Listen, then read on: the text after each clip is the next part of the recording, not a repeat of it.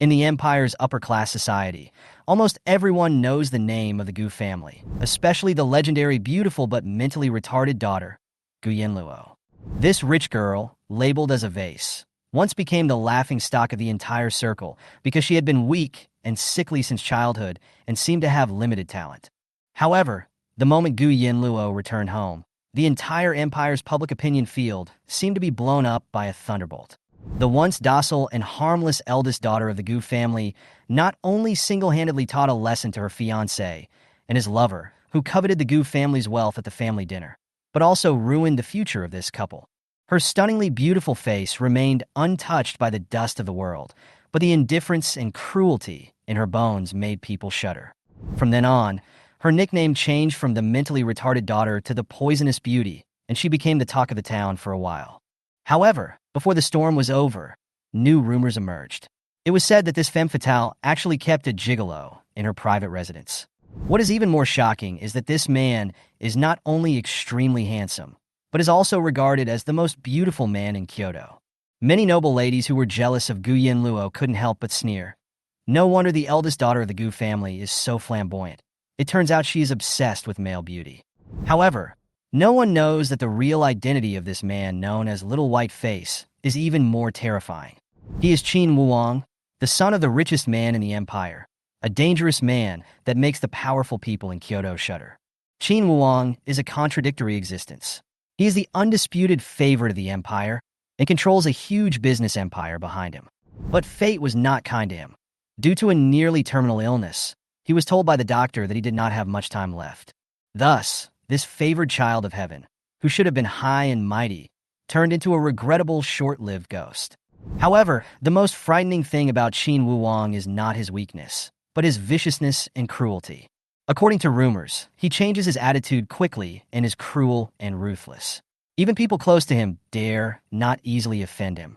However, this awe-inspiring and fearsome man has two completely different faces. In front of outsiders, he is a tyrant, gloomy, and violent. Once someone dares to offend him, he will often face a devastating revenge. But in front of Gu Yanluo, he is a different person. Facing her, he was like a docile little animal, even a little humble and flattering. He would suppress all his hostility and coldness, and try hard to pretend to be sick and pitiful, just to win her sympathy and pity. Gu Yanluo naturally saw through all of this, but she didn't care. The two sides of this man seemed to interest her, and also allowed her to find a bit of unexpected sincerity in this world full of hypocrisy and calculation. The relationship between the two was like a secret game. Gu Yanluo knew that Qin Wuong was not a simple person, but she still chose to keep him by her side. Qin Wuong also knew that this woman was both beautiful and dangerous, but he was like a moth to a flame, unwilling to leave her world. At the beginning of the year, the winter was biting cold. A transnational snow-covered train traveled through the frozen, snow-covered mountains, and the white snow made the scenery outside the carriage look vast and boundless. In Private Room 108, a young man sat in a wheelchair with an expressionless face and a burning cigarette between his fingertips. He was wearing a black silk shirt and a silver cross around his neck. His features were handsome, but they were pale and sickly. Suddenly, hurried footsteps were heard outside the carriage, followed by a crisp gunshot. The man's ears moved slightly, his eyes turned cold instantly, and he stared straight at the open car door. The door was pushed open, and a beautiful girl rushed in. She was wearing a white fox fur coat, feeling cold all over, and exuding a dangerous aura. Her skin was as white as cream, but stained with blood, and a mysterious silver biochemical code box was locked on her wrist. Without hesitation, she stuffed her coat and suitcase into the closet, revealing an elegant lavender dress. Then, she turned and walked towards the man in the wheelchair. As if she didn't take him seriously at all, she took a step forward and sat directly on his lap. She moved closer to the man, smiled seductively, raised her hand, took the burning cigarette from between his fingers, and held it between her lips. The smoke enveloped the two of them as she exhaled, carrying a sense of ruffianism and nonchalance. The man was choked and coughed repeatedly. His face looked even uglier. But the girl patted his back in a pretentious manner, smiling like a fox who had succeeded in a prank. At this moment, a sharp dagger slid to the man's neck and left a shallow blood mark. The man frowned but said nothing, and suddenly a hurried command came from the wireless headset in the girl's ears. Gu Yanluo, where are you? She answered slowly. Private room 108. As soon as she finished speaking, the signal was interrupted. The car was eerily quiet. The man finally spoke, whispering one word. It hurts. Gu Yanluo raised her eyebrows, her tone full of teasing. Where does it hurt? The man moved his neck and pointed to the wound on his neck with his eyes. Gu Yanluo curled her lips and sneered. You won't die. Suddenly, footsteps were heard outside the car. Her eyes turned cold, and she quickly leaned down, putting her lips on the wound on the man's neck, pretending to be intimate. The door of the box was suddenly pushed open, and several thugs rushed in. Here they are. They locked their eyes on the two people. Gu Yanluo did not hesitate. The dagger in her hand flew out and accurately pierced the heart of one of them. The moment he fell to the ground, Gu Yanluo frowned, obviously realizing that these people were not her target. She turned to look at the man in the wheelchair and asked in a probing tone, Did he kill you? The man lazily leaned on her shoulder, his voice so weak that it seemed like he would die at any moment. I'm afraid. Gu Yanluo sneered, pushed his wheelchair to the blind spot of the box, and then nimbly climbed up the crystal chandelier. Gunshots rang out, bullets flew everywhere, and the carriage was in a mess. Gu Yanluo jumped down from the chandelier and fired both guns at the same time. Her movements were clean and neat, and she took out several enemies in an instant. Just as she took a moment to catch her breath, a grenade was thrown into the box and rolled to her feet. Without hesitation, she kicked the grenade away, breaking the window, and the grenade exploded in the air outside the train. The sound of the train explosion was deafening, but the man in the corner remained motionless. He held a cigarette in his mouth and looked at Gu Yanluo leisurely, as if he was watching a play. Gu Yanluo put away the gun and asked coldly, Who did you offend? The man smiled calmly and said casually, Save me, I can give you many benefits. Gu Yanluo was too lazy to ask any further questions and turned around to fight more approaching enemies. Gunshots rang out again. Gu Yanluo moved fiercely and without hesitation. She knocked the 1.8-meter-tall, strong man to the ground. With a crack, the cervical vertebrae were broken, and the fight ended cleanly and neatly. The multinational train gradually slowed down while shaking. The carriage was filled with smoke, and the biting cold wind blew in from the window, carrying with it a cruel atmosphere. She stood in front of the broken car window, with her back to the fallen body, her posture calm and seductive, and was talking to the person on the other end of the Bluetooth headset. Ji Xiao, where are you? The train is about to stop. The noise is too loud. We have to jump off the train and take another route. Let the contact person meet us at the border. She spoke calmly as she took out a windbreaker, fox fur coat, and suitcase from the closet, preparing to move. However, Gu Yanluo completely ignored the man sitting in a wheelchair in the corner of the carriage. He gently stamped out the cigarette butt and looked out the window at the snow-capped mountains with a cold gaze. The sickly look he had just had completely disappeared, and his eyes were as sharp as a poisonous snake. On the top of the hill, 800 meters away from the train, the reflection from the sniper's scope instantly alerted him. Don't move! His voice suddenly rang out. Swoosh! The bullet flew past Gu Yanluo's back, cutting off a few strands of her hair and shooting through the wall of the carriage. Gu Yanluo's back froze, and she quickly leaned against the wall and turned around. At this time, the man in the wheelchair had stood up, opened the black box under the bed, and quickly assembled a full silver sniper rifle, completing the debugging in just 3 seconds. Gu Yanluo looked at this scene with a flash of shock in her eyes. This man who pretended to be sick and weak actually showed such a cold and murderous aura in front of her. Outside the window at 10 o'clock, on the top of the hill, there is a sniper aiming at you. His voice was cold and low, but it revealed a sense of oppression that could not be ignored. Gu Yanluo snorted coldly, picked up a submachine gun from the ground, used her hat to disguise a fake target, and reached out of the window to test. Sure enough, another bullet came quickly and pierced the hat. At the same time, the man raised his thin lips, locked the target through the scope, and pulled the trigger decisively. Bah! The sound of gunfire echoed, and the sniper 800 meters away fell to the ground, his blood staining the snow red. Gu Yanluo glanced sideways at the man again, with a hint of thought in her eyes. The train gradually stopped, and there were frequent footsteps outside, and the patrol was approaching. Gu Yanluo saw the man casually throw the expensive sniper rifle out of the window without paying any attention.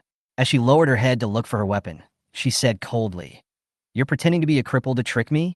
If you lie again, I'll have you choose whether to have your throat cut or your heart gouged out." The man coughed twice. His face became even paler due to nervousness, but he answered calmly, "I never said I was disabled. It's just that the wheelchair is more comfortable to sit in. The bed is too hard." Gu Yanluo was speechless and actually felt that there was some truth in what he said. At this moment, Ji Xiao pushed the door open and walked in. He had blonde hair and blue eyes and was wearing a flashy leopard print coat. His fingers were full of diamond rings, and he was as arrogant as a nouveau riche. He glanced at the man and asked with a sharp tone, "Who is this man?" "People." Gu Yanluo replied coldly. Ji Xiao was unhappy. Why didn't he die? "Are you annoying?" Gu Yanluo jumped onto the windowsill and prepared to jump off the train. "The train patrol is here." Just as she was about to jump out of the car, the man reached out and grabbed the hem of her clothes, whispering, "Take me away." His tone was stubborn, and his eyes were deep and full of grievance. Gu Yanluo was stunned. Her heartstrings slightly moved, but she refused. At this time, the lights of the train went out, and the patrol outside was getting closer. The man seemed to sense her hesitation, and suddenly, with force, he pulled her off the windowsill and jumped out first. "Is this guy crazy?" Ji Xiao was stunned. "It's minus 24 degrees outside, and he's jumping with only his shirt on." Gu Yanluo sighed, picked up a quilt, jumped down, draped the quilt on the man, and said coldly, "For his good looks." Then, the three of them headed towards the border in the wind and snow. The night was dark, and the snow-capped mountains were full of dangers. Gu Yanluo, holding a compass, led the two men through the snow. Ji Xiao complained all the way, "Gu Yanluo, I'm not ugly. Can't you be nicer to me?" Gu Yanluo glanced at him coldly. "You are too coquettish." The young man finally spoke in a low voice. "What's your relationship?" Gu Yanluo did not stop and replied coldly. He was annoying, so I saved him. These simple words made a glimmer of light flash in the man's eyes. He lowered his head to hide his emotions and continued to follow her. In the wind and snow, the figures of the three people gradually walked away and disappeared into the vast night. He huddled on the ground on the ice field covered with flying snow. The thick quilt seemed to be of no use, and the coldness invaded his body from all directions. The man's eyes were dark, his face was sickly pale, and his breathing was extremely weak. He had a fever, and the pain of the high fever almost made him unable to stand. Before he could finish his words, he started coughing violently, and the cold wind that blew into his mouth made him look even more miserable. Gu Yanluo walked in front with a calm pace, as if she had nothing to do with the predicament she was facing. She didn't care about the condition of the two men behind her, and didn't even notice that their steps were unsteady and shaky. "They are husband and wife. Do you believe it?" Ji Xiao smiled coldly, glancing at the man beside him, his tone full of provocation. "Too fake." The man retorted coldly while coughing, but he couldn't stop thinking in his heart. He couldn't deny that there seemed to be some unusual connection between Gu Yanluo and Ji Xiao. It was a bond that went beyond an ordinary relationship. "We have shared adversity, and we are friends for life." Gu Yanluo responded nonchalantly. Her tone was calm, but it made Ji Xiao's eyes light up. He bumped the man beside him proudly. "Did you hear that? We are friends for life." The man felt a dull pain in his chest and fell to the side. Ji Xiao was startled and subconsciously took a step back. "What's going on? Is this a scam?" When Gu Yanluo heard the noise, she quickly turned around and saw the man falling to the ground. Her eyes instantly turned cold. She walked forward and checked the man's forehead, which was hot to the touch. "High fever." Her tone was low and calm. "What? I just bumped into him lightly. Could it cause him to have a high fever?" Ji Xiao was surprised, but under Gu Yanluo's sharp gaze, he shut up in disappointment. Gu Yanluo helped the man up, and with quick and decisive movements, she put her coat and jacket on him one by one, trying to keep him warm. Her expression was calm, but revealed a hint of urgency. "Ah Xiao, put your coat over his legs," she ordered coldly. "Why?"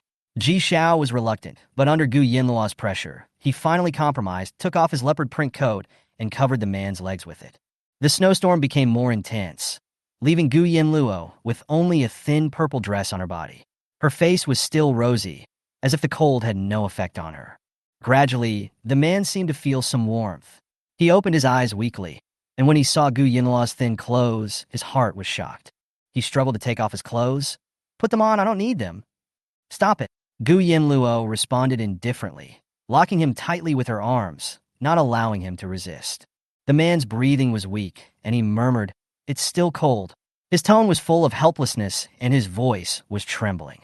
Gu Yanluo tightened her embrace and turned her gaze towards Ji Xiao, sweater. "Yin Yin, there's nothing inside my sweater," Ji Xiao complained.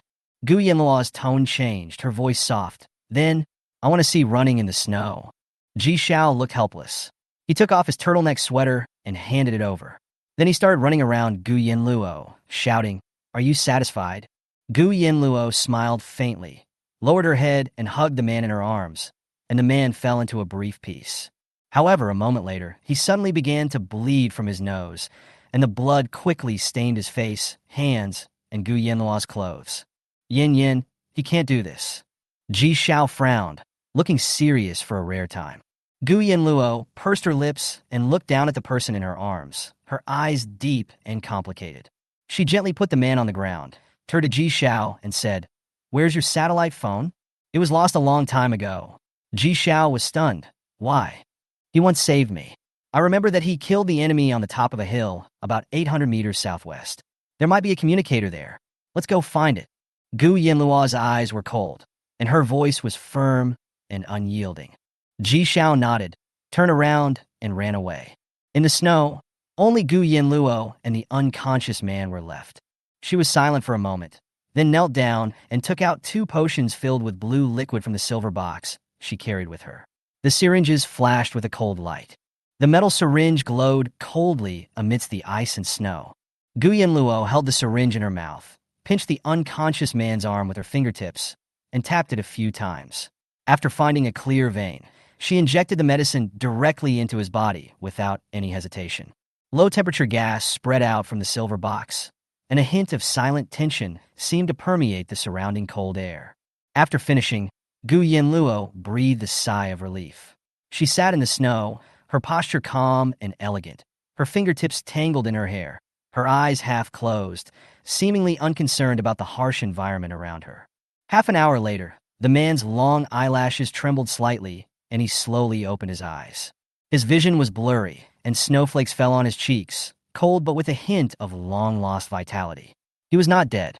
Turning his head, he saw Gu Yanluo close to him. She still looked relaxed and indifferent. He raised his hand and touched the tip of his nose and found that the nosebleed had stopped. He was also surprised to find that his fever had subsided and even his headache had eased a lot. "How do I?" His voice was hoarse. "Don't ask. I just don't know." Gu Yanluo interrupted coldly. "Maybe the gods think it's a pity for you to die. After all, this face is so beautiful. It would be a pity to waste it." The man was speechless. His eyes stayed on Gu Yanluo, and he saw her carefully wrapping her coat around him. He tried to break free, but was glared back by Gu Yanluo. "Don't move." She patted his arm gently. "Your fever has subsided, but you are still very weak. Don't try to be brave." At this time, Ji Xiao came back. He ran to Gu Yanluo breathlessly, carrying a black plastic box, opened the box, and revealed a satellite phone and a simple communication device inside. Ji Xiao turned his gaze and found that the man's complexion was much better than before, and his nosebleed had completely stopped. His expression froze, and his eyes moved to the silver box that Gu Yanluo carried with her. He opened it and saw that 2 milliliters of medicine were missing. "Gu Yanluo," he roared, "are you crazy? How dare you give him this rare potion? Do you know what the consequences will be? If you are discovered, you will die." The man's face turned cold instantly. He propped himself up and stood up, pulling Gu Yanluo behind him to block Ji Xiao's anger. He raised his eyes to look at Ji Xiao, his deep gaze containing a bone-chilling chill. "Who are you yelling at?" he said in a low voice with a cold tone. Ji Xiao was stunned. He had never seen such a man before. His eyes were sharp and murderous, like a lone wolf walking out from the depths of the ice field. Gu Yanluo gently pushed away the man standing in front of her and said in a bad tone, "Who gave you the courage to talk to me like this?" Ji Xiao's eyes turned red, and he angrily said, "Who am I doing this for? If you save him, you will kill yourself. This kind of medicine cannot be used casually." "Because he's good-looking." Gu Yanluo shrugged, her tone as calm as if she was talking about the weather. The 2 men paused at the same time. Seeing this, Gu Yanluo added, He saved me before, so I saved him this time, so we're even. After saying that, she turned to Ji Xiao and smiled. Be good. If you are about to die one day, I will save you too. Ji Xiao was speechless, but was completely coaxed. However, the man next to him was not so easy to coax. He stared at Gu Yanluo coldly, his fists slightly clenched, as if he was trying hard to suppress something. After a while, the satellite phone was successfully connected. Ji Xiao quickly contacted for help, and the man also called for help. His identity was obviously not simple. Soon after, 2 private planes landed in an open space not far away. One of them was printed with the Ji family's logo, and the other had a seal script Qin written in white on a black background. The man's identity suddenly became clear. After saying goodbye to Gu Yanluo, Ji Xiao boarded the plane and left. In front of the Qin family's plane, the middle-aged butler in a suit and leather shoes stood respectfully beside the man and reminded him in a low voice, Master, it's time to go. The man looked at Gu Yanluo and said in a low voice, Follow me. Gu Yanluo didn't even turn her head, but just waved her hand. The clothes are for you. The man was silent, with resentment and anger in his eyes. He stared at Gu Yanluo's back and gritted his teeth. Are you leaving like this? Gu Yanluo turned around and smiled distantly and coldly. Yes, I am not interested in you. The plane took off, and on the snowy field, the man stood still. Seeing this, the housekeeper hurriedly whispered to comfort him. Master, it is not difficult to find out her identity. I will send all the information to you after dawn. The man uttered 2 words coldly. Gu Yanluo. Ji Xiao is a mixed-race child. His father is from a famous Chinese family, and his mother is a descendant of ancient European aristocracy. His private plane successfully crossed the border of the Huaxiao Empire, but Gu Yanluo asked to parachute out in advance when he was about to arrive in Kyoto. Are you crazy? Ji Xiao held onto the cabin door, stunned. I have something else to do. Gu Yanluo said calmly, while putting on her parachute equipment. You are responsible for delivery. As long as you don't mention that there are 2 milliliters of medicine missing, no one will notice. Why are you going back to Kyoto this time? Ji Xiao couldn't help but ask. My family asked me to take care of some trivial matters. Gu Yanluo pouted. My fiancé, who I was engaged to since childhood, fell in love with Gu's adopted daughter Lin Yuyun and insisted on canceling the engagement. My parents felt ashamed and asked me to go back and agree in person. Ji Xiao laughed when he heard this. Your fiancé doesn't want you anymore? Then marry me. Gu Yanluo didn't bother to pay attention to him. She opened the cabin door swiftly, turned around and gave him the middle finger. Get out. Then she jumped down decisively and disappeared among the sea of clouds. Gu Yanluo's figure gradually disappeared, and Ji Xiao's plane continued to fly towards Kyoto. 10,000 meters in the air, surrounded by the mountains outside Kyoto, Gu Yanluo's target is her family's Gu Mansion, located deep in the mountains. This place has countless legends in the Huaxiao Empire, but only a few people have actually seen it. Gu family. This name is extremely mysterious in the empire. It is one of China's ancient superchables, with a profound historical heritage and extensive influence. Gu Yanluo is the only daughter of Gu Hongying, the current ruler of the Gu family. However, her childhood was not satisfactory. Before the age of 16, Gu Yanluo was diagnosed with mild intellectual disability. His IQ is only 89, 1 point short of the minimum standard of 90 for average level. In order to treat Gu Yanluo's intellectual problems, when she was 15, Gu Hongying sent her to an institution in the European Empire that specialized in treating intellectual disabilities. However, Gu Yanluo did not heal as expected. When she was 16, Gu Yanluo's soul was replaced by another person. Same name, same appearance, but the soul is from another world. She was once a genius from an ancient psychic clan, proficient in voodoo and puppetry. After her rebirth, she became the daughter of the Gu family, who had a low IQ and was regarded as a laughingstock in this world. For 2 years, she never really went home. This time, returning to Kyoto, she stood outside the Gu family mansion, ready to face this family with a new attitude.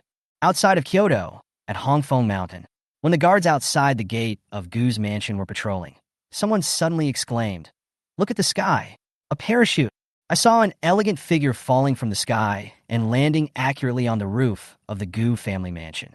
Gu Yanluo stood steadily, skillfully removed the parachute, and looked down with cold eyes, like a queen high above. Instead of going through the front door, she chose to enter directly from the 3rd-floor window on the roof. Soon after, An alarm sounded in the mansion, and the guards rushed over. However, when they saw the calm and composed Gu Yanluo on the third floor, everyone was stunned. "Miss!"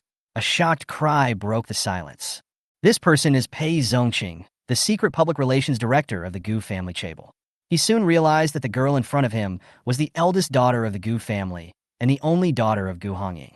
Gu Hongying soon showed up. He came down from the study on the fourth floor, looking tall and majestic. As soon as he saw Gu Yanluo standing on the third floor, he stopped in his tracks. There was disbelief in his voice. Gu Hongying remembered that in the past 2 years, the news from Europe had told him that his daughter had undergone a tremendous change. She was no longer the child with low IQ, but became smart and elusive. Now seeing it with his own eyes, he found that she had changed more than he had imagined. Her appearance was more stunning than before. Her fox eyes were enchanting, but not coquettish, revealing an indomitable arrogance. Her every frown and smile had a heart-pounding charm. "Father." Gu Yanluo greeted him lightly, and the distant tone made Gu Hongying frown. He realized that this daughter's heart was already thousands of miles away from him. "Sister." A soft voice interrupted the conversation between father and daughter. Gu Yanluo looked in the direction of the voice and saw a figure slowly walking up the stairs. It was Gu's adopted daughter Lin Yuyun, who was wearing a pink custom-made lady's dress, looking gentle and charming. "It's you who stole my fiancé?" Gu Yanluo raised her eyebrows and spoke in a sarcastic tone, with condescending contempt. Lin Yuyun turned pale, her body swayed, tears welled up in her eyes. "Sister, I didn't mean it. I'm sorry." Her pitiful appearance attracted the sympathy of many servants. But Gu Yanluo showed no mercy and said coldly, "You love to be a mistress, you have no sense of shame, and you are immoral. Is this how the Gu family taught you to be a human being?" These words were so heartbreaking that Lin Yuyun could not bear it. That night, she cut her wrists and attempted suicide. Fortunately, she was found in time and saved her life. Lin Yuyun's actions triggered a series of subsequent disputes. In order to calm the storm, Gu Yanluo agreed to cancel the engagement. A week later, her ex-fiancé proposed to Tianxi that the three of them meet to have a chat. Kyoto Wild Private Hospital, late at night. Gu Yanluo drove a white limited edition McLaren worth 70 million yuan to the hospital alone. Along the way, her eyes were cold and there was no ripple in her heart. When she arrived at the hospital, she found several black luxury cars parked outside the door, which looked very impressive and seemed to have some hidden agenda. She didn't look at them anymore and went straight into the inpatient department. On the 12th floor of the inpatient department, the corridor was dead silent. All the lights were off, and the atmosphere was eerie. Gu Yanluo sensed a strong chill in the air. Her mental power was extremely sharp, and she was very alert to any abnormalities in her surroundings. She knocked on the door and pushed it open. The moment she stepped into the ward, a dark shadow quietly approached from behind. The belt suddenly tightened around her neck from behind, trying to strangle her directly. Gu Yanluo's eyes turned cold, without a trace of panic. She bent her knees, counterattacked, and seized control in one go. She grasped the opponent's vital points with force, turned around and attacked again, and her fist landed heavily on the opponent's nose. With the sound of broken bones, the attacker cried out in pain and fell to the ground unconscious. She straightened her dress and looked coldly at the two people in the ward, Lin Yuyun and Xiang Tianxi. Lin Yuyun's face was filled with fear and tears welled up in her eyes. She leaned on the bed, still unwilling to believe that Gu Yanluo in front of her had such a strong ability to fight back. "Tell me, whose idea was it to kill me?" Gu Yanluo sat down on the sofa nonchalantly, crossed her legs elegantly, and looked cold. Xiang Tianxi was silent. He originally thought that Gu Yanluo was just a delicate young lady who was well protected by her family, but the scene just now made him realize that he was totally wrong. Lin Yuyun felt inexplicably frightened. The look Gu Yanluo cast on her face was so cold that it made her heart tremble. She even felt a heavy pressure like a mountain. Why is this happening? She grew up with Gu Yanluo and remembers that Gu Yanluo was just a stupid person who only knew how to cry and act like a spoiled brat. But why is she so scary now? Say. Gu Yanluo had no expression on her face and uttered a word lightly, but this word carried a suffocating momentum. Lin Yuyun choked up, tears streaming down her face. "Tianxi, I'm afraid." Xiang Tianxi's eyes were dark and complicated. In his impression, Gu Yanluo was just a pretty but useless idiot, but now, She was completely different in front of him.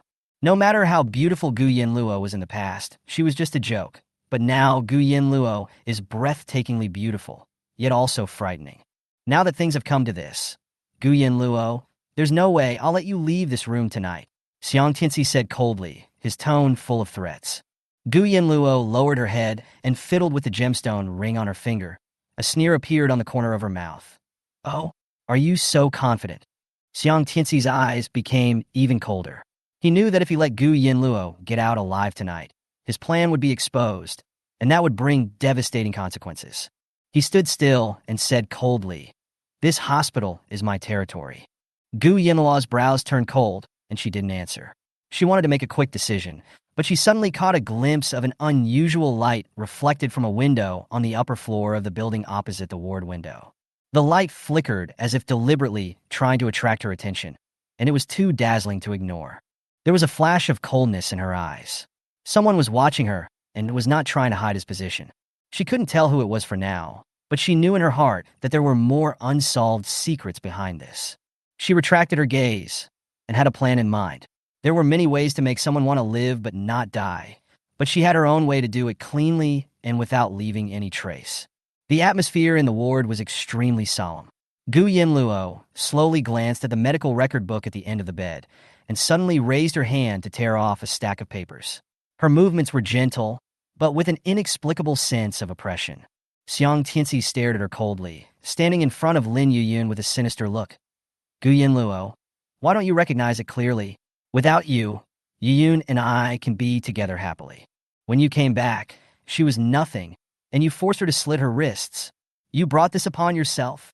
Gu Yanluo didn't even raise her eyelids, as if his accusations were just insignificant noise. She folded the papers in her hand into the shapes of little paper figures, and a smile on her lips gradually revealed a strange look. Tianxi, is she tearing up the paper man? Is she crazy? Lin Yuyun asked tremblingly, her eyes full of fear. Those little paper figures had no facial features and looked particularly eerie against the pale moonlight outside the window. Gu Yanluo pinched the last paper figure, curled the corners of her mouth, and blew gently. In an instant, the paper figure seemed to be injected with some kind of life. It floated in the air, revolved around the ward, and made an ancient and low chanting sound. Their movements were in unison, as if they were performing some mysterious ritual. Lin Yuyun's scream rang out in the ward. Tianxi, what is this? Xiang Tianxi's expression suddenly changed, and a hint of unconcealable fear appeared between his eyebrows. He had seen this kind of paper figurine in some secret circles in Kyoto, but those were legendary forbidden techniques. How could it appear in Gu Yanluo's hands? He quietly reached into his arms, pulled out a Mauser pistol from his suit, and pointed it at Gu Yanluo's eyebrows. Stop playing tricks. I'll shoot if you move again, Xiang Tianxi threatened. Gu Yanluo slowly raised her eyes, revealing a hint of sarcasm and indifference.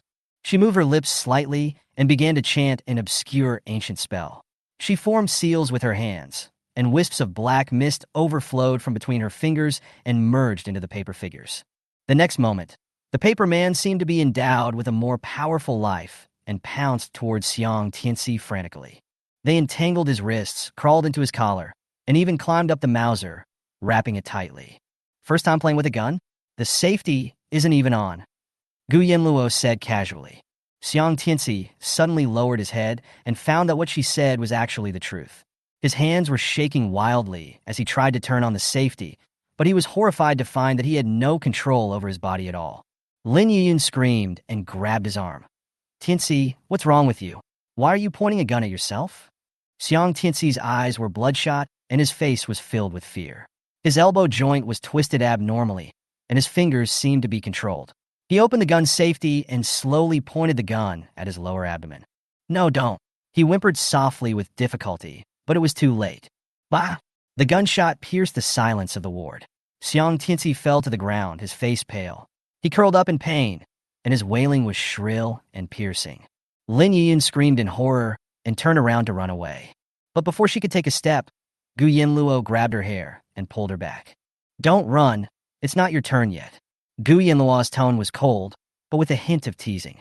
Lin Yuyun struggled desperately, crying and begging for mercy. Gu Yanluo, I didn't mean it. My dad died trying to save your dad. You can't do this to me. Gu Yanluo lowered her eyes. Her expression was cold and distant, but a slight smile appeared on the corner of her mouth. I didn't say I was going to kill you. What are you afraid of? She gently lifted Lin Yuyun's chin with her fingertips, forcing her to look directly into her eyes. The moment their eyes met, Lin Yuyun's body suddenly stiffened. A seductive light suddenly appeared in Gu Yanluo's eyes. Her pupils were deep and strange, with a faint dark light shining through. Go ahead and hang it up. Her voice was soft, but it carried an irresistible command. Lin Yuyun seemed to have her soul sucked out. She stood up mechanically, picked up the bloodstained belt, and slowly walked towards the chandelier. The belt hung down like a white silk, and as the lights flickered, Lin Yuyun's figure swayed in the room. She stood stiffly on the bed, tied one end of the belt to the chandelier, and wrapped the other end around her neck. Her movements were slow and mechanical, and all the life in her eyes had gone. Gu Yanluo stood aside, arms folded, watching quietly, the corners of her mouth slightly raised, revealing a hint of cold mockery. Lin Yuyun's fingers trembled slightly, but she did not stop moving. Even the air in the room seemed to grow a little colder as she tightened her belt around her waist. Creak, creak, creak, creak, in the hospital ward illuminated by the cold moonlight. A slanting shadow on the wall was hanging in the air, swaying strangely. A woman with disheveled hair was hanging from the chandelier by a belt. The chandelier was carrying a heavy object and caused a short circuit in the wiring. The lights flickered, which was extremely creepy. The horrific death of the corpse hanging from the ground was eerie and spooky. With a click, flames burst out from the lighter, and all the paper figures were collected by Gu Yanluo and turned into ashes in the flames. Gu Yanluo sat on the ground, with a domineering posture, holding a man's cigarette in her mouth. She took a puff, and the smoke rose. She raised her eyes, her pupils cold, as she stared at Lin Yuyun's eyes, which were wide open and dazed, and shrouded in death. Gu Yanluo held a cigarette between her fingertips, the smoke curling around her slender fingers. She squinted her eyes slightly, her sight fixed on Lin Yuyun's body not far away. The ward was dead silent, but outside the door there was the sound of hurried footsteps getting closer and closer. Suddenly, with a loud bang, the chandelier fell, smashing down with Lin Yuyun's body, hitting Xiang Tianxi's body. Xiang Tianxi was dying, but his eyes were filled with regret and resentment. He glared at Gu Yanluo and shouted hoarsely, Gu Yanluo, you will not die well? She kicked Lin Yuyun's body away with disgust, a sneer on her lips, and responded nonchalantly with a cigarette in her mouth. We'll talk about it when you can survive. Xiang Tianxi then rolled his eyes and fainted. Gu Yanluo walked to the window. The cigarette in her hand burned out, and she put it out casually. Her eyes swept to the window of the opposite building, and the standing figure was particularly eye-catching. He was still looking at her, and even took pictures of it all with a drone. She raised her head slightly, her eyes were sharp in the night, and she looked at the opposite side. The figure seemed to be familiar. At the same time, in the office on the 12th floor opposite, Hua Yifu was staring at several brain scans with a look of shock on his face. He looked at Qin Wuang, standing by the window in confusion, and asked in a low voice, What on earth did you go through? The tumor actually shrank on its own? Qin Wuang was too lazy to pay attention. He played with the drone, and a hint of intriguing smile appeared on the corner of his mouth. She saw me. Gu Yanluo didn't look at the other side anymore. She turned around and violently dismantled the drone and threw it out of the window. Across from him, Hua Yifu witnessed this scene and sighed in his heart. How fierce. At this moment, the door of the ward was suddenly kicked open, and several men rushed in, instantly shocked by the scene before them. Xiang Tianxi's father rushed forward in grief, pointing at Gu Yanluo and questioning, What did you do to my young master? Gu Yanluo looked calm, gently lifted her long hair, revealing the shallow marks on her neck, and said with a somewhat innocent tone, Your Excellency, look carefully, he wants to kill me. I am just a weak woman, and I am also afraid. Not long after, Gu Yanluo was taken away by the investigators. She looked calm, and the handcuffs on her wrists did not make her look awkward. She was so elegant that people could not look away. Even before being taken to the car, she still looked back, smiled, and said in a magnetic and hoarse voice, I want to see a lawyer. The night wind howled, and the atmosphere at the hospital entrance suddenly stagnated. A dozen burly bodyguards walked out of the darkness and surrounded the vehicle. Gu Yanluo narrowed her eyes slightly, saw the leader of the group, and a meaningful smile appeared on her lips. He came against the light, sitting on the wheelchair, his eyes as deep as the night fell on her. as if there was no room for anything else. Qin Wuang stood in front of her, his stern face expressionless, yet revealing an undeniable sense of oppression. The first sentence he spoke was an order to the agent. Take off the handcuffs. His voice was so cold that it made people shudder. Gu Yanluo looked at everything in front of her and suddenly found it funny. She leaned against the car door and asked lazily, "Why did you come to the hospital?" Qin Wang took off his coat and gently wrapped her up. "See a doctor." Gu Yanluo raised her eyebrows slightly, but rejected his kindness and returned the coat to him. "It's winter, and you only wear one layer. Do you want to get sick?" After that, she raised her hand to help him straighten his collar. When she saw his cold hands, she couldn't help but blame him. "Your hands are so cold." Qin Wuang replied in a muffled voice, "It can't be warm." Gu Yanluo saw through his thoughts at a glance, and with a smile on her lips, she stretched out her hand. "Okay, give me your hand." Qin Wuang handed over his hands without hesitation, and his movements were so familiar as if he had been waiting for a long time. In the suburbs late at night, in front of the hospital, the moonlight was as cold as water. Gu Yanluo lowered her eyelashes, looking gorgeous and charming, with a smile on her lips. She held the cold hands of the man in front of her, gently held them in her palms, and rubbed them slowly to warm them. There was no trace of flattery or fawning in her movements, but there was a cold and domineering air of looking down on everything, as if she was just casually giving a little warmth to this noble man. The people around were stunned, especially Hui Fu. He had been Qin Wuang's playmate since childhood. Although he had a prominent background in the Hui family, he had always been inferior to Qin Wuang. Seeing Qin Wuang's good and docile appearance today, his expression was as if he had seen a ghost. This ancestor had a very bad temper before he got sick, and he was even more moody after he got sick. But now he could let Gu Yanluo warm his hands so quietly. Qin Wuang felt a warm feeling seeping into his restless heart, making him feel particularly comfortable. However, when his eyes fell on the handcuffs on Gu Yanluo's wrists, his patience ran out in an instant. His brows furrowed, his chest heaving, and he suddenly growled angrily. "Someone, take off her handcuffs." The bodyguard captain stepped forward immediately upon hearing the voice, but was stared at coldly by Gu Yanluo. She raised her eyelids and said with a warning in her tone, "I'll do it myself." As soon as she finished speaking, she let go of Qin Wuang's hand, and the next second, the handcuffs opened by themselves with a click. Everyone was in an uproar, and once Qin Wuang's hand lost its warmth, his heart felt empty, and he felt lost. He stared at Gu Yanluo with a gloomy face, as if he was about to explode. That emotion made Hui Fu even more puzzled. He had been observing this ancestor, and his heart was full of questions. Who exactly was Gu Yanluo, and how could she make Qin Wuang obey her in just a few words? People who are sick should not have big mood swings. Gu Yanluo rubbed her wrist, her tone lazy, but the ending tone was bewitching. She raised her eyebrows and looked at Qin Wuang, asking, "Are your hands hot?" Qin Wuang raised his eyes, his tone filled with resentment. "No, it's cold again." The smile on Gu Yanluo's face faded in an instant, her eyebrows sank slightly, and her tone was cold. "Then what do you want?" Qin Wuang didn't reply, but just covered his mouth and coughed, looking extremely weak. Seeing this, Hui Fu hurriedly handed over his coat, but Qin Wuang threw it on the ground mercilessly, saying in a cold tone, "You dare to let me wear the garbage you threw on the ground?" Hui Fu was filled with helplessness, but he couldn't help muttering in his heart, "Why didn't you scold that girl when she put her coat on you?" Gu Yanluo was too lazy to pay attention to all this. She just gently unbuttoned her coat, revealing a thin scarlet silk tank top, and said nonchalantly, "Cold? Just reach in and cover yourself with your hands." Qin Wuang's pupils shrank slightly, and his eyes were dark. Without hesitation, he put his arms through Gu Yanluo's coat and hugged her slender waist tightly, asking in a gloomy tone, "Are you like this to everyone?" Gu Yanluo glanced at him coldly, raised her hand to take the coat handed to her by Hui Fu, and casually put it on Qin Wuang's shoulders, but she never made a move to hug him back.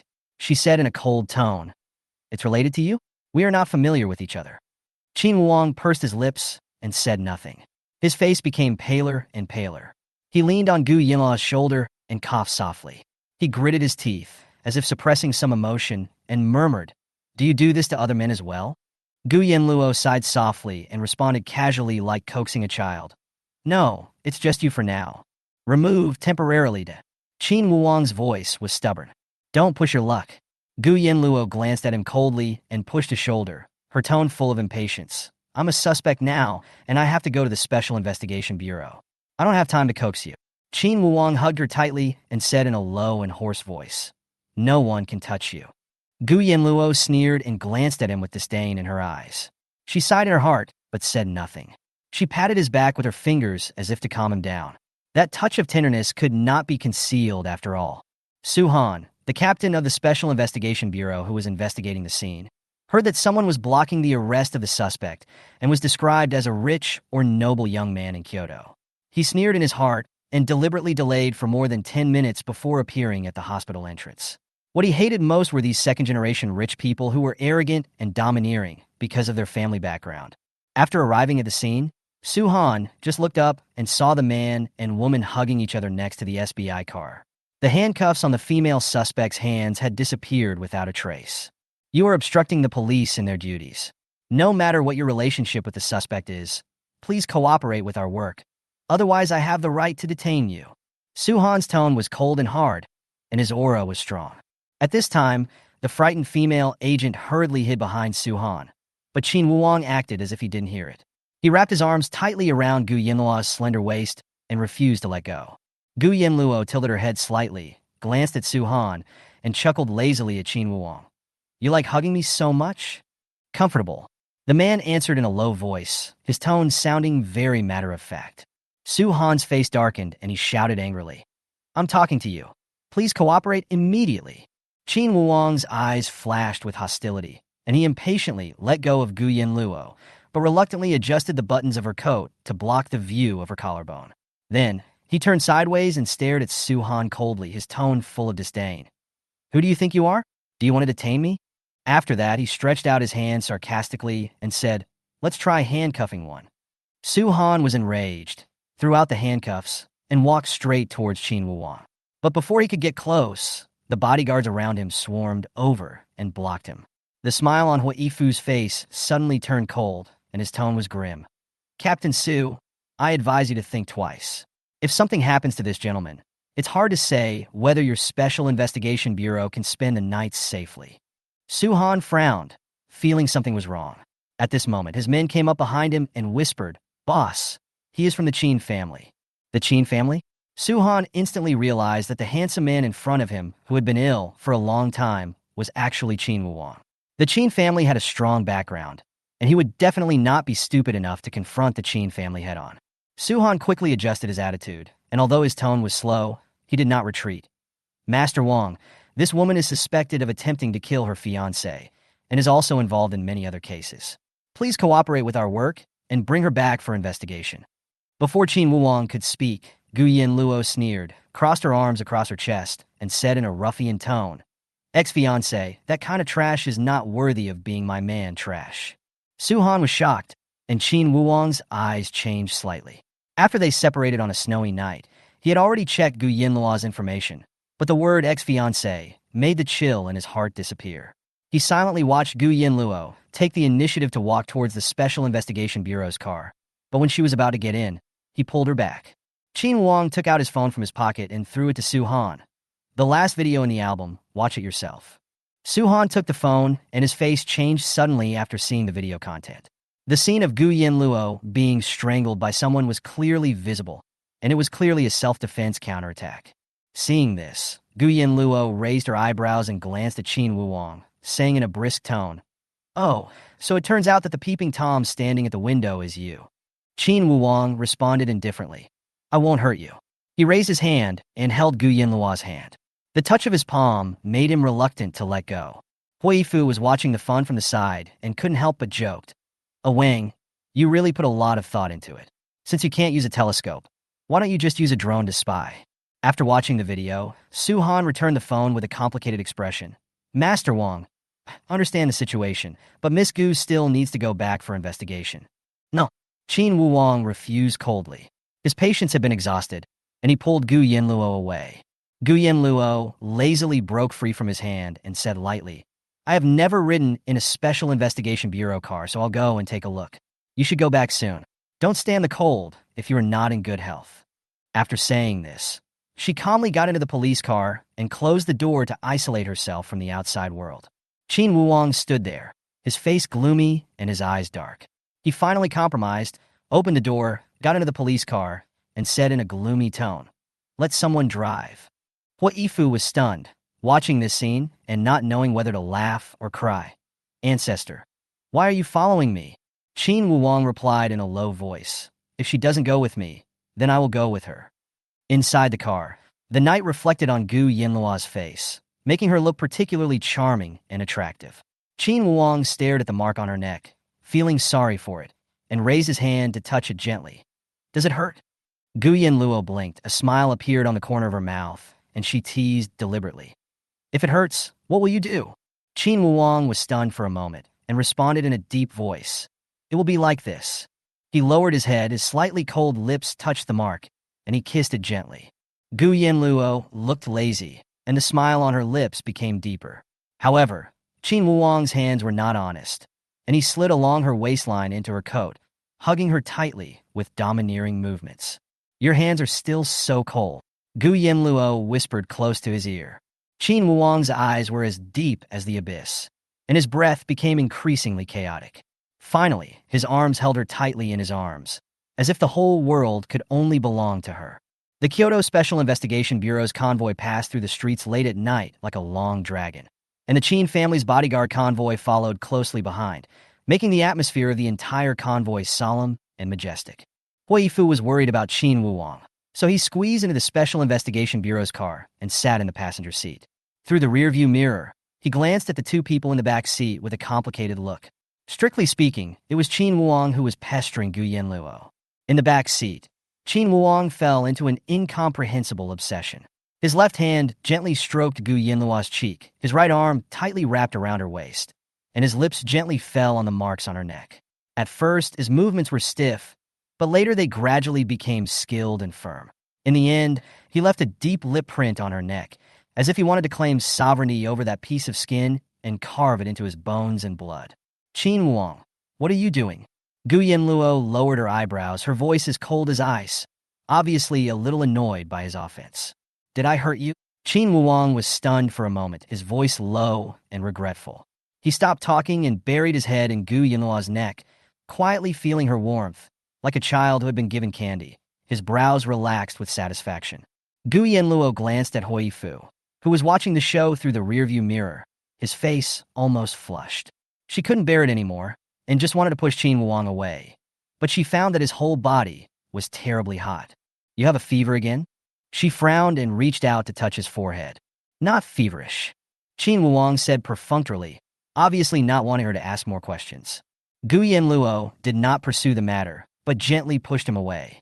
Qin Wuwang was obedient and let go of his hand, but he looked a little lonely. Seeing this, Yifu couldn't help but tease. "Wang, why is your face so red? Are you shy?" Qin Wuwang ignored his childhood friend's teasing and just glanced at him coldly, full of warning. The atmosphere in the car was originally quite calm, but Qin Wuwang kept clinging to Gu Yanluo, as stubborn as a sticky candy. Gu Yanluo's patience ran out, her eyes turned cold, and she suddenly pushed him away. Qin Wuwang was caught off guard, and his temple hit the car window hard, making a dull bang. He covered his head, groaned in pain, and shrank to the side. "So delicate?" Gu Yanluo was slightly stunned and spoke with disdain, but a hint of worry flashed in her eyes. Yifu heard the crash and turned around in shock. "Wang? Where did you hit? Is your head okay?" "Don't yell at her." Qin Wuwang scolded in a low voice, with a protective desire in his tone. He slowly stood up, and although he looked weak, he said coldly, "She saved my life. If she wants it, I will give it to her with both hands. What if she hits me?" Yifu was choked and looked at Qin Wuwang with a complicated look. "You mean, last time you were being hunted and fell ill, was it she who saved you?" Qin Wuwang no longer responded, but just leaned against the car window, rubbing his temple quietly, his eyes deep. Gu Yanluo didn't say anything. She lowered her eyes. A trace of surprise flashed across her eyes. But her mind was recalling the scene of that day. Suddenly, she felt that his nosebleed could not be stopped and his face was pale, which might be related to the brain tumor. Brain tumor. How long can I live? This thought made her feel inexplicably irritated, and even a sense of guilt quietly arose in her. When the motorcade arrived at the Special Investigation Bureau, Gu Yanluo was still in a trance, but Qin Wuwang had already gotten out of the car. His face became even paler, and his forehead seemed to be faintly painful, but he was too stubborn to speak. Are you not leaving yet? Gu Yanluo got out of the car and urged coldly, trying not to think too much. Seeing that Qin Wuang was obviously unwell, Huifu could not help but persuade him. Wang, don't try to be brave here. Go back and get checked. Qin Wuang glanced at him calmly, but his eyes were fixed on Gu Yanluo. He said in a low voice, I will leave after she finishes taking the statement. Gu Yanluo sneered. I don't need you to accompany me. Can the Special Investigation Bureau eat me? Qin Wuang felt a hidden pain in his heart when he heard her distant tone. He sneered and whispered, Who are you to me? Why should I listen to you? I can go anywhere I want in Kyoto. After that, he put on his coat and walked towards the Special Investigation Bureau building coldly, saying in a cold tone, Ask the director of the Special Investigation Bureau to see me. Gu Yanluo followed behind with her hands in her pockets and followed him into the Special Investigation Bureau nonchalantly with an unspeakably arrogant look in her eyes. The atmosphere in the interrogation room was suffocating. Su Han stared at Gu Yanluo, his eyes as sharp as a knife, and his tone as cold as ever. Why did you appear in that ward in that hospital? Gu Yanluo raised her eyes. Her gaze was nonchalant, with a casual smile on her lips. The phone is in the bag. Read the text messages yourself. Su Han frowned slightly and ordered his men to fetch the items she left behind when the crime occurred. Soon, a sealed bag was delivered with her mobile phone inside. After unlocking the text messages, he found a message from Xiang Tianxi's number. Keep asking. Su Han handed the phone back to his assistant, his tone still cold. What's the matter with the wound on your neck? The horrific marks on the girl's slender white neck became more and more shocking as time went by. No matter how experienced Su Han was, he could not ignore the obvious signs of violence in front of him.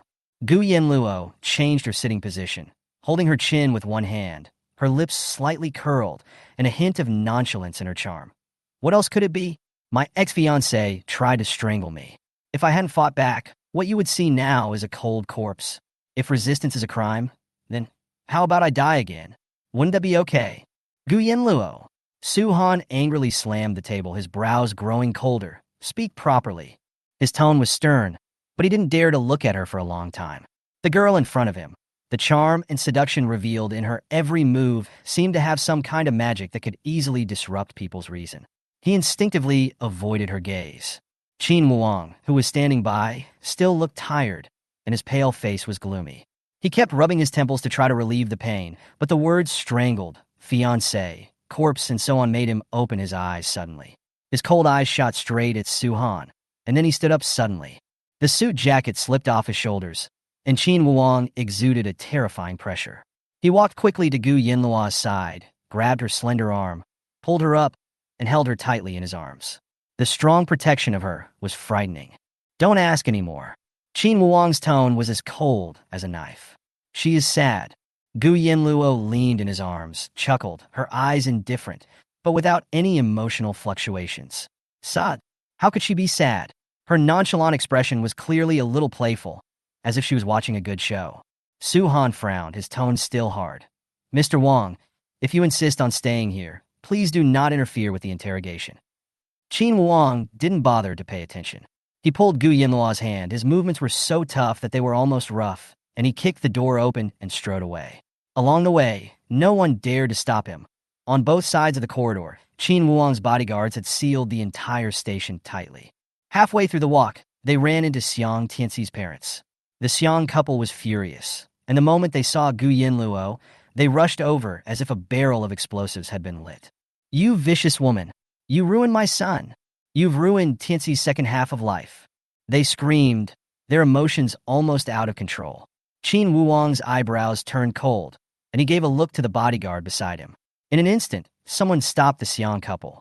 Gu Yanluo smiled and said in a playful tone, Your son tried to shoot me with a gun, but failed, and then tried to strangle me. Who hurt who? She sneered, frowned, and turned her head to look at Qin Wuang.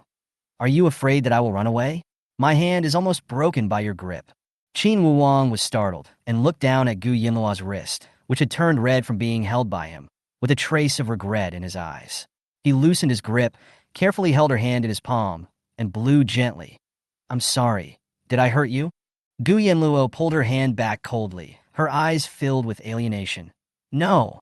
Although she said this, She was secretly wondering in her heart, is Qin Wuang so obsessed with her because he has other intentions?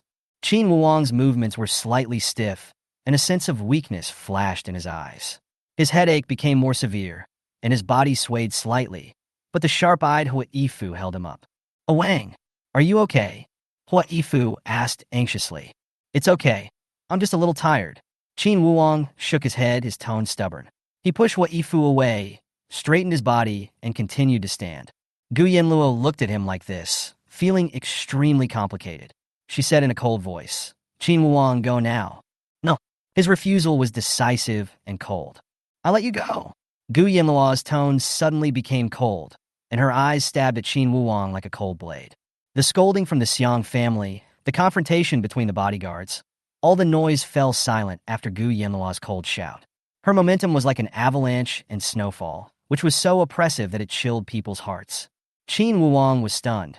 His whole body felt like he was falling into an ice cellar. His face turned even paler. He stood there in a daze. All his obsessions and unwillingness seemed to be shattered to the ground at this moment, turning into a mess. The corridor outside the Special Investigation Bureau's interrogation room fell into deathly silence. Gu Yanluo, who was labeled as a murder suspect, stood there, her face as cold as ice, her aura fierce, and she showed no sign of indulgence towards Qin Wuang, as if that emotion was just a casual outburst. Her aura was evenly matched with Qin Wuang's cold and violent aura. She stared coldly at the Xiang couple who were stopped, not caring at all that Qin Wuang beside her was pale, and sweat appeared on his forehead. Qin Wuang lowered his deep eyes. The light in them was completely dim, hiding weakness and deep disappointment. He didn't lose his temper. In fact, he didn't know how to face it. He was always moody and frightening, but he lost all his intimidation in front of Gu Yanluo. Su Han broke the deadlock. He stepped forward, grabbed Gu Yanluo's arm, and said coldly, Miss Gu, come back with me and continue questioning. Gu Yanluo's eyebrows turned cold instantly, with disgust and contempt that could not be concealed, and her tone was cold. Take your dirty hands away. Before Su Han could react, Qin Wuang's gaze had already cut him like a knife. In those deep eyes, blood was boiling, and with a natural sense of oppression, his voice was cold enough to penetrate the bone. How dare you touch someone I can't touch? The next second, Qin Wuang became furious and kicked Su Han hard in the chest. Su Han was kicked back repeatedly, hit hard against the wall, and spat out a mouthful of blood. He covered his chest and gasped. His eyes were fierce, but he tried hard not to curse. He was in so much pain that he couldn't speak. The kick was too strong, and the nerves in Qin Wuang's temples were piercing. He held his forehead and tried to suppress the pain. He told himself not to fall down. He had to hold on and not let the girl disappear from his sight. The other members of the Special Investigation Bureau were instantly shocked. Some rushed forward to support Su Han, while others pulled out handcuffs and rushed straight to Qin Wuang. How dare you attack the captain in the Special Investigation Bureau? Arrest him! 7 members of the Special Investigation Bureau surrounded him, and the situation was tense. Hua Yifu stood in front of Qin Wuang, his face extremely ugly, and roared. He is very weak. Who of you can take the responsibility if something happens? However, Qin Wuang seemed to have not heard the noise at all. He looked indifferent, reached out, and took the handcuffs from one of the Special Investigation Team members, put them on himself, and said casually, Is this okay? He leaned against the wall, closed his eyes, and tried to endure the headache. His voice was low and cold. Has Jiang Minin arrived yet? Hua Yifu glanced at the end of the corridor in a panic and replied in a low voice. It should be soon. However, Jiang Minin's arrival was not the most shocking thing. With the angry shout of "Stop! This is the Kyoto Special Investigation Bureau. Shut up!" The corridor became quiet again. Jiang Minin showed up with a calm demeanor, and his presence immediately silenced all the officers. But what really made the situation tense were the other 2 people following closely behind him, Gu Yanluo's father Gu Hongying and mother. As soon as Gu Hongying appeared, the Xiang family lost control of their emotions. Xiang's father rushed to Gu Hongying and yelled hysterically, Gu Hongying, your daughter ruined my son, and your Gu family must pay the price. Gu Hongying didn't even raise his eyelids as the bodyguard behind him had already picked up Xiang's father and threw him aside. As you please. Gu Hongying spat out 3 words coldly. His contemptuous eyes fell on Xiang's father, but then he stared at Gu Yanluo. At that moment, Gu Yanluo seemed to feel a deep anger coming towards her. Her father's eyes were cold, and his face was as dark as a knife, and he spoke with a voice like a cold knife. Gu Yanluo, come here. Gu Yanluo sneered, like a fearless, rebellious girl, glanced back at Qin Wuwang with a sneer, and slowly walked towards Gu Hongying. However, her sleeve was grabbed. She knew who it was without looking back. I didn't touch you. I just pulled your sleeve. Qin Wuwang's voice was low and hoarse, with a hint of stubbornness. Gu Yanluo rolled her eyes, but a complex emotion surged in her heart. She glanced at Qin Wuwang's pale face, and a sense of discomfort that she couldn't explain arose in her heart. Did you hear me? My father told me to get out of here. She said indifferently. Her eyes fell on the handcuffs on his wrists, and a hint of mockery flashed in her eyes. I'll take you there. Qin Wuwang's voice was low. Why? He dare not do anything wrong when I am here. Gu Yanluo sneered, a cold smile appearing on the corner of her mouth. Are you sure? Jiang Minan spoke at this time, his face livid. Who put the handcuffs on Mr. Wang? Where are the keys? No one dared to respond. Director Jiang personally uncuffed Qin Wuwang and was about to comfort him. But he saw Gu Hongying suddenly step forward, raised his hand, and slapped Gu Yanluo hard. The crisp sound of applause echoed in the reception hall. A trace of blood oozed from the corner of Gu Yanluo's mouth. She turned her head away, but there was no fear on her face. Instead, she showed a sarcastic smile. She raised her eyes, her gaze full of indifference and provocation. She said coldly, Gu Hongying, you really have the guts to do that. She glanced at Qin Wuwang beside her from the corner of her eyes, his pale face full of surprise and anger. His clenched fists trembled slightly, but he did not step forward immediately. Perhaps it was her disdain that made him hesitate, or perhaps it was the sneer that made him feel that he was just an outsider. In the reception hall, the atmosphere was as cold as ice and frost. Gu Hongying's fierce slap directly shattered the apparent calmness of the scene. He wanted to continue, but the beautiful woman Qin Qing stood in front of Gu Yanluo. Her eyes were red with tears. Her figure was tall. She was wearing a blue and purple European-style rhinestone tassel skirt and a snow-colored fur coat. She was breathtakingly beautiful without makeup. Her eyes were filled with tears. Her voice was soft, but she was choked with sobs.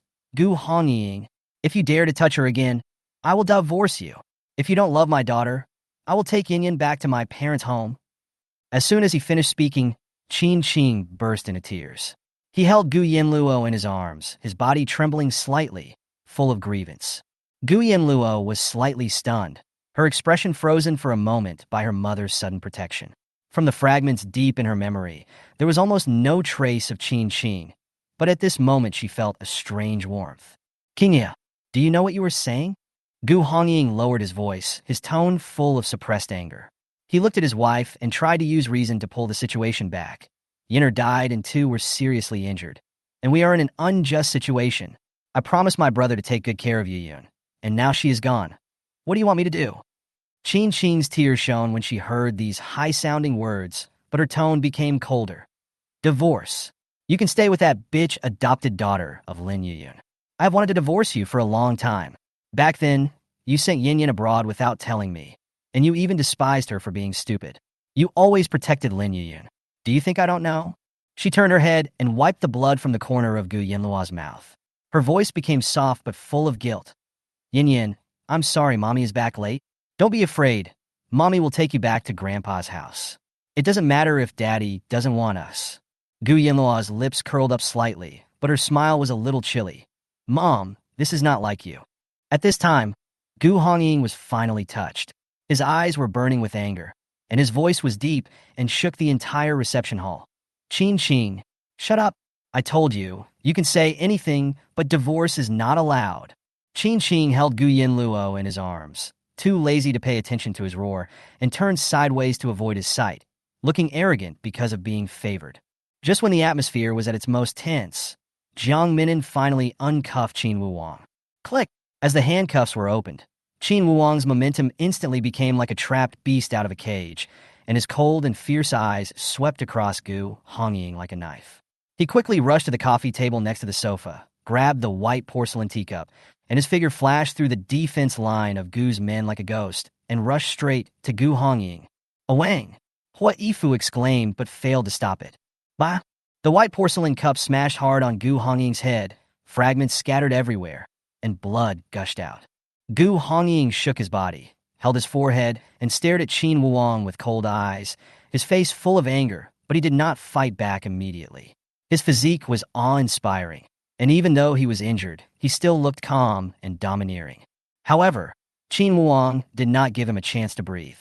He grabbed Gu Hongying's neck with one hand and forced him back to the wall. His eyes were arrogant and his voice was low and fierce. "You dare to hit her? She treated me like that. I couldn't bear to touch her. And you actually hit her just like that?" This scene plunged the entire reception hall into chaos.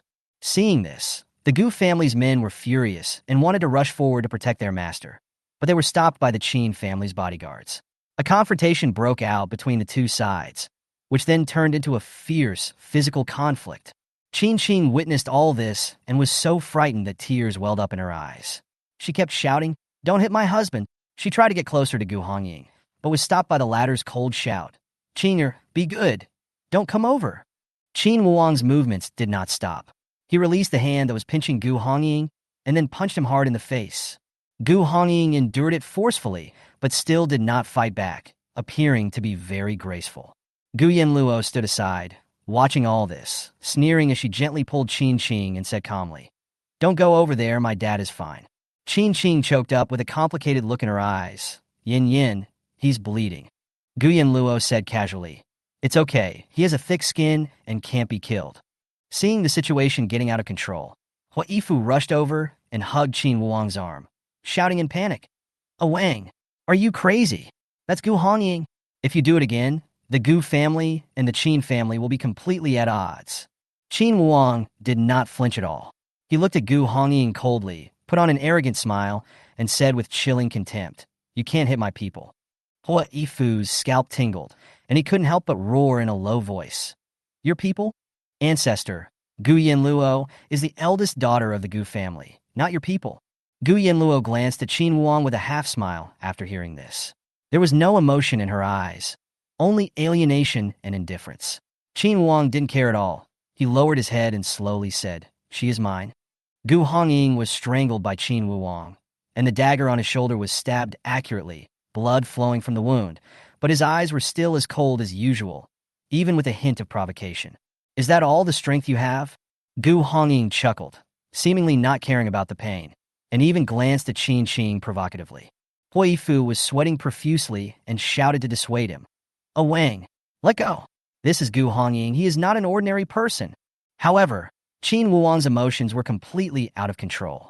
He clenched his dagger, and his violent aura made it difficult for everyone present to breathe. He ignored Huifu and just gritted his teeth and growled again. "Apologize to her." Gu Hongying glanced at his daughter coldly, his tone still cold. "She is my daughter." Instead of easing Qin Wuong's anger, these words added fuel to the fire, causing it to explode instantly. "Just because she's my daughter, you can just beat her up?" Qin Wuong's eyes were filled with murderous intent, and he almost roared. His voice was a little hoarse and violent, and he waved his hand to kick Huifu away, then raised his hand and punched Gu Hongying in the face. Gu Hongying's body was as steady as a rock. He was punched but still stood straight, as if the injury had no effect on him. He still sneered, his eyes seemed to be provocative. "Is this all you can do?" This sentence completely ignited Qin Wuong's reason. He took out a delicate dagger from his pocket, and with a click the blade flicked open. While everyone gasped, he suddenly stabbed the dagger accurately into Gu Hongying's shoulder. "Hubby!" Qin screamed, tears in her eyes, her voice trembling like crying. She broke free from Gu Yanluo's hand and tried to rush forward. Gu Yanluo's eyes were calm, and she quickly stopped Qin and held her in her arms, steady as a mountain. That action revealed an impeccable, domineering aura, as if she was protecting the most precious person in the world. "Yin, let mommy go. I want to save daddy." Qin cried with tears in her eyes, extremely anxious. Gu Yanluo looked at the situation indifferently, and she understood something in her heart. She glanced at Gu Hongying's eyes, which occasionally glanced at Qin without any fear, but instead revealed a hint of hidden pride. Gu Yanluo sneered and thought to herself, a self-torture tactic? Using beatings and injuries to gain her mother's sympathy? This man is really flexible. "Miss Gu, have you had enough of the show?" Huifu shouted angrily. Seeing the fight between the bodyguards getting more and more intense, he hurriedly handed a sedative to Qin Wuong. "Young Master Wang is out of control. He needs a sedative." Gu Yanluo finally moved. She pulled her mother closer to Qin Wuwang, raised her hand and placed it on the back of his hand holding the dagger, and said in a cold voice, "Enough is enough." Qin Wuwang paused for a moment and turned to look at Gu Yanluo. His evil eyes were as fierce as flames, but they hid a trace of unspeakable pain. His eyes were full of loss of control and forbearance. Cold sweat slid down his forehead, and his face was pale and almost transparent. Gu Yanluo could see clearly that his body was already at its limit, but he was still holding on, suppressing all his emotions under violence. "Let go, Qin Wuwang." Her tone softened and her eyes became deep. Qin Wuwang did not move immediately, but just stared at her, as if waiting for something. At this time, the Qin family's bodyguard brought a sedative. Hua Yifu hurriedly prepared to inject it, but was stopped by Gu Yanluo's cold gaze. "Don't give him the shot," Gu Yanluo said firmly, with an unquestionable pressure. "Sedatives will not help his condition." "But he lost control," Hua Yifu said helplessly. Gu Yanluo was too lazy to say anything more and just said lightly, "Qin Wuwang, hug me or beat him. It's your choice." Her voice was slightly hoarse, lazy, and bewitching, as if it had a magical power that could penetrate violence. Everyone was stunned. Qin Wuwang was silent for a moment, and the strength in his hand suddenly loosened. He threw down the dagger, turned around, and hugged Gu Yanluo tightly in his arms. The uncontrolled strength made her feel the violent ups and downs of his chest and his extreme fatigue. "Hold me," Qin Wuwang said in a low and hoarse voice, like a helpless child. Gu Yanluo sighed helplessly and placed her arms on his waist lightly, saying nonchalantly, "Okay, whatever you say." Hua Yifu was watching this scene, still holding the sedative in his hand, and was completely speechless. The look he gave Gu Yanluo changed from dissatisfaction to awe, as if he had seen a god. However, Qin Wuwang's health did not improve as his emotions calmed down.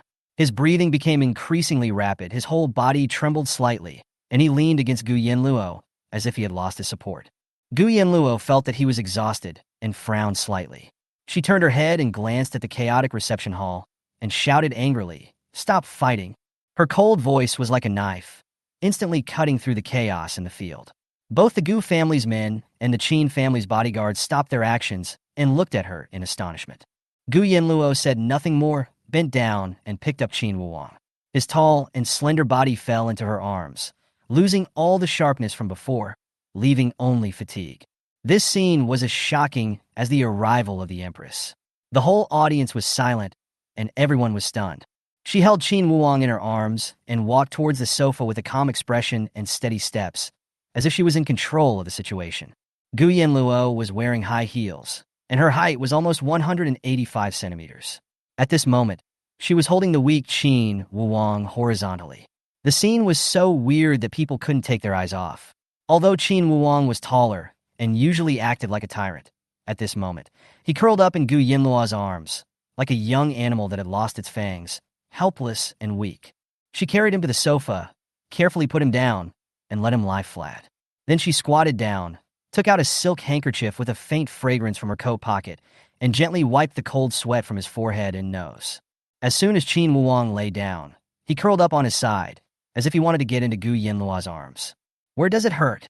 Gu Yanluo spoke in a cold tone, neither fast nor slow. Qin Wuwang didn't say anything. He just grabbed her hand that was wiping his sweat and pressed it against his chest. His eyes were filled with obvious pain, but he was too stubborn to reveal any weakness. Hua Yifu hurried over and squatted down to check Qin Wuwang's condition, his brows furrowed deeper and deeper. "Something is wrong. He needs to be sent to the hospital immediately." On the other side, Jiang Minnan had already been frightened by Gu Hongying's aura and dared not approach Qin Wuwang. He had to rush to Gu Hongying and asked in fear and trepidation, "Mr. Gu, are you okay?" Gu Hongying glanced at Jiang Minnan coldly, hugged Qin Qing, and said calmly, "It's okay." As soon as he finished speaking, he leaned against the wall, pulled out the dagger that pierced his shoulder expressionlessly, and threw it on the ground without even frowning. His men were about to step forward to treat his wounds, but Gu Hongying waved them away. He hugged his wife tightly, lowered his head, and wiped away the tears from the corners of her eyes with his rough fingertips, and asked in a low voice, "Are you still making trouble?" Qin Qing shook her head with tears in her eyes and looked at Gu Hongying with heartache. "You lost so much blood. Are you still going to divorce?" Gu Hongying's tone was a little unhappy, and then he lowered his head and kissed her cheek lightly. "Why are you crying?" "It's just a minor injury." Qing whispered, "We're not going to separate." But then she changed the subject. Her face turned cold. Her tone was icy. "But you also saw the marks on Yinyan's neck. The son of the Xiang family tried to kill her, and Lin Yinyan is definitely not innocent. I won't let this go easily." After that, she took out a plate from the pocket of her bloodstained fur coat and handed it to Gu Hongying, her eyes full of cruelty. "I have installed a bug in Lin Yinyan's phone over the years. Listen for yourself to see how she instigated Xiang Tianxi to kill Yin Yan when she was in the hospital." Gu Hongying took the plate with a complicated look on his face. He looked at his daughter squatting beside the sofa not far away, taking care of Qin Wuang, and his eyes were thoughtful. "Qing, don't you think Yin Yan is a little strange?" "Strange?" Qing sneered. "You despised your daughter when she was stupid, and now that she is no longer stupid, you are suspicious again. Are you sick?" Gu Hongying frowned and whispered, "I was stabbed in the shoulder and hit on the head, and you only have your daughter in your eyes?" "I don't care," Qing said softly, but her tone was firm. "Investigating the case is one thing, but Yin Yan can't stay in this shabby place tonight. The Special Investigation Bureau is cold and shabby. What if she gets sick?" Gu Hongying finally compromised and glanced at Jiang Minan with cold eyes. "How much is the bail?" Jiang Minan's forehead was sweating, and he whispered, "The nature of this crime is serious. Although the evidence is insufficient, the suspect's identity is special. I want to release him on bail tonight.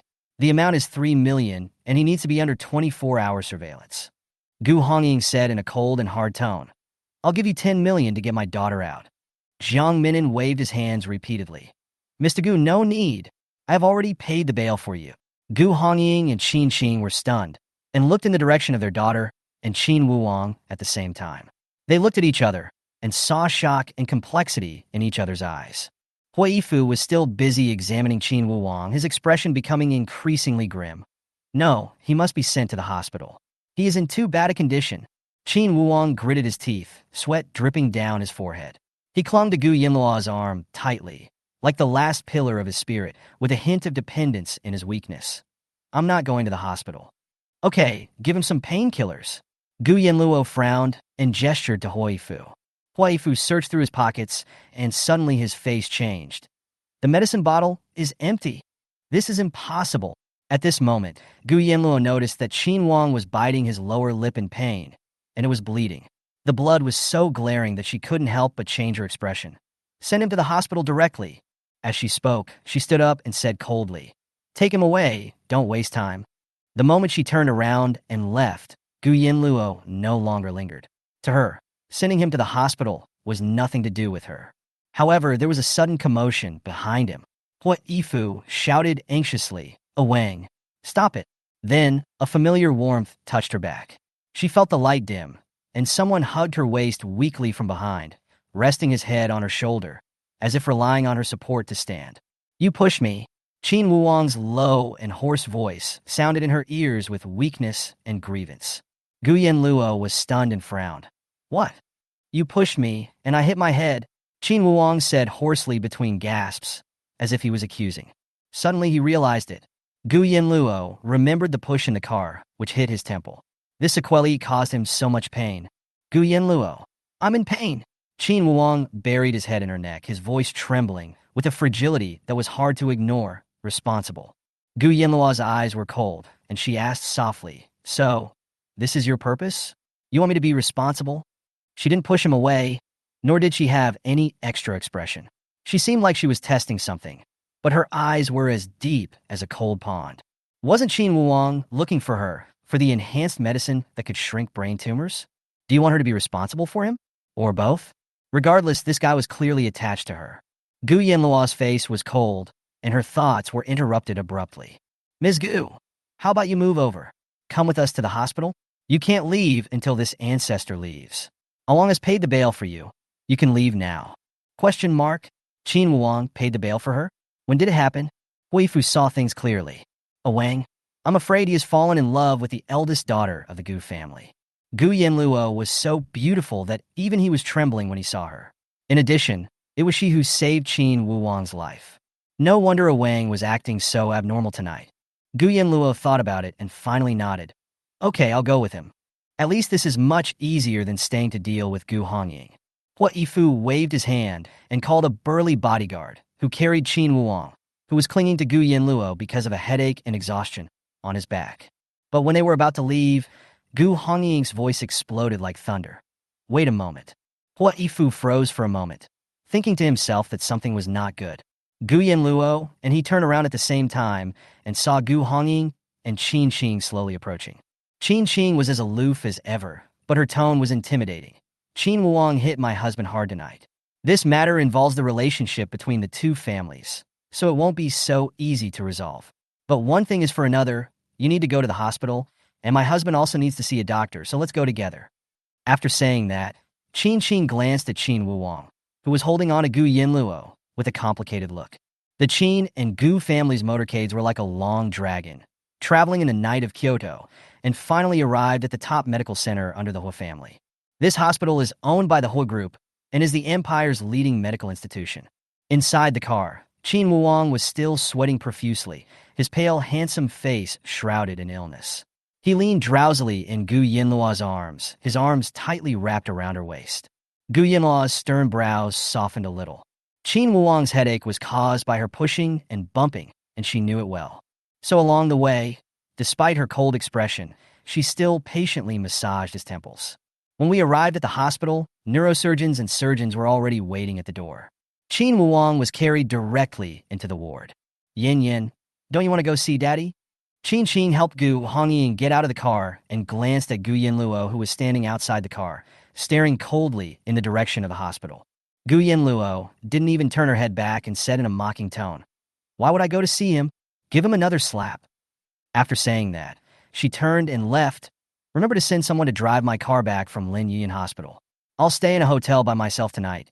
Take care." At midnight, Qin Wuong finally recovered from the severe pain. He changed into clean clothes, and his posture was elegant but cold. "Where did she go?" he asked Huifu coldly. "Miss Gu left alone. I don't know where she went. Let Xiao Ling investigate." Qin Wuong's tone left no room for doubt. "You want to be discharged from the hospital?" Huifu frowned. "The doctor recommended that you be observed for one night. You have a neuralgic headache this time, and the root cause is a brain tumor. You can't take it lightly." Qin Wuong put on a black coat and did not respond. 1 o'clock in the morning, Histon Hotel, Kyoto, Presidential Suite. Gu Yanluo had just finished taking a shower and was wearing a loose white bathrobe, holding a glass of red wine as she overlooked the night view of Kyoto. Suddenly, the doorbell rang. She saw the person outside the door through the peephole and was instantly at a loss whether to laugh or cry. When the door was opened, Qin Wuong was standing there. He was so handsome. Although his face was pale, he had an unfathomable and cold smile on his face. Behind him were 15 bodyguards carrying 15 black handbags, and standing beside him was a strange man with a terrifying aura. Gu Yanluo leaned against the door, smiling. "You're really haunting me." "What? Did you follow me here and want to sleep with me?" As soon as the hotel door opened, a rich fragrance hit me in the face. Gu Yanluo stood at the door and instantly attracted everyone's attention. Her slightly damp hair spread out like black satin. Her eyebrows and features were picturesque, yet cold as ice. The bathrobe is lightly opened, revealing her skin as white as snow, and her long and slender legs that are faintly visible are as white and attractive as porcelain. Coupled with her soft, slightly smoky voice, her whole temperament is like a misfortune that bewitches people's souls, yet carries an unapproachable coldness and nobility. However, without the help of high heels, Gu Yanluo's height of 175 centimeters just reached Qin Wuong's Adam's apple. Under the dim crystal light, Qin Wuong approached step by step, but her aura did not diminish at all. Suddenly, Qin Wuong turned around, and his cold eyes swept over the people behind him. His eyes were like knives, and he directly ordered, "Turn around." The bodyguards immediately stood with their backs to the door. Even Xiao Ling beside them lowered his head, silently, with a blank expression. At this moment, Qin Wuong stood still, looking down at Gu Yanluo, who was not wearing any makeup but was stunningly beautiful. What did she just say?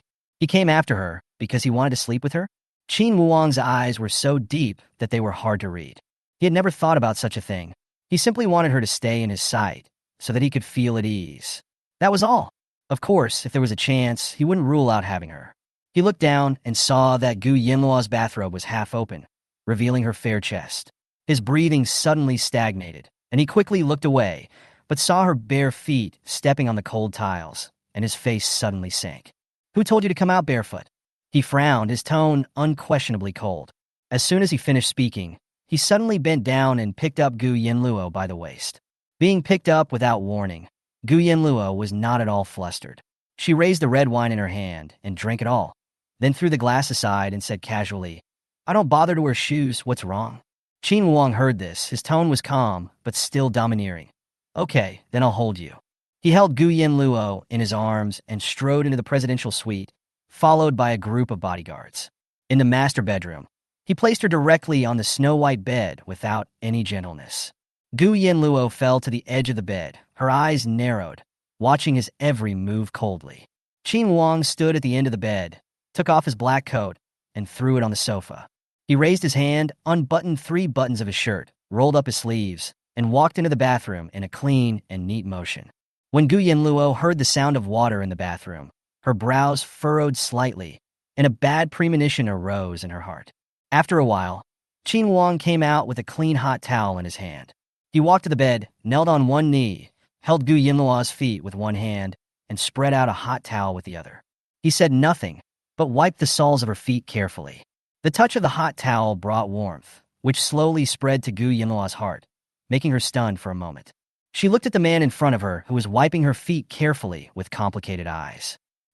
Before he could finish his words, Qin Wuang had already picked up the towel and handed it to Xiaoling behind him. He raised his eyes and smiled faintly. His expression was unspeakably gentle.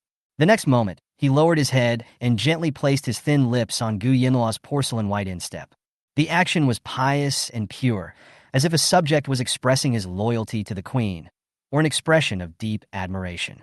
"It looks good," he whispered, his voice as low and hoarse as a whisper. Gu Yanluo felt the soles of her feet itchy and numb, and couldn't help but curse.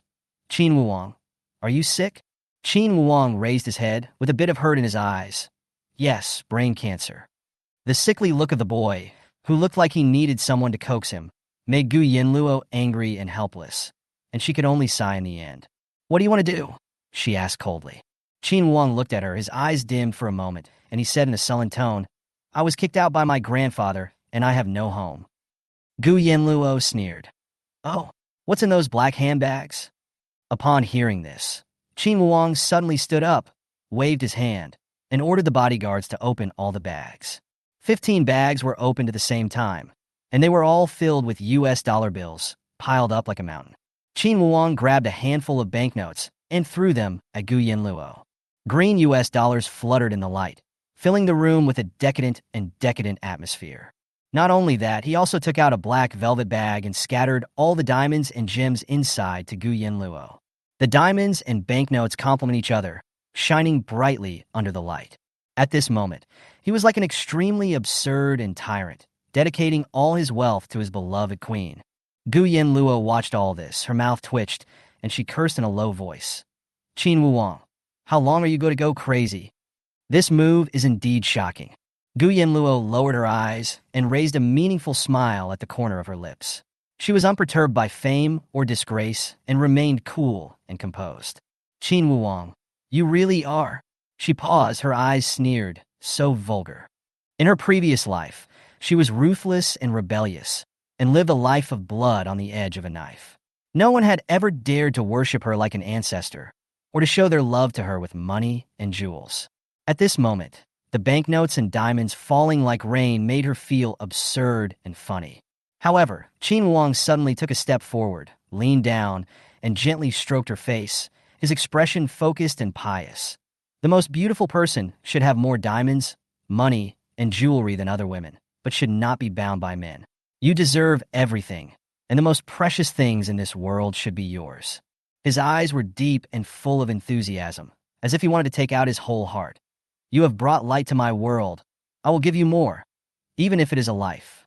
Gu Yanluo was still indifferent. Her features were calm, but her natural beauty was still captivating. She didn't seem to be moved by his deep affection, but fell into a brief contemplation because of some unspeakable emotion.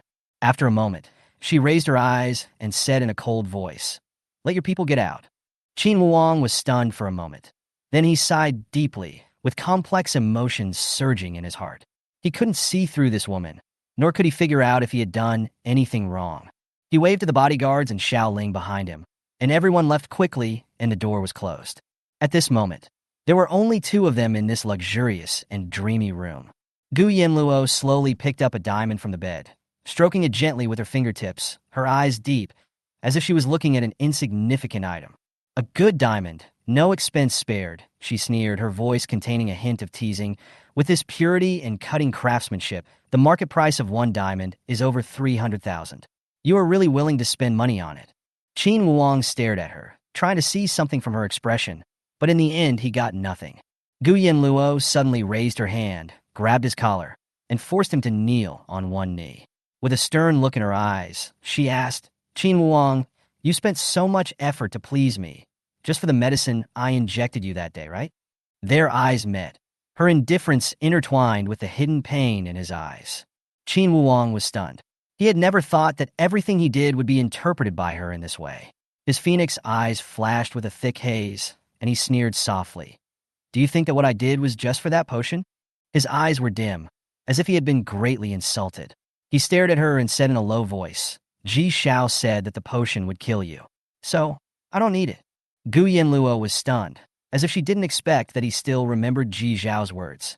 Give me anything that will kill you. I don't want it. Qin Wuang's voice was hoarse and trembling slightly. There was a dead look of desolation in his eyes. He even began to laugh at himself, laughing at himself for throwing away all his pride and dignity for this woman. Under the dim light, his handsome face was shrouded in a layer of sickly paleness, haggard and stubborn. The extreme contrast made Gu Yanluo feel an indescribable throbbing in her heart. Just let him be, he's sick. Let him be. He's good-looking anyway. Take it for yourself. You won't suffer any loss anyway. These thoughts flashed through her mind, and she sighed and finally let go. To tell you the truth, I don't have that potion. Gu Yanluo leaned against the head of the bed and said lightly, the laboratory that made that potion was bombed 2 years ago and was completely destroyed. The potion has disappeared since then. If you want it, you can't count on me. She didn't tell him that the laboratory was her nightmare and that the real Gu Yanluo had been tortured there. But now she no longer cared about the past. Qin Wuang frowned slightly, remained silent for a moment, and asked in a low voice, Will you be in danger? Gu Yanluo smiled, stretched out her hand to scratch his nose, and said frivolously, This is not something you should care about. She stood up, walked to the window, closed it, and pulled the electric curtains. She turned on the central air conditioner, stood by the bed, lifted a corner of the quilt, and said in a cold tone, Be obedient and lie down. Qin Wuang was slightly stunned and looked up at her with a hint of disbelief in his eyes. Go to sleep, Gu Yanluo said in a light tone. Be good. Don't act like that if you're not feeling well. Qin Wuang didn't say anything after all and lay down in the soft bed. His breathing gradually became steady, and a warm feeling surged in his heart, which was the peace and tranquility he had not felt for a long time. The door was closed and Gu Yanluo left the bedroom, but her figure had already been engraved in Qin Wuang's heart. On a cold winter night, the deep darkness of Kyoto enveloped everything. Through the gap in the curtains, a beam of moonlight poured into the room, shining on the two figures entangled on the bed. Between the soft bedding, Qin Wuang's slender legs pressed on Gu Yanluo's fair and slender legs, their noses touching, and their lips almost touching. A silent pull. Xiao Ling, who was standing by the door, glanced at the scene. His eyes were calm. He looked away silently, held his forehead, and sighed. He quietly left the room, closed the door gently, and said nothing. He had never seen his master so out of control, and he didn't expect that this woman would choose such an uncontrollable existence.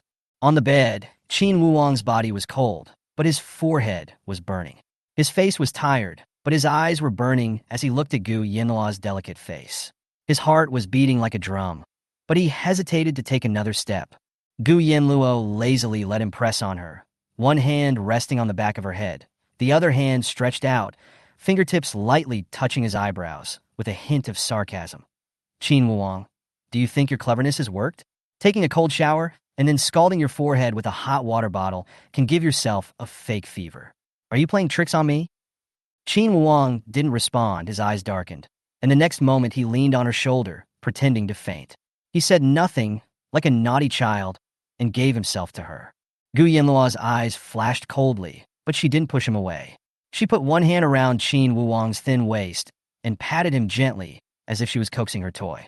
Her eyes were deep, and she had the noble and cold charm of a mature queen, which was completely inconsistent with her age. You can't keep it warm.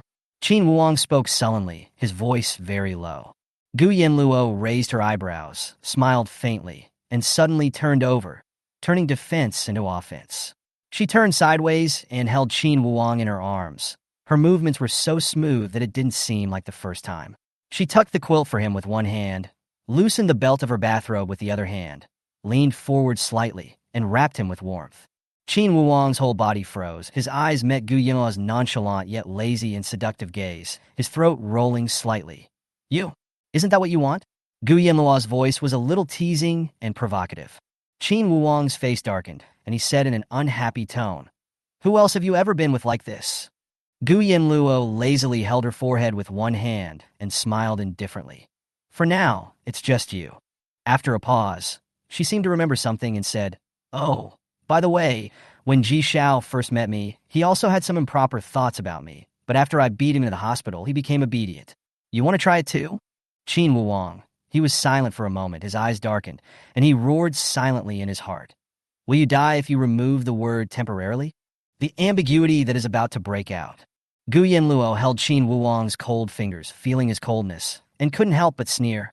"Forget it. It hurts so much when I push you. Who dares to beat you?"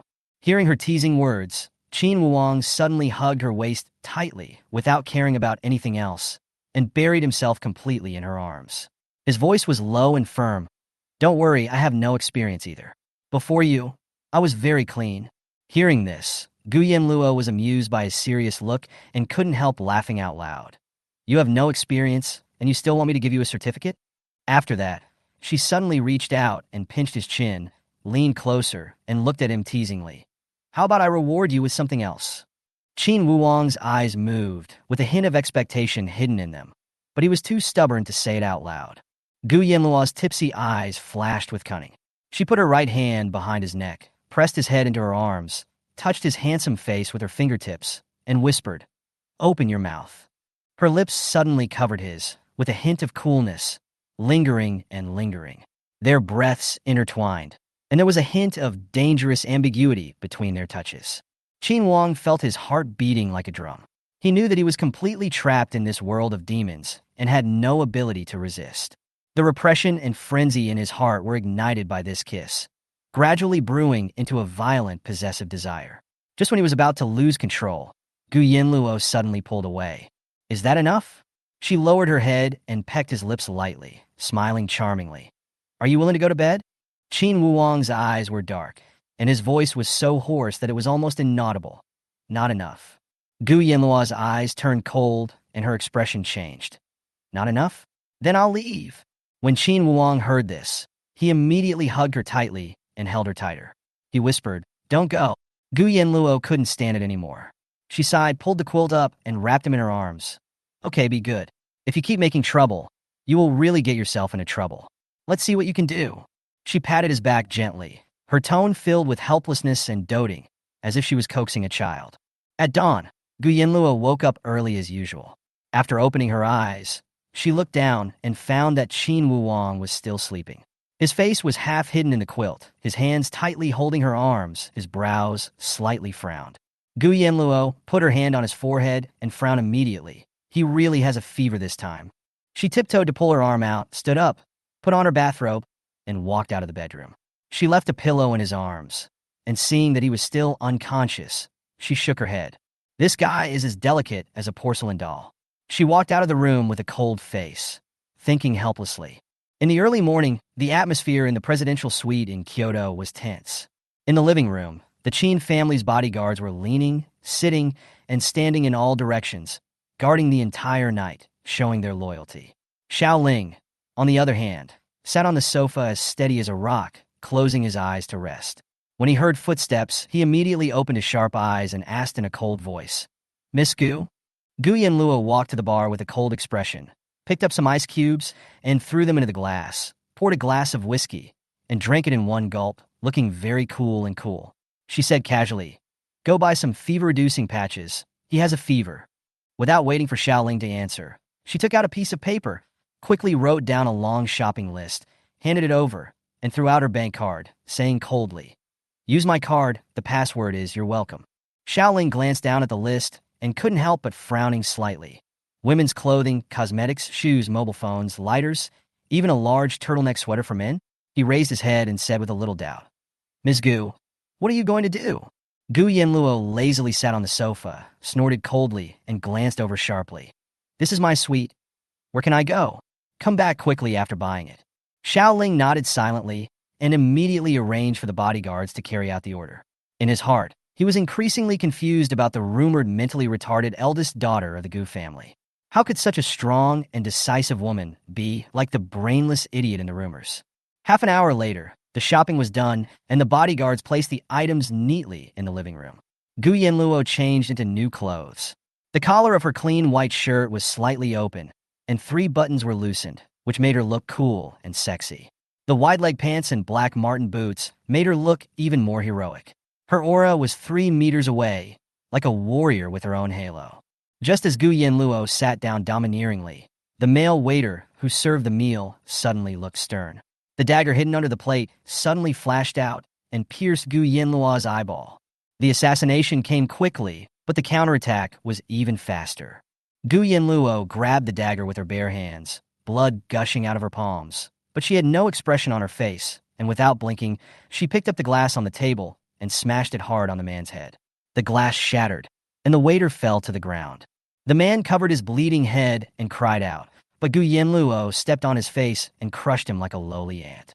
She looked down and smiled coldly. "Trash, who sent you here?" Xiaoling and the bodyguard rushed over immediately upon hearing the noise, but Gu Yanluo raised her hand to stop them coldly. "It's okay. Call the police first and ask them slowly." Without waiting for the man to answer, she took out a thin cigarette, held it to her lips, and lit it indifferently. In the smoke, she sneered in a low voice. "Sent by the Xiang family, right? How much money did they give you?" The man clenched his teeth and said nothing. Gu Yanluo's eyes turned cold, and she stuffed the hot cigarette but into his mouth and shouted angrily, "Speak." This scene fell into Xiaoling's eyes, and he shuddered involuntarily. This woman's cruelty and decisiveness made people feel cold. The other side of the room. At this time, Qin Wuang in the master bedroom was awakened from his deep sleep by the noise in the living room. He wanted to get angry, but suddenly realized that Gu Yanluo was not beside him. "Xiaoling." His voice was filled with anger, cold and sharp. "I give you 3 seconds to get in here." Xiaoling was about to respond, but Gu Yanluo raised her hand to stop him. She glanced at the attacker lying on the living room floor and ordered in a cold voice, "Bring the sweater over and make him wear it before coming out. Don't let him come out and embarrass himself." Xiaoling had no choice but to accept the order, picked up the newly bought large turtleneck sweater, and walked towards the master bedroom. He couldn't help but sigh in his heart. "Mr. Wang, you are really in trouble this time, and you have fallen into the hands of a more ruthless person." At the same time, investigators from the Special Investigation Bureau and Hotel Security also arrived one after another. The living room of the presidential suite was crowded with people, but everyone's attention was attracted by the domineering Gu Yanluo. She sat elegantly at the dining table, waved her hand coldly, and continued to cut steak to eat, letting the blood slide from her palm and drip onto the carpet without caring. Her calmness and ruthlessness made everyone silent. Gu Yanluo didn't say much until she heard Qin Wuang's angry roar from the master bedroom. A trace of disdain flashed in her eyes, and she lazily blew out a smoke ring and said in a calm voice, "Keep an eye on him." At this moment, she already had a plan in her mind. No matter how entangled these conspiracies were, Qin Wuang, she would not let go. Whoever dared to touch her people, she would destroy them.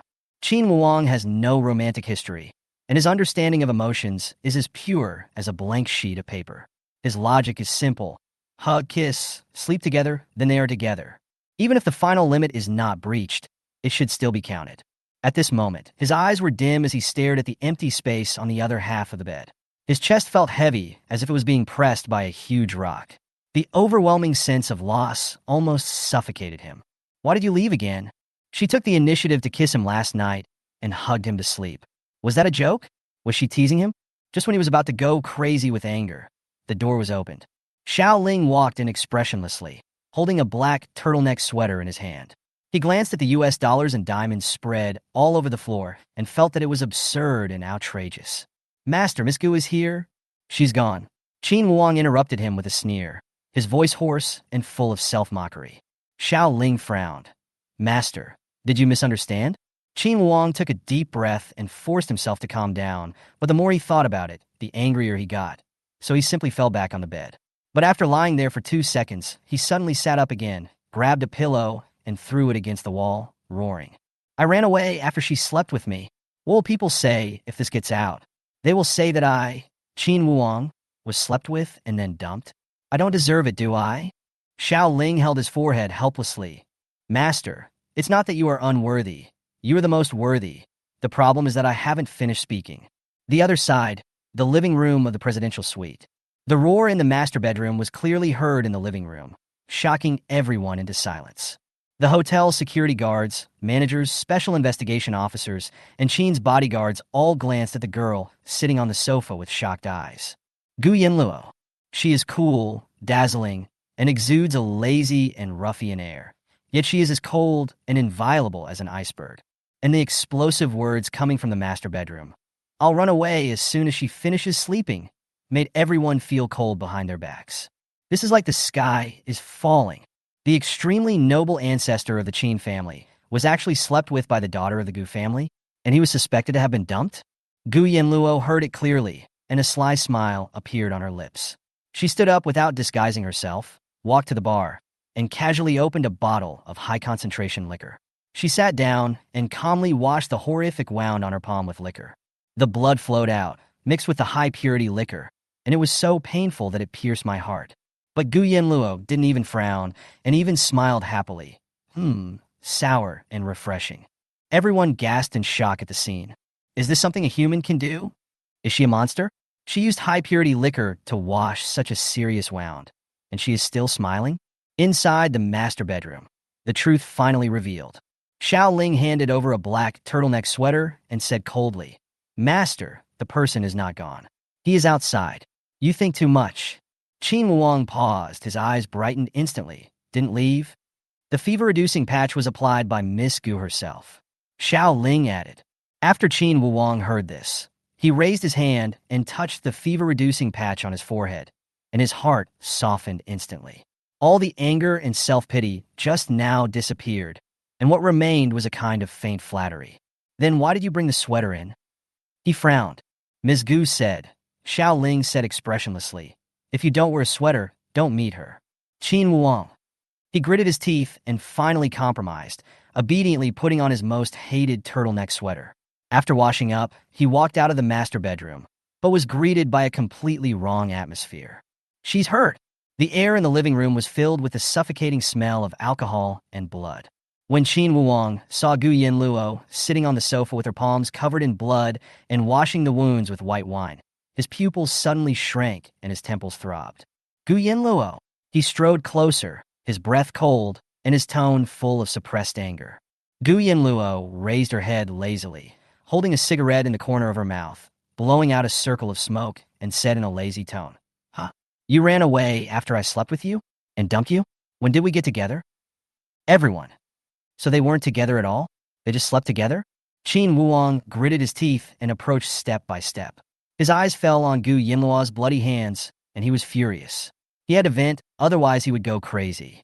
His gaze quickly turned to the kneeling, controlled thug, and a cold, murderous intent flashed in his eyes. Qin Wuang's venting. Qin Wuang picked up a silver fork from the dining table, hid it in his sleeve, strode towards the murderer, squatted down, grabbed the man's collar, and said in a voice as cold as the wind from hell, Did you hurt him? The murderer was shaking all over, trembling and shaking his head. No. She caught the knife with her bare hands. I didn't touch her. Qin Wuang sneered. No? Then you don't want this tendon anymore. He raised his fork and stabbed it accurately into the murderer's wrist artery, causing blood to spurt out instantly. The murderer howled miserably, but Qin Wuang quickly covered his mouth, half opened his eyes, and said in a cold tone, Shoo, I don't like noise. Blood splattered on his face, but his expression was cold and calm. The investigator from the Special Investigation Bureau wanted to step forward to stop them, but was stopped by Xiao Ling. domineering and gentle Qin Wuwang. After doing all this, Qin Wuwang threw the murderer away, breathed a sigh of relief, and then turned and walked towards Gu Yanluo. He sat down beside her, snatched the liquor from her hand, looked at her shocking wound, and his face was horrifyingly gloomy. "Where's the doctor?" Xiao Ling said coldly. "Miss Gu doesn't allow me to call you." Qin Wuwang's forehead was throbbing with veins, and he gritted his teeth. "Go find Hui Yifu. His surgical suturing skills are first class." "Gu Yanluo, you can't treat your hand casually." He lowered his head, his tone choked with helplessness. "Does it hurt?" Gu Yanluo raised her eyes, raised her eyebrows, and smiled lazily. "It doesn't hurt." Qin Wuwang didn't believe it. He looked at her sadly, then moved closer, gently put his forehead on her shoulder, and murmured in a low voice, "You scared me." Gu Yanluo was stunned for a moment, her eyes softened, and she gently brushed his cheek with her fingertips. "Are you scared?" Qin Wuwang's voice trembled like a child. Xiao Ling, who was standing by, couldn't bear to watch any longer and simply turned his back. How could this be their gloomy and cruel master? It was clearly a sickly little poor thing. Gu Yanluo put out the cigarette butt and gently stroked Qin Wuwang's slightly hot cheek with her fingers. Her voice was seductive but mixed with a bit of coldness. "What are you afraid of? You just broke the tendons of someone else's hand. What else are you afraid of?" There was a hint of mockery in her eyes, and her tone seemed to be mocking Qin Wuwang for only being able to act pitiful in front of her. Qin Wuwang lowered his head and said in a hoarse voice, "I thought you were gone." Gu Yanluo was stunned for a moment. Then she understood and sneered. "So this is what you're afraid of." At the same time, the assailant who attacked Gu Yanluo had been taken away by the Special Investigation Bureau and sent to the hospital for emergency treatment. The hotel management staff kept apologizing, but Qin Wuwang was annoyed and directly asked Xiao Ling to kick them out. About half an hour later, Hui Yifu arrived with a portable medical kit. In the suite's kitchen, Qin Wuwang's personal chef was busy preparing a gourmet breakfast, while in the living room, Gu Yanluo was sitting on the sofa with her injured left palm resting on Qin Wuwang's knee, while her right hand was fiddling with her newly bought mobile phone. She had an expressionless face and ignored the people coming and going. Qin Wuwang kept his head down and kept silent, pressing the gauze on her wound, fearing that blood would gush out again if he let go. He looked at the deep wound, frowning with heartache, and the strength of his grip on her wrist trembled slightly. Hui Yifu walked over, put down the medical kit, checked Gu Yanluo's wound, and frowned. "Why is the injury so serious?" Gu Yanluo said in a cold voice, "Just bandage it casually." Hui Yifu was about to take action, but was stopped by Qin Wuwang's cold gaze. Qin Wuwang whispered, "Don't listen to her." Hui Yifu had no choice but to take out professional tools from the medical box. Just as he was about to clean the wound, Qin Wuwang unceremoniously picked up Gu Yanluo, placed her directly on his lap, hugged her in his arms, and said coldly, "I'll just hand it to you, one hand, don't think about it anymore." Hui Yifu was speechless and could only bend down and begin to treat the wound. Gu Yanluo leaned on Qin Wuwang's shoulder and seemed to be slightly dizzy due to blood loss and excessive drinking. She closed her eyes and said casually, "Low blood sugar." Xiao Ling handed over the washed strawberries at the right time, and Qin Wuwang immediately fed her one by one. Seeing her eating happily, his emotions seemed to gradually calm down. Hui Yifu took the opportunity to secretly inject Gu Yanluo with local anesthesia. While carefully suturing the wound, he couldn't help but glance at Qin Wuwang and asked with a smile, "Oh Wang, did you stay here last night?" Qin Wuwang didn't even raise his eyelids and replied calmly, "Yes, she slept with me." Hui Yifu's hand trembled, and he almost poked the suture needle off. He was dumbfounded. Gu Yanluo slowly opened her eyes and cast a cold gaze on Qin Wuwang's face. "Qin Wuwang, where is your face? Can you please have some dignity?" Qin Wuwang completely ignored her ridicule and murmured in a low voice, "You even slept with me in your arms all night." His tone was melancholy, mixed with a hint of resentment. "That was my first kiss. You took the initiative." Gu Yanluo was speechless. She stretched out her hand and gently lifted Qin Wuwang's chin, forcing him to raise his face. Her tone was filled with a hint of impatience. "Are you still aggrieved by me?" Qin Wuwang lowered his eyes and said nothing, his long eyelashes trembling, looking sickly. Gu Yanluo pondered for a moment, then suddenly grabbed the back of his head and lowered her head to kiss his lips. The tip of my nose brushed against his nose, and the sweet scent of strawberries filled my lips and teeth. Qin Wuwang's pupils suddenly dilated. The sudden kiss made him feel like his soul was leaving his body and his heart skipped a beat. Gu Yanluo glanced at him and chuckled. Is that enough? Qin Wuong's Adam's apple rolled, and his voice was hoarse. Not enough. The next second, Qin Wuong's hand touched her face, and he began to deepen the kiss clumsily and frantically, completely forgetting that there were other people around. Xiao Ling silently took out his cell phone and took a few photos.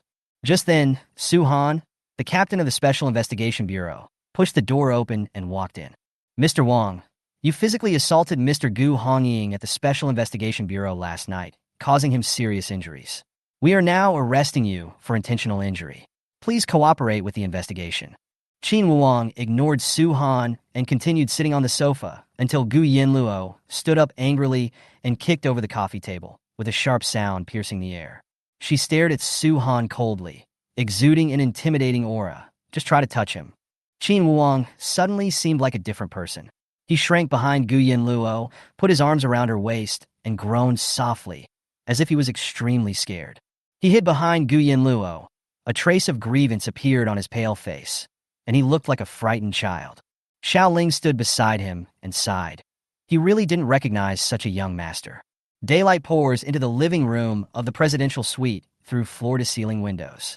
The atmosphere was stagnant and filled with tension. Su Han, captain of the Special Investigation Bureau, has stern features and ruthless eyes. A scar on his brow makes him look extremely fierce. Behind him stood 20 Special Investigation Bureau personnel. They seemed to be afraid of Qin Wuong and knew that he was difficult to deal with, so they made a huge fuss. Xiao Ling had come to Qin Wuong's side without anyone noticing. His indifferent and cold face seemed to be telling Su Han's people that he would show no mercy to anyone who dared to get close to him. Qin Wuong, wearing a black turtleneck sweater, held Gu Yanluo's slender waist with a listless look, sat on the sofa, hiding behind her, and suddenly spoke, breaking the suffocating atmosphere. I'm scared. The deep voice trembled and revealed aggrieved. You're not going to let them take me away, are you? This tone, when Xiao Ling heard this, the corners of his mouth twitched and he covered his eyes. He was too embarrassed to watch. He stole a glance at Hua Yifu, his eyes full of confusion. What on earth did the young master go through? In front of the daughter of the Gu family, he actually became so abnormal? Hua Yifu laughed helplessly, shook his head, and mouthed to Xiao Ling, look down. Qin Wuong's words lingered in my ears.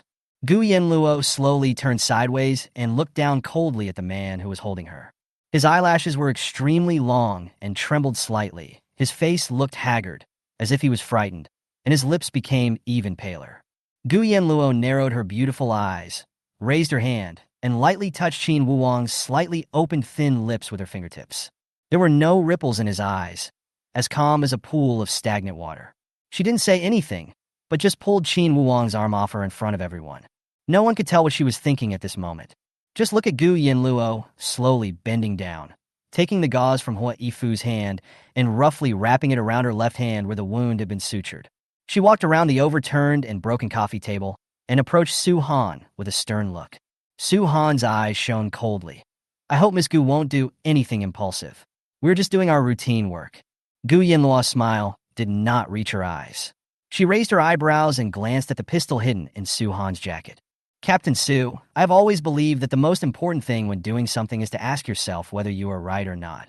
If you are right, then you can stand firm. Su Han. Oh, this is quite pertinent. Gu Yanluo.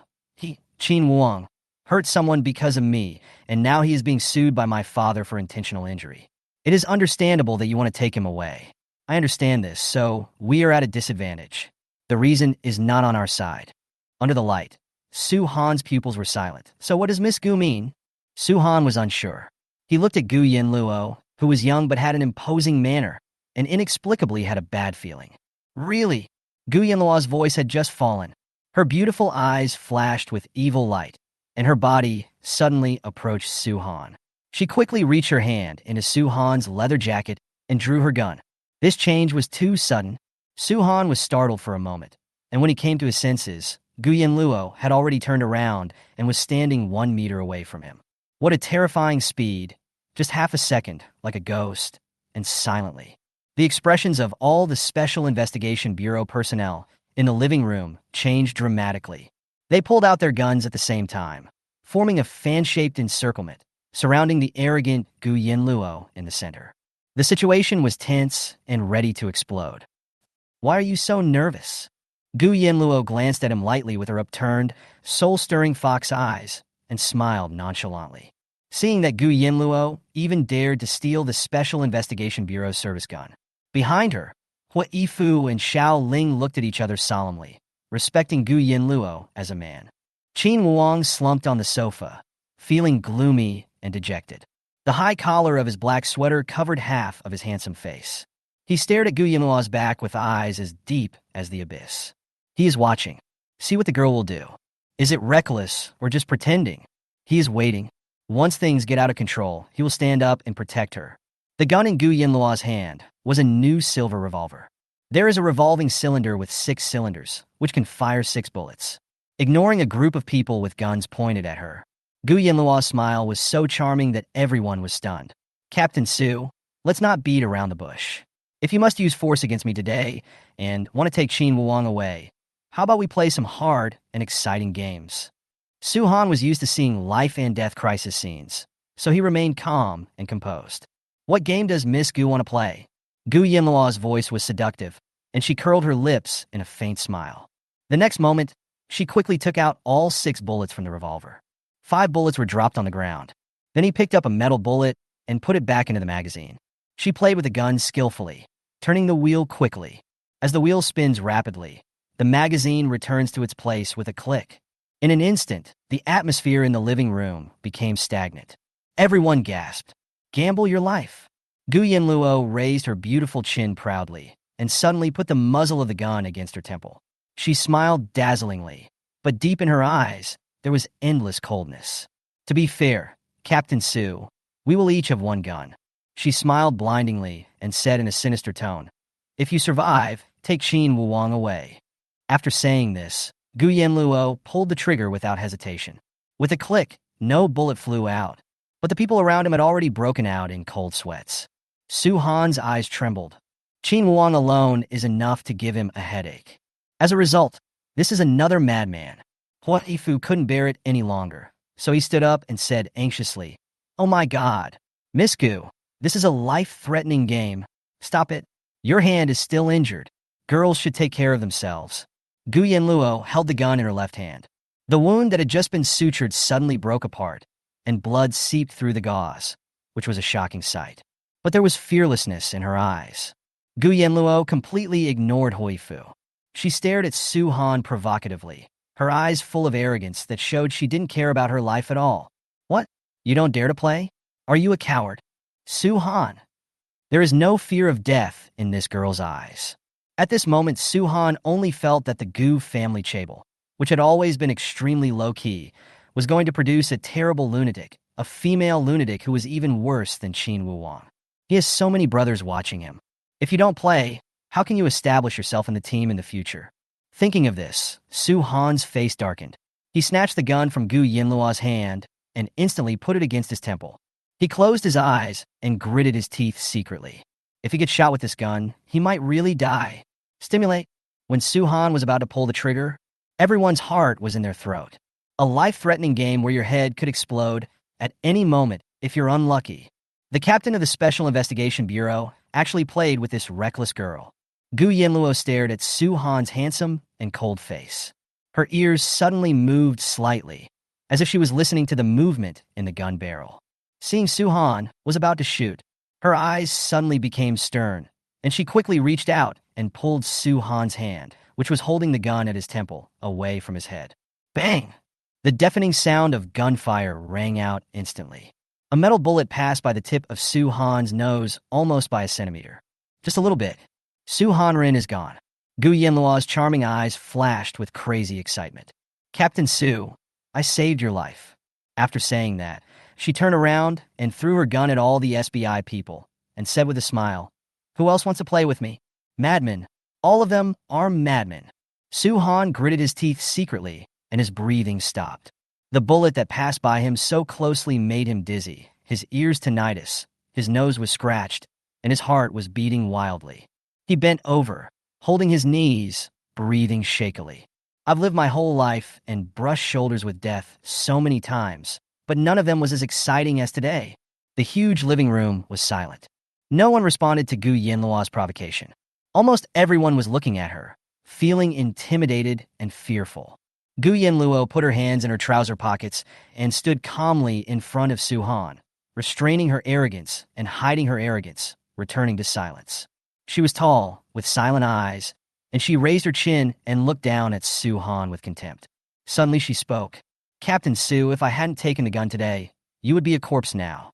Shouldn't you be grateful for saving me? Su Han was so angry that he laughed and couldn't refute. He took a breath and straightened up. I'm grateful, but you can't make it too hard on me, right? Gu Yanluo looked back elegantly and domineeringly at Xiao Ling. Mr. Xiao, please go into the bedroom and bring out the bag of money. This is called using courtesy before force. Once the purpose of deterrence is achieved, we can then negotiate terms. Xiao Ling was stunned and looked sideways at his master. Qin Wuang lowered his eyes, showing no emotion, and nodded. Xiao Ling immediately strode into the master bedroom and quickly took out a bag of a huge amount of US dollars. Gu Yanluo threw the money in front of Su Han. Captain Su, Qin Wuang suffers from a chronic disease. He is weak and cannot stand your torture. I will be his guarantor and pay the corresponding amount of security deposit to apply for bail release. This way you can return and report. I remember that the imperial law has a discretionary approach for arrestees with serious diseases, right? Su Han. Yes. But Su Han felt that Gu Yanluo was lying with her eyes open. Last night, Qin Wang beat Gu Hongying, one of the overlords of the empire, to the point of fractured bones and concussion, and even stabbed him with a dagger. Could he not stand the torture? He should be thankful that he did not torture others. Gu Yanluo turned around and walked back to the sofa with a steady gait. Sit down elegantly and majestically. She crossed her legs, her hands still in her pockets, her posture as dignified as a queen. Captain Su, why aren't you leaving? Do you want to continue playing with me? Gu Yanluo had just finished speaking. Beside her, a figure leaned over. Qin Wuang's long legs were curled up on the sofa, his arms tightly wrapped around her neck, his head buried in her neck, his hot cheeks pressed against her shoulders, entangled, stuck, and rubbed gently. That posture was like a noble, cold, yet evil black Maine Coon cat seeking the caress of its mistress. He closed his eyes and kissed the horrifying deep purple mark on Gu Yanluo's neck with his dry and hot thin lips. Sighed deeply, heart throbs, soul shakes. He expected Gu Yanluo to be ruthless. But I didn't expect that it would be a life-threatening game. No one had ever protected him like this, never. Gu Yanluo stared at Su Han with sharp eyes, stretched out her right hand, and embraced Qin Wuang. She lowered her eyes, stroked his cheek with the back of her right hand, and asked in a low voice, still so hot. The fever-reducing patch must be fake. I'm used to it, Qin Wuang said weakly. Gu Yanluo gently held Qin Wuang's hand, which was tucked in the sleeve of his sweater, with her right hand. Damn, it's ice cold. How weak is this man? Logically speaking, the 2 milligrams of strengthening medicine she had injected into Qin Wuang earlier would keep him healthy for at least a month. But now it seems that the situation is much worse than she imagined. Turn up the air conditioning temperature. Bring him his coat and put it on him. You still have a fever. Take some antipyretics. Su Han didn't take anyone away. He was on the phone there. While talking on the phone, he kept glancing at Gu Yanluo. His eyes seemed like he was waiting for rescue. I could vaguely hear what he was saying on the phone. Yes, it's very tricky. Miss Gu won't let me go. Mr. Pei has brought people up. You're here to handle it? What? Qin Mian is here too. Pei Zongqing, Qin Mian. These are 2 giant Buddha statues that can control the wind and rain in Kyoto. Su Han hung up the phone, his expression extremely solemn. He felt that this presidential suite was going to explode today. Why aren't you leaving? Gu Yanluo lost her patience. Su Han signaled all members of the Special Investigation Bureau to put down their guns. He laughed dryly and touched his nose. Miss Gu, I'm afraid I don't have the final say on bail. You have to talk to your father in person. Gu Yanluo was silent. Her mind was deep and unpredictable. Huifu helped Qin Wuang take medicine. Xiao Ling brought a wool blanket and wrapped his master in it. Qin Wuang felt dizzy. His eyes were vague, and he looked weak. He rested his head on Gu Yanluo's shoulder, and his tone suddenly became pleading. Hold me. The first time, Gu Yanluo did not respond to him, but silently took the gauze and wrapped it around her ruptured left hand a few more times. Seeing this, what Yifu suggested, let me process it for you again. No time. Gu Yanluo glanced coldly at the door of the presidential suite and suddenly two groups of people rushed in with great momentum. She knew that real trouble was coming. Qin Wuong frowned and murmured, "Hold. Hug me. Okay, okay. I'll hold you." She was convinced. She was really convinced. She immediately sat sideways, wrapped her arms around Qin Wuong, held him tightly, rested her delicate chin on the top of his head, warmed his body, and rubbed his back and arms. Qin Wuong buried himself in Gu Yanluo's arms. The nose was filled with the alluring fragrance coming from her chest. He relaxed all over, wrapped his arms around her waist, hugged her tightly, and his soul was calm. An elegant and domineering girl, unconditionally indulgent again and again. Xiao Ling and Hui Fu saw all of this. The two looked at each other. Suddenly I understood one thing. Qin Wuong, the proud son of heaven who was famous throughout the empire and feared by everyone, cannot live without this girl. It has nothing to do with how long you've known each other. Instead, he found his own haven of silence. He was tired, seriously ill, really tired. Others only knew that he was manic and scary, but they didn't know that he couldn't control his emotions because of brain cancer. But Gu Yanluo's preference is his salvation. Gentle, yet deadly. Qin Wuong buried his head in Gu Yanluo's arms with peace of mind. He coughed lightly repeatedly and felt weak all over because of the high fever that did not subside. There was a gloomy and cold light in the corners of his eyes as he saw Qin Mian, the shrewd chief steward of the Qin family, and Pei Zongqing, the sinister and ruthless man of the Gu family, rushing in with their men in a tit-for-tat manner. Subconsciously, he hugged Gu Yanluo's slender waist tightly. Pei Zongqing, Gu Hongying's most trusted subordinate, is extremely cunning. He manages the empire's most mysterious first crisis public relations team, which serves the Gu family chaebol exclusively. He is extremely ruthless and a big shot. Qin Wuong knew it very well. Pei Zongqing is a low-key and introverted person who never appears easily. Once it appears, it means someone is going to suffer. This time he came in person, and it was obvious that he was coming for him. After all, it was Qin Wuong who caused Gu Hongying to be seriously injured. Meet Pei Zongqing. Xiao Ling and Hui Yifu's faces instantly turned extremely ugly. Feeling that something is wrong, Gu Yanluo sat sideways, holding Qin Wuong in her arms, and glanced at the two wealthy bodyguards, Qin and Gu, who were rushing in from the door. The scene was so aggressive, as if the two families were ready to confront each other at any time. Pei Zongqing and Qin Mian, dressed in suits and leather shoes, were calm and composed. After looking at each other, they took a step forward at the same time, politely and gentlemanly, bowed to Gu Yanluo and Qin Wuong, and spoke in unison. Pei Zongqing, Mississippi. Qin Mian, young master. Gu Yanluo pretended not to hear anything. Suddenly, she lowered her eyebrows and smiled, her eyes sparkling. She lightly lifted Qin Wuong's chin with her fingertips, letting him hold her arms and look up at her. She jokingly said, "I'm involved in a murder case, and you intentionally hurt someone, so why don't we go to jail together?" Qin Wuong's phoenix eyes were blurry, unable to hide his sickly look. His brows were slightly furrowed, his thin lips were half open, and his pale and handsome face seemed to make people forget to breathe, and he made people feel particularly pitiful. He lowered his eyes, his smile was weak. He leaned towards Gu Yanluo's heart and whispered, "Let's sleep together if we can." "Ha! What a bad behavior." Gu Yanluo smiled domineeringly, but in the blink of an eye, the smile disappeared and turned cold.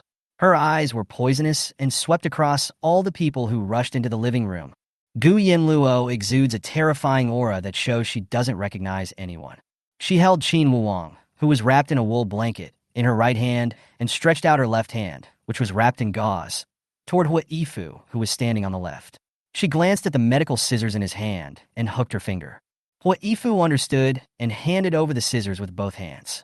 The next moment, Gu Yanluo threw the sharp medical scissors between Pei Zongqing and Qin Mian like a dart. The sharp pair of scissors brushed past the two of them, shining brightly and embedding 3 inches into the wall. "I'll sit here and watch you bastards. If anyone dares to cause trouble in front of me, I'll stab him to death with a pair of scissors."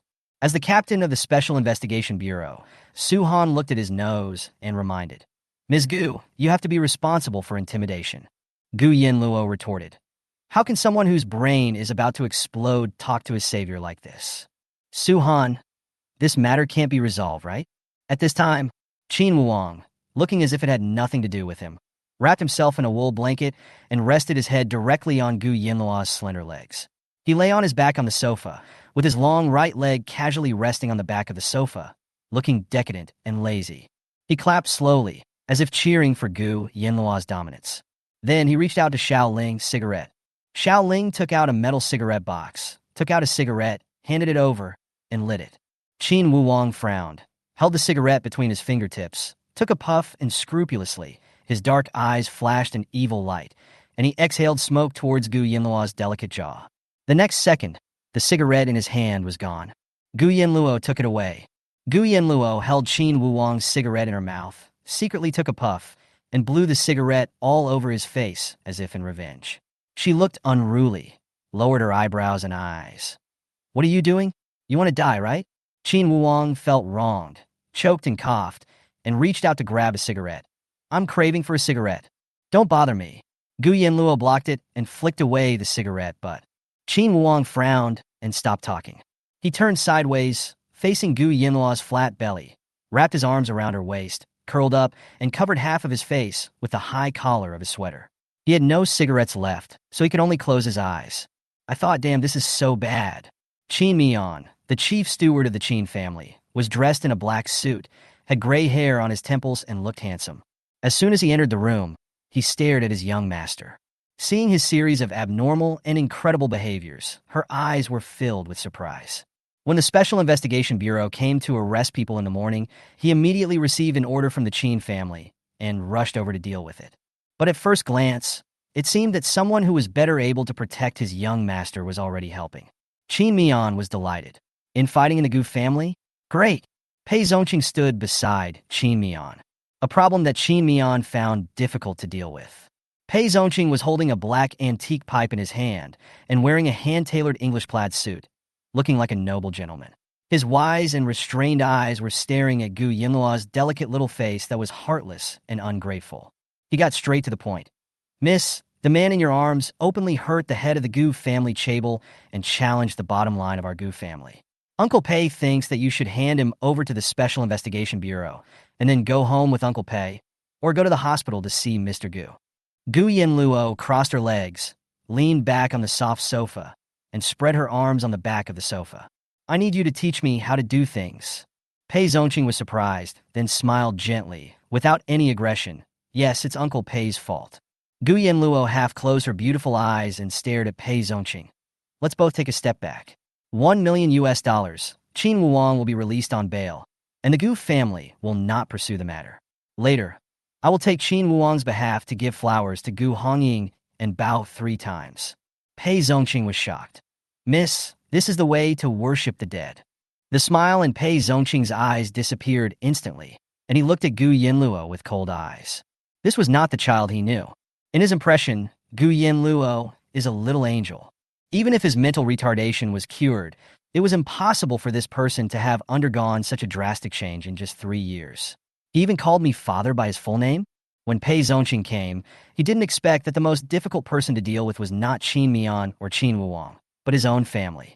Qin Mian saw the opportunity and looked shrewd and calculating. He stared at Gu Yanluo's injured left hand, pretending to be worried. "Miss Gu, are you injured? When I came here, I heard that someone disguised himself and wanted to kill you this morning. That was really dangerous." Gu Yanluo. "Qin Mian, Mr. Pei, this is too wrong. He came in without asking about your injuries, who caused it, and who ordered it. The Gu family really doesn't take you seriously. Know yourself and know your enemy, and you can fight 100 battles with no danger of defeat." It was an open secret in Kyoto's upper circles that Gu Yanluo was mentally retarded. Qin Mian also knew that Gu Hongying favored his adopted daughter instead of his biological daughter. Gu Yanluo saw that the Qin family's chief steward was meddling. However, she curled her lips and smiled, and followed Qin Mian's meaning and continued. "You are quite right. The Gu family did not pursue the person who wanted to murder me, but is making things difficult for the people who protected and helped me.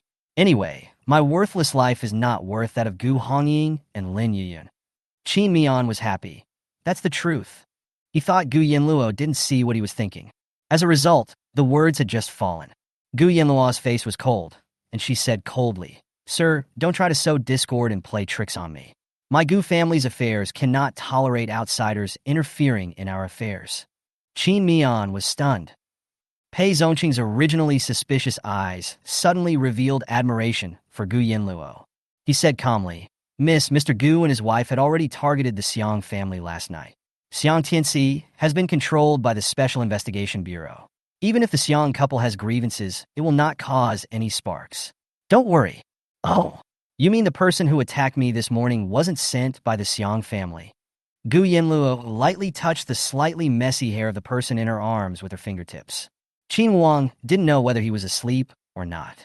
Lying on her legs, sideways, eyes closed, motionless.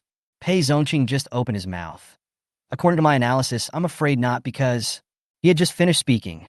Qin Wang suddenly curled up his legs, sat up, and interrupted gloomily. The Xiang couple loves money and power, and will never do anything that will harm their interests. Instigating murder is a serious crime. They are not stupid.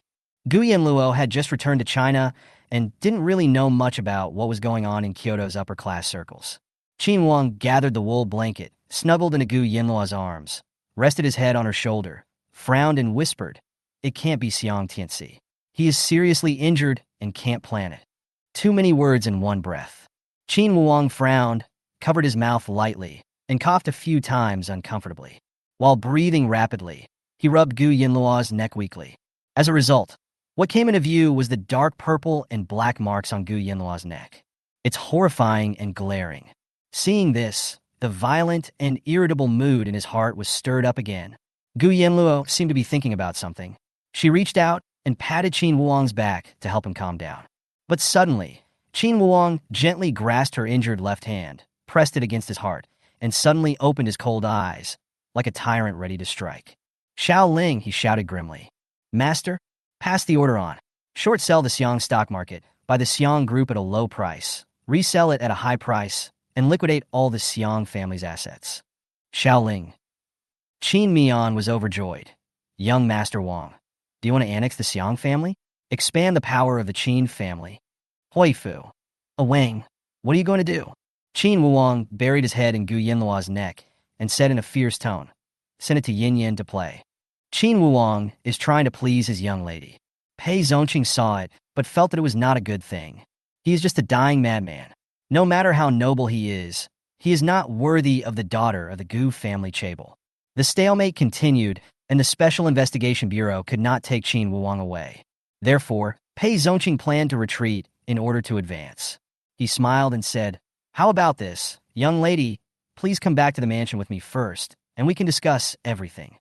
After getting rid of Gu Yanluo, it is not impossible for Pei Zongqing to order the Special Investigation Bureau to forcibly arrest Qin Wang. Qin Mian also said, Young master, the old man wants you to go home. You are weak, and you will not be used to living here. Listen to Uncle Mian.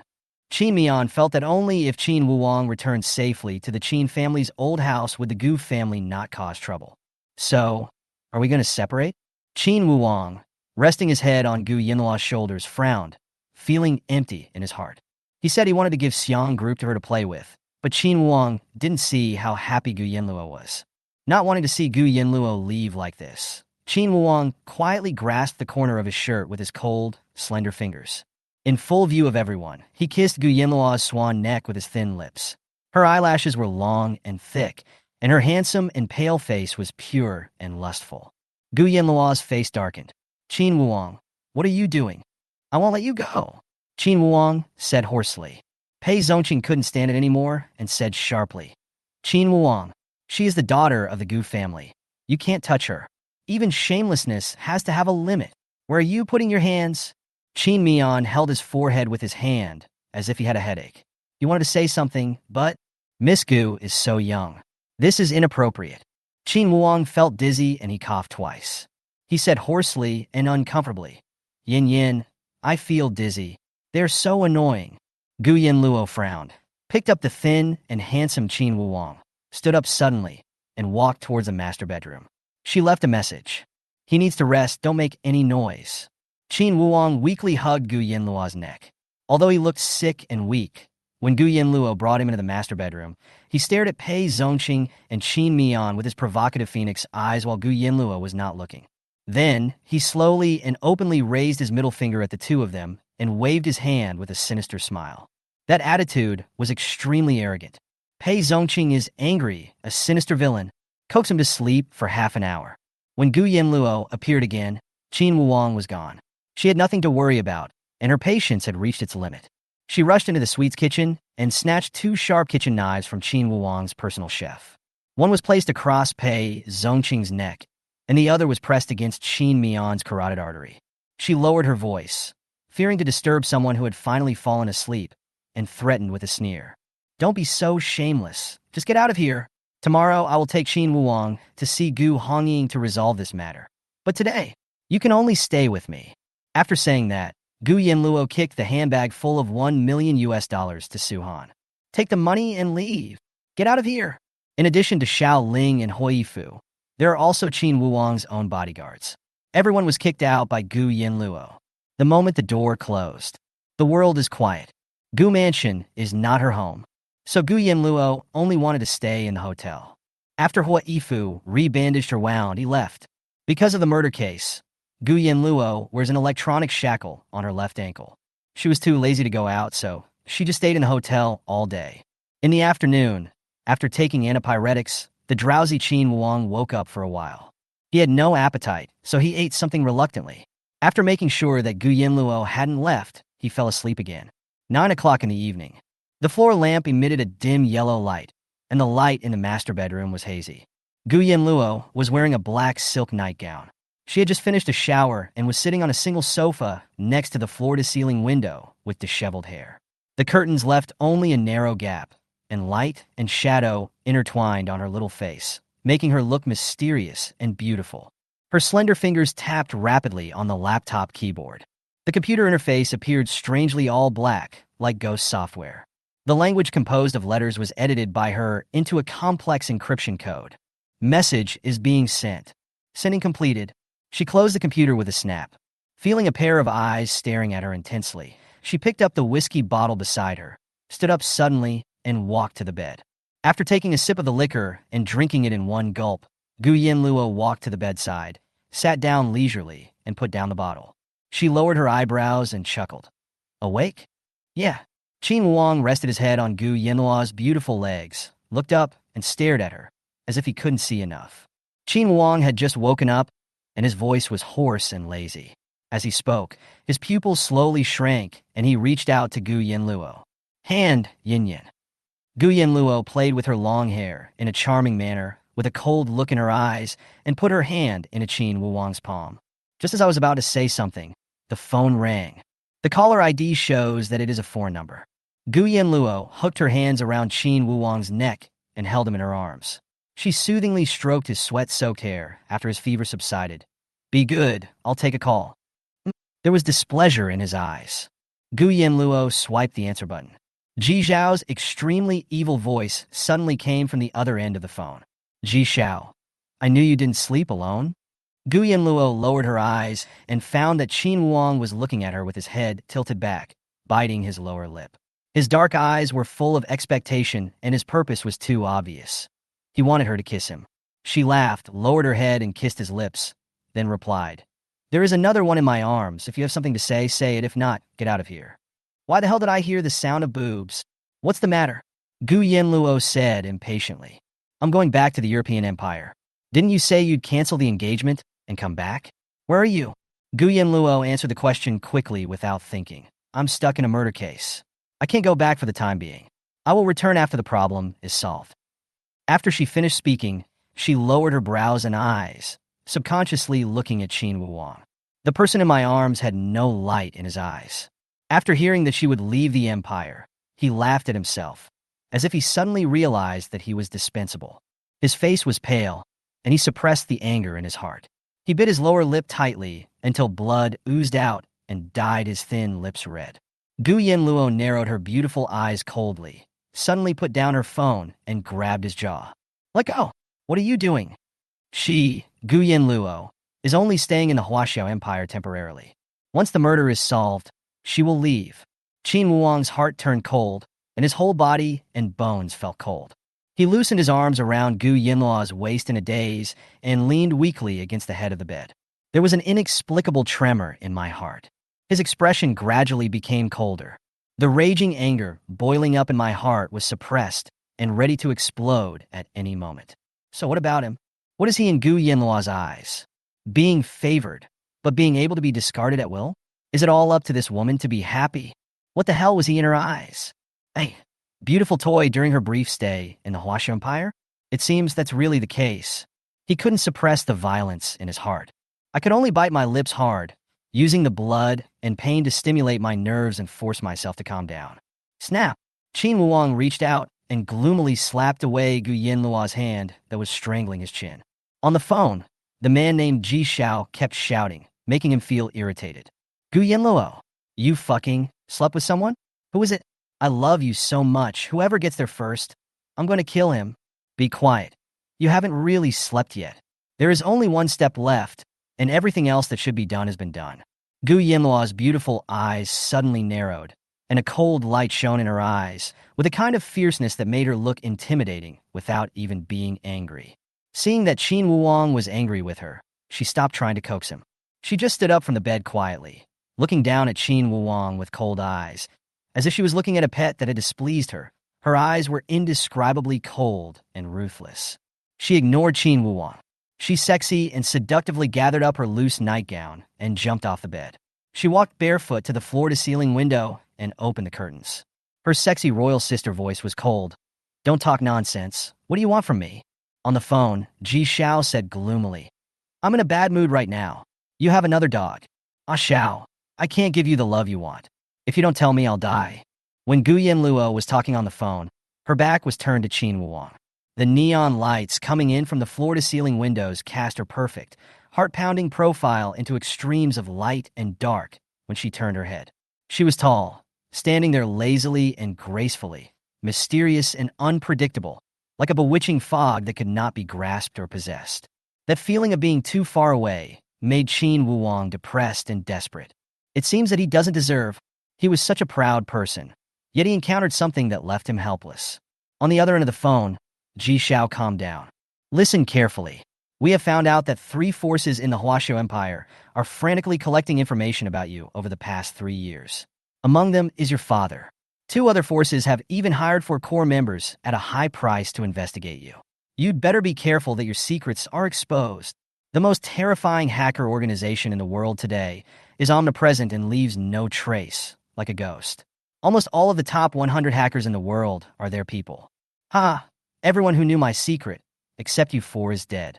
Gu Yanluo nonchalantly sucked on her fingertips, curled her lips, and smiled charmingly and coldly. Also, the delivery was successful.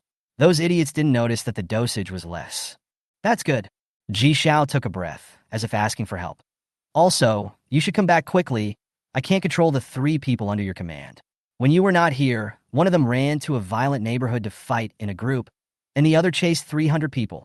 He poured gasoline on people, chased people for 4 blocks, and even wanted to set people on fire. Not to mention the other 2, one blew up the European Federation building, and the other stole things and broke into the French palace. My head hurts just thinking about it now. I know. I'll hang up first, Ji Xiao said gloomily. Why are you hanging up so quickly?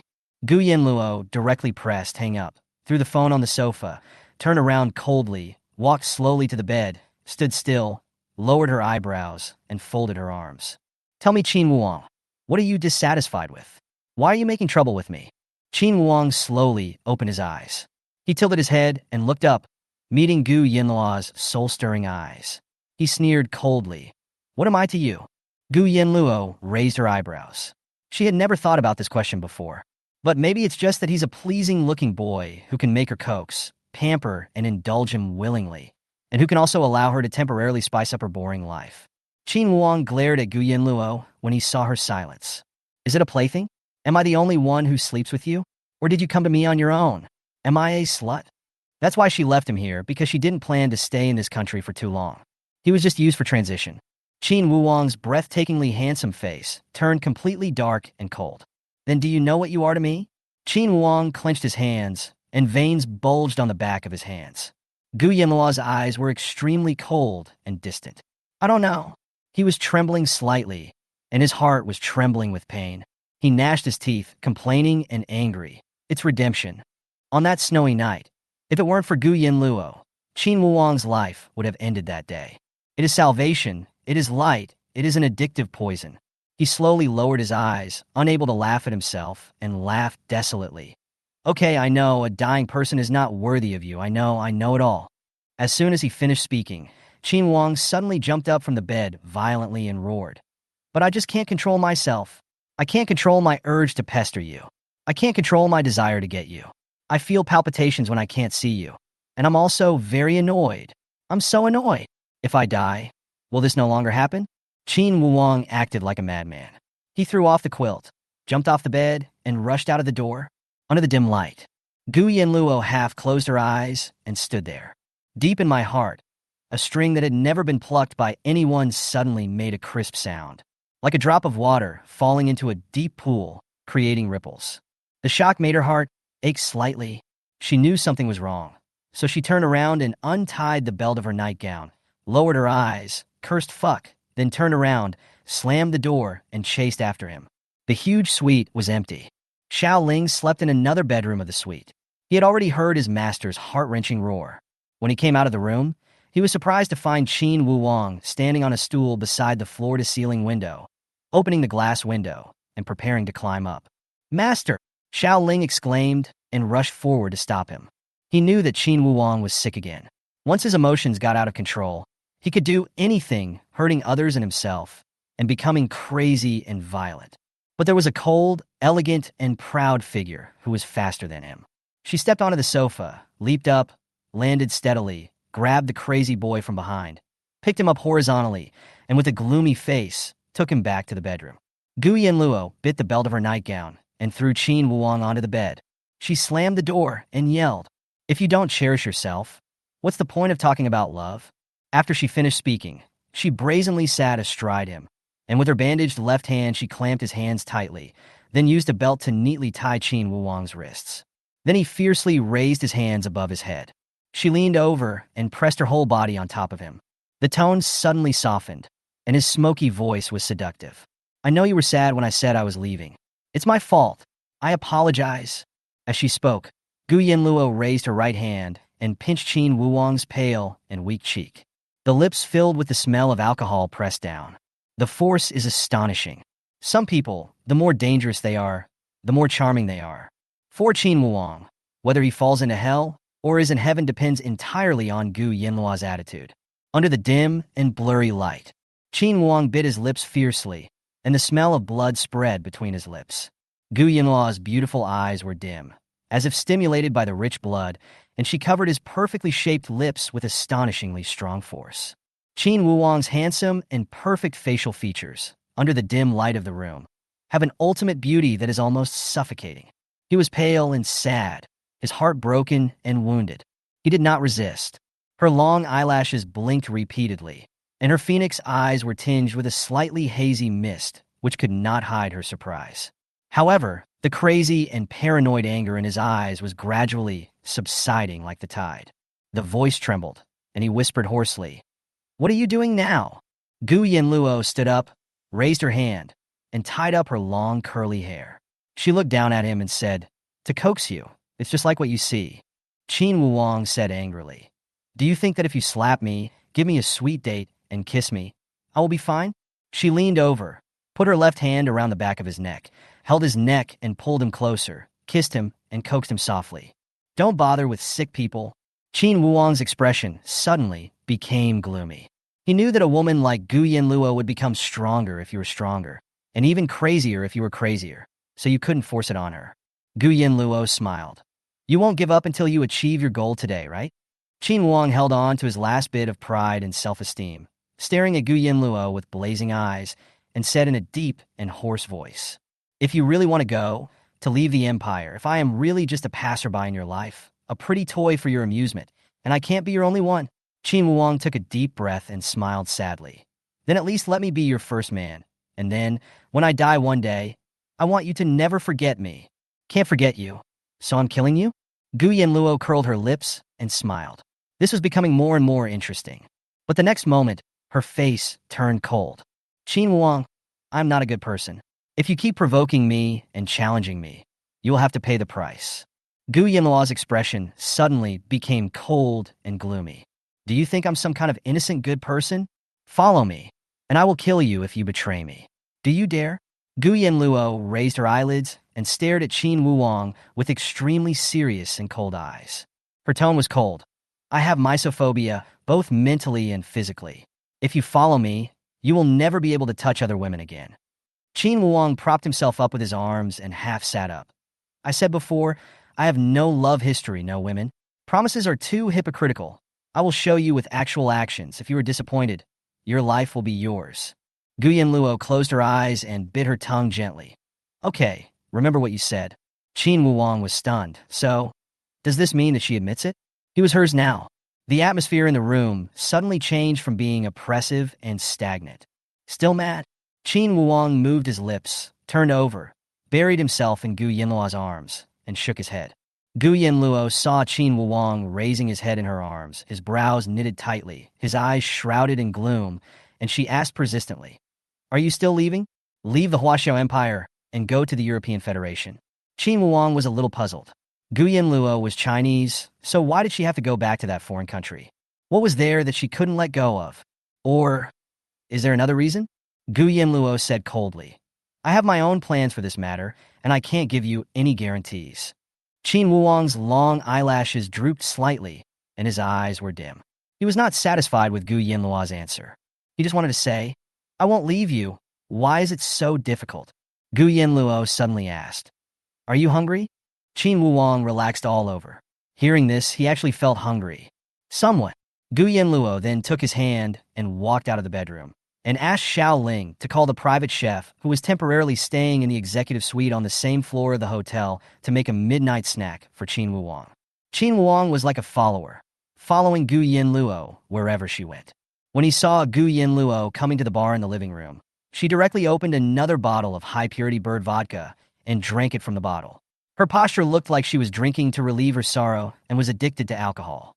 But she hid it too deeply, and no one could see what she had been through. Qin Wuwang lowered his eyes, and his gaze finally fell on Gu Yanluo's left hand wrapped in gauze. His eyes darkened, and he grabbed her wrist with a feeling of heartache and self-blame. The blood seeped through the gauze, and the wound split open again. Fortunately, Huifu left behind some spare gauze, disinfectants, and anti-inflammatory drugs when he left. Qin Wuwang dragged her to the sofa and sat down. What? Gu Yanluo was holding a wine bottle. Her hair was fluffy, her posture was lazy, and she looked confused. Stop drinking. He snatched the bottle and threw it to the ground angrily. Something bad will happen if you drink like this. He skillfully removed the gauze on Gu Yanluo's hand and carefully rebandaged her. It's all his responsibility. Gu Yanluo was stunned, looking at Qin Wuwang, who was bandaging her wound very seriously and carefully. After a while, she took a cigarette, and just as she put it in her mouth, it was snatched away by Qin Wuwang, broken and thrown away. Let's not smoke anymore and be human together. Who are you saying is not a human being? What are we going to do tomorrow? Qin Wuwang asked in a low voice. With no wine to drink and no cigarettes to smoke, Gu Yanluo sank into the sofa in annoyance. He said gloomily, Come back to Gu's house with me. And the consequences of taking Qin Wuwang home. There was a storm waiting for her. Cold winter, early morning. The luxurious and elegant master bedroom of Gu Mansion is filled with a solemn atmosphere.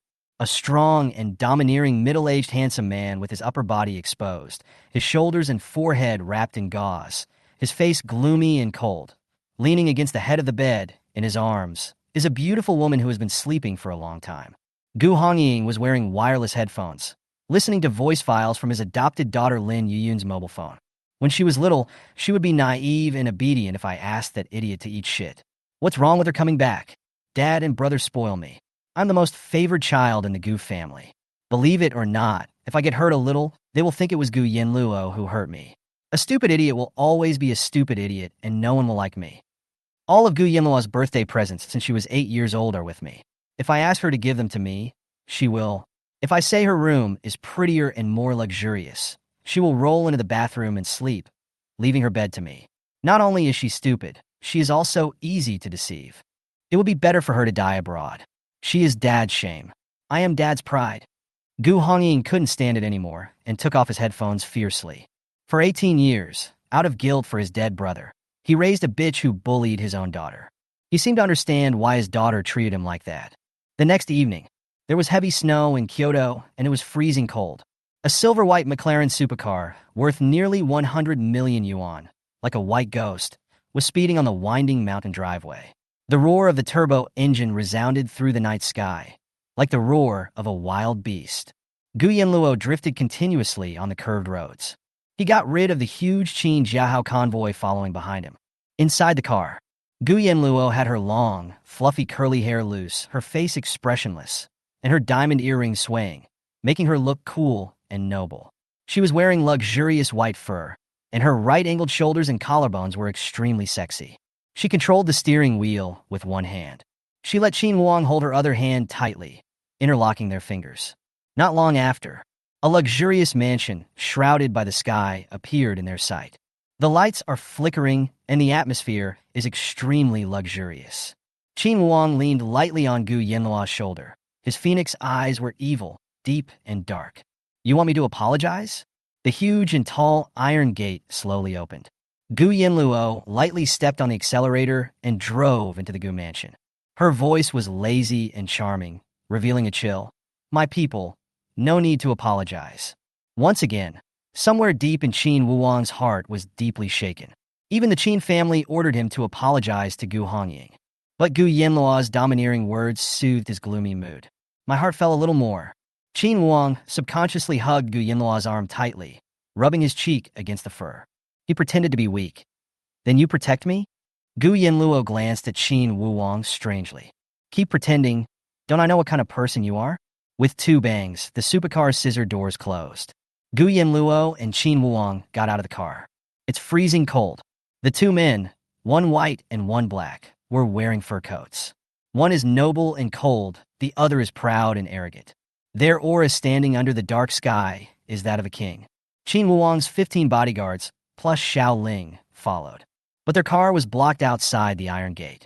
Neither cars nor people are allowed to enter Gu Mansion. Under the night, in front of the mansion, the magnificent medieval fountain was lined with Gu's servants. As soon as they saw Gu Yanluo coming towards them, they all bowed to her with great respect. "Hello, miss." Gu Yanluo stepped on the ground with her high heels. Her steps were domineering. With her long hair flying, she held Qin Wuang's hand, and the two walked one in front and the other behind. However, at the door of her house, Gu Yanluo suddenly stopped. She stood there coldly and arrogantly, and caught a glimpse of a tree-chopping axe left in the bushes of the English courtyard out of the corner of her eye. Her upturned, enchanting eyes suddenly flashed with an unusually excited light. It's like he's afraid the world won't be in chaos. She let go of Qin Wuang's hand, walked towards the bushes, picked up the abandoned axe, waited a few times, swung it in various styles to test the feel, then she held the axe in her right hand and returned to Qin Wuang. The servants of the Gu family were all stunned. "What is the young lady doing with an axe? Want to chop something?" The servant led the way. Gu Yanluo and Qin Wuang passed through several magnificent halls. "Go up to the second floor. Walk through luxurious hallways lined with antique paintings." Finally, he stopped at the end of the corridor and stood still. The double doors were closed, and two Gu family bodyguards stood at the door. The bodyguard was about to open the door. Gu Yanluo suddenly grabbed the back of Qin Wuang's head and pulled him close, with undercurrents in her eyes. "Go in and stay. I'll be there in a moment." Qin Wuang's eyes were gloomy, and he answered nonchalantly, After she finished speaking, Gu Yanluo turned around and left. No one knew what she was going to do. With a click, the gorgeous door opened. A magnificent reception room with a dome and stained glass windows on all four sides came into Qin Wuang's sight. The European-style fireplace was burning with charcoal, and the Baroque crystal lamps were shining.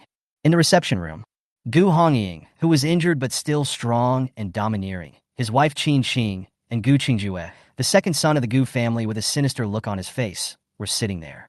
Pei Zongqing was standing behind Gu Hongying with an expressionless face. "As a mother, I am naturally happy that my daughter is back."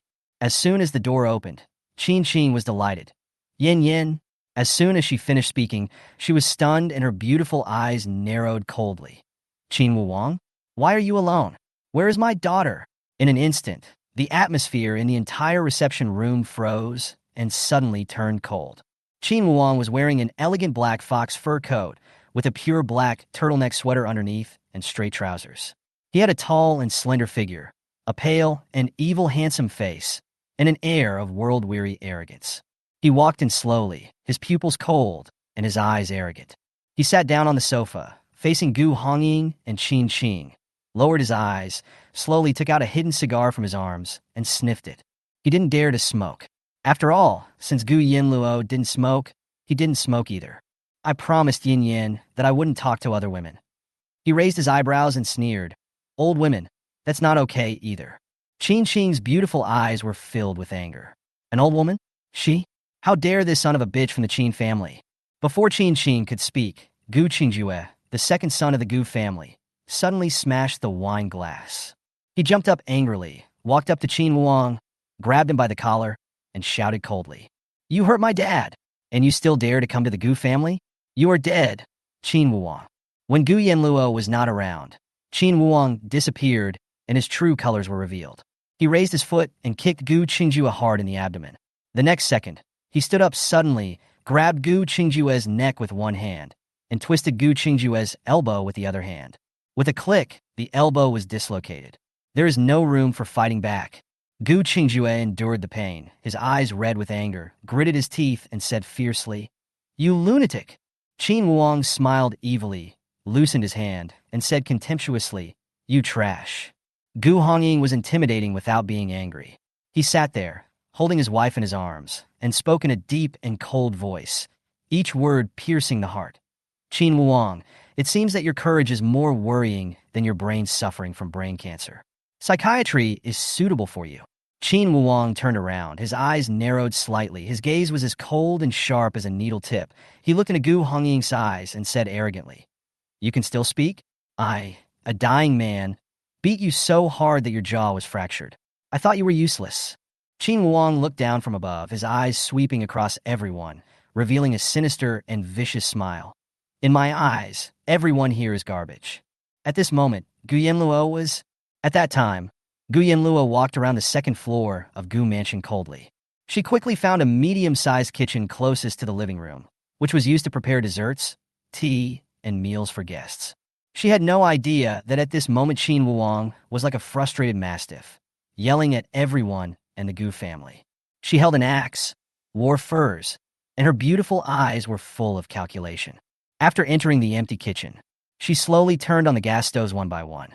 With a cold expression, he threw 6 cans of Coke into the oven and microwave, set the speed and bake time for 3 minutes. Then, he locked the kitchen door. She curled her lips into a faint smile, her eyes gleaming with vengeful pleasure, and walked gracefully to the living room at the end of the corridor. She returned home today, first for Qin Wuang, and second for the little fool who died in a foreign country, that is, the real Gu Yanluo. Gu Zhaixazi's body and memories merged with Gu Yanluo's soul. Now, they are one. Every late night, Gu Yanluo's mind would constantly emerge with the desperate and painful screams of another Gu Yanluo before her death, as well as the heart-wrenching cries. Before she died, she was calling for help mom and dad, but the one who caused all this was Gu Hongying, the father of Gu Zhaixazi. With a bang, the door of the living room was kicked open by Gu Yanluo. She walked in powerfully, elegantly, and domineeringly. She looked at everyone, then suddenly raised her arm wildly and swung the axe. Finally, he pointed the axe in his hand at Gu Hongying. She glanced at the golden pocket watch on her waist, calculated the time, and said arrogantly, "Gu Hongying, you have 3 minutes to call and withdraw the lawsuit. Otherwise, you will bear the consequences." She looked around the magnificent drawing room. I found the atmosphere was not right. Gu Hongying and Qin Qing's faces turned pale. Pei Zongqing's eyes were filled with anger. There was also a man whose identity Gu Yanluo couldn't remember for a moment. He was holding his dislocated elbow. He groaned, endured the pain, and forced his dislocated bones back into place. He stood up and stared at her with angry eyes. Well, this man is also a ruthless person. But why was he staring at her with such resentment? Gu Yanluo suddenly rushed in. Qin Wuang's body froze, and his expression changed faster than turning the pages of a book. He quickly concealed the sinister cruelty, evil arrogance, and viciousness in his eyes, turned around, and looked at Gu Yanluo with extremely resentful eyes. "Yin Yin," he called softly with frowned eyebrows. Gu Yanluo raised her eyebrows. You're still feeling wronged. What's wrong with you? Qin Wuang came to Gu Yanluo, wrapped his arms around her, pressed his pale cheek against her little face, his voice hoarse and his mood low. Gu Qingjue hit me, and you're still cursing. Your father said that I was mentally ill and was dying. I can't stand other people talking about this. It makes me feel uncomfortable. Oh, so the man's name was Gu Qingjue, the second son of Gu Hongying. She remembered. Are you hurt? Gu Yanluo glanced at Qin Wuang coldly. Qin Wuang said in a muffled voice, No, but I am afraid. When Gu Hongying saw Qin Wuang's tone and expression, his face instantly turned cold. What a shameless person. Is his daughter blind? Let Qin Wuang act like this and confuse right and wrong. Qin angrily pointed out. Baby, you can't trust him. He is just pretending. Gu Yanluo ignored him, lifted the arm that Qin Wuang was holding, stroked his cheek with her fingertips, and pinched it playfully. What are you afraid of? Didn't you also dislocate that guy's arm? Qin Wuang's eyelashes drooped slightly, feeling Gu Yanluo's gentle caress. You don't blame me? Gu Yanluo smiled charmingly. It's okay. It's all up to you. Qin Wuang felt relieved. But this will make your father even angrier, and he will not let me go. Hearing this, Gu Yanluo sneered indifferently. Don't worry, he will let you go. Absolutely. Qin Wuang raised his eyebrows. Are you so sure? Although he also had a backup plan and knew that Gu Hongying would never be able to touch him, he still began to wonder what Gu Yanluo would do. Just watch. After Gu Yanluo finished speaking, she smiled mysteriously and counted down to 1 in her heart. Then, the fire alarm went off. Seeing that the time was almost up, Gu Yanluo swung an axe and smashed the retro-stained glass window. The next second, there was a deafening explosion. The crystal chandelier shook and the ground shook like an earthquake. Thick smoke, accompanied by flames, seeped in through the tightly closed door of the reception room. Gu Yanluo laughed extremely arrogantly. Under the astonished gazes of Gu Hongying and the others, she took Qin Wuang's hand and walked to the window in 3 or 2 steps. Go! Jump out the window! Almost at the same time, Qin Wuang and Gu Yanluo stepped onto the windowsill and jumped up, fearlessly. The explosion was earth-shattering.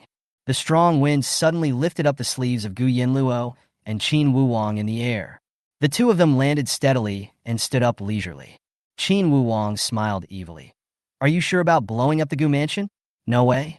Gu Yanluo put one hand in her pocket and gently lifted her long hair. She turned her back to the blazing flames coming out of the second floor behind her. Amidst many exclamations and explosions, she walked out onto the empty lawn. Turning around and looking up, I saw the falling snow and flames shooting up into the sky. Of course not. The firelight from the Gu mansion illuminated Gu Yanluo's beautiful eyes that were as dazzling as the starry sky. She said calmly, The fun has just begun. This is just a show of strength. Gu Yanluo knew that the Gu family members were no simple people, and this kind of small explosion could not hurt them at all. Really, in a few seconds, Gu Hongying, with his shoulders wrapped in bandages, held his wife Qin across the waist and jumped out of the broken window with a domineering look. After landing safely, he stood up proudly.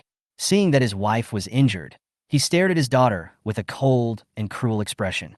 A deep voice shouted angrily, Gu Yanluo, don't think that I dare not do anything to you just because you are my daughter. Qin's arm was bleeding. She was stabbed by broken glass. Her face turned pale with pain. She curled up in Gu Hongying's arms, trembling. She looked at Gu Yanluo heartbrokenly. Yin, why did you do this? Following Gu Hongying and jumping off the river were his second son, Gu Qingjue, and Pei Zongqing. All of them had grim faces. The most furious person was Gu Qingjue. He was 1.9 meters tall and had a terrifying aura. He roared, Dad, Mom, this is not your daughter. She is a murderer. She killed Yuna, and she wants to kill us? She is a lunatic like Qin Wuang. There is no such vicious person in the Gu family. Gu Yanluo looked up, looked at the falling snow, and smiled nonchalantly. Thank you for the compliment. But Gu Qingjue is right. I am indeed not your daughter. Gu Yanluo revealed a look of regret in the corners of her eyes and pretended to sigh. Gu Yanluo died a long time ago. 2 years ago, when she was 16, she died on the cold operating table in the biological laboratory. The one who caused all this was her good father.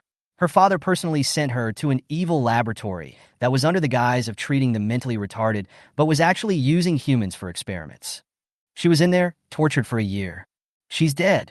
It was a tragic death. How miserable is it? Let me tell you about it. Chapter 31. From now on, she, Gu Yanluo, has me and the Qin family to protect her. Flames shot up into the sky, and the Gu mansion was in chaos.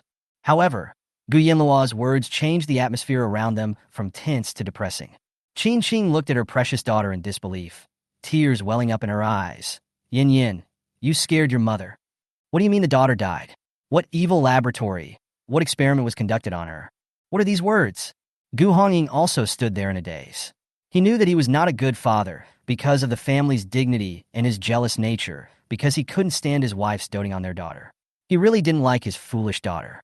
But Gu Yanluo's words were like a blow to Gu Hongying's heart, shaking him with a dull pain in his chest. No matter how bad he was, he never wanted his daughter to die. But what did Yenner mean? Gu Qingjue was extremely saddened by Lin Yuyun's death by hanging. He glared at Gu Yanluo and reminded his father, "Dad, don't listen to her nonsense. Shut up." Gu Hongying shouted angrily. "She is your real sister. Let her finish what she is saying." Qin Luong stared at Gu Yanluo's calm and composed look, his eyes as dark as the abyss. He believed every word Gu Yanluo said. However, he did not believe in resurrection from the dead. If Gu Yanluo really died 2 years ago, then who is this girl? In fact, Qin Luong has always been wondering. Gu Yanluo's decisiveness, ruthlessness, cruelty, ruthlessness, and steadfastness are beyond her age. Even people of the older generation may not be able to achieve her level. There is also the calmness in her eyes that shows that she has experienced many vicissitudes of life, seen through the ups and downs of the world, and remained calm even when faced with a crisis, as well as the carefreeness in facing death without any fear. Unless it's a different person, a fool wouldn't become like this in 3 years. Qin Luong concealed the strange look in his eyes. He felt that what happened to the foolish Gu Yanluo in the past had nothing to do with him. The one at the top of his heart is Gu Yanluo now. The cold wind ruffled Gu Yanluo's hair at her ears. She walked slowly to Gu Hongying. She turned around with a smile, gathered her long hair that flowed like a waterfall, and lifted it to one side of her chest. She turned around, revealing the back of her snow-white neck. "See, the number on the back of my neck. Subject 10233, dead." Gu Yanluo turned around and faced Gu Hongying, who was in disbelief. She adjusted her long hair gracefully, with a lazy posture. She described it calmly. "Have you ever felt the pain of being electrocuted all over your body 365 days a year? The blue light of the electric shock stimulates the brain and the heart. Your hands and feet will spasm uncontrollably, your mouth will foam, your heart will twitch, and your veins will bulge. It feels really..." Gu Yanluo hesitated and sighed. "Damn stimulation." Whenever her heart stops beating and her breathing becomes tenuous, your daughter, who is being used as a test subject, will be injected with an experimental drug called. It is a drug that can stimulate the central nervous system and make people excited. After the injection, she will wake up, and then the next round of electric shocks will begin, a new round of torture. Gu Yanluo approached Gu Hongying, her beautiful eyes wide open, a poisonous light flashing in her eyes, and she smiled grimly. She calls out to Mom and Dad every day, "Save me, save me." She said she wanted to go home. Even a second before she died, she was still shouting. Gu Yanluo imitated the wailing of Gu Ziyashazi, with a bleak look in her eyes. "Dad, I'll be good. I won't make you angry. Take me home." After Gu Yanluo finished speaking, she began to laugh crazily. Gu Ziyashazi's heart-wrenching screams and the cold voices of the experimenters still echo in her mind. "Electric shock. Ah, electric shock. Dad, save me. Yenna wants to go home." That scream was filled with despair, pain, collapse, and death, until he lost his voice and died. "Stop talking. Stop talking." Qin covered her ears and screamed. She couldn't bear it any longer. Her own daughter, whom she had carried for 10 months, was used as a test subject. Listening to Gu Yanluo's words, everything seemed so real.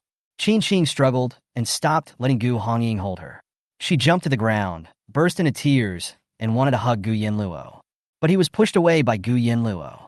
Under the night sky, Gu Yanluo's face, which captivated everyone, was filled with ruthlessness, and her eyes were full of poison and a desolate and sad smile. She suddenly shouted at Gu Hongying. And then she died. She was tortured to death. What's wrong with bombing you? What's wrong with hurting you? Are you angry? Are you complaining? Do you deserve it? You owe her this. You, the Gu family, owe her an apology. Unfortunately, the beauty has passed away. She, Gu Yanluo, is not Gu Shaosha. It's too late. Qin Qing was wearing thin clothes. She was pushed by Gu Yanluo and lost her balance and fell to the ground. He sat there alone, refusing to get up even with help from others. She sobbed in despair and covered her face with tears. The tall and strong Gu Hongying bent down to hug his wife, but was pushed away by Qin Qing. Gu Hongying, I hate you.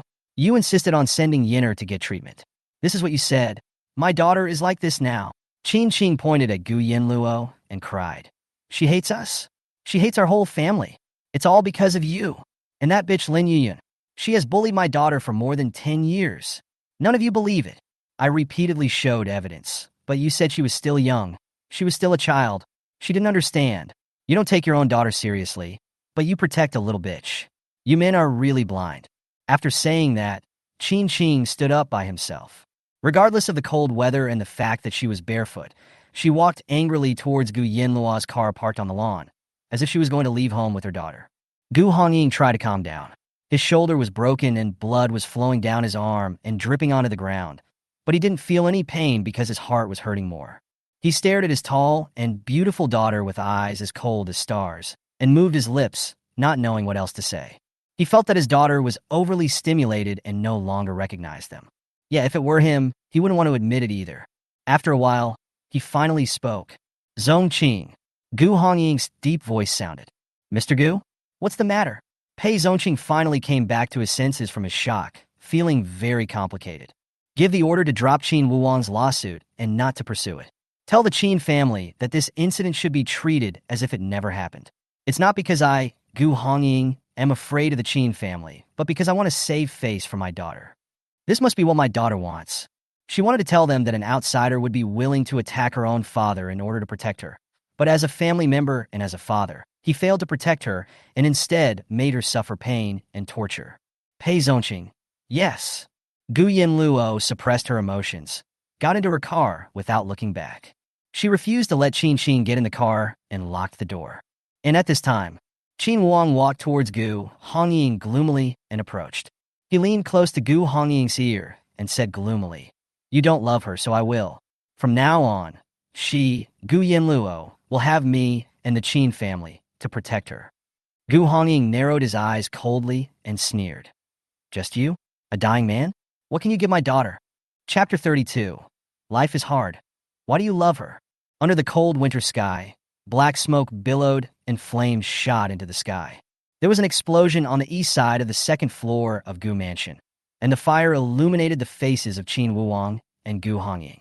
The two men approached each other, looking at each other at eye level. The strong wind blew up the snow, and a terrible cold chill filled the surroundings in an instant. Qin Wuwang's expressionless pale face was filled with coldness. He spoke to Gu Hongying word by word. One life, one heart, everything I have, and after I die, I will give her freedom.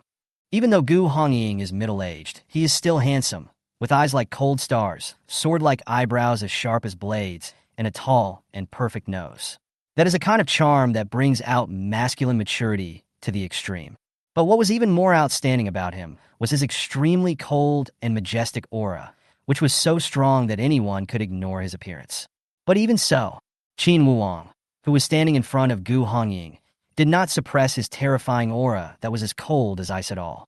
Instead, it was like a raging fire behind them, sweeping across every inch of Gu Mansion unscrupulously. This is the real Qin Wuwang. Although he is young, he has the aura to rival Gu Hongying, one of the overlords of the empire.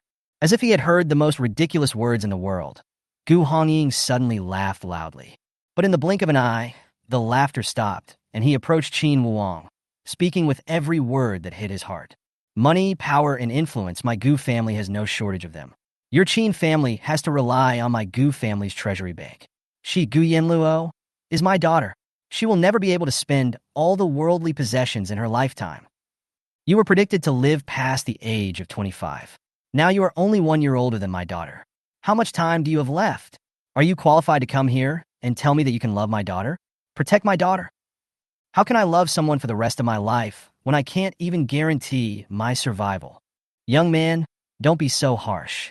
If you die, everything will be over, but the living will suffer forever. You are too selfish, and my daughter deserves the best. Qin Wuang's pupils slowly shrank. His face was expressionless, hiding all his emotions.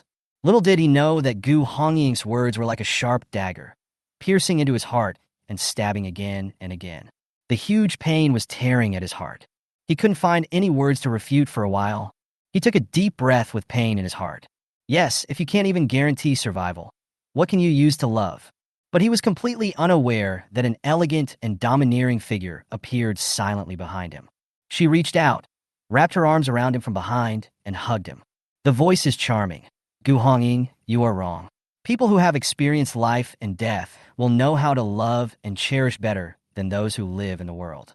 Because they know that life is short, they will do their best to grab everything they want. This kind of obsession is very scary.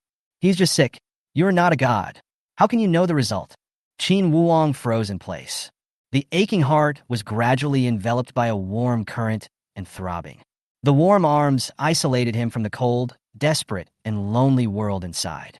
He took a careful breath of the cold air, turned around suddenly, stretched out his hands, tightly embraced Gu Yanluo's slender waist, lowered his head, and buried his head in her fragrant neck.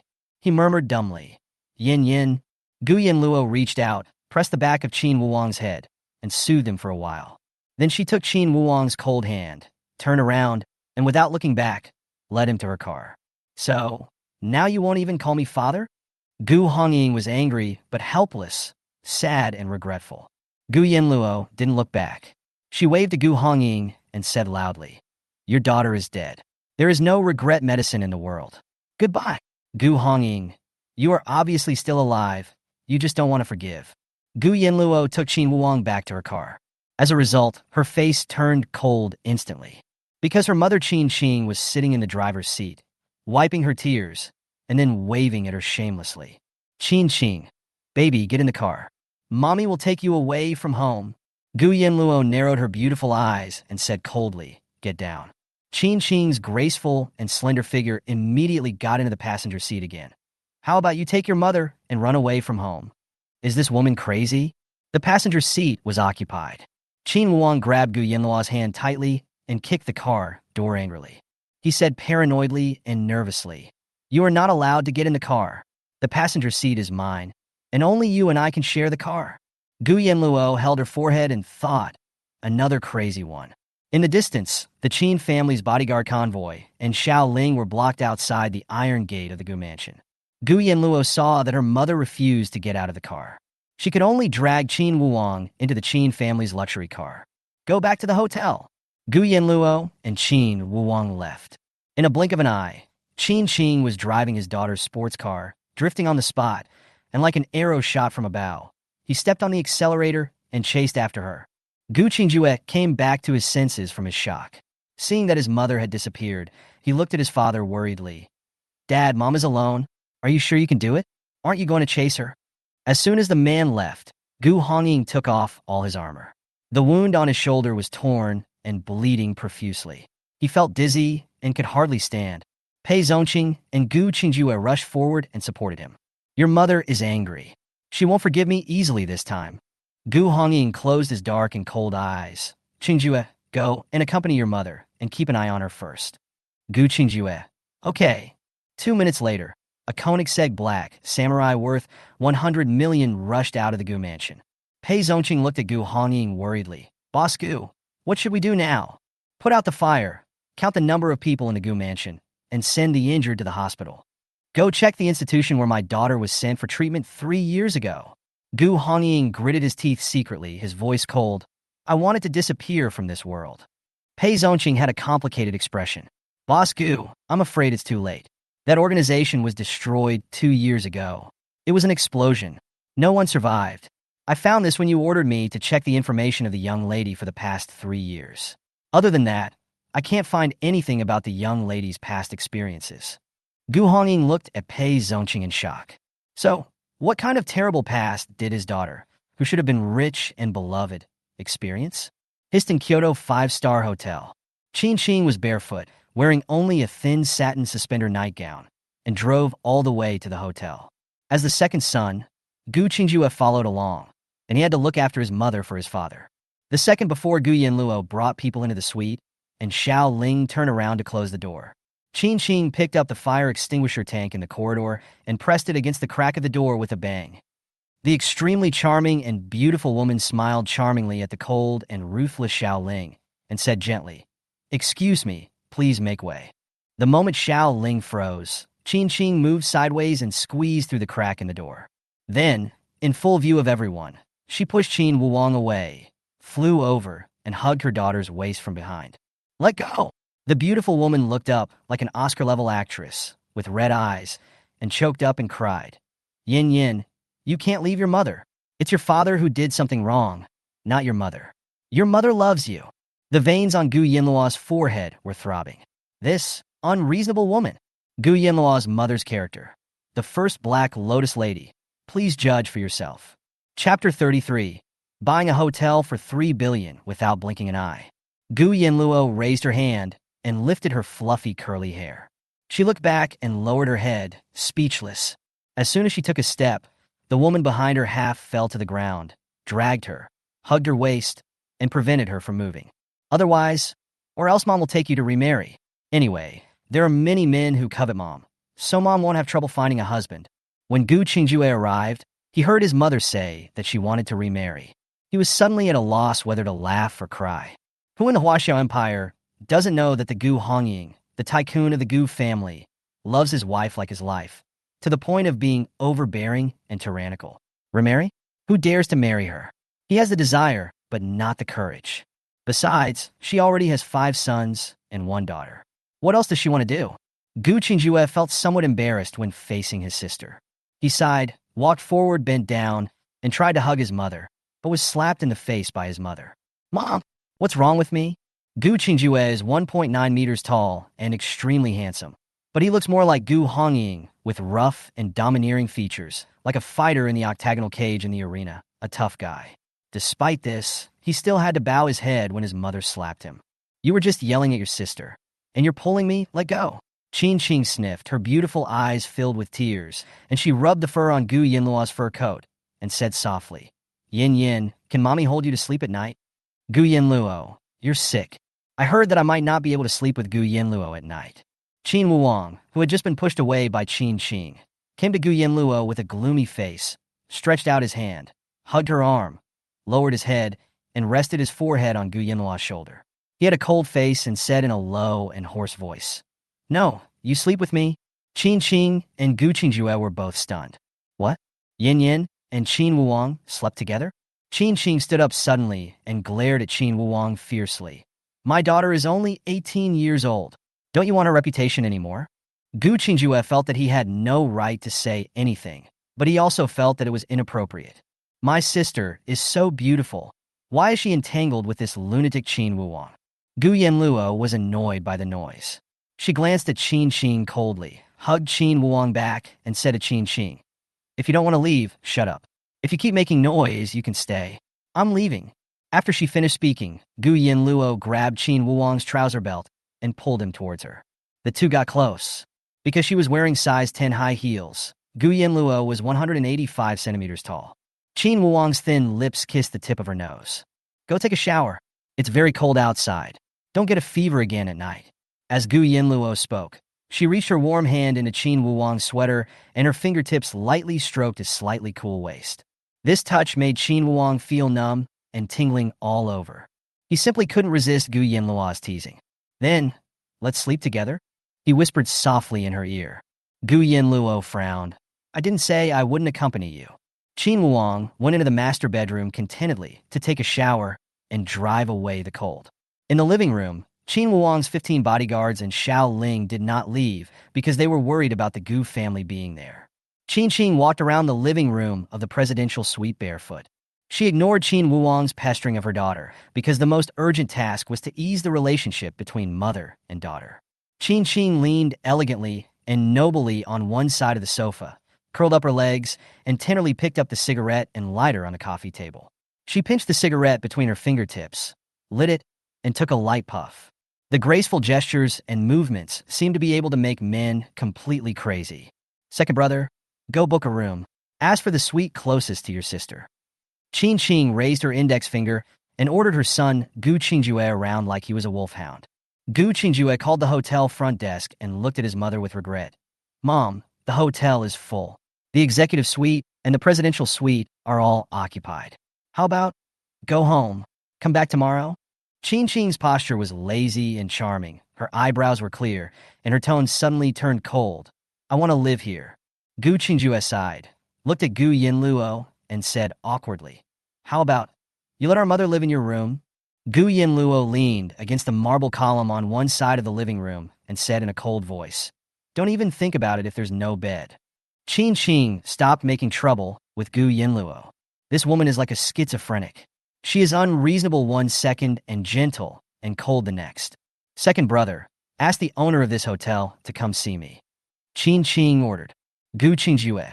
Minutes later, Qin Wang washed off the cold air. His hair was half wet, and he walked out in his pajamas. Gu Yanluo took off her fur coat and put on a one-shoulder, low-waisted top. Her tight jeans made her thin, straight legs look incredibly long. Her hair was curled at the ends, and she leaned against the column with her hair disheveled and a lazy and indifferent look on her face. Seeing him coming, Gu Yanluo glanced at him coldly. Qin Wuang stepped forward and wrapped his arms around Gu Yanluo's slender waist without a trace of fat. He stroked and kneaded it with his fingertips. He lowered his head and couldn't help but bite her bony shoulder and kissed her delicate neck. He murmured, what is your mother doing? Can't you see it yourself? The real murderer. Histon is a well-known five-star hotel in Kyoto. The owner, Liao Bo, is a tycoon in the hotel industry, worth billions and in his 50s. As soon as he heard that Qin Qing, known as the most beautiful woman in the empire, wanted to see him, he rushed over immediately. Qin Qing curled her lips slightly and leaned leisurely on the sofa. The satin suspender nightgown made her look noble and gentle, and her demeanor was as dignified as a goddess. She was in her 40s, but looked like she was in her 20s or 30s, with no trace of time at all. Qin Qing said with a smile, Mr. Liao, I want to buy your hotel. Liao Bo was dressed in a suit and tie, and he looked a little overweight, but very imposing. He stole glances at Qin Qing several times, but he only dared to satisfy his gaze, because he couldn't afford to offend Gu Hongying. Mrs. Gu, this hotel is not for sale. Qin Qing smiled. Her curly hair made her look extremely charming, and said coquettishly, I can buy anything, old brother. How much is it? Name a price. Liao Bo, I mean, it really can't be sold. Qin Qing interrupted with a cold face. Make an offer. At this time, Gu Qingjue had already obediently taken out his checkbook and pen, ready to fill in the amount at any time. It seemed like he had gotten used to it and didn't care about money at all, as long as his mother was happy. Liao Bo was stunned and just casually said a price. 3 billion? Qin Qing hooked his finger at his son without blinking. The next second, a signed check for 3 billion was handed over. Qin Qing held a cigarette between his fingers, stood up gracefully, walked slowly to the owner of the Histon Hotel, and handed him the check. Then she smiled like a goddess, curled her lips, and said to her son, now, find someone to clear out the other presidential suites in the hotel and throw out anyone who is living in them. I will stay in the hotel with my daughter. I will stay as long as she does. After saying that, Qin Qing gracefully stretched out her hand and poked Liao Bo, the former owner of the Histon Hotel. You get out of my hotel too. At that time, Gu Yanluo had her eyes closed, enjoying Qin Wuang kissing her neck bit by bit. Suddenly, she smelled a fragrant breeze and opened her eyes coldly. Qin Qing had already held her hand. Yin Yan, this hotel is ours. You can stay as long as you want. Can Mom accompany you? We will ignore Dad. Gu Yanluo. Old woman, does your husband know that you are such a spendthrift? Chapter 34, I want to go to prison to feel the beating of society. Qin Qing bought the hotel where her daughter was staying and lived with her.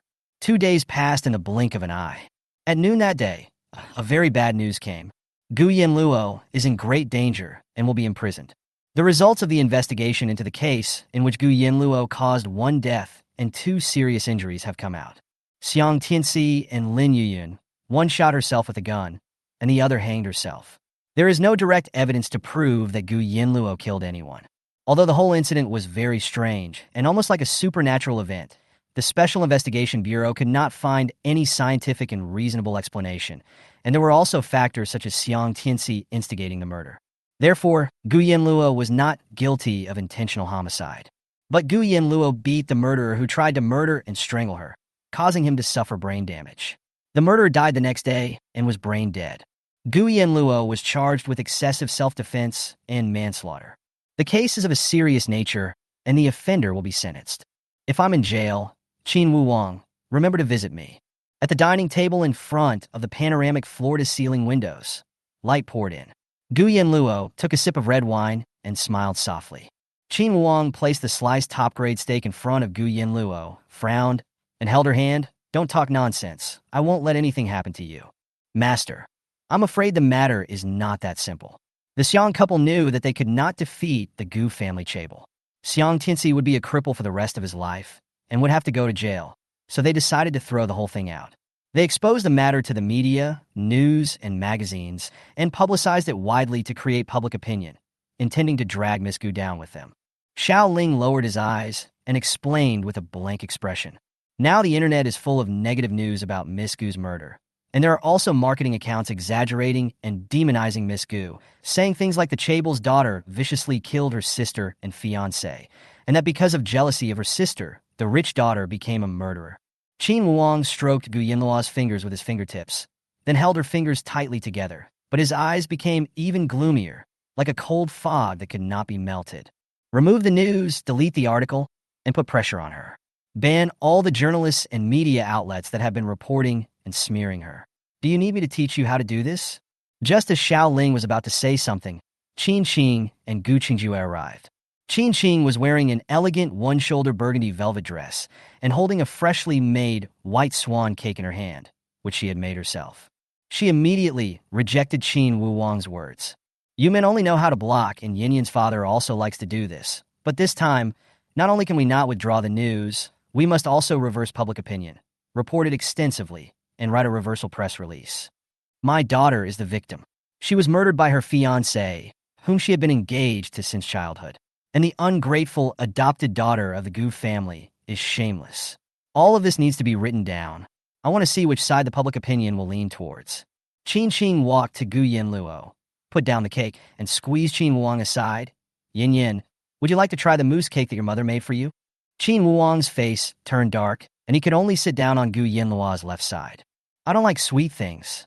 Gu Yanluo's delicate face was extremely cold. But you were quite right. Public opinion does not need to be withdrawn. It should be done as it should be. Besides, she smiled. The more beatings life gives you, the stronger you will be. I really want to go to prison to feel the beatings of society. Qin Qing smiled gently. The world is so beautiful, and Yin Yan is so irritable. This is not good, not good. Gu Yanluo raised her eyebrows and looked at Qin Qing. She suddenly frowned. Why do you look so bad? Qin Qing's lips were pale, his face was dark and blue, and his eyes were dark. Qin Qing was delighted and turned around to show off to her son. Second brother, your sister cares about me. Gu Qingjue smiled helplessly and noticed that his mother looked very ugly. He felt panicky. Mom, what's wrong with you? If his mom was going to be sick, his dad would kick him to death. It's nothing. I just got used to my bed and didn't sleep well. As she spoke, Qin Qing stood up, but her figure swayed and she almost fell down. Fortunately, Gu Yanluo was quick-witted and held it with one hand. Gu Yanluo said coldly, Go and rest. Qin Qing was helped away by Gu Qingjue. However, Gu Yanluo looked at Qin Qing's back with an indescribable strange look in her eyes. Didn't sleep well? No, that's not the look of someone who didn't sleep well.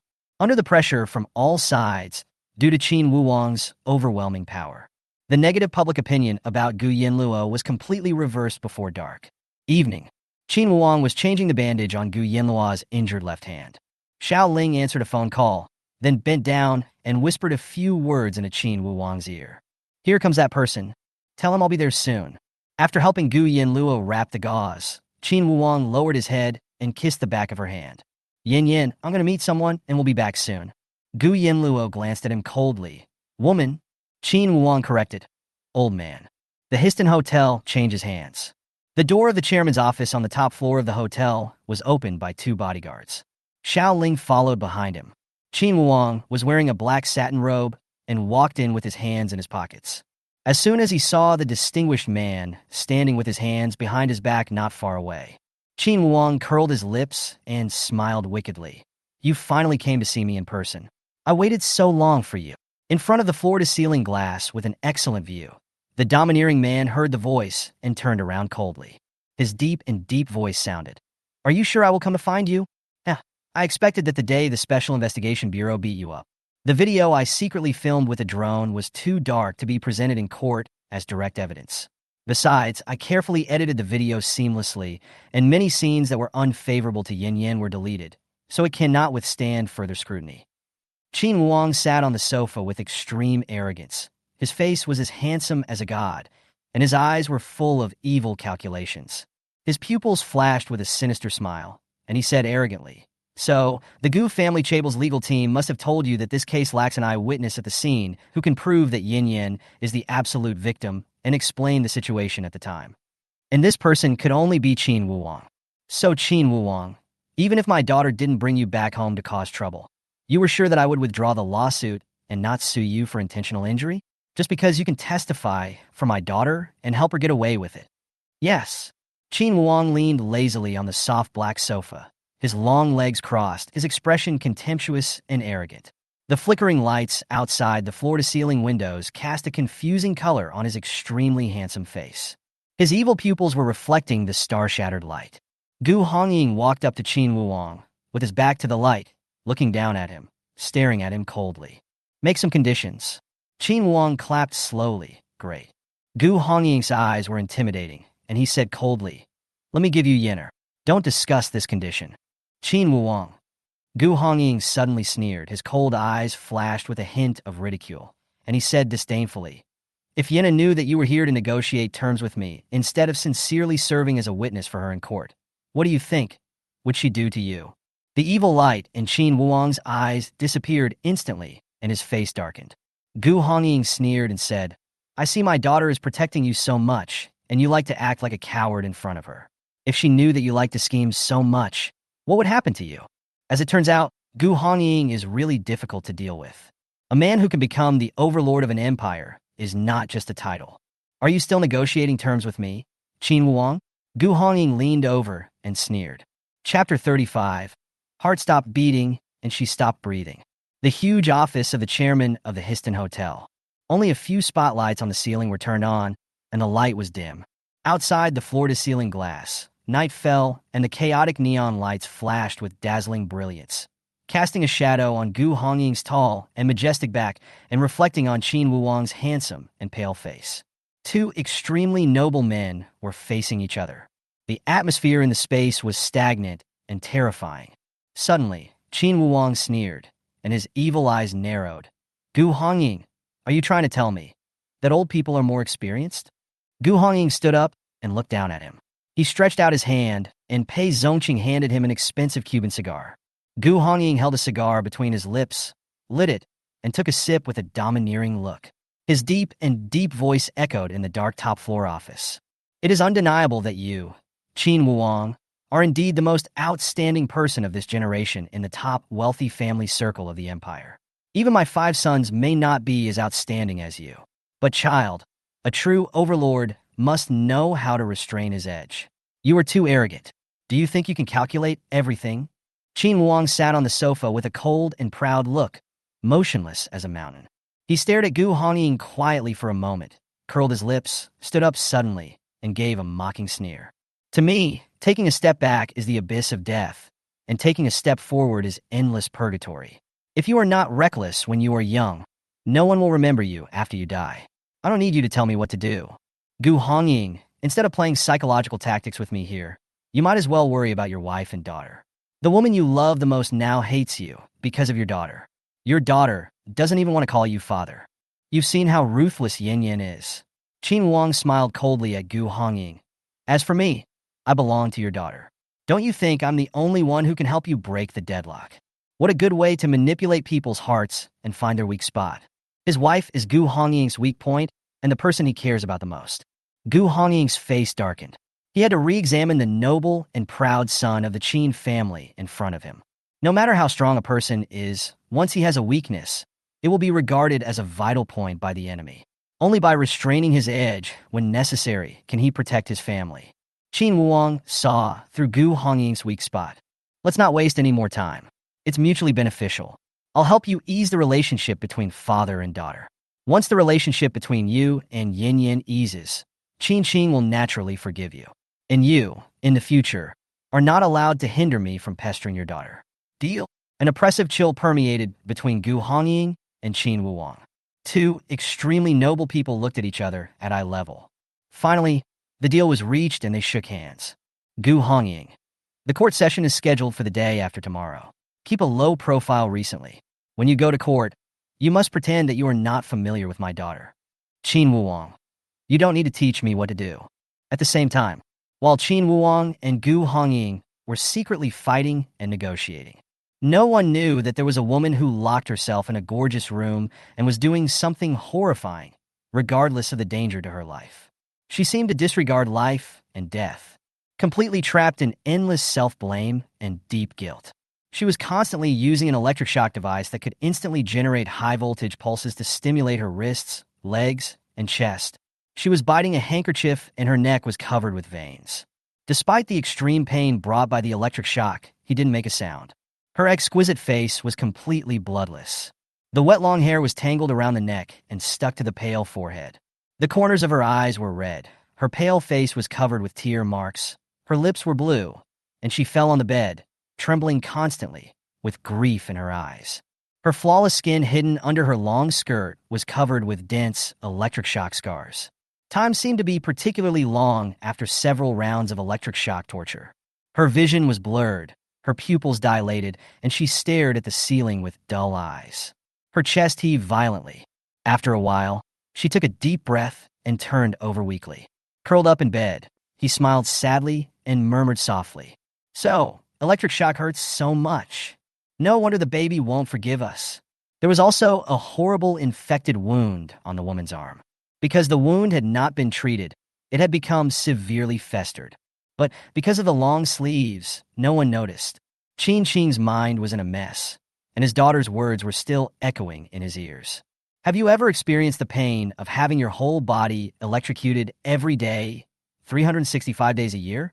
Every day, she calls out to mom and dad, "Save me. Take me home."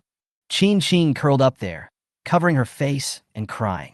The child she gave birth to after 10 months of pregnancy suffered such torture in a foreign country, but she knew nothing about it. Thinking of this, Qin Qing felt sad, and his trembling fingers slowly grasped the electric shock device again. As the electric shock made a sizzling sound, she laughed at herself, closed her eyes, and as tears fell, she fiercely applied the electric shock device to her temple. "Mom doesn't know how to make it up to you, but I can personally experience the pain you've been through." After a few seconds, the shock ended. The woman's hands dropped weakly. In the dark room, she lay there silently, and soon, even her chest stopped rising and falling. Gu Qingjue knew that his father was coming. I also secretly prepared a surprise for my mother. He swiped his card, stepped into his mother's suite, and stopped at the door of the master bedroom. Knock on the door. "Mom, Histon's Western restaurant has a Michelin 3-star chef. Do you want to try it?" "Mom." "Sister. Can I call you sister? You're unhappy, and I'll kick you a few times to vent your anger." Gu Qingjue turned the door handle and found it was locked.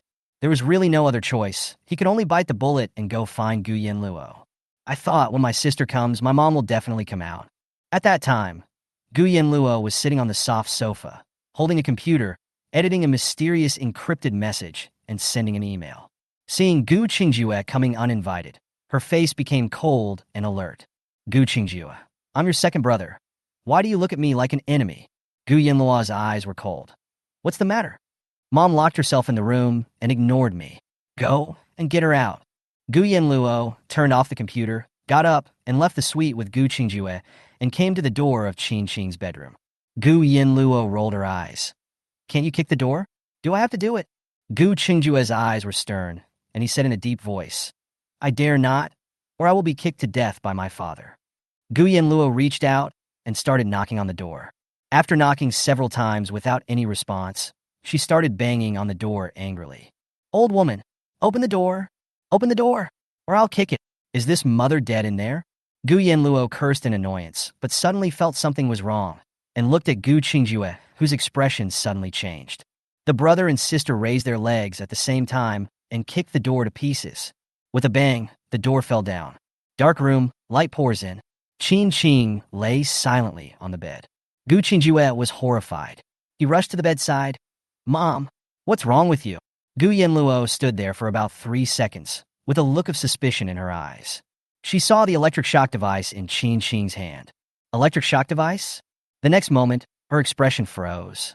She paced over, stepped on the messy quilt, came to Qin Qing, knelt on the bed, and reached out to press her pulse on the neck. Almost no feeling. Yin Yin, mommy is not breathing. Chapter 36. Race against death and time. How so? Gu Qingjue's voice trembled. He reached out to feel his mother's breath, but there was none. To listen to one's mother's heartbeat, no. But he did not panic. Not only him, but Gu Yanluo was also not flustered. Gu Yanluo had no expression on her face and was incredibly calm. Calm down first. Gu Qingzhu, I'm calm. I'll call an ambulance. Do you know how to perform CPR? Gu Yanluo did not answer. She folded her hands, interlaced her fingers, and pressed Qin Qing's chest quickly and skillfully. The ambulance is too late. It's rush hour in Kyoto now. There's a huge traffic jam. The ambulance is too slow. Helicopter! Send a helicopter! Gu Yanluo stared at Qin Qing's lifeless face. Her pale forehead was covered with sweat, and the electric shock marks on her skin were glaring. This woman is so cruel. What had she done to herself? Electric shock? She hid in her room and shocked herself? Is she crazy?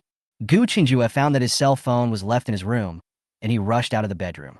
As a result, he ran into Gu Hongying, who appeared side by side with Qin Wuwang in the corridor.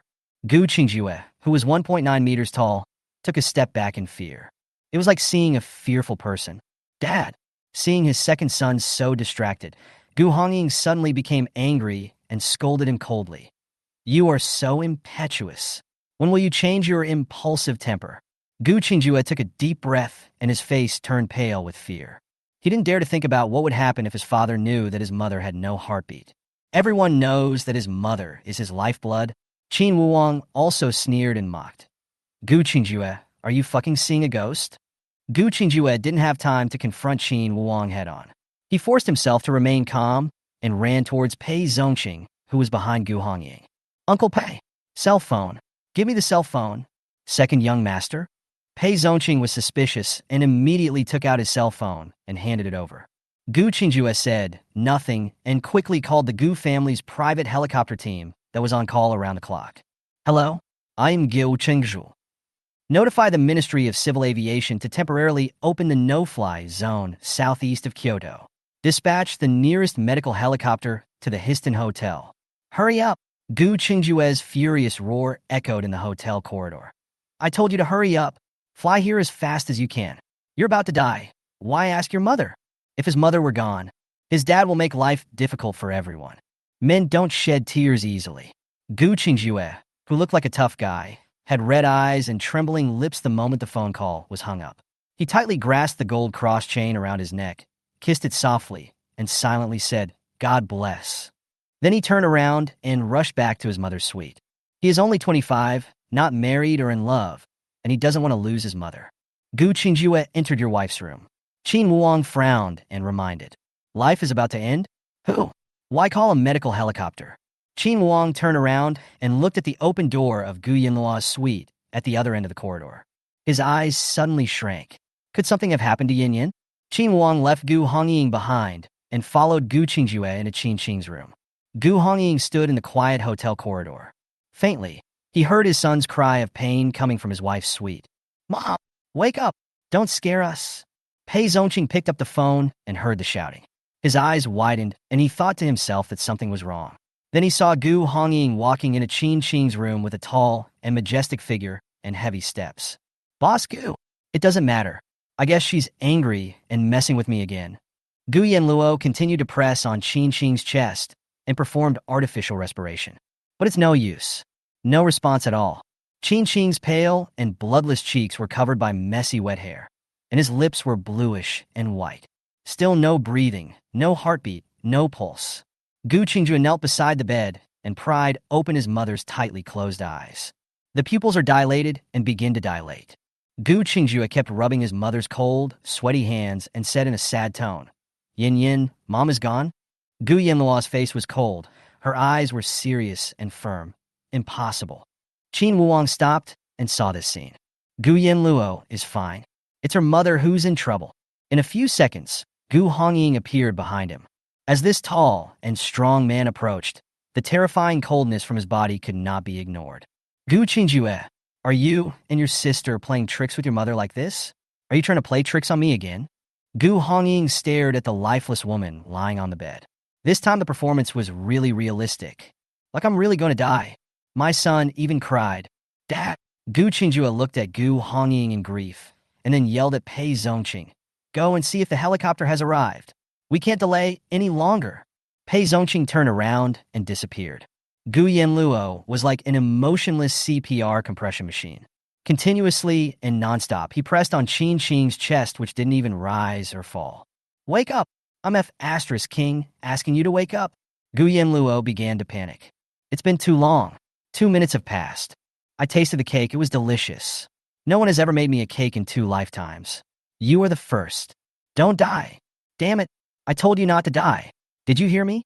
Gu Yanluo began to roar. CPR was useless. Gu Yanluo leaned over to listen to Qin Qing's heartbeat, but still no. "No, there's no time." Gu Yanluo murmured to herself, and she stopped. "Don't stop. Why did you stop?" Gu Qingjue roared in anger. "Don't disturb me." Gu Yanluo shouted angrily. She closed her eyes and calmed down quickly. There was a way. There must be a way. Suddenly, she thought of something and looked back at Qin Wuang. "Qin Wuang. Yin Yin." Qin Wuang was forcibly stopping the grim and terrifying Gu Hongying from entering the bedroom to stop Gu Yanluo from rescuing people.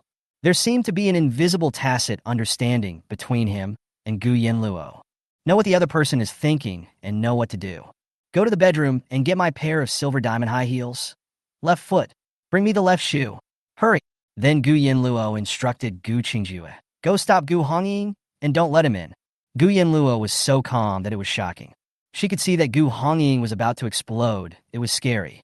Even without saying anything, she could feel a terrifying aura spreading into the room. Back and forth, 30 seconds. Qin Wuang ran back and threw his high heels at Gu Yanluo. Then, together with Gu Qingjue, they clamped the tall and burly Gu Hongying tightly. "Gu Shenyu, I asked you to take good care of your mother. If anything happens to her, I'll kill you first.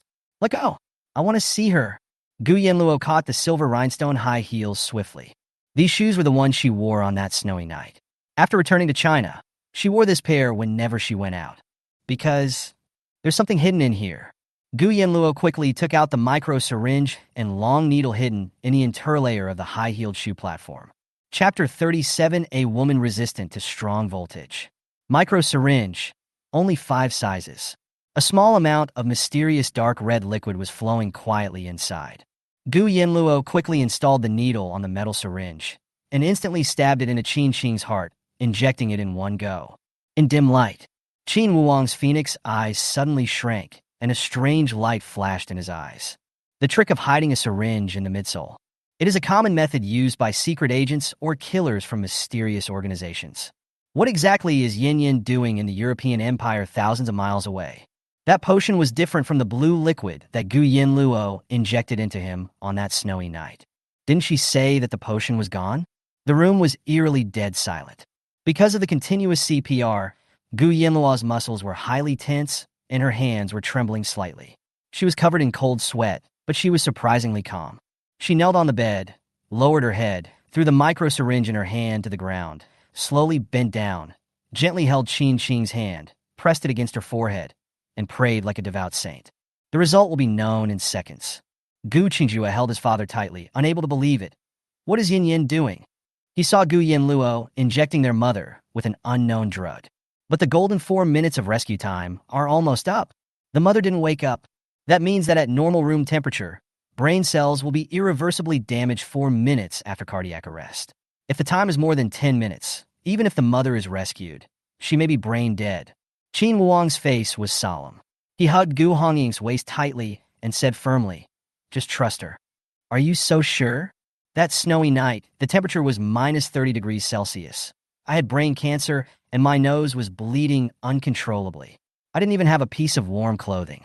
If she hadn't saved me, there would be no Qin Wuwang in this world. So no matter who he trusts, Qin Wuwang will never trust Gu Yanluo. Gu Hongying's shirt was stained with blood from the torn wound on his shoulder. He seemed to understand what had happened. There was a gloomy and dead silence in his dark eyes, and the pure white moonlight in his heart was shrouded in the haze of death. He stopped struggling, and finally, he lowered his eyes and said in a deep and low voice, "Qingjue, if your mother dies, go and inform your second uncle that he will take over the Gu family table from now on." Gu Qingjue looked at his father in disbelief. "Dad, what nonsense are you talking about?" "Shut up," the silent Gu Yanluo suddenly shouted angrily. "Seconds, the time for the drug to take effect has arrived." But Gu Yanluo probed Qing's carotid artery, but there was still no movement. Why? She lowered her eyes in surprise, staring at the woman whose tears were still on her face. Why doesn't it work? It shouldn't be like this. Unless it's not just sudden death from electric shock. Soon, the sharp-eyed Gu Yanluo discovered a horrifying wound on her mother's arm. The infection has become serious, and the skin tissue is ulcerated. She knew this injury. On the night when the Gu mansion was bombed, Qing's arm was pierced by the shattered glass. The wound was deep, and without treatment, it continued to fester. This woman didn't tell anyone, and her indifference to this woman indirectly led to the incident. She has a responsibility, a big responsibility. It's toxemia. The wound on her arm had not been treated, and the infection worsened, causing her skin to ulcerate and develop toxemia. Coupled with the constant stimulation from the defibrillator, the condition deteriorated rapidly, causing toxic myocarditis, and then sudden death from the electric shock. Gu Yanluo suddenly realized that was why the woman's complexion looked so terrible during the day. Gu Yanluo knew that the dosage was not enough, but she had no more medicine. The stimulus must be increased. There is only one chance, and time is running out. She grabbed the electric shock device on the bed and looked at the regulator. It was already at the maximum position. She gritted her teeth, pressed the switch of the stun gun, and shocked her own palm to test the strength of the shock. Sizzle! The strong electric current instantly stimulated the pale, blue blood vessels in Gu Yanluo's neck to bulge. Qin Wuwang took a breath and shouted angrily, "Are you fucking crazy? Shock yourself with a stun gun?" She looked up, took a deep breath, suddenly opened her cold and beautiful eyes, and threw away the stun gun. Not enough voltage. She picked up Qing horizontally, jumped off the bed, and said quickly, "Qin Wuwang, help." After saying that, she rushed into the bathroom, holding Qin. Qin Wuwang and Gu Qingjue instantly let go of Gu Hongying and followed Gu Yanluo into the bathroom. In the bathroom, the bathtub was full of water. It must be because Qing didn't drain the water after taking a bath. Very good. No need to drain. Gu Yanluo secretly breathed a sigh of relief, as this saved time. Qin Wuwang, turn on the hairdryer. When I tell you to throw it into the water, do it. After a pause, Gu Yanluo looked at Qin Wuwang seriously. Don't hesitate, understand? What's wrong with your brain? If you throw the hairdryer into this vat of water, you'll be electrocuted to death. If you still try to carry her out, you'll die. No, I won't. Gu Yanluo was sure. I have developed paralysis resistance to this level of voltage. I won't die. Hurry up. The golden 4 minutes have passed. Those quack doctors who send her to the hospital now can't save her. This is the only chance. If you don't try, you will die. I believe in miracles, and please believe in me too. Resistant to electric shock? Who exactly is Gu Yanluo? How could anyone be resistant to electric shock? I'll count down to 3. When I get to 1, you throw the hairdryer. Qin Wuwang's heart trembled, and he couldn't speak. 3, 2, 1, throw! With a plop sound, the hairdryer fell into the full bathtub. The blue-green arc spread across the entire bathtub in an instant. Gu Yanluo suddenly closed her eyes and threw the woman in her arms into the bathtub. A second passed in a flash. Gu Yanluo suddenly opened her cold and beautiful eyes, bent down, stretched her arms into the water full of electric arcs, and hugged Qing out of the water. A strong electric current suddenly spread throughout her limbs and internal organs. Her face was pale, and she gritted her teeth, trying to endure the intense pain brought by the electric current. In my mind, bizarre fragments of memories flashed across my mind in an instant. That year, her soul just came into this world. The real Gu Yanluo is dead. In the horrifying biological laboratory, countless pairs of cold eyes were staring at her. She was tied up and lying on a cold metal table. Blood was flowing from her 7 orifices. The group of people kept increasing the current, constantly stimulating her central nervous system and heart. Memories interrupted. The dying woman in his arms suddenly opened her dazed eyes. Her chest heaved violently. She took a breath of air. Her whole body convulsed uncontrollably, and she collapsed and fainted in Gu Yanluo's arms. Heartbeat, yes. Qing alive. That moment, Gu Yanluo curled her lips and chuckled. That smile was calm and composed, without any disturbance. Gu Qingjue was so sad and happy that he burst into a sigh. Gu Yanluo, you are a god. Gu Qingjue reached out to hug his mother, but Gu Yanluo refused. Don't come over here, there's electricity. At this time, Pei Zongqing rushed back. The helicopter has arrived. Gu Yanluo rushed out holding Qing in her arms. Instead of taking the elevator, I ran up the emergency stairs to the helipad on the top floor of the hotel. With a bang, she kicked open the door to the rooftop. The roar of the helicopter engine echoed in my ears.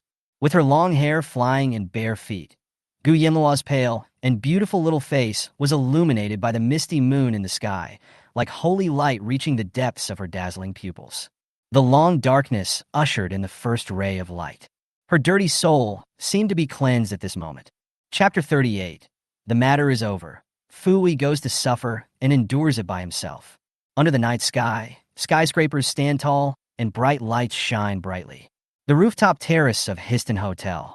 2 escort helicopters of the Gu family Chable were circling under the sky. A red medical helicopter was parked on the tarmac. Gu Yanluo ran over and handed Qing to the medical staff who jumped off the helicopter. He died suddenly of cardiac paralysis caused by electric shock, and the wound became festered and became seriously infected. It should have been 2 days. It is suspected to be septicemia. His heart stopped beating for more than 4 minutes. His heartbeat has now recovered. On the rooftop, the wind was freezing cold. Cold sweat covered Gu Yanluo's flawless, porcelain-white skin. She was stimulated by a strong electric current. The blue veins on his neck bulged out and have not subsided yet. Even the capillaries were filled with blue threads from electric shock, densely clinging to the surface of her neck and cheeks. Under the strong light of the helicopter's cruising lights, it was extremely terrifying. Her face was pale, her breathing was disordered, and her arms were shaking uncontrollably, but she pretended to be fine. Gu Hongying, Gu Qingjue, Pei Zongqing, and Qin Wuang followed. Qin Wuang stepped forward, wrapped Gu Yanluo with a thick fox fur coat, held her in his arms, and kept rubbing her cold body. The medical helicopter can only accommodate 11 people. There is only room for 1 more person to accommodate the medical staff, pilot, and patient. Gu Hongying said nothing and sat down with Qing. They go ahead. Afterwards, Gu Qingjue and Pei Zongqing boarded the escort helicopter of the Gu family Chable. Before leaving, Gu Qingjue turned around and looked at his sister. Little sister, don't you want to come together? Gu Yanluo lowered her head and used her long hair to cover her pale and terrifying face. With sweat dripping down her forehead, she broke away from Qin Wuang's embrace, gathered her coat, turned around, and said coldly with her back to Gu Qingjue, I will leave after my work is done, hiding my achievements and fame. I want to keep a low profile. Gu Shenyu? Qin Wuang. Gu Yanluo left by herself without looking back. Gu Qingjue looked at his sister walking away worriedly. The grudge caused by Lin Yuyun's death has long since disappeared. Compared with my mother and sister, a foster daughter of a family is really insignificant. He glared at Qin Wuang sternly and said, Take good care of my sister. Qin Wuang was cold and gloomy, impatient. You tell me? Get lost now. The strong electric current generated by dropping a hairdryer into a full bathtub is equivalent to the effect of electrocuting fish. If an electric shock device with electric current is inserted into the water conducts electricity and can instantly cause the fish in the water to turn over and die. An ordinary person would die if touched by this kind of electric current, although it failed to cause Gu Yanluo's death. But the pain caused by electric shock to all internal organs. But life is worse than death. To endure this pain without making a sound and silently suffering it is impossible without an inhuman and horrible will. The strong electric current stimulated Gu Yanluo's central nervous system, and she began to have visual and auditory hallucinations. The stairs began to double, and the scene before me began to distort. She seemed to have lost her footing and tumbled down the stairs. Vaguely, she felt that someone was holding her up. The wind whistled in the corridor. Someone was holding her and running wildly. Soon, the biting cold disappeared, and warm air came over her and enveloped her. The crystal chandeliers were flickering, turning into countless points of light, dazzling and mesmerizing. There was a voice roaring, scolding, and echoing in my ears. "Doctor! Go call the doctor! Huifu! Let Huifu bring some people here! Yin Yan, don't scare me!" In a daze, Gu Yanluo felt pain all over her body. The residual pain from the electric shock was like waves, each one stronger than the last. She couldn't see clearly what was happening. She felt herself lying on the soft bed. She slowly raised her hand and wiped her nose. "Vet, it's blood." It seems like he is extremely sensitive to blood. At the last second before collapse, Gu Yanluo bit her tongue hard and forced herself back to reality. In an instant, she opened her eyes, and her bloodshot pupils suddenly shrank and dilated. She sat up from the bed and briefly regained consciousness. Her pale little face was covered with cold sweat, which refracted the light and turned into an enchanting, dazzling halo. Gu Yanluo breathed with difficulty. Her beautiful eyes were filled with gloom as she glanced at the handsome man standing beside the bed, anxious. Gu Yanluo wiped the blood from her nose. Feeling the warmth in her eyes, she reached out and wiped them and saw blood. There was also liquid oozing out of the ear canal, and when I touched it with my fingertips, it was blood. Qin Wuwang squatted beside the bed in pain, holding Gu Yanluo's hand, and said in a trembling voice, "Tell me what happened to you." The corners of Gu Yanluo's mouth also began to bleed. Gu Yanluo concealed the deep pain in her eyes and stared at Qin Wuwang calmly. Her bloody fingertips trembled slightly as she gently stroked his cheek. She said in a soft voice, "Don't be afraid. Strong current stimulates nerves and blood vessels, so bleeding is normal." Qin Wuwang could not hide his surprise, and his tone was full of anger. "You are still fooling me at this time?" Gu Yanluo got up, got out of bed, walked to the bedroom door, took a deep breath, endured the pain, endured the urge to lose her mind at any time, have hallucinations, and not be able to distinguish between reality and illusion. "Qin Wuwang, you sleep alone tonight." Qin Wuwang couldn't believe it. "Why?" "Oh, get out of here." Gu Yanluo stared coldly at Xiao Ling behind Qin Wuwang. Qin Wuwang refused to leave. Gu Yanluo gritted her teeth, dragged him, and kicked him out. But the master bedroom was closed and locked. Qin Wuwang knocked on the door anxiously. "Yin Yin, open the door. Stop making trouble, okay? Open the door." "I won't sleep, so I'll stay with you. Even if I have to stay by your bed, it's fine." No one answered. Qin Wuwang started to run wild and banged on the door. "Gu Yanluo, let me in." The door was smashed open a crack, and Qin Wuwang tried to squeeze in. Fail. The person inside was even more ruthless. She forcefully dragged over the TV cabinet, chest of drawers, tea table, and sofa, and piled them all at the door, blocking it tightly, not wanting anyone to come in. Through the crack in the door, their eyes met. Qin Wuwang stared at Gu Yanluo with hurt expression and said in a low and sad voice, "Why? Won't you let me go in to accompany you? Even if I was sick, you would still accompany me. Aren't we our own people?" With trembling breath, Gu Yanluo smiled at Qin Wuwang quietly. "Because it's embarrassing." Qin Wuwang was stunned. "Fuck you. Are you kidding me?" Qin Wuwang was sent away. Gu Yanluo sat down exhausted in the corner behind the door, like a lonely fallen angel abandoned by the bright world. Her messy hair couldn't hide her bloody eyes. She seemed to have fallen into the center of a stormy cloud. Disorganized halos and confusing spots kept flashing before my eyes. The spiritual world collapsed at this moment. Reality and past illusions twist and turn in the brain. In my mind, the horrific memories of the past came flooding back like a tsunami. Bones piled up into mountains, and blood flowed like rivers, gathering into mountains and seas.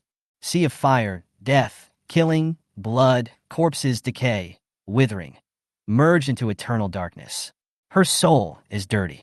You are a killing machine that my people have cultivated with all their efforts. Do you want to betray us? Gu Yanluo, you are guilty of a heinous crime. You have lost your moral integrity. You are a heretic who will stand with you. My people cannot rest in peace on this land where I stand. Their heroic spirits are still here, waiting for me to avenge them and send you to be buried with them. If there is an afterlife, I still want to stand at the top and make the world fear me. But definitely not alone. Chapter 39 Qin Wuang. Do you still care about your people? Bang, bang. In the hotel corridor, Qin Wuang was holding the fire axe in his hand and chopping the door panel continuously. He was so angry that he smashed the bedroom door in a few strokes. At that time, Huifu arrived with Qin Wuang's personal team of brain experts. Because of Qin Wuang's physical condition, these people are on call almost 24 hours a day. Mr. Huo, please come in. It's not the master who has something to do. It's Miss Gu. Xiaoling made way for Huifu. Huifu was shocked. What could happen to such a strong man? In a messy bedroom, Qin Wuang found Gu Yanluo, who had lost consciousness in the corner behind the door. Yin Yin? Qin Wuang's breathing suddenly choked, as if his heart was being tightly gripped. He saw blood oozing from the corners of Gu Yanluo's eyes, nose, mouth, and ear canals. She looked like she was on the verge of death. Yin Yin, wake up! It's a feeling of fear of losing. Qin Wuang squatted down, picked up Gu Yanluo, and put her back on the bed. He caught a glimpse of Hua Yifu coming and felt like he had seen a savior. He gritted his teeth and ordered, "Help, Hua Yifu. Let me take a look first." Blood was splattered everywhere. Flesh and blood flew everywhere. The mountain stream was filled with the smell of death, and corpses were everywhere. She still remembered herself, sitting high on the top of a hill of corpses, calmly admiring the scenery of purgatory on earth. Some people were wailing, some were begging, and some chose to end their own lives rather than die in her hands. After the strong electric current stimulated her brain nerves, she could no longer distinguish between reality and hallucinations. Gu Yanluo slowly opened her eyes because someone was calling her. The beautiful eyes, blurred by blood, suddenly shrank and murderous intent filled them when they saw the distorted figure approaching her. "Yin Yin, are you awake? Tell me where it hurts." Qin Wuang leaned against the head of the bed, holding Gu Yanluo in his arms. As soon as he finished speaking, his tone suddenly changed. He stared coldly at Hua Yifu's hand that was lifting the collar of Gu Yanluo's nightgown, and at the sexy skin of the person in his arms exposed to the air. "You want to die? So many people are watching." Hua Yifu blatantly stretched out his hand and touched Gu Yanluo's heart. "I have to listen to her heartbeat?" Hua Yifu didn't know whether to laugh or cry, holding the stethoscope. "You should be reasonable if you are jealous. There is no man in front of a doctor." Hua Yifu's voice stopped abruptly. For a moment, everyone's eyes widened in disbelief. A bony and slender hand tightly grasped Hua Yifu's elbow. The sound of the elbow joint breaking was heard. Hua Yifu cried out in shock as severe pain struck him. "My arm. Broken." Gu Yanluo broke it by reflex. "Fuck. Awand. Is your woman crazy?" Hua Yifu gasped in pain and couldn't straighten his back. He allowed the brain expert from the Hua medical group to come forward and support him. Gu Yanluo broke free from Qin Wuang's arms and jumped up from the bed. All the living things that could move that she saw through her pupils were distorted and strange images, like evil spirits, like people who wanted to harm her. Qin Wuang was shocked and reached out to hold Gu Yanluo's waist to restrain her. In the blink of an eye, the person was gone. Gu Yanluo jumped off the bed, as if she didn't know anyone. With a spinning kick, she swept away all the bodyguards who tried to stop her. Xiao Ling's face was solemn, and he wanted to surrender, so Lei Ting took action. As a result, Gu Yanluo grabbed his throat in an instant, lifted him up, and threw him to the ground. The scene became extremely chaotic in an instant. Gu Yanluo smashed a glass, picked up the broken glass on the ground, and walked towards Hua Yifu's group step by step. Hua Yifu roared wildly. "Qin Wuang, your people. Do you still care about them?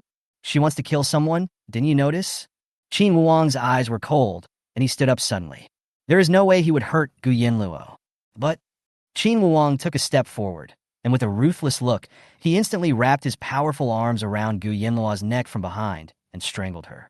When Gu Yanluo wanted to fight back and fight with him, he used a strange speed that was even faster than Gu Yanluo. In a flash, he picked up Gu Yanluo and threw her onto the bed. In full view of the public, Qin Wuang was silent, his eyes dead. He approached the bedside and sat on her forcefully. He used the strength of his knees to hold down Gu Yanluo's elbows, snatched away the glass shards, and used all his strength to prevent her from breaking free from his restraints. Qin Wuang's forehead was bulging with veins. He pinched Gu Yanluo's jaw tightly, stared at her, and kept patting her blood-stained pale cheek. "Who am I? You can't recognize them. Do you recognize me? I'm already asleep. How dare you not recognize me? Gu Yanluo was like a patient in a mental hospital who had been stimulated by electric shocks. Qin Wuang's heart sank. He knew that this was a hallucinogenic phenomenon caused by stimulation of the central nervous system after suffering severe electric shock. She couldn't tell reality from illusion, or who was who. But Qin Wuang just wanted to gamble. Bet on whether he is the most special one. Look at me, Gu Yanluo. You saved me. Shuya, do you remember? You held me in your arms and kept me warm. You said I was yours. I am Qin Wuang. You are in my eyes and heart, and I am in your heart too, right? Gu Yanluo. The clear, deep, low-pitched voice is filled with anxiety and care, yet seems to have the power to awaken the soul. Qin Wuang. It's me, Yin. Qin Wuang smiled evilly and kissed Gu Yanluo's mouth, which was bleeding. Among those who want me dead, there is no one with this name. Gu Yanluo's eyes were blurred with blood mist, revealing confusion and uncertainty. I want her to die. Who wants her to die? So, she didn't recognize him? Qin Wuang's heart sank, and he felt a sense of loss. But then, Gu Yanluo's eyes became dull, and she muttered to herself. Qin Wuang, I really can't sleep with you tonight. I'll hurt you. Stay away from me. Qin Wuang was stunned and overjoyed. The heart seems to have been lost and found again. At this time, one of the experts brought by Huifu took a risk and directly injected a sedative into Gu Yanluo's leg. If one shot doesn't work, give me another one.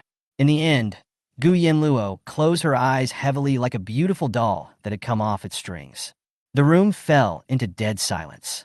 Everyone's heart, which was hanging in the air, finally settled down. Huifu's elbow was broken, and he was immediately sent to the hospital. A neuroscientist who stayed behind, after examining Gu Yanluo, realized that she was suffering from hallucinations caused by electric shock. He prescribed the right medicine, put Gu Yanluo on a 4-drip, gave her a few instructions, and left. Qin Wuang was exhausted. He relaxed, lay on the bed, took 2 antipyretic pills, and sent everyone away. In his arms, the sleeping Gu Yanluo was resting her head on his arm. The blood stains dried up, and her impeccable little face was no longer cold and indifferent, and no longer fierce and domineering.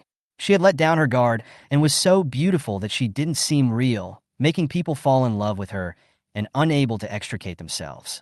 Qin Wuang was intoxicated as he used his fingertips to caress the skin of the person in his arms, gazing at her beautiful sleeping face from a close distance.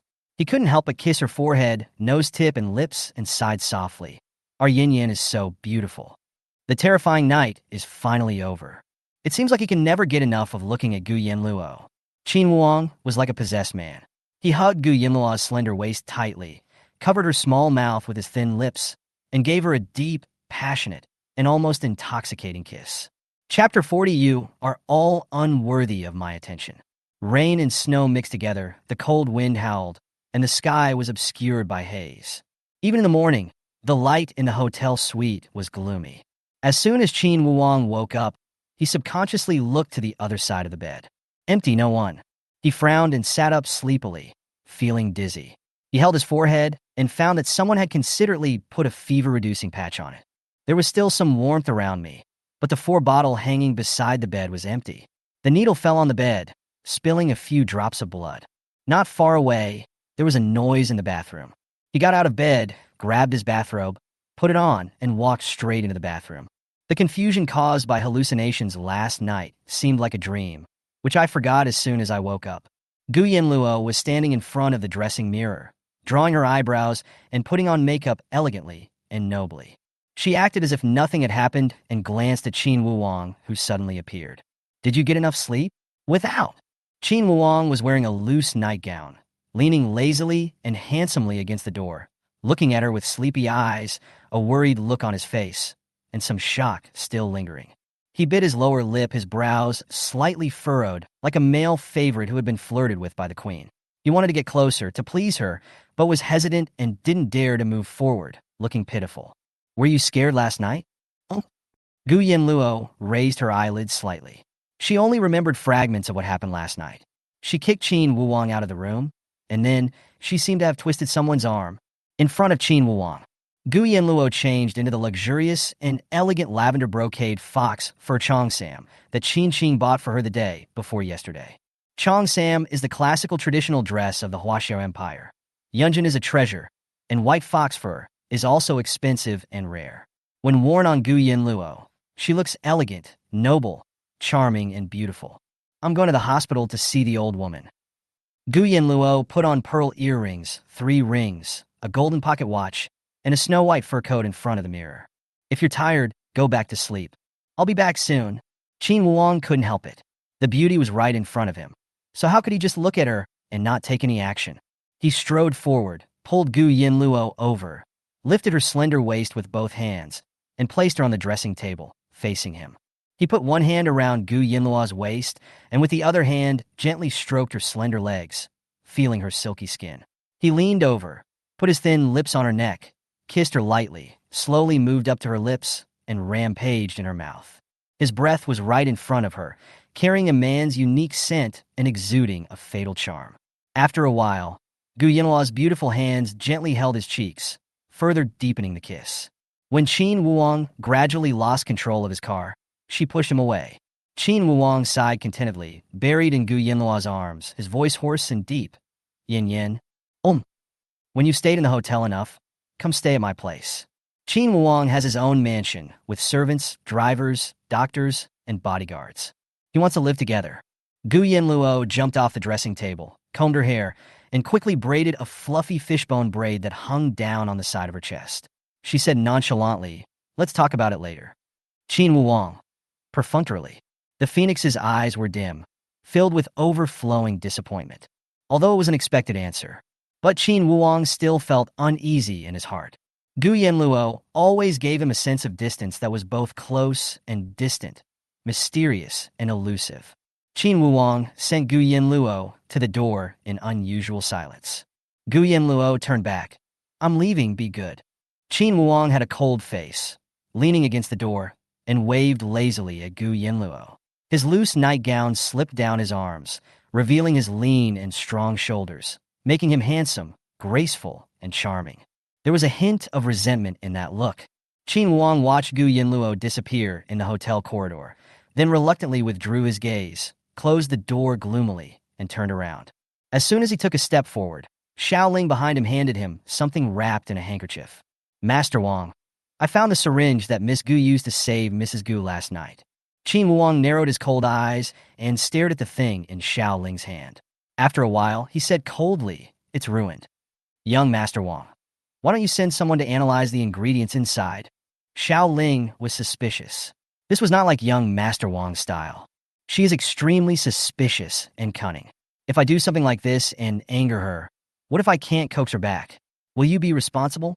Qin Wuong raised his eyes and stared at the hidden eavesdropping device installed on the crystal chandelier. He smiled helplessly. He didn't want to know what the potion was. He just wanted Gu Yanluo. At that time, Gu Yanluo controlled the steering wheel with one hand and drove on the inner ring road of Kyoto. She was wearing Bluetooth headphones, listening to the conversation in the hotel suite, and smiling softly. Well, Qin Wuong is sensible. A private hospital run by the Gu family Chable. Hearing that the wife of the Gu family Chable, the most beautiful woman in the empire, Qin Qing, was seriously injured and critically ill, celebrities from Kyoto's top wealthy circles came one after another to visit and give gifts. Even the mysterious #1 politician at the pinnacle of power in the empire called personally to express condolences and sent a team of royal medical experts to assist in the treatment. The hospital is full of hired bodyguards from the Gu Chable. The security was very tight, with guards everywhere, and media reporters were prohibited from entering. The most shocking thing is, the Qin family, the richest family in the empire, lives a secluded life. The most dignified and respected old man, Qin Jin, came in person with his people. VIP area on the top floor of the inpatient department. With a ding-dong sound, the elevator door opened. The crisp sound of high heels stepping on the ground echoed rhythmically in the corridor. Imperial celebrities can be seen everywhere. Each one of them is a well-known and influential figure. Gu Yanluo just appeared like that and grabbed everyone's attention. She walked in gracefully with a strong aura. She was wearing a fox fur and brocade cheongsam that made her look extremely tall, and with a little makeup on, she was extremely beautiful. Those enchanting fox eyes were filled with a cold and mysterious hue, and the way she looked at people was filled with an air of disdain and arrogance, as if all living beings were under her feet. You are all ministers, not worthy of my attention. Miss. She walked straight towards Qin Qing's ward. The Gu family bodyguards along the way all called her respectfully. When passing by the Qin family, Gu Yanluo was unaware of it, but there was a cold light in the corner of her eyes, and she glanced coldly and indifferently. Pei Zongqing and his men were guarding the door of Qin Qing's ward. No one is allowed to enter except family members and doctors. Gu Yanluo entered. The door was closed. There was complete silence in the ward of the top suite at Huaru Hotel. Gu Hongying was standing by the bed, holding his wife's hand gently, with an untidy beard, and never leaving her side. There were also 4 men, all of whom were extraordinary in appearance and extremely handsome, who were also guarding the ward. Gu Yanluo knew that these were 4 of her 5 brothers. However, she only knew Gu Qingjue. Gu Qingjue heard the noise and sat up from the sofa, his eyebrows raised and his voice mellow. He said jokingly, "Hey, the fairy sister is here. Why does this sound like you were scolding me?" "I dare not. You are the hero who saved our mom. Dad said that if anyone is mean to you, I will kick him to death." Gu Yanluo picked up a stool, walked to the bedside, sat down, crossed her legs, and rested her chin lazily. She looked at Gu Hongying. "How is your wife?" Gu Hongying glanced at his daughter and said coldly, "You don't have to call me dad, but you have to call her mom." Chapter 41, The First Vest. Gu Yanluo met Gu Hongying's deep and sharp gaze with a half-smile. She restrained her edge and became softer. She is graceful and charming, like a beautiful and deadly dark matter, and her danger is unpredictable.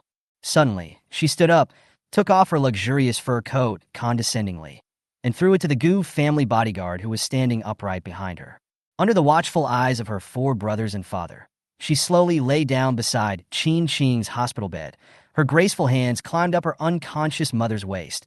Her cheek rested on Qin Qing's shoulder. She glanced at Gu Hongying frivolously and laughed so hard that her body shook. Gu Yanluo thought, "Isn't it just calling Mom? Will you die here if you scream?"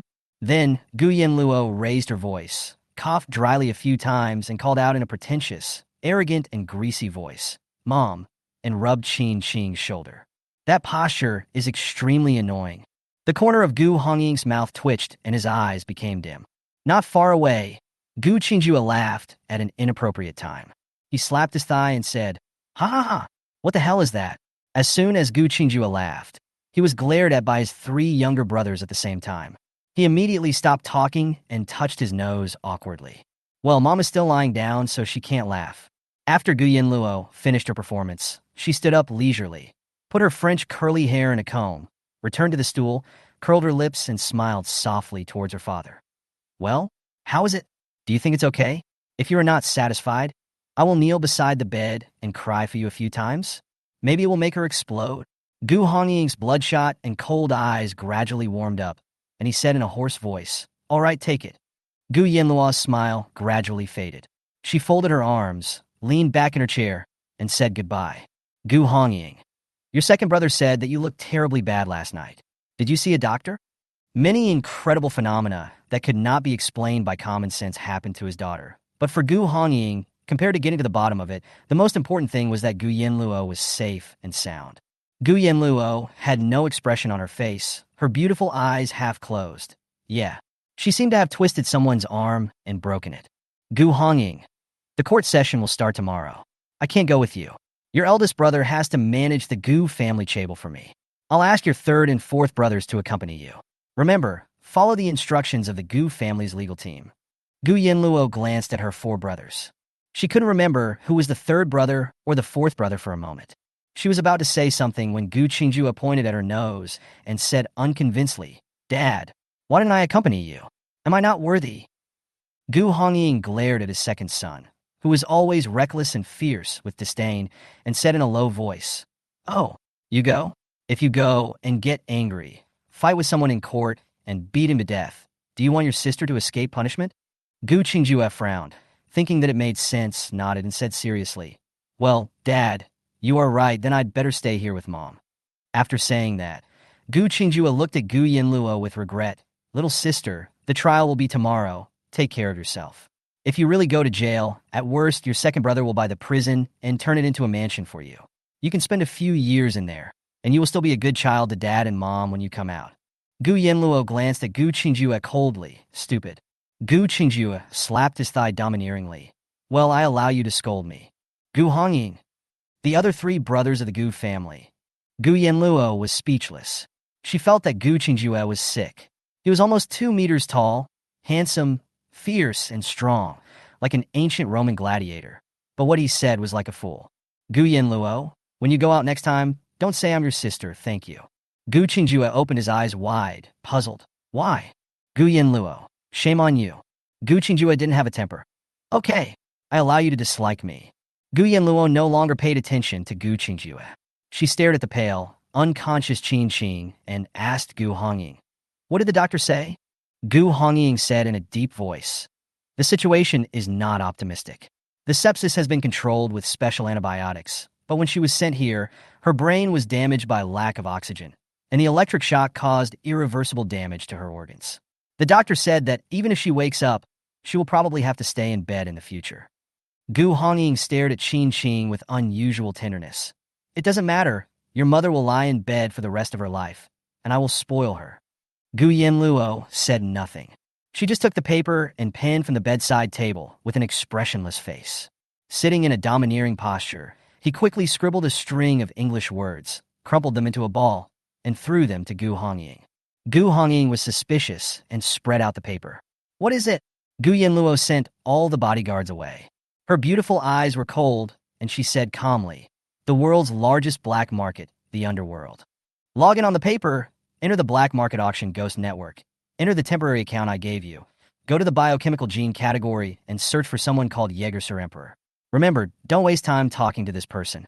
Send him a private message and tell him you want 10 milligrams of biological recovery agent, 100 milligrams of trace element nutritional supplement, 5 milligrams of central nervous system recovery agent, 0 micrograms of telomerase extract, and 50 immune stem cells.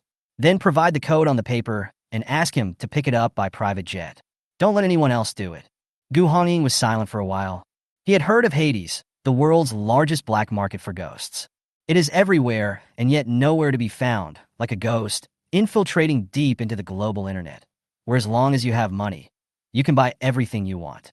Gu Yanluo nonchalantly played with the pocket watch in her hand, and then said, remember, you must provide the code, otherwise you can't buy it. The potion of the Psy Emperor is a lottery mechanism. He will sell it to whoever he draws. Don't be stingy with the money. The Psy Emperor is greedy for money and likes to ask for an exorbitant price. So this code is... Gu Yanluo stared at her father in an unfathomable way and smiled. It's equivalent to purchasing a black box operation card. He is my friend. Gu Hongying narrowed his eyes coldly. For a moment, he felt that his daughter was like a mystery shrouded in black fog, mysterious and unpredictable, but making people want to peek into the truth behind it. But one thing is certain, his daughter is connected to the underworld. Just as the ward was quiet and silent, the door opened. Pei Zongqing walked in and bowed respectfully to Gu Hongying. Mr. Gu, there are too many people outside, and the old man of the Qin family is here too. I'm afraid you really need to go out and meet him. Gu Hongying refused coldly. No. Pei Zongqing smiled bitterly, feeling troubled. Then, third brother, go help Uncle Pei deal with it. Gu Hongying said in a cold and intimidating voice. Among the 4 brothers, a gentle and elegant man suddenly stood up and smiled softly. Okay, Dad, but I don't think it would be possible for me to deal with the old man from the Qin family. I don't have enough experience and can't control him. My eldest brother will have to come, but my eldest brother is helping you with the affairs. The old man of the Qin family? Isn't he Qin Wuang's grandfather? Gu Yanluo immediately became interested. She stood up gracefully and majestically, brushed off her cheongsam, half closed her eyes, and her smile did not reach the depths of her pupils. I'm going to meet the Qin family. Chapter 42, he missed her so much. What should he do? Outside the ward in the corridor, celebrities and wealthy people in suits can be seen everywhere. If this wasn't a hospital, I would have thought this was some kind of dinner party. The Gu family is out. Hui Fu had his arm in a plaster cast. He came with his father, Hu Duan, chairman of Hua's medical group, and accompanied old man Qin. When he saw Gu Yanluo appear, Hui Fu immediately reminded her. Hearing the voice, Mr. Qin with gloomy eyes and the gentle and handsome Hu Duan both looked at the 2 people who walked out of the ward. The young man is gentle and elegant, and the young girl is stunningly beautiful. Qin Jin narrowed his eyes coldly. That girl. Huifu lowered his eyes. Grandpa Qin, it's Gu Yanluo. She was the one who calmed down the trouble Qin Wuang had caused, hinting at Gu Hongying being injured. Huifu. Yes. Qin Jin said gloomily. I heard that Gu Hongying's little daughter is mentally retarded, but she doesn't look like an ordinary person. Huifu rolled his eyes. Mental retard? If Gu Yanluo is mentally retarded, then all of them are idiots. She can even break human bones with her bare hands. Test it. Gu Yanluo and her third brother appeared in the corridor with Pei Zongqing. What's your name? Gu Yanluo glanced coldly at her third brother.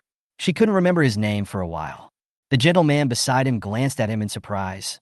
You. Gu Yanluo frowned. My brain is not working well. I can't remember clearly.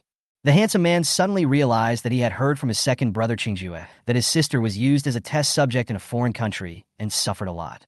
Gu Siju, the sea in gentlemanly terms. Gu Siju spoke in a gentle tone and chuckled. Well, I'm going to meet the Qin family. You can do whatever you want. After saying this, Gu Yanluo walked slowly towards the Qin family with an expressionless face. Gu Yanluo had to admit it. The Gu family's genes are really excellent. Gu Siju was handsome and looked like a banished immortal. His face was indeed more beautiful than a woman's. However, her third brother is also good at changing his expression. Look, she just turned and left. The tone and aura of Gu Siju behind him changed. His cold voice suddenly echoed in the corridor, as cold and deep as a lake in the sky. Everyone, my mother is seriously ill, and my father is not in the mood to entertain you. The Gu family never accepts gifts. I appreciate your kindness. If there is nothing urgent, please go back. Gu Siju's shadow was cold and indifferent. Gu Yanluo walked with an elegant and noble gait, with a charming smile on her lips, and she was dazzlingly beautiful. She walked quickly to the old man of the Qin family, who was surrounded by bodyguards, and stopped, lowered her eyebrows and eyes, with a terrifying smile in her eyes. An invisible sense of aggression and oppression instantly spread. Your Excellency must be the respected old man of the Qin family. Qin Jin is old and hunchbacked. He is dressed in a black tang suit and leans on a dragon-headed cane. His sharp eyebrows slant into his temples, and he has a thick goatee. His eyes are as dark as the abyss and as frightening as poison. There is a kind of sharpness that makes one feel intimidated without even getting angry, and a domineering aura that hides the calmness of a mountain collapsing in front of him. Gu Yanluo knew that this was definitely a cruel and ruthless old man. Qin Jin's gloomy old eyes narrowed slightly, and he did not answer Gu Yanluo's words. I just asked, how's my grandson? Gu Yanluo looked down at him, curled her lips, and smiled charmingly, and asked instead of answering, can I still treat him badly? Qin Jin looked Gu Yanluo up and down, concealing the deep thought in his eyes, and said in a hoarse voice, the Qin family owes you a favor. Gu Yanluo looked indifferent and calm, and chuckled. No need, I'm not familiar with them, and they are all very busy. Qin Jin raised his sharp eyebrows. Gu Hongying's little daughter is quite interesting. Be calm and composed, not flattering, not deliberate, and not trying to please. There was a coldness in her eyes, and it was obvious that she was here to lobby for Gu Hongying, but she handled the matter with just the right amount of politeness, leaving no room for fault. Qin Jin wondered, except for his little grandson, who among the younger generations in the imperial wealthy circles would not bow their heads or try to please him with sweet words when they saw him. But this Gu Yanluo gave Qin Jin a strange feeling. It was as if telling him, old man, I'll give you the face you deserve, that's all. When Gu Yanluo finished speaking, she smiled, naturally took Mr. Qin's arm, and helped him to sit on a chair beside the corridor. You are old and in poor health. The hospital is a place where negative energy gathers, and there are many germs. It is better not to come here often. Go back. The gift is small, but the sentiment is great. I will convey your thoughts to my father. After saying that, Gu Yanluo gave a look to the bodyguard behind her, indicating him to take the precious tonic herbs that the Qin family bodyguard was holding. It would be a waste if you don't take it. Are you driving me away? Qin Jin glanced at Gu Yanluo coldly, deliberately threatening her. If that's the case, I can sit with you for a while. Gu Yanluo sat down next to Qin Jin, calmly speaking. After she finished speaking, she changed the subject and glanced at Huifu, whose arm was wrapped in plaster, and jokingly said, What's the matter? Dr. Hua, did you break a bone? Gu Yanluo, Did you do this on purpose? Don't you know who did this? Huifu almost vomited blood and was extremely angry. Gu Yanluo, that's impossible. The person who broke her hand was Huifu? Huifu felt wronged. You won't forget it, right? Gu Yanluo, it's true. Huifu's father looked at his son strangely. Didn't you break your arm when you fell down the stairs? Huifu smiled bitterly and said, I fell in the bath. Alas, you can't say that it was Gu Yanluo who broke it. He is a grown man, he has to protect the girl. Surprisingly, Qin Jin didn't leave. He planned to take the Qin family bodyguards and follow Gu Yanluo back to the hotel to capture Qin Wuang and bring him home. Gu Yanluo didn't stop her. Qin Wuang, it's time to go. She has a court hearing tomorrow. If you can't escape the crime, you will go to jail. Successfully escape the crime. She probably won't stay in the Huaxiao Empire anymore. She has to leave. Gu Yanluo led the Qin family into the suite where she was staying. The huge living room has been cleaned spotlessly. Xiao Ling was leaning on the sofa expressionlessly, playing with a knife. When he saw Gu Yanluo coming back and old Master Qin following behind her, he was secretly surprised. He stood up coldly and nodded to Qin Jin. Old Master. Gu Yanluo took off her fur coat, threw it on the sofa, and asked, Where is Qin Wuang? Xiao Ling. Not long after you left, Master Wang had a high fever and kept coughing. I called a doctor. He is now resting in the bedroom within 4 drip. Gu Yanluo went straight to the master bedroom. She quietly opened the door. Qin Wuang was seen wearing a nightgown with the quilt covering his waist. He held her pajamas in his arms, leaning against the head of the bed, looking at the gray sky outside the floor-to-ceiling glass with a melancholy look in his eyes. His lips were very pale, within 4 in the back of his hand. He was thin and haggard, with deep wrinkles between his brows and a tired look on his face, but he was still incredibly handsome. Seeing Gu Yanluo coming back, Qin Wuang's eyes were filled with joy. He slowly reached out to Gu Yanluo and called softly, Yin Yin. Finally, he got back. Even though it was only noon, he missed her so much. As soon as he finished speaking, Qin Wuang suddenly started coughing violently. He covered his mouth with a black handkerchief and held his chest with the other hand, as if he was in great pain.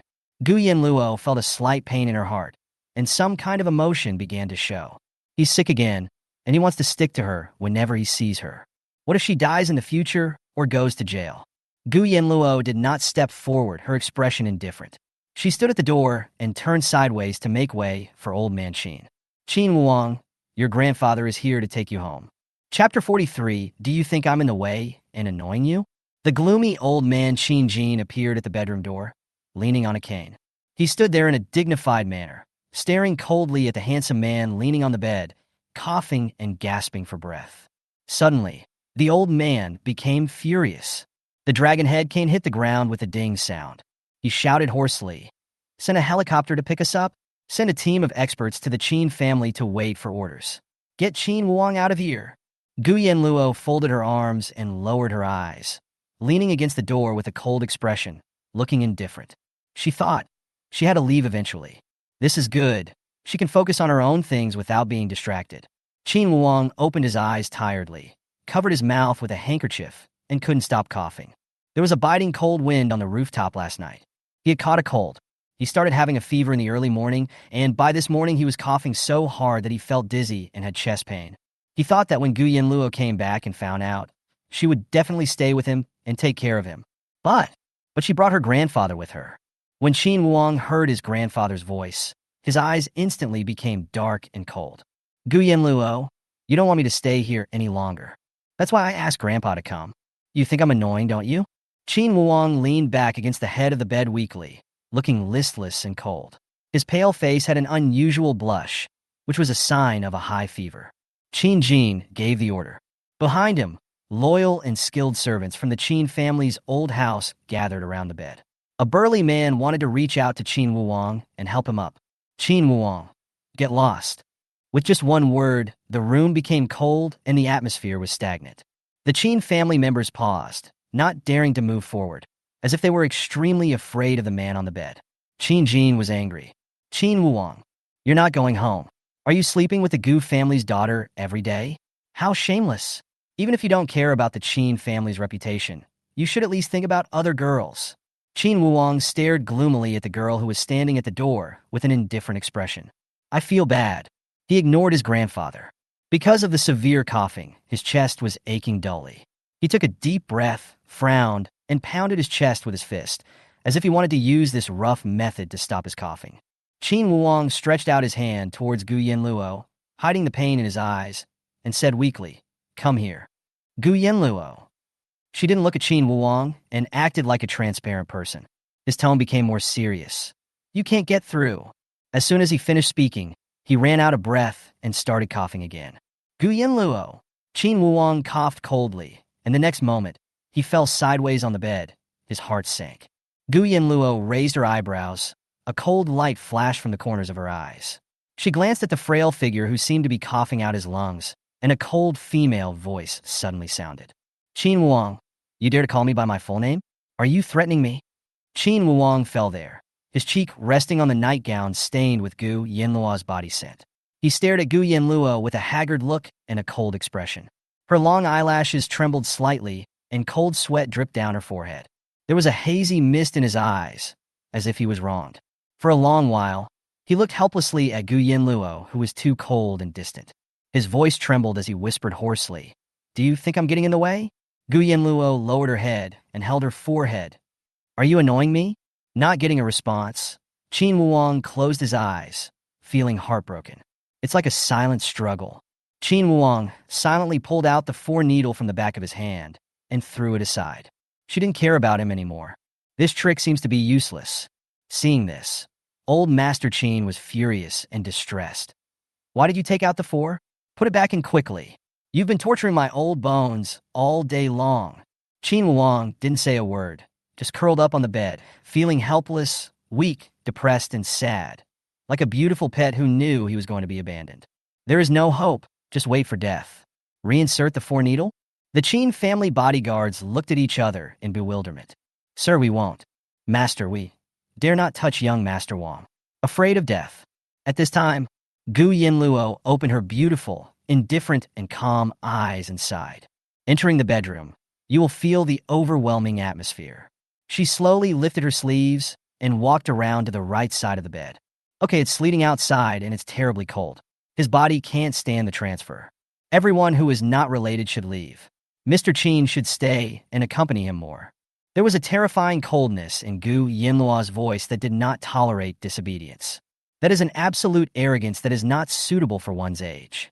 Like a queen, everyone must submit and no one dares to disobey. Gu Yanluo waved to Xiaoling, who was standing outside the door watching the show. Go get the medical kit that Huifu left behind and bring me my mink coat. Then, Gu Yanluo's eyes flashed with coldness, and she looked at old man Qin Jin coldly. He can't leave today, so you should stay here and accompany this thing for a while longer. After saying that, Gu Yanluo sat down beside the bed, crossed her legs elegantly, patted the bed, and coaxed in a low and shallow voice. Come here. Qin Wuong didn't move. He fell there, and his strong back seemed to be telling Gu Yanluo something. I am also very strong-willed. All right, you can't hide your thoughts from me. Hurry up, Gu Yanluo said patiently. I just came back from outside, and my body is covered with rain and snow. You know I like to be clean, and I don't like to go to bed without changing clothes. So at most she could just stay by the bed. She couldn't hug him. Really? Next second, a figure moved, sat up, and crawled dizzily to Gu Yanluo's arms beside the bed, holding the nightgown that Gu Yanluo had worn in his hand. It was as if I had returned to a warm harbor, and my depressed mood gradually calmed down. Qin Wuong buried his head in Gu Yanluo's neck, rubbing her gently with his hot breath. He snorted softly, as if feeling aggrieved. Her eyelashes were long and thick and trembled slightly. The pale face is handsome, sexy, and extremely alluring. Gu Yanluo opened her arms and held the person in her arms. She saw Xiaoling coming over with a medical box and her mink coat. She reached out, took the mink coat to keep out the cold, and draped it over Qin Wuong's cold body, wrapping him tightly. She instantly felt the tense body of the person in her arms relax. Gu Yanluo pulled the corners of her mouth and smiled faintly. I'm back now. Why are you still hanging on to the pajamas I wore? Qin Wuong was exhausted and murmured in a low voice. Fragrant. Gu Yanluo gently kissed the forehead of the man in her arms. Qin Wuong, if you do this, will you still live if I am no longer around? You try it. Qin Wuong answered hoarsely and coldly. The Qin family really all retreated, leaving only the gloomy old man Qin Jin, who stood at the door with cold and narrowed eyes, holding a cane, and was secretly shocked. His little grandson has been extremely arrogant since he was young, proud and arrogant, and looks down on everyone. He is the most outstanding descendant among the 3 generations of the Qin family. 5 years ago, the empire experienced a financial crisis and the business world was shaken. The Qin family was implicated, the stock market was halted, and the losses were huge. His grandson hid behind the scenes of the Qin family, strategizing and leading the Qin family to turn the tide. The family assets skyrocketed by hundreds of billions. That year, Qin Wuong was only 14 years old. When he was 20 years old, his grandson took charge of the Qin family behind the scenes, leading the Qin family to unite as one, cast a wide net, and make acquisitions, constantly devouring the imperial enterprises, and finally pushing the Qin family to the position of the richest family in the empire, and also sending his heartless father to the position of the richest man. However, the child eventually ended up suffering from brain cancer. Born to be an emperor, will his fate end with regretful death at a young age? Qin Jin has always loved and cherished his little grandson. Now, looking at Qin Wuong, who has been irritable and violent for many years, burying himself so gently in the arms of a mysterious girl, for a moment, he didn't know whether to be happy or sad. Gu Yanluo gently wiped the blood from the needle hole on the back of Qin Wuong's hand, disinfected it, changed the 4-needle, and refixed it for Qin Wuong. During this period, Qin Wuong stared intently at Gu Yanluo's stunning profile, feeling very satisfied. Seeing that old Master Qin was still standing, Gu Yanluo glanced at him and said calmly, "Old Master, don't stand. Come and sit down." A clear and gentle voice is heard. Qin Jin raised his eyebrows, coughed seriously, and walked in slowly. He sat gloomily on the sofa in front of the floor-to-ceiling window behind Gu Yanluo. Qin Jin stared at his grandson intimidatingly and snorted. "Grandpa is here, no sign of appreciation?" Qin Wuong sniffed the fragrance from Gu Yanluo's neck, his brows relaxed, and he said coldly, "I won't come back, don't waste your energy." Qin Jin, bastard. Gu Yanluo put away the medical waste, turned sideways, and lightly stroked Qin Wuong's slightly hot cheek with her fingertips. She pinched it as if teasing him, then stood up and said, "Talk to your grandfather first. I'll go clean up. Then hurry up." Halfway through the walk, Gu Yanluo turned back and asked, "Have you eaten?" Qin Wuong stared at his grandfather coldly and whispered, "No, I can't eat." "Oh, then have some porridge." Gu Yanluo left the bedroom and went to instruct Qin Wuong's private chef. But at this time, the doorbell rang. Xiaoling opened the door. Seeing a group of people appearing outside the door, he was slightly startled and shouted to Gu Yanluo with an expressionless face, "Miss Gu, looking for you." Gu Yanluo was taking off her earrings. She walked out slowly and glanced at the door. 2 distinguished-looking men, along with a group of lawyers in suits, were standing outside the door. The one who was as gentle as jade and extraordinarily handsome was Gu Siju, her 3rd brother. There is another man who is even more amazing. He looks very similar to Gu Siju, but his temperament is completely different. He is like the melancholy aristocrat in medieval oil paintings, and like Satan in the Old Testament, dark, evil, cold, and mysterious. Little sister, this is your 4th brother, Gu Yanluo. Chapter 44. The results of the mental evaluation are terrifying. Gu Yanluo stood at the door with a swaying figure, tall and elegant, looking at her 3rd and 4th brothers. She slowly took off her earrings, her long and curled eyelashes half covering the corners of her eyes, and her gaze was fixed for a few seconds. She was arrogant and cold. "Come in." The elegant Gu Siju and the indifferent Gu Yanluo looked at each other with subtle eyes, and then led the Gu legal team in forcefully.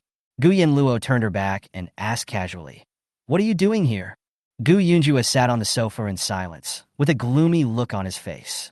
He seemed to be looking for something and was looking around. Gu Siju smiled gently and explained, "Forgot? Tomorrow's trial. Dad asked me and your 4th brother to accompany you. Today I have to come and explain to you what you must pay attention to and what you need to cooperate with during the trial tomorrow." Oh, it's from the confession. The legal team of the Gu family Chable included 10 lawyers. They are all dressed in suits and look like elites. As soon as they entered the magnificent presidential suite, they immediately dispersed, found their seats, took out their laptops and various lawyer documents, and acted quickly and decisively. "Miss, this is a court trial notice." "Miss, These are the questions the prosecutor will ask you tomorrow, as well as all the situations that may arise that are unfavorable to you. You must remember them today. The Special Investigation Bureau is on the way. They will take you to undergo a psychiatric evaluation, biochemical examination, and brain examination for court trial. The hospital for the psychiatric evaluation is Gu Holdings. It has been arranged. Don't worry. Before they come, miss, please read this detailed guide on how to pretend to be schizophrenia carefully. Burn it immediately after reading it. You can follow the instructions on it to conduct a mental evaluation later. Don't be nervous. Just do as we say. A detailed outline on how to disguise schizophrenia was stuffed into Gu Yanluo's hands. She looked down from above, her eyes cold and icy, at the rules and regulations on the outline. Suddenly, she started laughing so hard that her body was shaking, and there was a hint of evil in her eyes.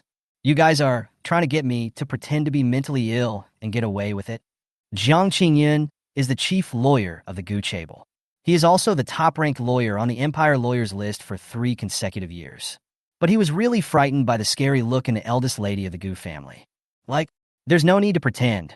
She's like a schizophrenic. Jiang Qingyun had a handsome appearance and an extraordinary aura. He lowered his eyes and looked at Gu Yanluo respectfully. Miss, time is running out and you can't hesitate. Look at the documents quickly. The people from the Special Investigation Bureau should be here in 15 minutes. Gu Yanluo glanced at the lawyer in front of her, holding the documents. No! Gu Yanluo read the guide on pretending to be mentally ill at a glance and burned it. Jiang Qingyun, have you finished reading it? Gu Yanluo, yeah. She has a photographic memory. After saying that, he threw away the still burning paper and walked towards the master bedroom.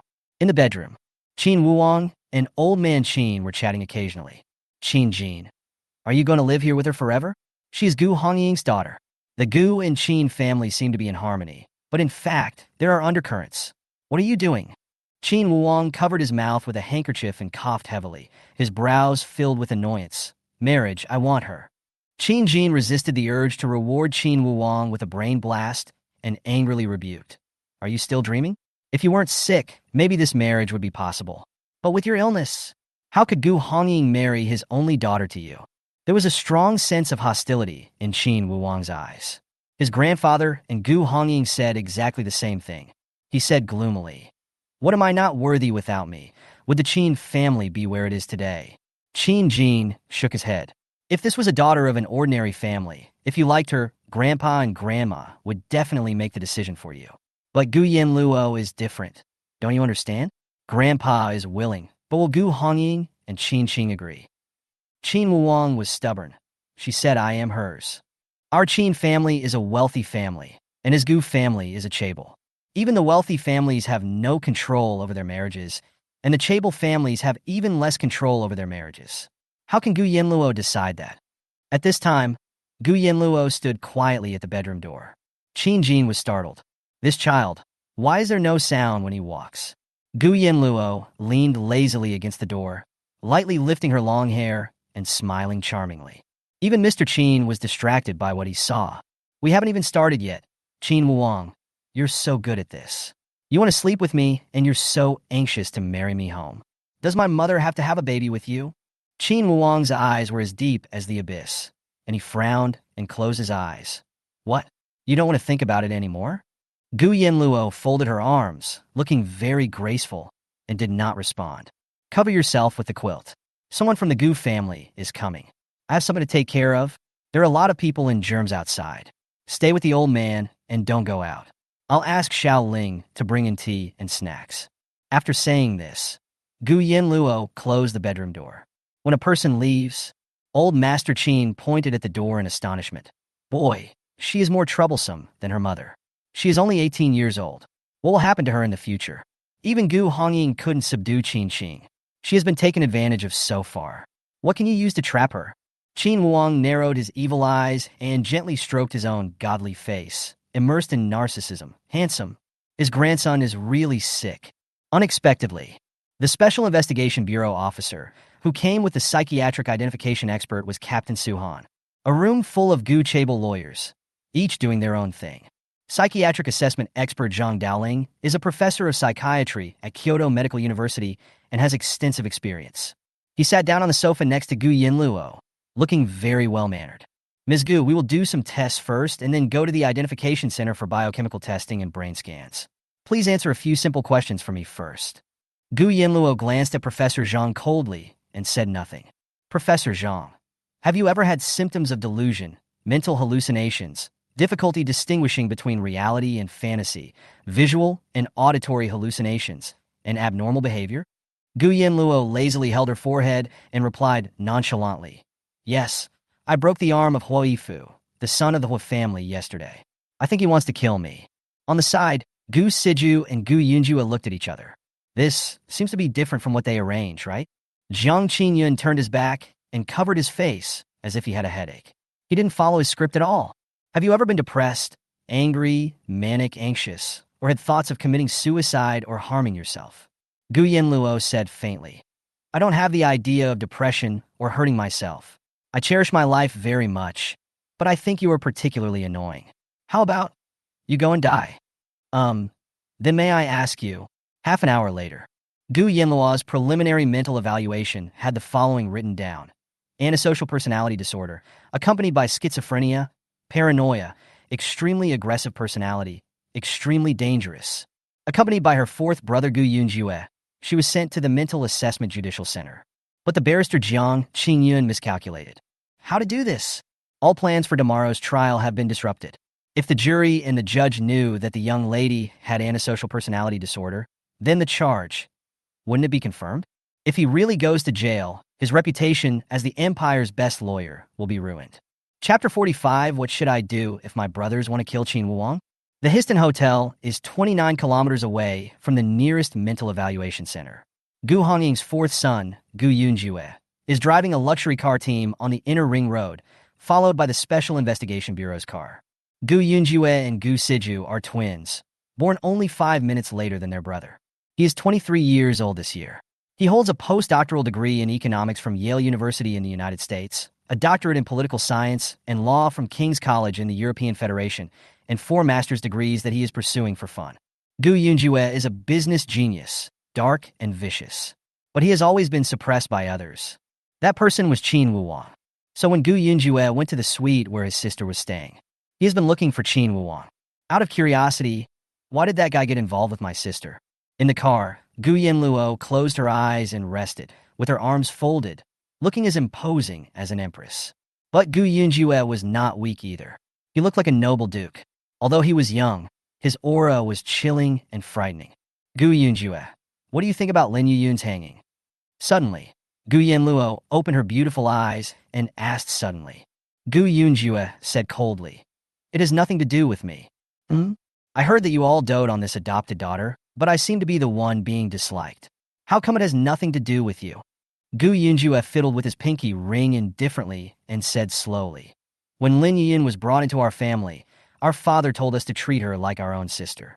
My definition of pampering is nothing more than giving her good food and clothing. She is a vain and jealous person, so we just need to satisfy her greed. But without blood ties, we are not a family. Why does this person's tone of voice sound so annoying? Besides, you said I dislike you? Gu Yunjue suddenly stretched out his hand, pinched Gu Yanluo's soft neck with his fingertips, pressed her down, closed the distance between the siblings, and said darkly, When you were 5 years old, you peed on my bed. I was afraid that you would be scolded by your father, so I said it was me who peed. As a result, my father hung you up and beat him. You have been as stupid as a pig since you were a child. You like to disturb me when I read. Who was the one who held you in his arms and coaxed you to sleep in the middle of the night while reading by candlelight? Gu Yanluo narrowed her beautiful eyes. How dare this thing pinch the back of her neck? However, if she thought carefully about the memories in her mind, she could still recall these scattered fragments. Gu Yunjue was cold and indifferent. He pinched Gu Yanluo's delicate cheek and gritted his teeth. You have become a different person. You don't even recognize fourth brother. How can you slander me? Gu Yanluo's slender fingers climbed up Gu Yunjue's tie and tightened it forcefully, causing Gu Yunjue's handsome face to turn red. He coughed and instantly loosened his hand that was pinching the back of her neck. Gu Yanluo held her chin with one hand. Her eyebrows and eyes were charming. Then you should just think that I am mentally ill and mentally disturbed. Gu Yunjue had a cold face. He loosened his tie with one hand and slumped in the back seat, relaxing. The invisible barrier between him and his sister suddenly disappeared. His bony and slender hand stroked Gu Yanluo's long hair and reminded her, "Be good and don't mess around at the identification center. Your parents want to protect you, and your brothers naturally want you to be safe.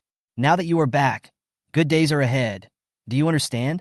Gu Yanluo's back was stiff, and she glanced at Gu Yunjue strangely. "Your sister is dead." Gu Yunjue heard about Gu Yanluo's bombing of the Gu mansion.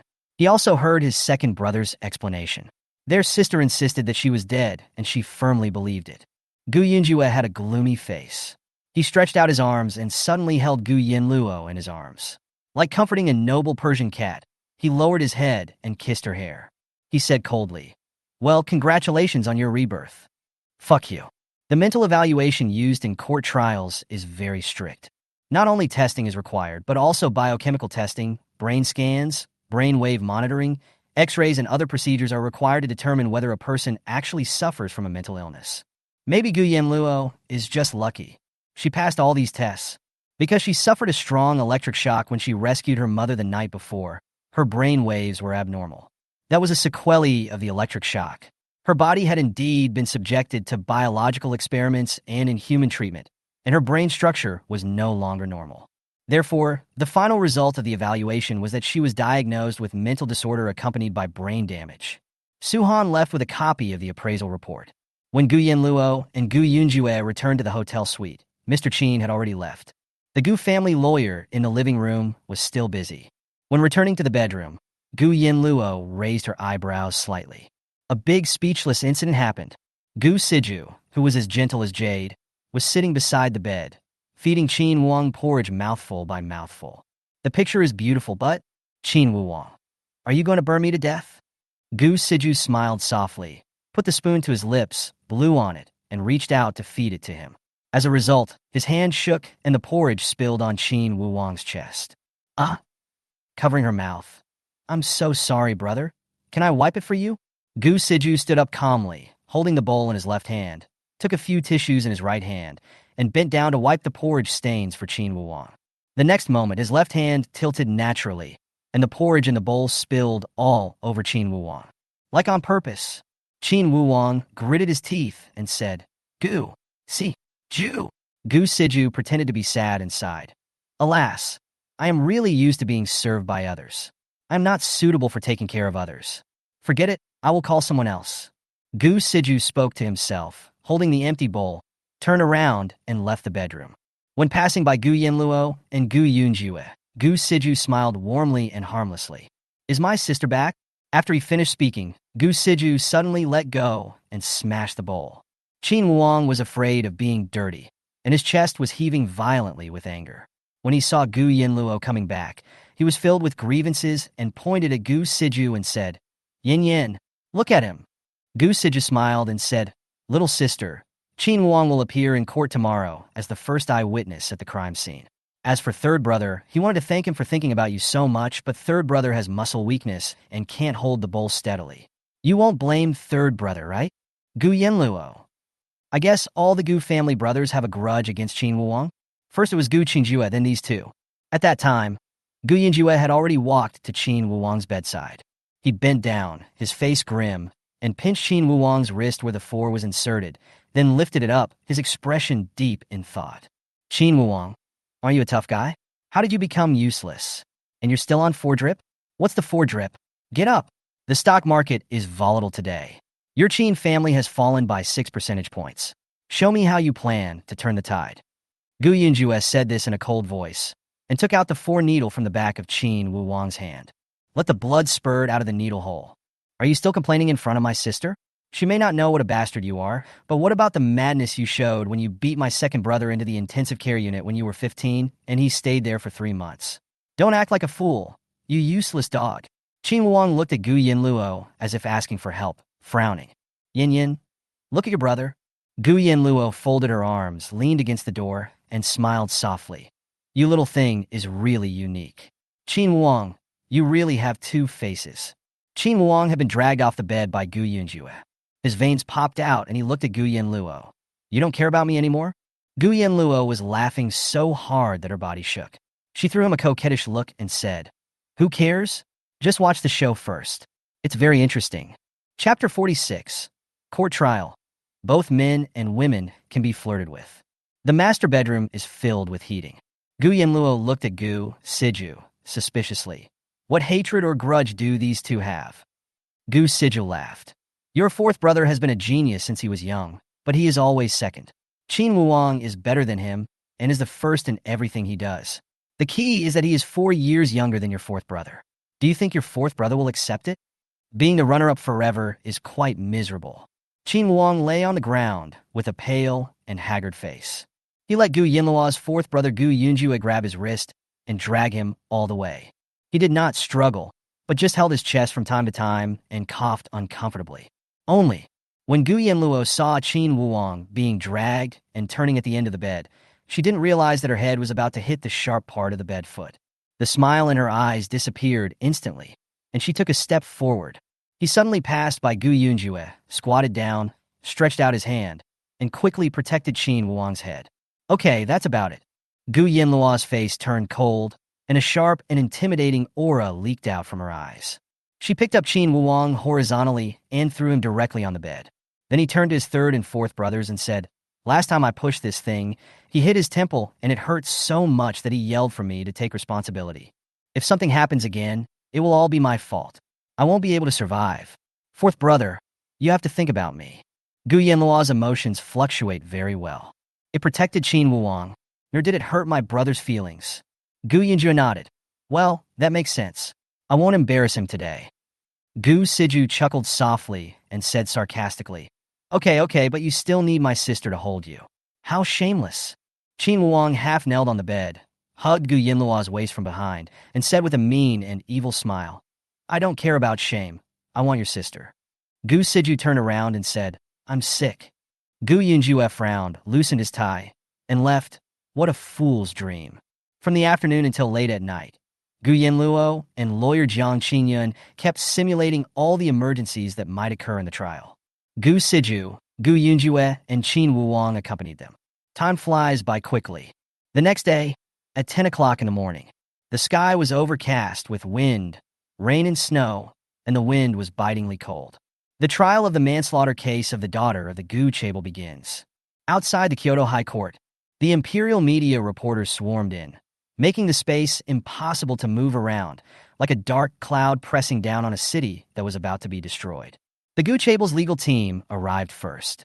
As soon as Jiang Qinyun got out of the car, he was surrounded by reporters. Taking over the empire's first murder case involving a daughter of a wealthy family. How do you feel, Lawyer Jiang? Lawyer Jiang, are you really willing to go against justice for the sake of money and defend the innocence of the daughter of the Gu family? A few minutes later, the Gu family's huge convoy arrived. Dozens of bodyguards got out of the car and took control of the scene. Gu Siju and Gu Yanluo stepped out of the car with extraordinary dignity. Behind him, the bodyguard held an umbrella.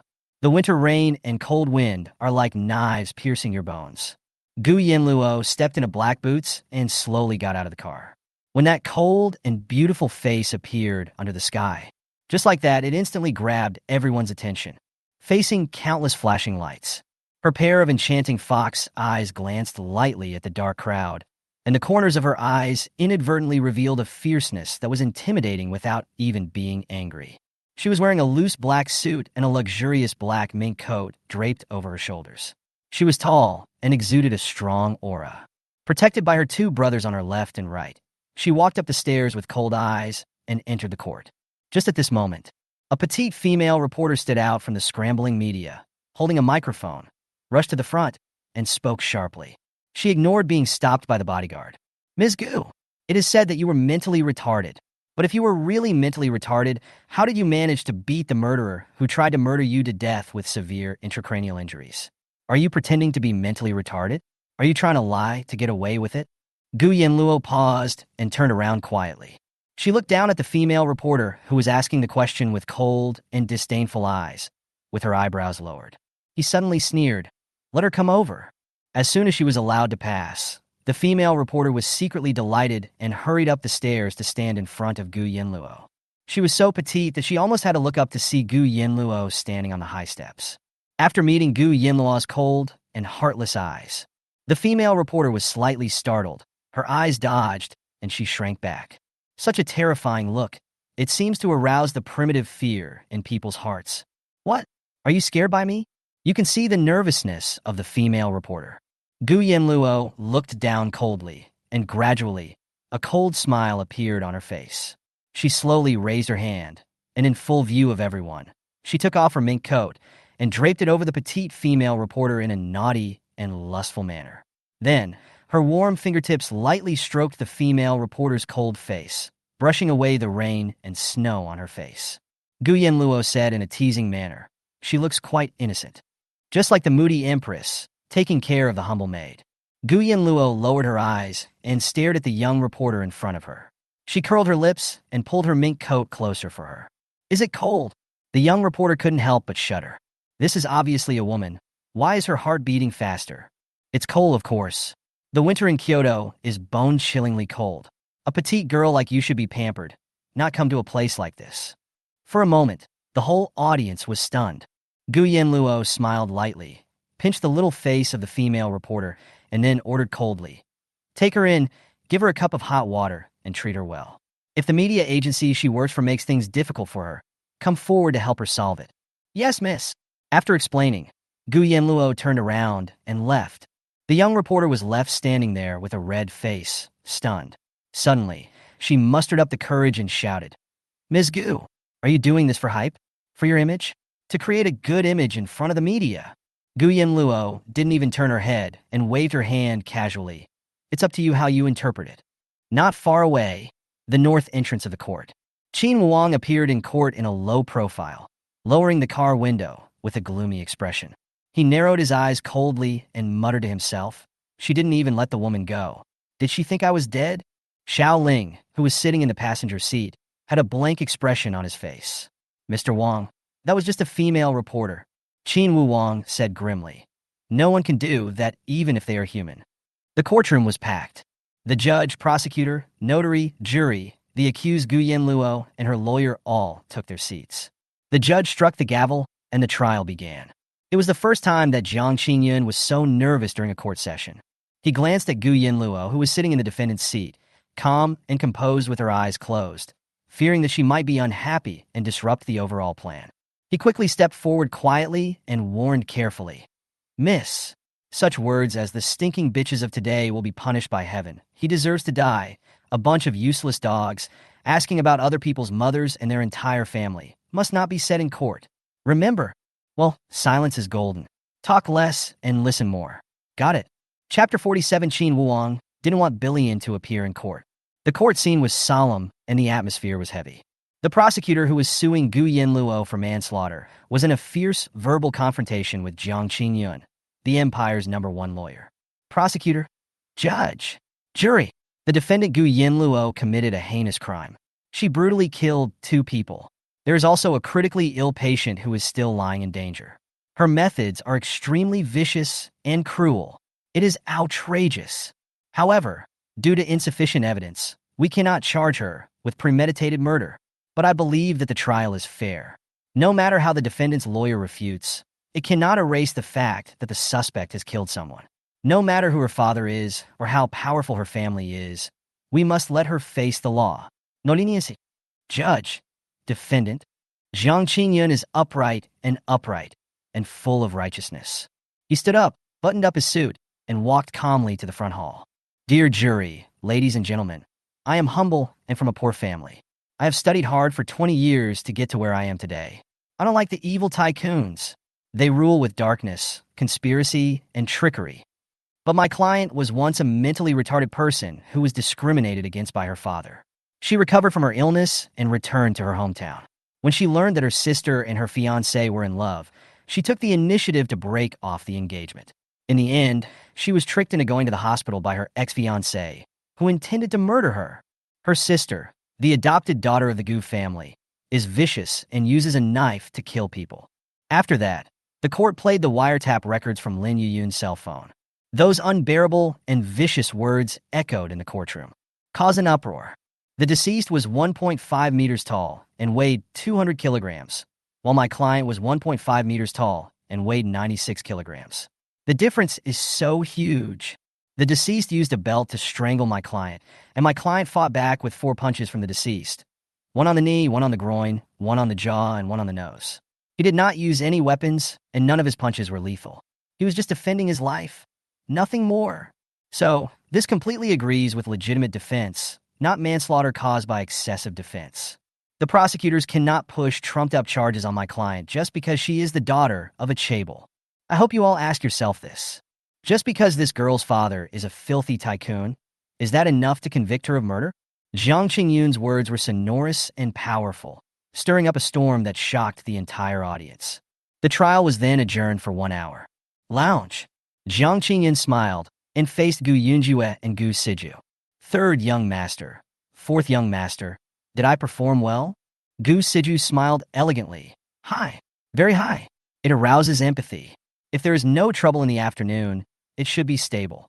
Gu Yanluo had a cold expression on his face. Smelly chaebol? If my dad hears it, Jiang Qingyun, your year-end bonus will probably be gone. Result. Unexpected things happen all the time, and something really went wrong in the afternoon. The trial continued at 1 o'clock in the afternoon. Jiang Qingyun faced the judge and said calmly, Your Honor, I request to summon the first eyewitness at the crime scene, Qin Wuwang. Call witnesses. The 3 words Qin Wuwang, like a signal to cause panic. For a while, the trial was like a boiling pot, with everyone talking about it. Some people were incredulous. Some were extremely shocked. Some were admiring and expecting. And some were terrified and fearful. The ornate relief door opened wide. That extremely noble person. With the light behind me, I walked in. In the shadows, the light seemed to break through the darkness and dispel the haze. But it couldn't melt the arrogant, evil, and cold aura coming from that man. As the door slowly closed, the dazzling light disappeared. The man's appearance finally came into everyone's sight. He is morbidly world-weary, evil and sinister, but he is so handsome that it can make you forget to breathe completely. He walked over slowly and sat in the witness seat, glancing at the charming girl in the dock who was resting with her eyes closed. His eyes were full of her. Judge, witness, please take the oath. Qin Wuwang put his hands in his pockets, crossed his legs lazily, and said, Xian, Judge, do you swear that all your testimony is true? Qin Wuwang narrowed his evil eyes and said seriously, I swear. Jiang Qingyun took a breath because he was an intermediary witness. Qin Wuwang's questioning will be conducted by the prosecutor, and he cannot interfere. At this time, a young female prosecutor in a black suit pulled her clothes together, walked up to Qin Wuwang with forced calmness, tucked her hair behind her ears, and took one look at Qin Wuwang before her face instantly turned red. The most handsome man in the empire is not a title he gets for nothing. What is your relationship with the defendant? Hearing the woman's voice, Gu Yanluo, who was sitting in the dock, opened her cold and beautiful eyes for a moment, glanced coldly at the noble man who was staring at her, and raised her eyebrows sharply. Qin Wuwang curled his lips slightly and said bluntly, Ugly people don't talk to me. Female prosecutor. The judge banged the gavel and warned, Witness, please correct your attitude. Helplessly, the chief prosecutor had to take over. Chief prosecutor. Witness, what is your relationship with the defendant? Qin Wuwang lowered his eyebrows and curled his lips. I have a crush on her. For words, shocked everyone. What?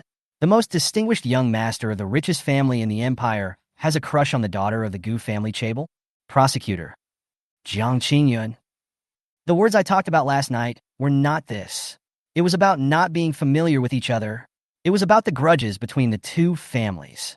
But I didn't want my daughter to suffer an injustice. Prosecutor. On the night of the incident, the defendant went to the hospital and caused the murder. Why did you also appear in that hospital? Qin Wuwang narrowed his eyes slightly. His eyes were full of contempt and sneered. Brain cancer, dying. Go see Huifu, the young master of the whole group. Huifu has been my playmate since childhood. He became a doctor because of me, and he is well known far and wide. Jiang Qingyun held his forehead and breathed a sigh of relief. This answer seemed more reasonable. Immediately afterwards, Jiang Qingyun almost went crazy. Prosecutor. For what purpose did you take the eyewitness video recording the murder process? Qin Wuwang smiled evilly. It looks good. Prosecutor. She's pretty. I want to secretly take a photo, record it, and take it home to enjoy it alone. Qin Wuwang's smile gradually became more sinister, with an evil and terrifying dark light flashing in his eyes. What? You can't have it and you won't let me see it? You can't peek? You can't take secret photos? Do you think I'm a pervert? Have you ever seen a pervert as good looking as me? Qin Wuong's smile gradually became filled with hostility, dangerous and terrifying. The prosecutor in front of him was so frightened that he was dumbfounded. Qin Wuong's smile was wild and evil, but in a flash, the smile disappeared. Gradually, he lowered his head, his expression became dead silent, and then gloomy. He wiped his thin lips with his thumb evilly and looked at the prosecutor provocatively. I just like her. Do you have any objection? Jiang Qingyun was overwhelmed. He felt that his brain was not getting enough blood. I've heard that Wang Xiao is moody and unpredictable, but he was still able to answer questions fluently last night and practiced well. How come he is like this today? However, what Gu Yanluo said next. This really made Jiang Qingyun feel that he was about to suffer a disastrous career defeat. He might lose his job. Chapter 48 Gu Yanluo's Dirty Talk. The chief prosecutor of the prosecution felt that Qin Wuong was simply unreasonable. But if you look closely, there is nothing wrong with what Qin Wuong said. He took the photos because the girl was pretty and he liked her.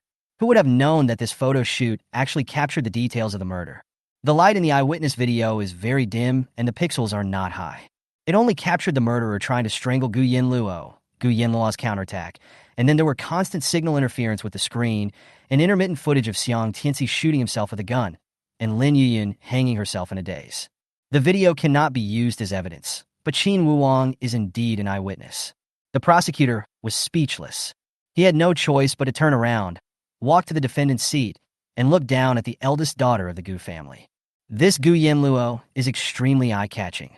The chief prosecutor tried hard to keep his mind calm and avoid being deceived as much as possible. He asked in a cold voice, Defendant, according to investigation, after the incident, the eyewitness Qin Wuong obstructed the Special Investigation Bureau from detaining you and then made a scene in the Special Investigation Bureau. What is your relationship with the eyewitness? Gu Yanluo had cold eyebrows and long, curled eyelashes.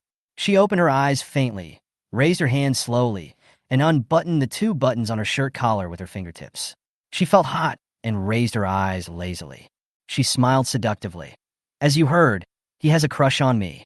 Not far away, Qin Wuong's handsome and pale face suddenly turned cold. What was she doing? Unbuttoning her collar in front of another man? Besides, why don't you answer the prosecution's questions directly? What is their relationship that she doesn't want to admit? The chief prosecutor was slightly stunned. The eyes of the girl in front of him were cold, but the faint smile on her face made him feel charmed to the core. The prosecutor suddenly closed his eyes, took a breath, pretended to be calm, and then asked, Ms. Gu, I'm listening. Gu Yanluo said lazily. Her royal sister's voice was captivating. The Gu family has been trying to conceal the fact that you and the witness lived together at the Histon Hotel. Miss Gu, during the time you were under surveillance, you and the witness lived together every day. What were you doing in the hotel? Gu Yanluo crossed her arms and crossed her long legs elegantly. She opened her eyelids, revealing a pair of pure black and enchanting fox eyes, like the finest obsidian. Deep in her pupils, there was a flickering, bewitching light. She possessed all kinds of charm. What can we do in the hotel? Gu Yanluo smiled slightly. He brought it to me himself. So, of course I put him. His lips parted slightly, his words enunciated clearly. To sleep. In an instant, the entire courtroom scene exploded and boiled. Shocking event. The daughter of an ancient tycoon in the empire slept with the pride of the richest family in the empire. Not far away, Qin Wuong, who had a cold face, had a hint of smile in his deep and dark evil eyes, which disappeared in an instant. He curled his lips, thinking with pleasure that the trial was broadcast live to the public. Yin Yan was actually willing to admit this in front of so many people, even if they didn't really sleep. It is also excellent. Jiang Qingyun turned his back, his forehead aching slightly. He rubbed the bridge of his nose and whispered to the men of the Gu family Chable's legal team. I think I need a quick-acting heart-saving pill. Subordinate. Jiang Lu, I don't have such a thing. The front of the gallery. The gentle smile on Gu Siju's face, who always maintained his elegance, gradually disappeared. Gu Yunju stared at Qin Wuong with cold and indifferent eyes as poisonous as a dove. Fourth brother, we have to ask Uncle Pei to handle crisis public relations. Pei Zongqing manages the Empire's most mysterious first crisis public relations team, which serves the Gu family Chable exclusively. My sister is still young. If these things get out, it will be bad for her. Yeah, Gu Yanluo picked up his phone and made a call, then stood up and left the gallery. Judge, silence. Silence. The prosecutor took out a handkerchief and wiped the sweat off his face. Gu Yanluo held her chin with one hand, curled her lips in a faint smile, and then said, "He has to sleep with me every day. He is in poor health. Every time he sleeps, he gets a fever. After sleeping for a while, I can be sick for several days and feel very weak. If I ignore him, he will feel wronged. There's nothing I can do but indulge her. Who made him look so handsome that people would want to destroy him?" At that time, Jiang Qingyun was drinking water to relieve stress. When he heard the words, he spat out a mouthful of water, his face turned red, and he choked and coughed continuously. "It's a mess. Everything is a mess. What should I do?" He and Gu Hongying promised that the trial would go smoothly. How can this go smoothly? He would lose his job and be unemployed. He was afraid that he would fall from the altar of the empire's #1 lawyer and would have to pack up and return to his hometown in the mountains to grow vegetables until the fields. He would no longer be able to help Mr. Gu solve his problems and overcome all difficulties. "Mr. Gu, what the hell is your daughter?" Seeing that the situation was in his favor, the chief prosecutor immediately became friendly and relaxed. "So Miss Gu admits that you and the witness were in a relationship." Gu Yanluo narcissistically stroked her porcelain white cheek. "Not necessarily. A beauty like me is not something that anyone can easily get." After saying that, Gu Yanluo suddenly raised her eyes and blinked at the prosecutor. "Do you think so?" The prosecutor, who was nearly 40 years old, froze and was speechless. "It seems that's true." Qin Wang tilted his head. His skin was pale and flawless. His eyes were half closed, and his extremely long eyelashes covered his eyes. His hazy expression was unfathomable. "Gu Yanluo, these words, are you telling me?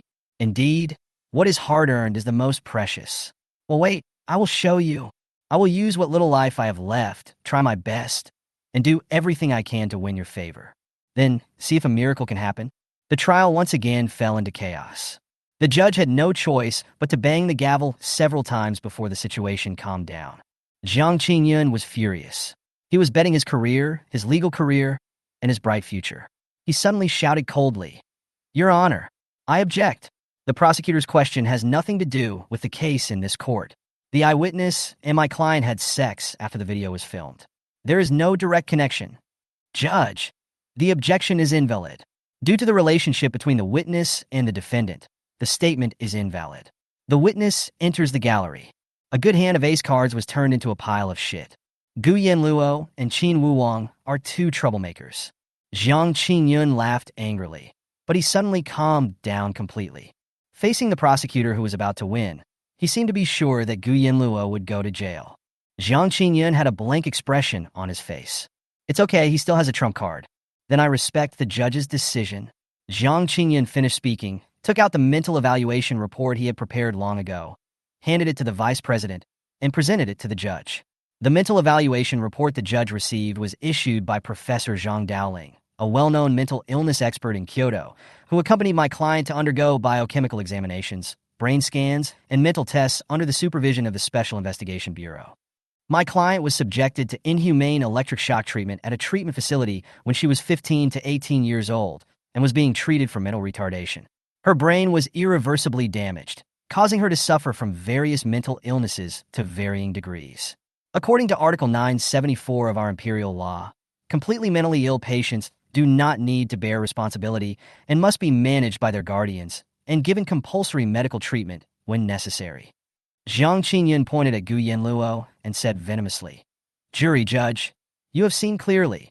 My client is talking incoherently, and she has an extreme narcissistic personality disorder. She also has various mental illnesses." Gu Yanluo raised her eyebrows, covered her mouth, and chuckled. "That's wonderful. You actually dare to say that I'm a psychopath. You are very brave." Jiang Qingyun said seriously, "Look at her. Does she look like a normal person?" Chapter 49, Don't Let Him Get Hurt. Take care of him. The much-anticipated trial of a chaebol daughter who committed murder in Kyoto was in full swing and had entered a white-hot stage. Jiang Qingyun was alone in a verbal battle with several senior prosecutors from the prosecution side, and after several rounds, he managed to turn the disadvantage around. And at the same time, although Gu Hongying, who was far away in a private hospital, could not be present to accompany his daughter. He also closely followed the trial from a distance. His handsome, weathered face showed fatigue. He stayed by his unconscious wife, Qin Qing's side, all the time. Not far behind him, on the sofa, sat his second son, Gu Qingjue. The trial was broadcast live on the LCD TV. Jiang Qingyun's sharp words competed with the prosecutors in a battle of wits and courage. His sonorous and powerful voice echoed in the ward. The prosecutor wanted to use so-called justice to arouse the jury's resonance and empathy, and used her chaebol background to attract people's prejudice to prove that she was guilty of manslaughter. This is already unfair. What is law? The law is ruthless. The prosecution's evidence is insufficient.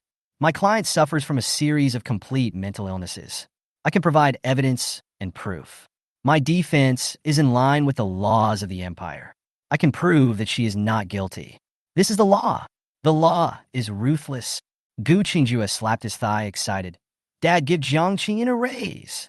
As soon as he finished speaking, the live TV screen turned into a snowy screen, indicating a signal failure. Gu Qingjue was stunned. Why did it break? Pei Zongqing finished his phone call and entered the ward. Boss Gu, the fourth young master called and said that the trial was in chaos and might be detrimental to the eldest young lady. I have ordered the public relations and technical team to hack into all live broadcast platforms and TV stations to interrupt the live broadcast and re-release the trial video after editing it. Gu Hongying, yeah. Dad, do you think, can my little sister be released in court? Gu Hongying's eyes were as cold as winter, unfathomable and silent.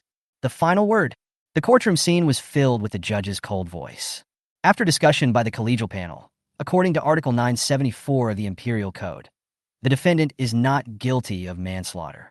According to the law, the defendant is hereby declared not guilty and released on the spot. The sacred, solemn, and dignified corridor outside the court.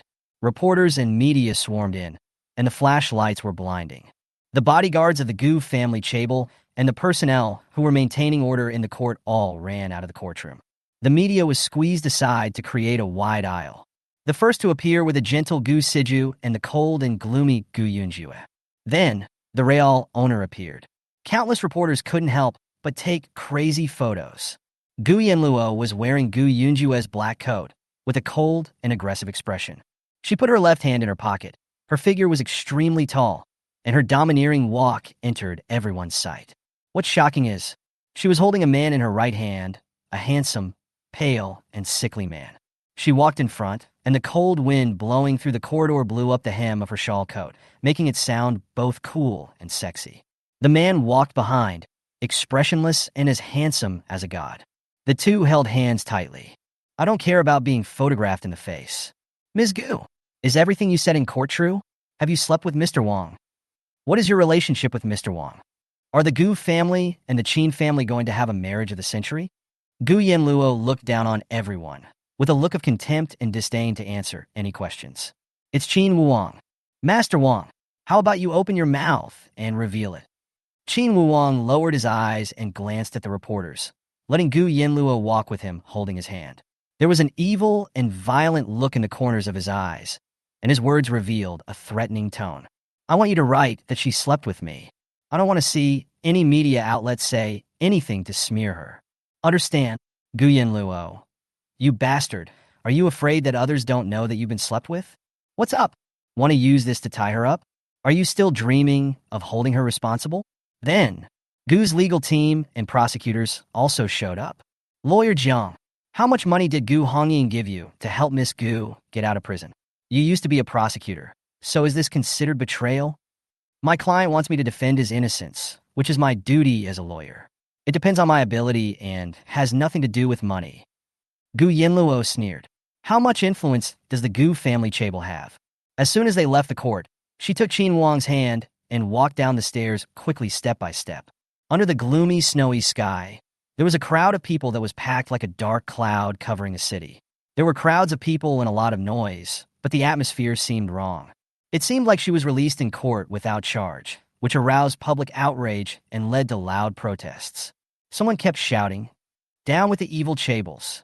Uphold civil justice." The Gu family chaebol's bodyguards forcibly controlled the situation. Gu Siju and Gu Yunjue ran out quickly to protect their sister. Gu Yunjue angrily ordered, "Control the troublemakers." Gu Siju said calmly, "Little sister, let's go back to the hotel first. Don't listen, don't watch, just get used to it." At the bottom of the stairs, several luxury cars of the Gu family were parked there waiting. Just as Gu Yanluo was pulling Qin Wuong down the stairs at high speed, dozens of broken bricks, along with many smelly eggs, were thrown at Gu Yanluo from the crowd in 4 directions. They were organized and conspired, and they were targeting her specifically.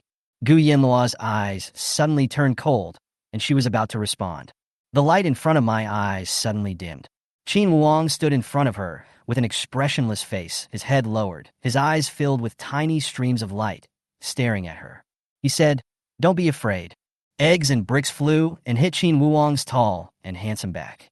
Some people in the crowd even started smashing the Gu family's luxury car fleet. Everything thrown at Gu Yanluo was blocked by Qin Wuong. Qin Wuong didn't even look back. His eyes were sinister. He listened to the sound and determined the location. He raised his arm and suddenly grabbed a brick that was about to hit Gu Siju on the forehead. He ordered in a cold voice, "Xiao Ling, bring people to help the Gu family control the situation and arrest the people." "Yes, Master Wang." The Gu family's bodyguards and the Qin family's bodyguards swarmed in and came to catch people, like an eagle catching a chick. The scene was in complete chaos. Gu Yanluo was startled to feel an egg thrown from a distance, hitting Qin Wuong right on the back of the head. As if he was hurt, Qin Wuong frowned and groaned. Her heart sank, and Gu Yanluo's beautiful eyes turned bone-chillingly cold, revealing a terrifying look that was extremely lethal. She pulled off her coat and quickly covered Qin Wuong's head with it.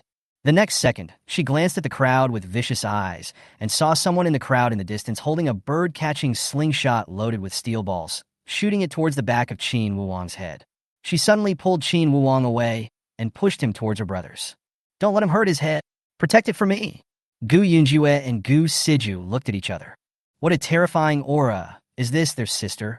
As soon as she finished speaking, Gu Yanluo jumped into the air with an amazing jumping ability and grabbed the steel ball with her bare hands that was as fast as lightning and was thrown towards Qin Wuong. The steel ball is the size of a ping-pong ball, but if it really hits Qin Wuong, who has a brain tumor, I guess this is where the blame lies. She landed steadily on the steps below, spun around, and swept across the dark crowd with an aggressive look. She then kicked sideways and blocked all the projectiles thrown at her. The situation outside the court was completely out of control. Gu Yanluo narrowed her beautiful eyes coldly and saw armed officers from the Special Investigation Bureau suppressing the situation not far away. She moved as fast as an arrow, and with a shadow flashing by, she rushed towards the Special Investigation Bureau personnel, snatched the gun in half a second, and in full view of everyone, she released the safety catch, raised the pistol high, pointed it at the gray and snowy sky, and pulled the trigger. Bang! The spear roared into the sky, and the lingering sound was resounding. Chapter 50: Kneeling Down and Becoming Manic and Darker. Guns are banned in the Chinese Empire. Therefore, suddenly and openly firing warning shots would inevitably cause panic among the masses. The sky is gray and snow is falling. The cold wind messed up Gu Yanluo's long curly hair that was as loose as a waterfall. She stood in the center of the square outside the solemn and dignified gate of the court with one hand in her pocket and a gun in the other hand, with a domineering posture. The sound of gunfire continued, echoing in the sky. The emotions around were very agitated. The onlookers, who were dissatisfied with Gu Yanluo's acquittal for manslaughter, were originally smashing the Gu family's luxury cars. However, many people were frightened by the gunshots and froze. They were afraid and retreated away. At that time, Captain Su Han of the Special Investigation Bureau was directing the crackdown. He was shocked to find that Gu Yanluo had snatched his Special Investigation Bureau service pistol again and took 3 or 2 steps forward to stop her. He scolded, "You were just acquitted, and you're causing trouble again." Before the word "thing" was uttered, Gu Yanluo casually threw the gun back into Su Han's arms. In the blink of an eye, she jumped onto the roof of a Mercedes-Benz Jeep in the Gu family Chable's fleet in just a few steps, looking down on an ant. Those enchanting and cold fox eyes, as if staring at their prey, were staring motionlessly at a man in the crowd who quickly hid a slingshot in his arms. Gu Yanluo stood on the roof of the car with a sharp, cold light in her eyes. She slowly raised her hand, pointed at the man in the crowd who shot Qin Wuong with a steel ball, and asked Su Han. Outside the court, he openly carried dangerous weapons and tried to hurt innocent people. Captain Su, are you going to arrest this kind of person or not? After she finished speaking, Gu Yanluo stretched out her hand from her pocket and threw a steel ball to Su Han behind her. Who? Su Han from need. The man with the black cap, the denim jacket, and the tattoo on his neck. The tattooed man who intended to attack her and almost shot Qin Wuong in the back of the head with a steel ball was about to run away. Su Han noticed it immediately, hooked his fingers, and two men from the Special Investigation Bureau rushed over, subdued the person, and detained him in front of Su Han. Su Han raised his eyes and looked at the girl standing on the roof of the car. Okay, caught it. You get off first. Gu Yanluo turned sideways, looked down, and whispered coldly, No, it's not enough. Su Han, then what do you want to do? Kill him with one shot. It can't be done. Maybe it was because of the roulette game that Gu Yanluo saved Su Han's life. Su Han couldn't be tough on the girl for some reason. There was nothing he could do. She owed him a life. As long as he didn't go too far, he tried to turn a blind eye. Only one eye. Before Su Han could understand what Gu Yanluo was going to do. Gu Yanluo jumped off the roof of the car neatly. In a blink of an eye, she grabbed the tattooed man's neck from the hands of two Special Investigation Bureau members. He changed hands and gripped the back of the murderer's neck tightly, his sharp nails piercing into the man's skin. She ignored the tattooed man's struggles and his cries for help. They escorted him all the way and forced him up the stairs until he arrived in front of Qin Wuong. The 5 bodyguards of the Gu family and Qin Wuong's subordinate, Xiao Ling, all held black umbrellas as shields to block the stones, eggs, and sharp objects that were constantly thrown at them. This happened to block the figures of Gu Yanluo and the tattooed man. Qin Wuong was a germaphobe, and he threw all his dirty suits and coats aside. In the bitter cold, she was only wearing a thin black silk shirt. The hair on the back of his head was stained with egg liquid, and it smelled bad. He looked at the sticky stains on his hands. The pale and sickly handsome face was suddenly shrouded in a hideous and sinister look. His long, white hands were shaking. I could feel the veins in my temples throbbing. There is a faint sense of terror that seems to be ready to explode with violence at any time. I'm fucking dirty. Qin Wuong's evil pupils suddenly shrank, as if he could not control his emotions. He became sickly and depressed, teetering on the edge of mania. He suddenly looked at the person Gu Yanluo had captured and was ready to strangle him to death. He wants to kill him, but he was held down by Gu Siju and Gu Yunjue.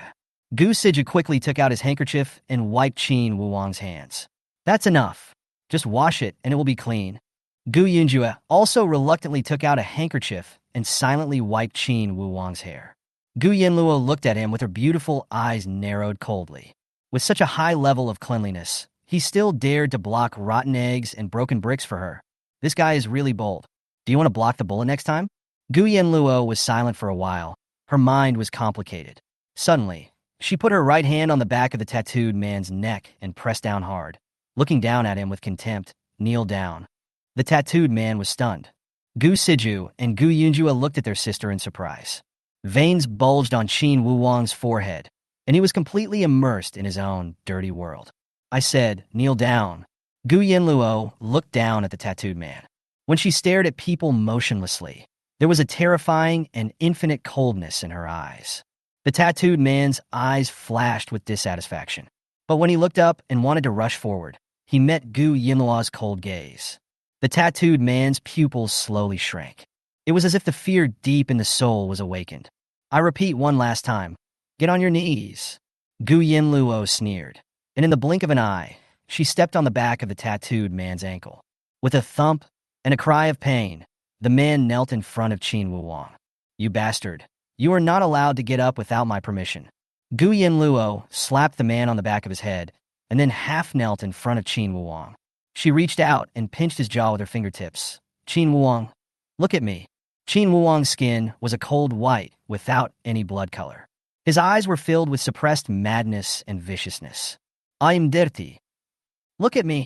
Do you have a headache? The egg hitting the back of his head could be a big deal or a small one. After all, there was something growing in his brain. There was a struggle in Qin Wuong's eyes, with violence suppressed deep in his pupils. He bit his lower lip. His expression was sick and depressed. He didn't speak, and his hands trembled uncontrollably. Let's go back and clean up, huh? Gu Yanluo wiped away the dirt on Qin Wuong's forehead with her fingertips. Qin Wuong was in a depressed mood. He sat on the steps, looking dejected and gloomy. After a while, he stretched out his arms, hugged Gu Yanluo's waist tightly, and pressed his pale and cold cheek against hers. At this moment, I felt a little better. But that kind of madness could not be suppressed. Something has to be done. Must. Outside the chaotic court, the situation was brought under control after a crackdown. Gu Yanluo, Qin Wuong, and a group of people got into the car and were escorted away by the Special Investigation Bureau. Out of caution, and in order to visit Qin Qing in the hospital, Gu Yanluo simply dragged the silent Qin Wuong to the hospital where her mother was staying for a brain examination. You do the examination here. I'll go to the old woman's ward first. Qin Wuong. Not long after Gu Yanluo left, Qin Wuong finished his brain. He stood up grimly, changed into clean clothes, and left the hospital building with Xiaoling. Behind the hospital, in a remote and dark dead end, the entrance had been blocked by a black jeep and was guarded by 2 people. 10 bodyguards in suits stood inside. Each held a blindfolded person. The cloths on everyone's faces were removed and stuffed into their mouths. Mr. Wong, according to the surveillance outside the court, except for the one Miss Gu asked to kneel, all the people who hit you with hard objects are here. Facing Qin Wuong in the dark corner, he turned around quietly. He slowly put on his gloves, took off his watch, and took off his clean suit. Xiaoling opened a suitcase with an expressionless face. Inside, there are densely packed alloy scalpels of various sizes, long needles, vices. Qin Wuong squatted down, facing the 10 people kneeling in 2 rows. He raised his thin lips slightly and suddenly revealed a sinister and dark smile. So, who gets to experience happiness first? Chapter 51. Parting is too painful. I am afraid you will leave. In a dark dead end, the gray light from the sky poured down from above the narrow alley, making it look extremely eerie. 10 people were gagged and had their limbs tied. Qin Wuong was wearing white gloves and squatting there with a wicked look on his face. He held a needle in his hand and slowly poked the tip of the needle into the gaps between the fingernails of these people. The pain is so intense that it is connected to the heart and is not something that ordinary people can endure. It's a pity that these people can't be called out. He smiled sinisterly. There's a hospital next door, so I won't die. I'll help you cure your finger-licking problem. In a society ruled by law, we must abide by the law and strive to be good citizens. I am a reasonable person. I will pay for the medical expenses. Qin Wuong then changed to a sophisticated alloy hammer and broke the finger bones of 10 people one by one. He moved slowly, as if he was doing a delicate job. There was a strange and dangerous tone in his voice, like that of a devil. The 10 people kneeling in 2 rows had fear and pain in their eyes and were trembling all over. Qin Wuong tortured people in many different ways with cruel methods that terrified those who saw them and frightened those who heard about them. Behind him, Xiaoling, with an expressionless face, watched all this. There was no emotion in his eyes. He was like a cold sculpture and had already been accustomed to it.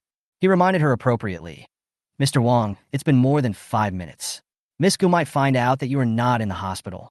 Qin Wuong stood up coldly and looked down with contempt at the 10 people kneeling in 2 rows. He threw the gloves and gave them to Xiaoling. Xiaoling took out a clean handkerchief and was wiping Qin Wuong's hands. There's something wrong with this.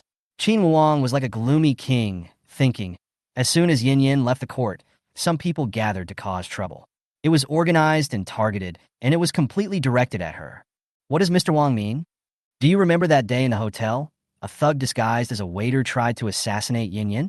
Remember, he acted rashly and his skills were too poor. He's just like these people. You mean someone is secretly manipulating and trying to get Miss Gu? Qin Wuong put his watch back on, with an evil look in his eyes. He sneered, investigate. It's definitely not the Xiang family's doing.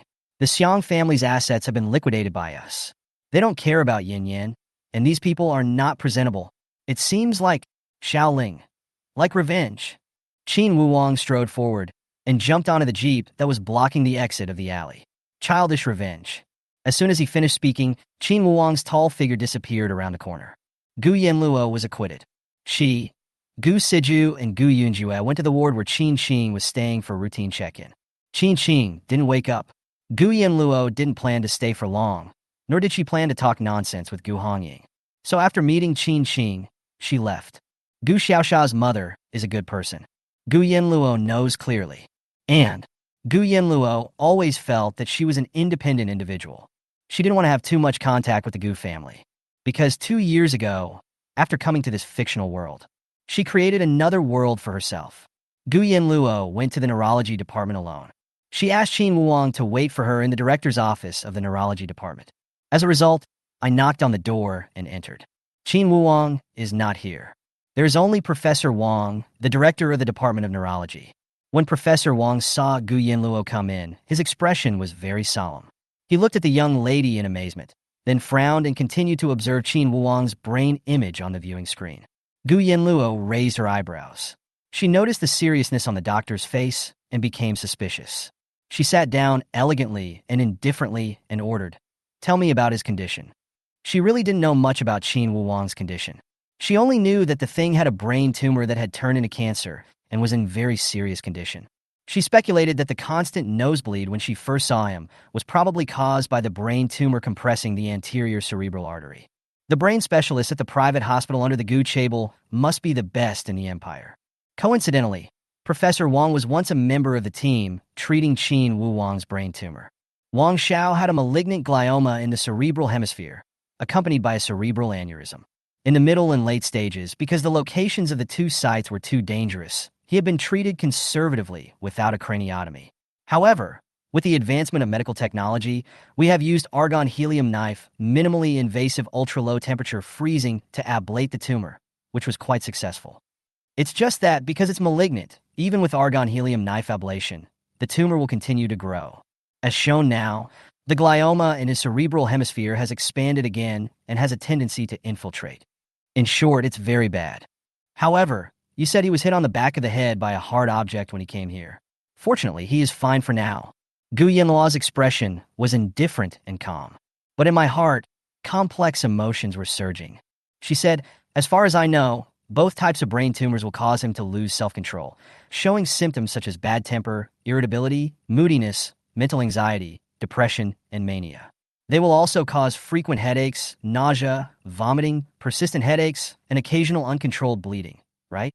Professor Wang was slightly surprised. Yes, he is very weak most of the time. The sky outside the window is gloomy and dark. In the consultation room, the silence was eerie and terrifying. Gu Yanluo lowered her eyebrows and eyes, and a gold coin of the European Empire turned between her fingers. Her pupils were calm, and there was no sign of anything. But Professor Wang, who was over 50 years old, was frightened by the unfathomable, depressing and frightening aura of Gu Yanluo, which made his heart beat faster, his breathing quicken, and sweat break out on his forehead. She was clearly just sitting there. But she is like a dark empress with deep emotions, giving people a terrifying aura that can stir up strange situations at any time. Professor Wang was so scared that he took a heart pill. Suddenly, Gu Yanluo spoke. "How long can someone like him live?"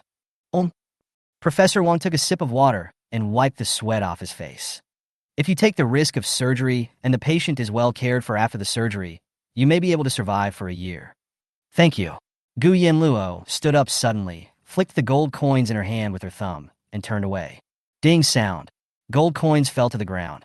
It was like some kind of decision was settled in Gu Yanluo's heart. Gu Yanluo learned two things. Qin Wuang's condition is very serious, but he still goes on as he pleases. She saw Qin Wuang's brain. The medicine injected that snowy night had lost its effect. After shrinking briefly, the tumor rebounded in a short period of time and became larger than before. The medicine saved him, but also harmed him. Gu Yanluo got off the elevator with heavy thoughts and dark eyes.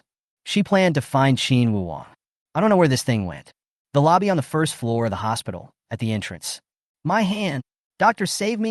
My hand is broken!" Noisy wailing and screaming filled the hall. Doctors and nurses rushed to the hall door to receive 10 patients with serious hand injuries. Gu Yanluo's black hair, curled like a waterfall, fluttered in the cold wind.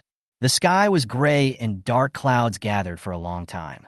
Gu Yanluo stood high on the steps. Her beautiful eyes half narrowed and saw from afar the tall, handsome, pale young man, with one hand in his pocket, a slight smile on his lips, walking towards her slowly. His black hair was slightly messy due to the wind. He looked tired and haggard, and he was so handsome and charming that he was stunningly beautiful. Yin Yin. With her eyebrows slightly furrowed, Gu Yanluo opened her eyes in a cool and aloof manner and replied calmly, "Yeah." Qin Wang walked over quickly, stretched out his arms, wrapped them tightly around Gu Yanluo's slender waist, moved closer, buried his tongue in her neck, and sniffed lightly. She stood on the steps. Qin Wang was at the bottom of the stairs. In the wind and snow, in the gloomy sky, the hazy light finally broke through the fog, poured down, and sprinkled on the two people. "Qin Wang, are you afraid of death?" Gu Yanluo looked up at the dark sky and asked in a low voice. "No." "Then what are you afraid of?" Qin Wang hugged her tightly, buried his head deep in her neck, and sighed. "For me, separation is too painful. I'm afraid you'll leave." "Good." She understood. Chapter 52. You are the exception and the only preference. Evening. Gu Yanluo and the Gu family left without saying goodbye. Got into Qin Wang's car and returned to the hotel. A black Maybach sped along the highway, protected by a convoy of bodyguards. It's warm inside the car. Qin Wang was wearing a thin black silk shirt, wrapped in a cashmere blanket, and sitting cross-legged in the spacious back seat. Because there is stinky egg white on the hair that cannot be wiped off. His whole body was still tense, as if he had been stimulated, and he couldn't recover until he washed himself thoroughly. But he felt more comfortable with Gu Yanluo around. "Mr. Wang, take your medicine." Xiao Ling, who was sitting in the passenger seat, turned sideways and handed the thermos cup and the different pills he had prepared to Qin Wang, who was sitting in the back seat behind the windshield. Qin Wang's eyes were gloomy and sad, and he completely ignored it. He tilted his head, leaned dejectedly and melancholy on Gu Yanluo's fragrant shoulder, and closed his eyes. "Can't hear." "Xiao Ling, Miss Gu must come? Just quit. I can't do this anymore." The light and shadow passed by outside the car window, casting a confusing and strange light on Qin Wang and Gu Yanluo's faces, strange and dazzling. At this time, Gu Yanluo lowered her eyebrows and smiled faintly, bewitching people. She extended her fingertips to Qin Wang's pale cheek, touched it, and pinched it softly, half teasingly. He then reached out and took the medicine and water from Xiao Ling's hand. Qin Wang murmured sadly, "Yin Yin, I'm dirty. I need to wash." Gu Yanluo turned slightly to the side and placed a dozen pills on Qin Wang's palm. "Wash them when you get home. Take the pills first." The temperature on Qin Wang's forehead was surprisingly high. He breathed heavily and rapidly, leaning softly and feebly against her shoulder, and quietly wrapped his arms around her, holding her in his arms, gently rubbing her shoulders and neck, murmuring, "Eating won't make you better." Gu Yanluo's beautiful eyes turned cold and gradually became chilly. Her voice was sweet, but extremely cold. "I don't want to hear such things again. Take medicine." Qin Wang remained silent, his eyes dim, and the hand that was holding Gu Yanluo's arm tightened a little. He suddenly started coughing violently, as if Gu Yanluo was scolding him. He covered his mouth and coughed so hard that his throat and lungs hurt. Gu Yanluo. That's interesting, Gu Yanluo thought, whose mother was being eaten so badly. Why did she feel like she was being cheated too? Cheating each other? Gu Yanluo did not hesitate. She drank a sip of water, turned sideways, pinched Qin Wang's jaw with her fingertips, put her mouth on his warm, thin lips, pried them open, poured water into his mouth, and then stuffed a pill into it. Pharynx. His Adam's apple moved, and he was as obedient as a dog. "You have such a bad character. Who spoiled you into this state?" Gu Yanluo said as she stuffed 2 more pills into Qin Wang's mouth, drank some water, and fed him mouth to mouth. Qin Wang pretended to be mute, his eyes dark and deep. He bit his lip, sitting cross-legged in the back seat, wrapped in a wool blanket, his black hair slightly messy, his thin lips slightly parted, his cheeks unusually red, pure and seductive, extremely handsome. After a while, Gu Yanluo was patient. Kissing and caressing, he fed Qin Wang all the dozen or so pills. She knew that these were medicines for brain tumors. Gu Yanluo wiped the water stains from the corners of her mouth with the tip of her thumb, raised her eyebrows in a scoundrelly manner, and smiled wickedly. "Are you satisfied?" Qin Wang shook his head. The next second, he leaned over and covered Gu Yanluo's lips with his thin lips. The tip of his nose brushed against the wing of her nose, and he gave her a deep, intoxicating kiss. It seems not enough. Qin Wang was so bold and presumptuous that he lifted up his silk shirt sexily, stretched out his arm, grabbed Gu Yanluo's warm hand, and forced her to put her hand into his shirt. Gu Yanluo's eyes flashed with a playful smile. She pressed her mouth against Qin Wang's lips and murmured, "Great, Where are the six-pack abs? Like it? Gu Yanluo did not answer. Her warm fingertips just kept lightly touching Qin Wuang's thin and strong waist, caressing his mermaid line. Xiaoling wisely closed the glass window in the center of the car. Because I'm going blind. When we arrived at the hotel, it was completely dark. Qin Wuang collapsed weakly in Gu Yanluo's arms, curled up in the back seat, his arms wrapped around her waist and calmed his breathing. After resting for a while, he and Gu Yanluo returned to the penthouse suite. Back to the master bedroom. Gu Yanluo changed into a clean nightgown, pulled it tight, and tied the belt. Then he called Xiao Ling and asked him to run the bath water for Qin Wuang. Qin Wuang squatted dejectedly in front of the floor-to-ceiling glass in the master bedroom, staring at the bright lights and nightlife of Kyoto outside the window. He didn't touch the bed because Gu Yanluo didn't like the bed to be dirty. Gu Yanluo walked out of the bathroom, with her long hair tied up, leaving only 2 curls hanging on her temples, looking charming and seductive. What are you having for dinner? You. Get lost. Seriously. Qin Wuang said gloomily. I don't have much appetite. I'll listen to you. Gu Yanluo then walked out of the bedroom. In the bathroom, Xiao Ling had a blank expression on his face, like a male nanny, preparing water and bath items in the bathroom. At this time, Qin Wuang heard the cell phone on the glass coffee table ringing. It's Gu Yanluo's cell phone. It's not good to look at people's cell phones. Although he really wanted to watch, Qin Wuang still held back. He ignored it. But then, Gu Yanluo's phone seemed to be bombarded with text messages. Within a minute, more than 100 messages were received. Qin Wuang suddenly stood up angrily, with a gloomy face, looking down at the mobile phone on the coffee table. It's a WeChat message. The remark is show off. Qin Wuang's evil eyes were dark. He just glanced at him and saw these few words. Saw Bao. I watched the live broadcast of the trial. Gu Yanluo, you are great. You're still in contact with that person. Shoei. Qin Wuang? Qin family. The person you slept with is him? Saucy guy. Okay, I'll argue with you when you come back. You've been acquitted. So when the hell are you going to get back here? Showbag. I don't care about your 3 bastards. I'm already exhausted. Show off. Winslow blew up your private plane. Show off. A Ming set your manor on fire. Show off. Cersei said that if you don't come back, she will find the media in the Chinese Empire and say that she is your beautiful baby, who is popular with both men and women, worse than an animal, and abandons her after having sex with her. Saucy. You said you would come back as soon as the trouble is solved. I'll book a flight for you. How about tomorrow? Qin Wuang stared sickly at the messages that kept popping up on his phone. So, do you still want to go? Can't you keep it? He frowned, feeling weak all over, and suddenly reached out to hold onto the floor-to-ceiling glass window, lowering his head. My heart felt heavy, and I could hardly breathe. He is not feeling well. Gu Yanluo asked Qin Wuang's chef to prepare dinner, and then turned back. Then he ran into Qin Wuang, who looked distraught. Wondering what's going on, she walked to Qin Wuang, lowered her head, and raised her eyebrows slightly. Oh, Ji Xiao sent a message. Qin Wuang's face turned pale, and he said in a muffled voice, I didn't look at it on purpose. Is this uncomfortable? Under the dim yellow light, Gu Yanluo crossed her arms lazily and stood beside Qin Wuang. Just look, it's okay. At that time, Xiao Ling walked out of the bathroom. Just let the water run for 10 minutes, and you can wash it. I'll be out first. Gu Yanluo glanced at Xiao Ling and said, yeah. After saying this, she lifted the satin sleeves of her nightgown and turned around. I'll go test the water temperature for you. Qin Wuang stood there motionless. He wanted to throw Gu Yanluo's phone down the stairs.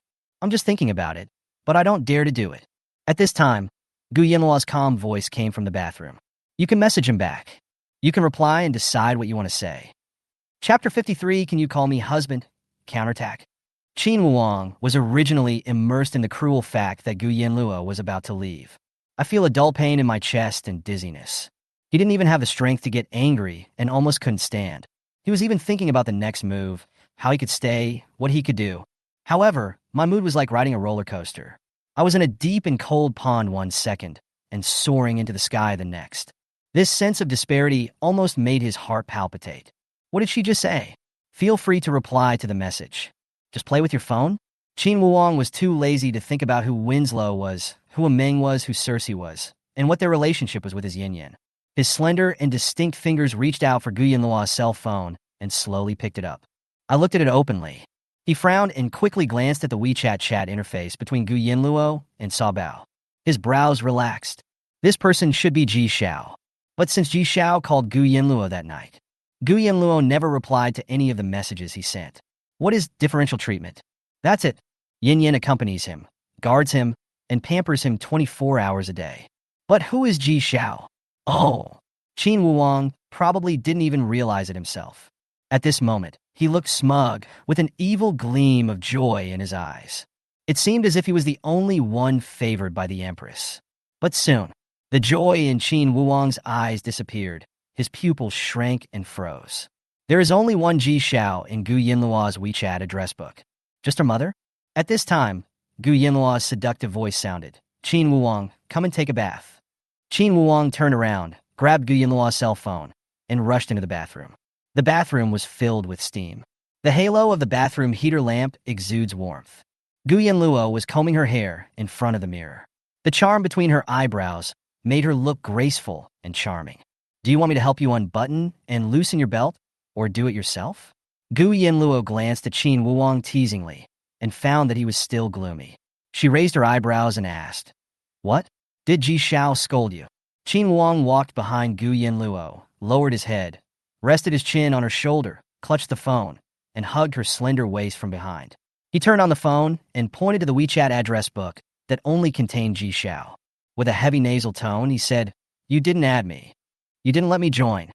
Yeah, we are together every day. Who would think about this? This is a new phone, and the number is also new. I don't have any friends in China, and I don't know anyone. I don't use WeChat when I'm abroad." She used an old-fashioned cell phone, the kind that couldn't be located or tracked. This type of smartphone is very easy to be eavesdropped and tracked, and the global positioning system can immediately find out its location. For her, it is both useless and dangerous. Qin Wang put one arm around Gu Yanluo's waist and quickly sent a message to Ji Xiao with the other. "I'm not going back. Get out of here. Completed sending message. Blacklist and delete." Qin Wuwang immediately threw Gu Yanluo's cell phone into the toilet. Then, he gave Gu Yanluo a heavy kiss on the cheek, as if marking it as his property. Gu Yanluo, sure, just like mobile phones are free. I'll buy you a new one." Qin Wuwang's voice was clear and hoarse. "Buy you a new phone card as well. You can use consecutive numbers, so we can have them together. Couple numbers. Let him do it. Let him do it." Gu Yanluo thought about it and heard that keeping a happy mood is beneficial to the condition. So the sky is big, the earth is big, the patient is the biggest, just let him do whatever he wants. In front of the sink, Gu Yanluo turned around in Qin Wuwang's arms and faced him. "Are you still going to soap?" Oh. Gu Yanluo raised her hand, put her fingertips around the buckle, and unbuttoned Qin Wuwang's shirt. With his brows lowered, Qin Wuwang's burning eyes were fixed on Gu Yanluo's concentrated look as she unbuttoned the buttons. He couldn't help but reach out his hand and gently stroked Gu Yanluo's porcelain-white cheek with his fingertips, feeling the reality of her being so close, satisfied and heart-pounding. In the misty bathroom, Qin Wuwang's shirt fell to the ground. In the halo, his fair skin took on an alluring jade-like texture. The texture lines are perfect, sexy, and firm. If it weren't for Gu Yanluo's extraordinary self-control and the fact that she had experienced all kinds of storms in her previous life, she really wouldn't be able to withstand such an outstanding figure. Charming, really charming. Gu Yanluo curled her long eyelashes to cover her beautiful eyes. She smiled, lowered her head, and in a seductive manner loosened the gold-buckled belt on Qin Wuwang's trousers and unzipped his trousers for him. Qin Wuwang's skin trembled with every breath. His pupils slowly shrank, and his chest rose and fell. Gu Yanluo curled her lips and smiled lightly, then suddenly raised her hand, clasped Qin Wuwang's neck, and pulled her hand closer. In the steam, her lips were very close to his. Her breath was as sweet as orchid, and her voice was as charming as a charm. "Do you want me to accompany you to take a bath?" Qin Wuwang raised his eyebrows. Otherwise? Qin Wuwang was so overwhelmed by the temptation that he couldn't extricate himself, and his soul was floating away. But Gu Yanluo's expression changed in an instant. The smile in her eyes disappeared. She sneered and rolled her eyes at him. "Wash it yourself."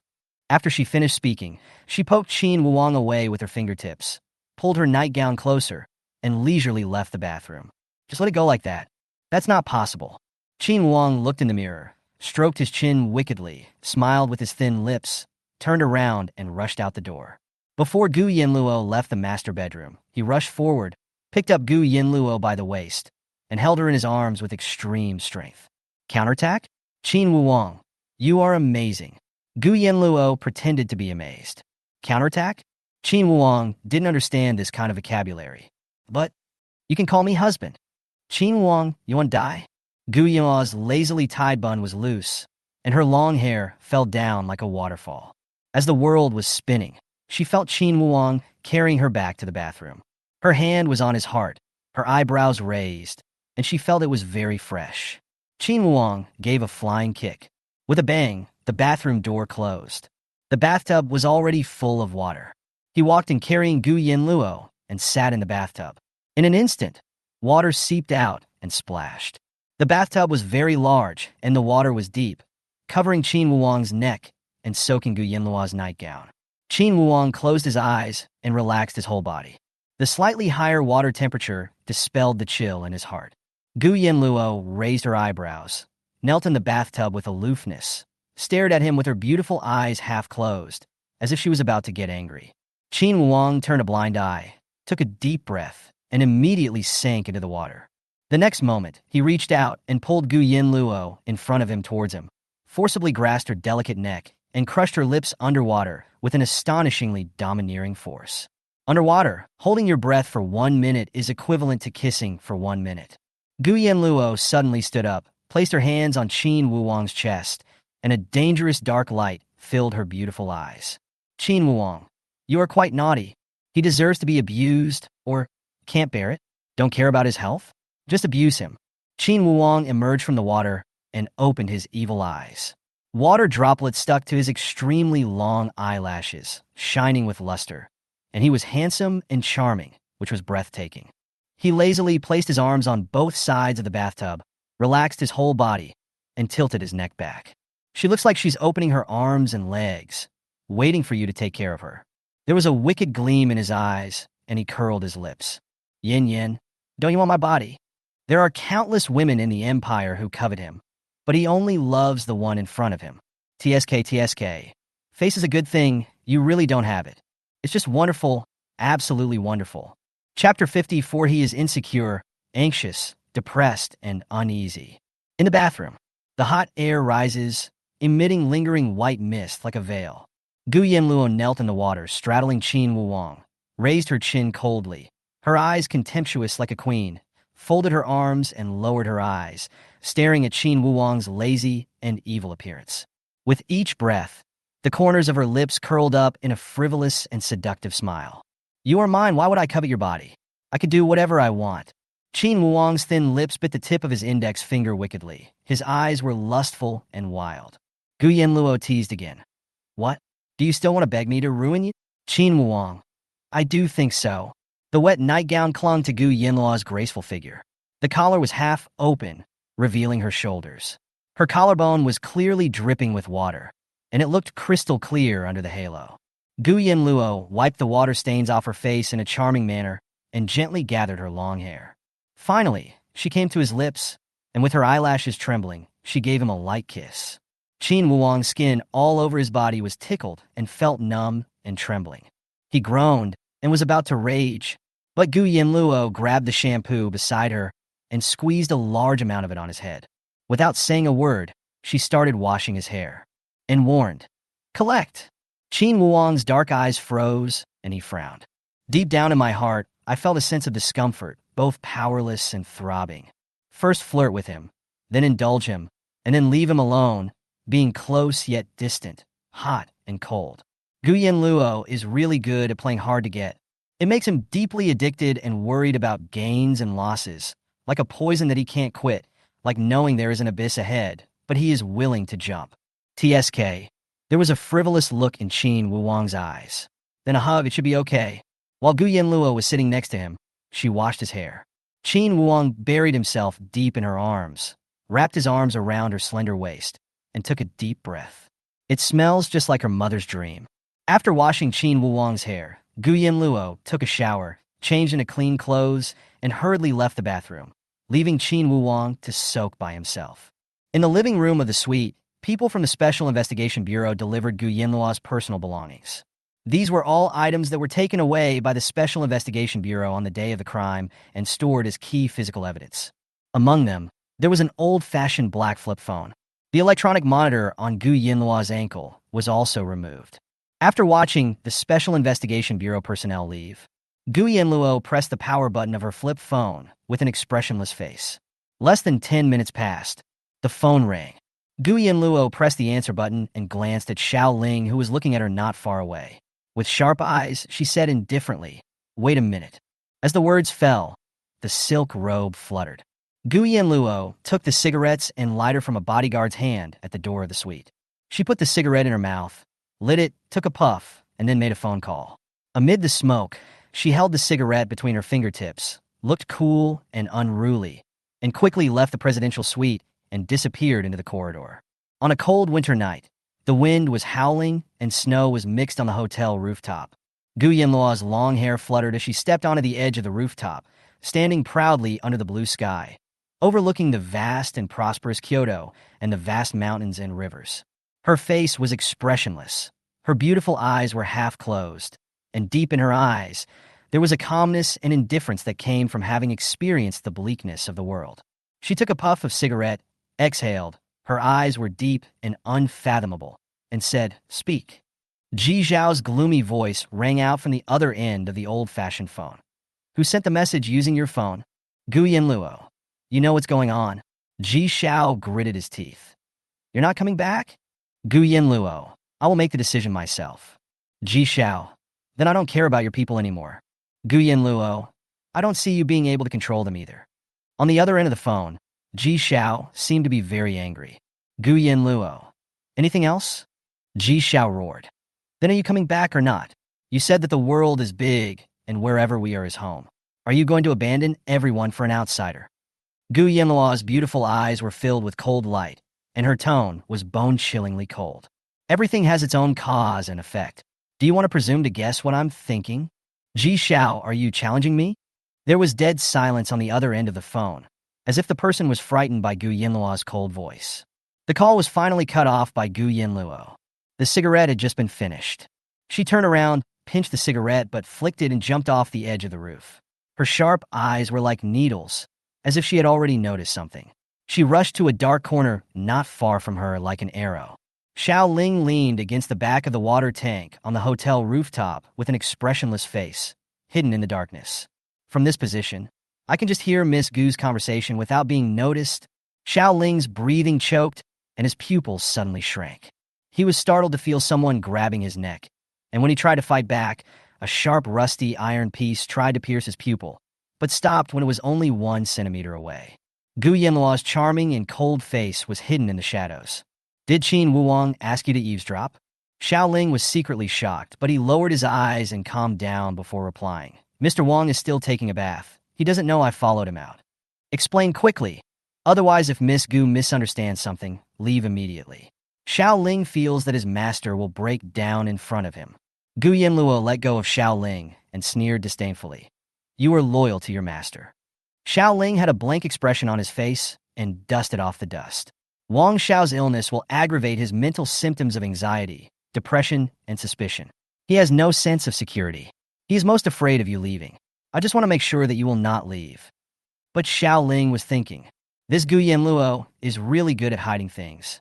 When he eavesdropped on the conversation just now, he had no idea what this person was thinking. Gu Yanluo, on the other hand, sneered when she heard this. "The legs are on my body. If I really want to leave, can you stop me for him?" "Stupid. That's too much." After Qin Wuwang finished his bath, he ate a few bites of dinner and took some antipyretics before he fell asleep exhausted and listless. When he went to sleep, he had to hug Gu Yanluo's waist or nestle in her arms. Only when he felt at ease could he sleep peacefully. At this time, Xiao Ling knocked on the door and came in, bringing a cup of hot tea to Gu Yanluo, who was leaning against the head of the bed reading a book. Then I heard Gu Yanluo lower her voice and said venomously, "He is a dog, right? He sticks to me every day. How did he sleep before? When he didn't know me, did he not sleep? A god?"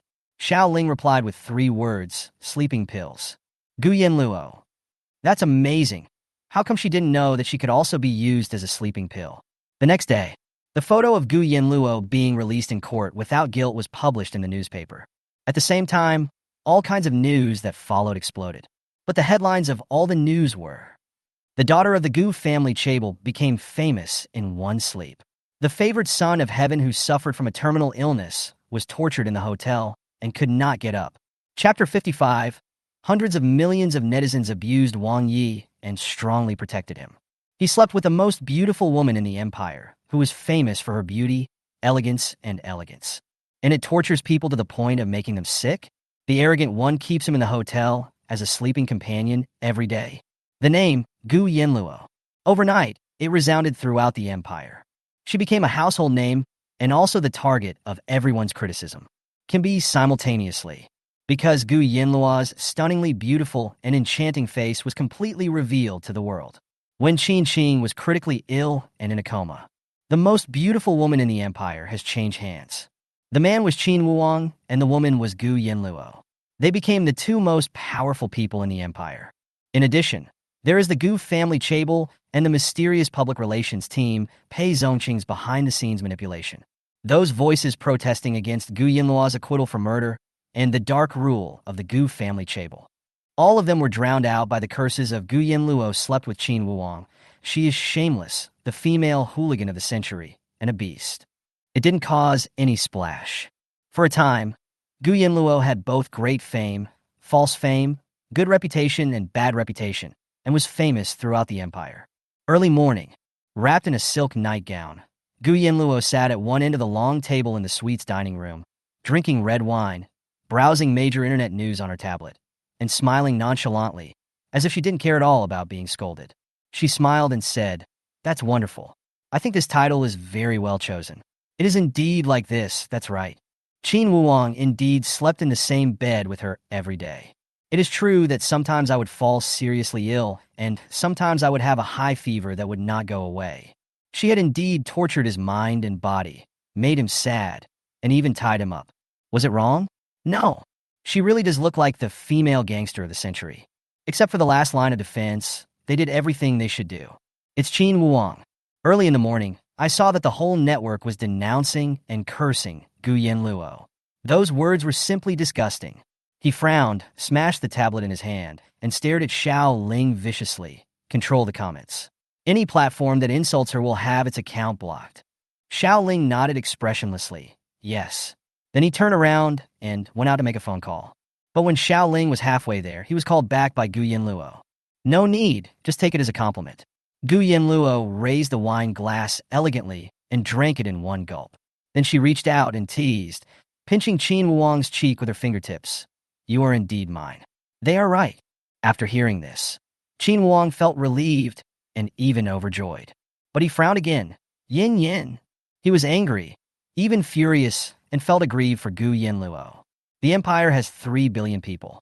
The person whom he sticks to, pesters, and possesses like a treasure is being scolded by hundreds of millions of netizens.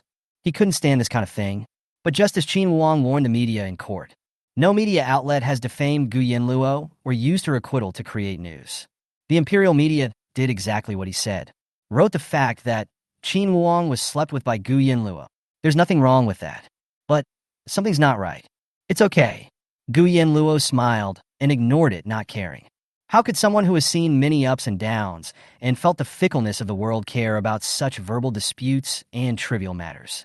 To Gu Yanluo, the insults were of no concern and had nothing to do with her. Afterwards, Gu Yanluo stuffed a strawberry into Qin Wuang's mouth and said, "If you can't eat breakfast, eat some fruit and drink some milk. After you finish eating, get ready and accompany me to Lin Yuyun's funeral." Qin Wuang's face was gloomy. "Are you crazy? You even attended her funeral?" Gu Yanluo smiled and held her chin up. "Can I bury her peacefully? Making trouble?" "Sure." Gu Yanluo did not let Qin Wuang pay attention to the abuse and slander against her by hundreds of millions of netizens. But Qin Wuang didn't listen to Gu Yanluo.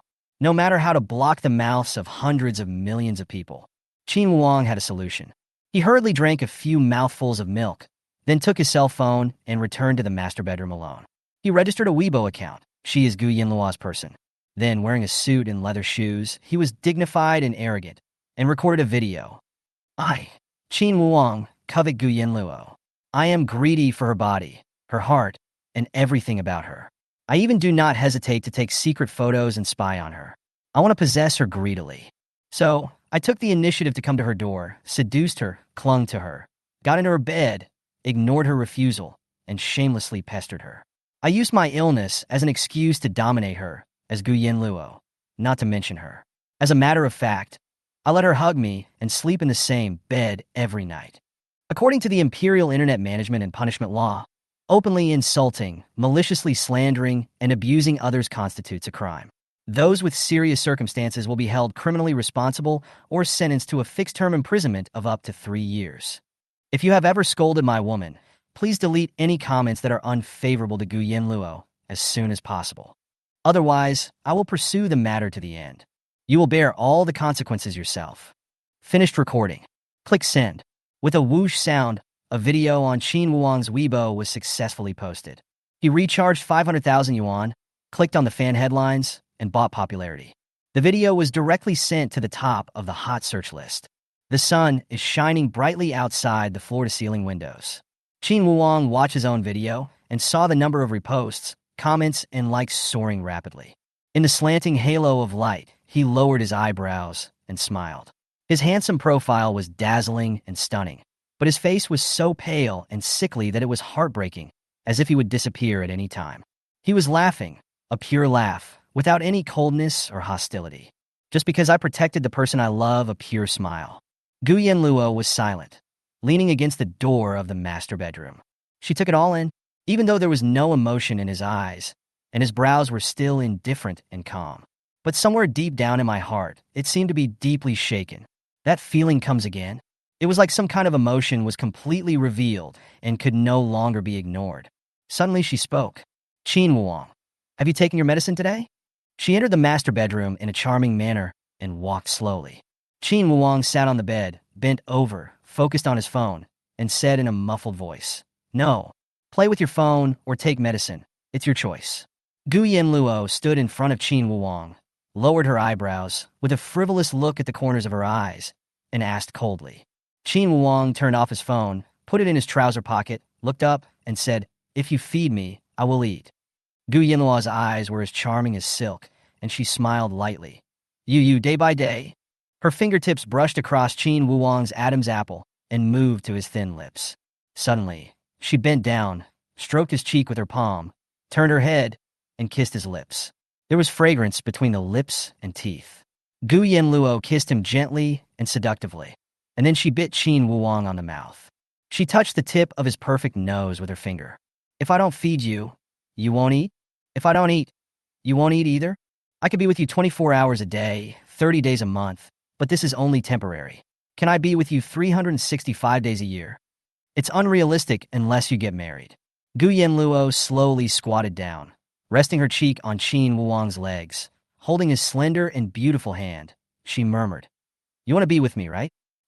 I think about it madly, I think about it with my life at stake." "Then promise me first to stay alive. Only by living can you begin." Chapter 56, revised. The Spirit Hall wants to kill Gu Yanluo's child 2.0. Outside the floor-to-ceiling windows, sunlight shines in obliquely. Qin Wuang lowered his eyes, stared at Gu Yanluo, and asked deeply and seriously, "I will try my best to survive. Will you marry me?" Gu Yanluo said calmly, "Show me your determination first. If you don't show sincerity, then forget it." She knew that only by giving this man some hope would he have the desire to survive. "Okay." Qin Wuang retracted his deep eyes, turning into dead silence, unfathomable. "Then let me ask you, in order to survive, I will do whatever it takes, even tracking down the drug you injected me. Will you be in danger? Will you be angry?" Qin Wuang still clearly remembered that Ji Xiao once said that because Gu Yanluo had secretly given him that medicine, it would kill her, and he had to confirm this. Gu Yanluo was stunned, then stood up and said with a disdainful smile, "No, but don't use that kind of rubbish. It has serious flaws. If you use it too much, you will become dependent on it. Once you stop using it, your condition will worsen. Just like now, your brain tumor is more serious than before, and I had no choice but to give you a small dose injection.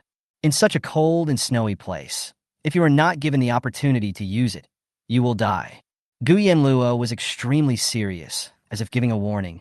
Don't think of saving yourself with that kind of thing. It will kill you, and I told you, it's top grade. The strengthening potion was a defective product, and the last two were gone. But it is true that there is a part of this world that treasures it. Qin Wuong noticed it. Gu Yanluo seemed to be very averse to this so-called strengthening potion. Who was she delivering the goods for at the time? Who are you going to deliver the goods to? Also, that dark red injection that she had previously injected into her mother, where did it come from? This was the first time Qin Wuong took medicine on his own initiative. He even took the initiative to put on a thick turtleneck sweater. There's no need for Gu Yanluo to keep an eye on her. She also wore a double-breasted black camel hair coat and an ankle-length warm black mink coat. After Gu Yanluo finished dressing up, they went to the Qingbei funeral home on the outskirts of Kyoto together. On the way, Gu Yanluo drove her McLaren and left behind the Qin family's bodyguard convoy. Qin Wuong sat in the passenger seat. His slender and distinct hands climbed up Gu Yanluo's arms, hugged her, and leaned on her shoulders. He said in a low voice, "I have something to tell you." The group of rioters outside the court yesterday who smashed, looted, and threw objects were bribed, organized, and conspired to target you. I have found out who is behind this. Good. Aren't you curious about who it is? Qin Wuong paused, his expression subtle. This person has a crush on Lin Yuyun. They were almost at the funeral home. Gu Yanluo glanced at the navigation, sidelong glanced at Qin Wuong, and said coldly, "You're just an ant. I'm not interested." So cool? Gu Yanluo spoke in a contemptuous tone, lazy and disdainful. If you are not up to my standard, then you are not worthy of my serious attention. If this kind of rubbish can stir up a huge wave, I will play with him. If it can only stir up a small wave, I am afraid that I will accidentally kill someone. Qin Wuong buried his head in Gu Yanluo's neck, sniffing the sweet fragrance and sighing. Then I'll help you get rid of it. How are you going to deal with this? Gu Hongying issued a death order. The Gu family is not allowed to handle Lin Yuyun's funeral and burial arrangements. Even the body of Lin Yuyun, which had been left at the forensic identification office without anyone claiming it, was ignored by the Gu family. Despite this, it seemed that someone had arranged Lin Yuyun's funeral. The reason why Gu Yanluo came to Lin Yuyun's funeral hall was not really to mess things up. She wouldn't bother with a dead person. But this morning, when Qin Wuong was still asleep, Xiao Ling picked up a letter at the door of the suite. The letter reads, "Do you dare to come to Yuyun's funeral hall?" It was this letter that instantly aroused Gu Yanluo's interest. Are you trying to fall into a trap? Quite interesting. Her days in this fictional world were boring. She craves excitement. Lin Yuyun's funeral hall is very small, less than 100 square meters. Directly in front is her portrait. There is a black coffin in front of the portrait. Her stiff body lay inside. In the morning hall, a strange funeral song was playing, and the atmosphere was gloomy. When Gu Yanluo and Qin Wuong appeared at the door, there were only 3 people at the scene, including them. Next to Lin Yuyun's coffin stood a handsome young man. This boy is unruly, has dyed red hair, wears a black jacket, and looks very rebellious. Gu Yanluo was originally wondering which bastard dared to provoke her. But I was surprised to find that the young man standing next to the coffin looked familiar. She was slightly surprised. That person? What's his name? She had seen the youngest of the 4 brothers from the Gu family who appeared in Qin Qing's ward. You don't know Gu Shijue? Qin Wuong glanced at Gu Yanluo suspiciously. He is your 5th brother. Gu Yanluo. No way. The one who brought her here was Gu Shijue. What's going on? Does he like Lin Yuyun? Qin Wuong frowned and observed Gu Shijue. He wondered, this Gu Shijue is a little weird. Gu Yanluo. What's strange about that? Qin Wuong stroked his chin evilly. He didn't rush up to beat me up. Gu Yanluo. Qin Wuong didn't tell Gu Yanluo. Gu Shijue and Gu Qingjue liked to fight him 2-on-1, but they never won. 2 useless dogs. At that time, Xiaoling arrived late with 15 Qin family bodyguards. Appeared behind Qin Wuong. Stay at the door. I'll go in and meet him. After Gu Yanluo finished speaking, she turned around and walked straight towards Gu Shijue, who was standing next to the coffin, and remained silent. The reason why she didn't let Qin Wuong enter the morning hall. It was because she sensed an unusual smell of death in the air. Hidden murderous intent and filled with weirdness. The layout of this morning hall is very strange. Black and white tones, eerie and cold. There were actually 2 cameras on the left and right sides, recording in the direction of the coffin. Gu Shijue looked like he was dead. When he saw her coming, he stood there motionless, staring at the dead body in the coffin, as if it was his father lying inside. There was a cold gleam of sarcasm in Gu Yanluo's eyes. She looked up, and a sharp look flashed in her eyes. She discovered that there was something hidden on top of the beam in the dim and dark morning hall. Finally, Gu Yanluo stood in front of Lin Yuyun's coffin, staring at Gu Shijue with a smile, tilted her head strangely, and relaxed her muscles. You brought me here? Aren't you trying to kill me? Does Gu Hongying know that you have such a naughty idea? Gu Yanluo hadn't finished speaking yet. Above her head, there was a bang, and a square iron cage wrapped with high-voltage wires fell down. Without any bias, Gu Yanluo was completely imprisoned inside. Gu Yanluo didn't hide either. His eyes were gradually filled with a strange light of excitement, without any disorder, as if he had seen through everything. Finally, the red-haired boy standing beside the coffin saw Gu Yanluo trapped. He glanced sideways, and his smile gradually changed from cold to terrifying, like a demon. You kill her, and I kill you. Today I will be in this morning hall, broadcasting how you die. Gu Yanluo sneered. Great, you also want to kill me live? This is quite interesting. Live broadcast to the entire network. Let them see how your nasty face turns into the skin of a dead person. When you die, I will peel off your skin and put it on Yunner's body. Gu Yanluo laughed so hard that her body shook with laughter. But the next second, her smile disappeared and turned into a strange and cold one. I'll wait for you to peel my skin off. Qin Wang just went out to take a breath. Suddenly, a loud noise was heard coming from the morning hall. He rushed into the morning hall quickly and was shocked to find Gu Yanluo trapped in an iron cage full of electric wires. He ran as fast as an arrow. Yin Yin! Seeing Qin Wang coming over, Gu Yanluo fiddled with the ring on her finger coldly. Threat. If you take one step forward, I will leave tomorrow. Qin Wang stopped and said, But you. Gu Yanluo interrupted Qin Wang and said coldly to Gu Shijue, I'm in a good mood today, so I'll play with you. If you can't make any splash, you'll have to die here, even if you're Gu Hongying's son. Chapter 57 Qin Wang breaks Gu Yanluo in half. At the same time, in the morning hall, two cameras were facing Gu Yanluo, the coffin, and the young man with a ferocious and gloomy face. On top of the camera, there is a tablet that is broadcasting live on the internet. Everything that was happening in the morning hall was shown on the live broadcast without reservation. The number of viewers is soaring from 1 million to 10 million. The comments keep scrolling. Tourist. Live broadcast of murder? It must be fake. Visitor. Gu Yanluo?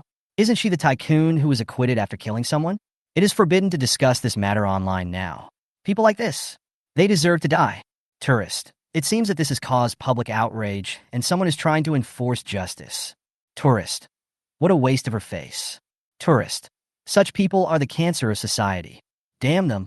Tourist. Let's see how she will die. So exciting. In the eerie black and white morning hall, creepy funeral music echoed.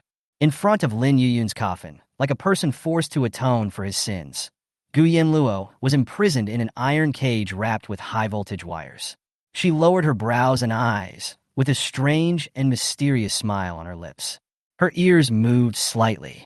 The air, the sound of the wind, unusual movements, and intuition are all the basis for her to identify hidden dangers around her. Stay calm in the face of danger and remain composed. Just at this moment, there was another strange noise coming from the top of the iron cage that imprisoned her. It was like some preset mechanism was triggered. An iron barrel hidden in the darkness suddenly tilted, and the liquid inside instantly poured down on Gu Yanluo's head like a waterfall. Gu Yanluo's beautiful eyes shone. She reacted very quickly. She turned around, took off her thick long fur coat, and quickly put it over her head, covering every bit of skin exposed to the air. The transparent liquid poured into the iron cage like a downpour, soaking the fur coat covering Gu Yanluo's head and beginning to corrode the metal structure of the iron cage bit by bit.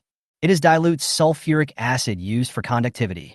Gu Shijue wanted to cover her body with dilute sulfuric acid and then electrocute her to death in the cage through the high-voltage wires on the iron cage.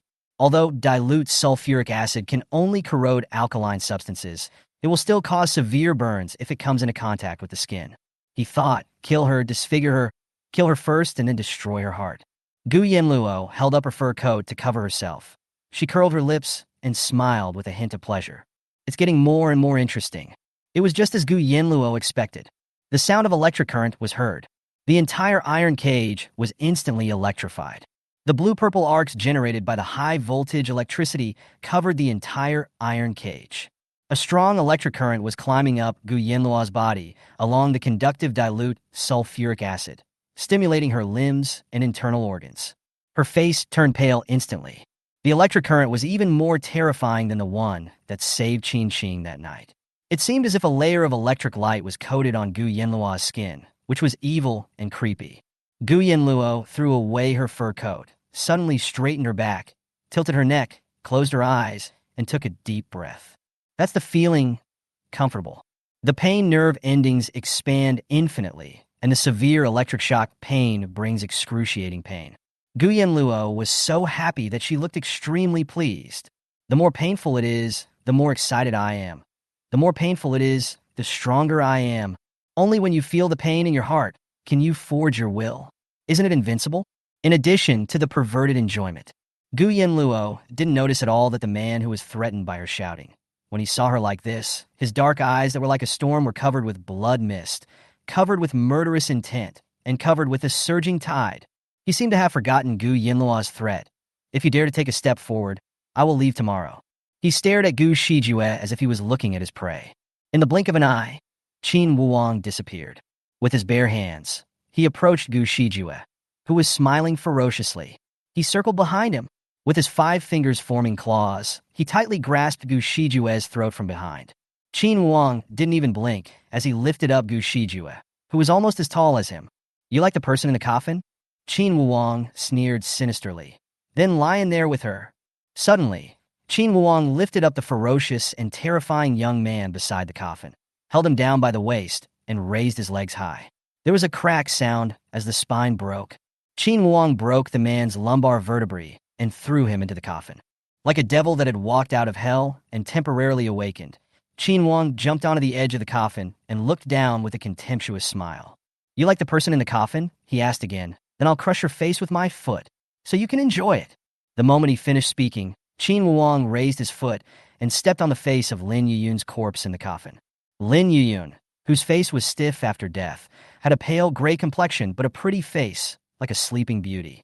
But with a click, her face collapsed and was crushed by Qin Wuang's foot.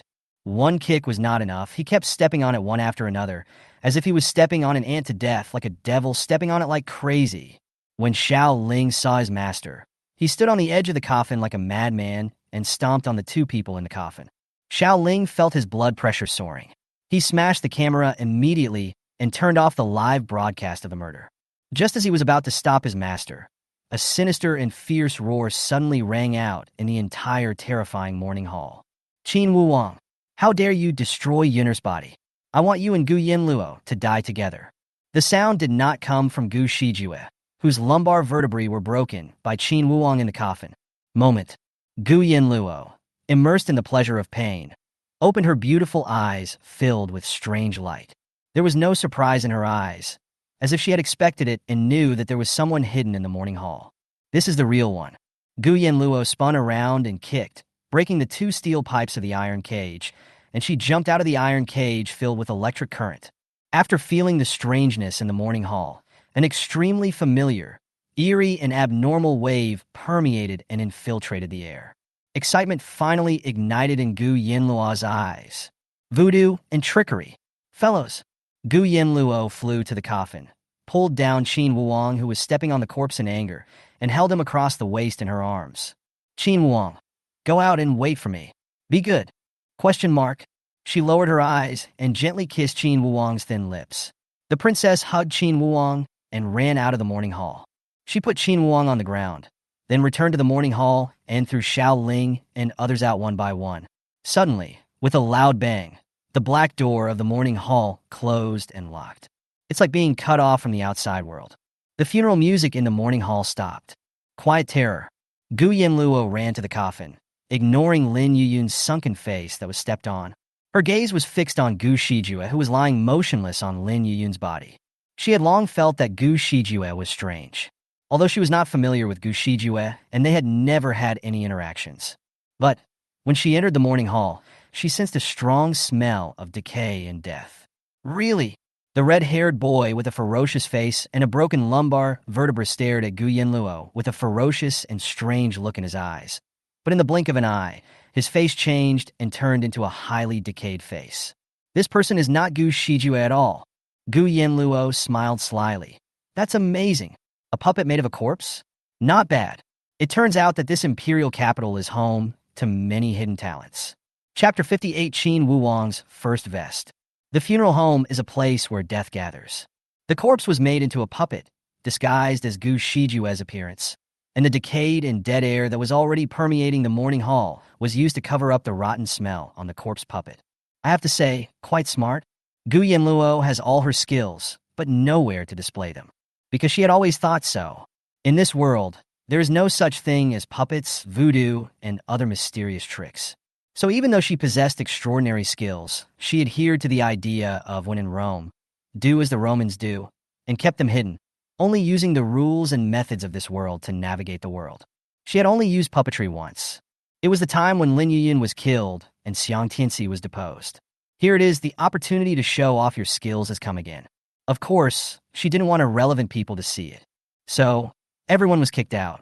There was a strange light in Gu Yanluo's eyes as she stared at the two bodies in the coffins. Suddenly, she heard a noise. The corners of her eyes flickered, and she glanced at the man who was walking out from the back of the mourning hall with contempt. The man was wearing a hideous and terrifying mask and a black robe in the style of the Republic of China, looking eerie and evil. He had one hand behind his back and the other holding a gun. He appeared, suddenly raised his gun, and aimed at Gu Yanluo's eyebrows.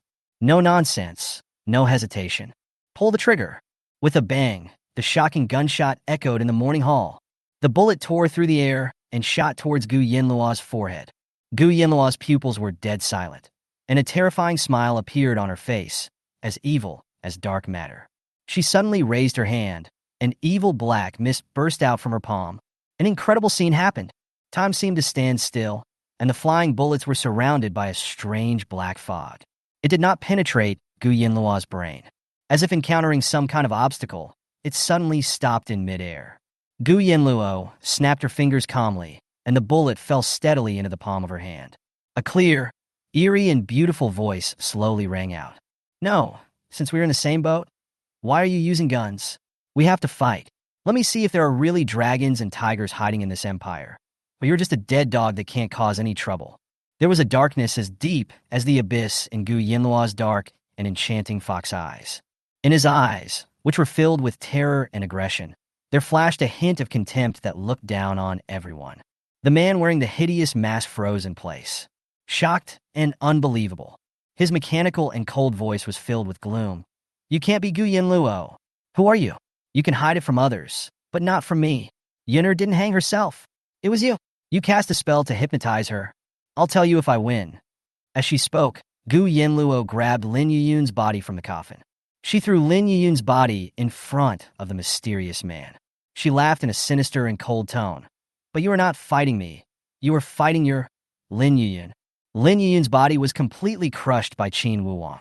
His face was collapsed, his skull was shattered, and it was a bloody mess, a horrible sight. Before the mysterious man could react, he realized the deep meaning of Gu Yanluo's words. Gu Yanluo held her breath and concentrated, putting two fingers together and chanting incantations softly, accompanied by obscure spells. The black fog lingered like strands of black threads, entangled Lin Yuyun's limbs, head, body, and facial features like a thread threading a needle, like a puppet on strings. In an instant, Lin Yuyun's corpse opened its dull and turbid eyes. The corpse seemed to be resurrected, its body arched, its limbs twisted strangely, and black blood vessels bulged between its neck and arms, like black earthworms crawling all over its body. She stared at the masked man with a fierce look, screaming like a ghost. Like a zombie, she rushed forward. Gu Yanluo's 10 slender fingers were entangled with silk threads filled with black mist, like an evil witch controlling a puppet. Her smile was evil and heartless, and as dangerous as a femme fatale. Puppetry and string puppets are of a high-level type. Gu Yanluo smiled and danced with her fingertips, controlling Lin Yun's body while laughing wildly. Are you worthy of fighting with me? You are not worthy. Killing is not enough. Destroying the heart is worse than death. The person you like is attacking you madly. How does it feel? Come, let me see your strength. She likes to hurt people's hearts. Killing people is so boring. 15 bodyguards slammed the door of the morning hall together. Qin Wuang was extremely anxious, and Yin Yin carried him out without saying a word and threw him outside. Then what are you doing there? All the windows of the morning hall were sealed from the inside, so nothing could be seen. And this door seemed to be sealed, and even 15 people couldn't break it open. Grass! Qin Wuang cursed, turned around, and ran towards the Qin family's luxury car parked not far outside the morning hall. He swiftly took out a mysterious rectangular black box from the trunk of a car, strode up the stairs, knelt on one knee at the door of the morning hall, and opened the black box using his fingerprint, iris, and password. When Xiao Ling saw this, he remained calm, as if he was not surprised at all. He advised, "Don't be reckless, think twice." Qin Wuang quickly assembled the things in the black box and said, "Thinking of your mother." In the box, what Qin Wuang assembled was a strangely shaped anti-tank type 360mm rocket launcher, but it was equipped with an optical sight and a wall-penetrating thermal infrared device. Generally speaking, it is used to destroy field fortifications, town barriers, and armored vehicles.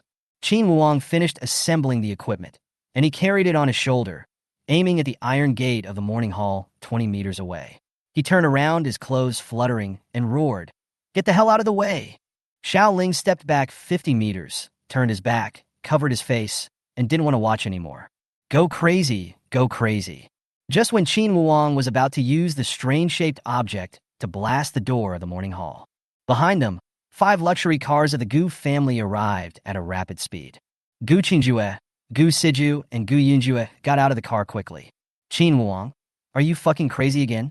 Gu Qingjue saw Qin Wuang trying to bomb the morning hall, so he stepped forward to stop him. "Stop it now.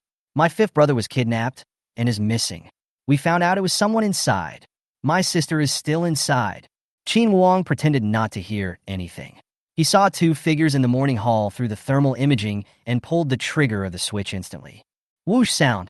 A small silver armor-piercing bomb engraved with intricate patterns instantly broke through the iron door.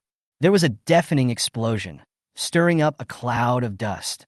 The impact force was so great that it created an unstoppable shock wave. An armor-piercing bomb, at close range, directly blew open the door of the morning hall, and the hall was about to collapse. Gu Yanluo is manipulating a corpse puppet and having a boring confrontation with a mysterious man. Suddenly I felt like there was an earthquake.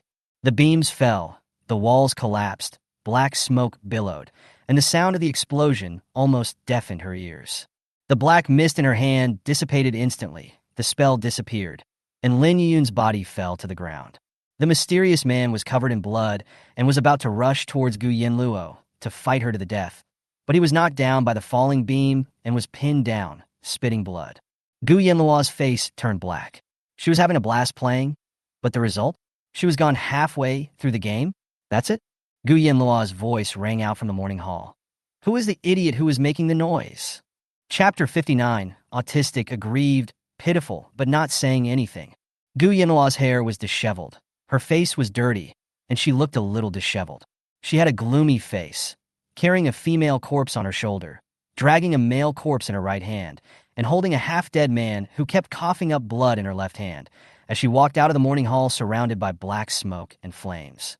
Outside the morning hall is a high platform with stone steps. Gu Yanluo's face was covered in soot and blackened.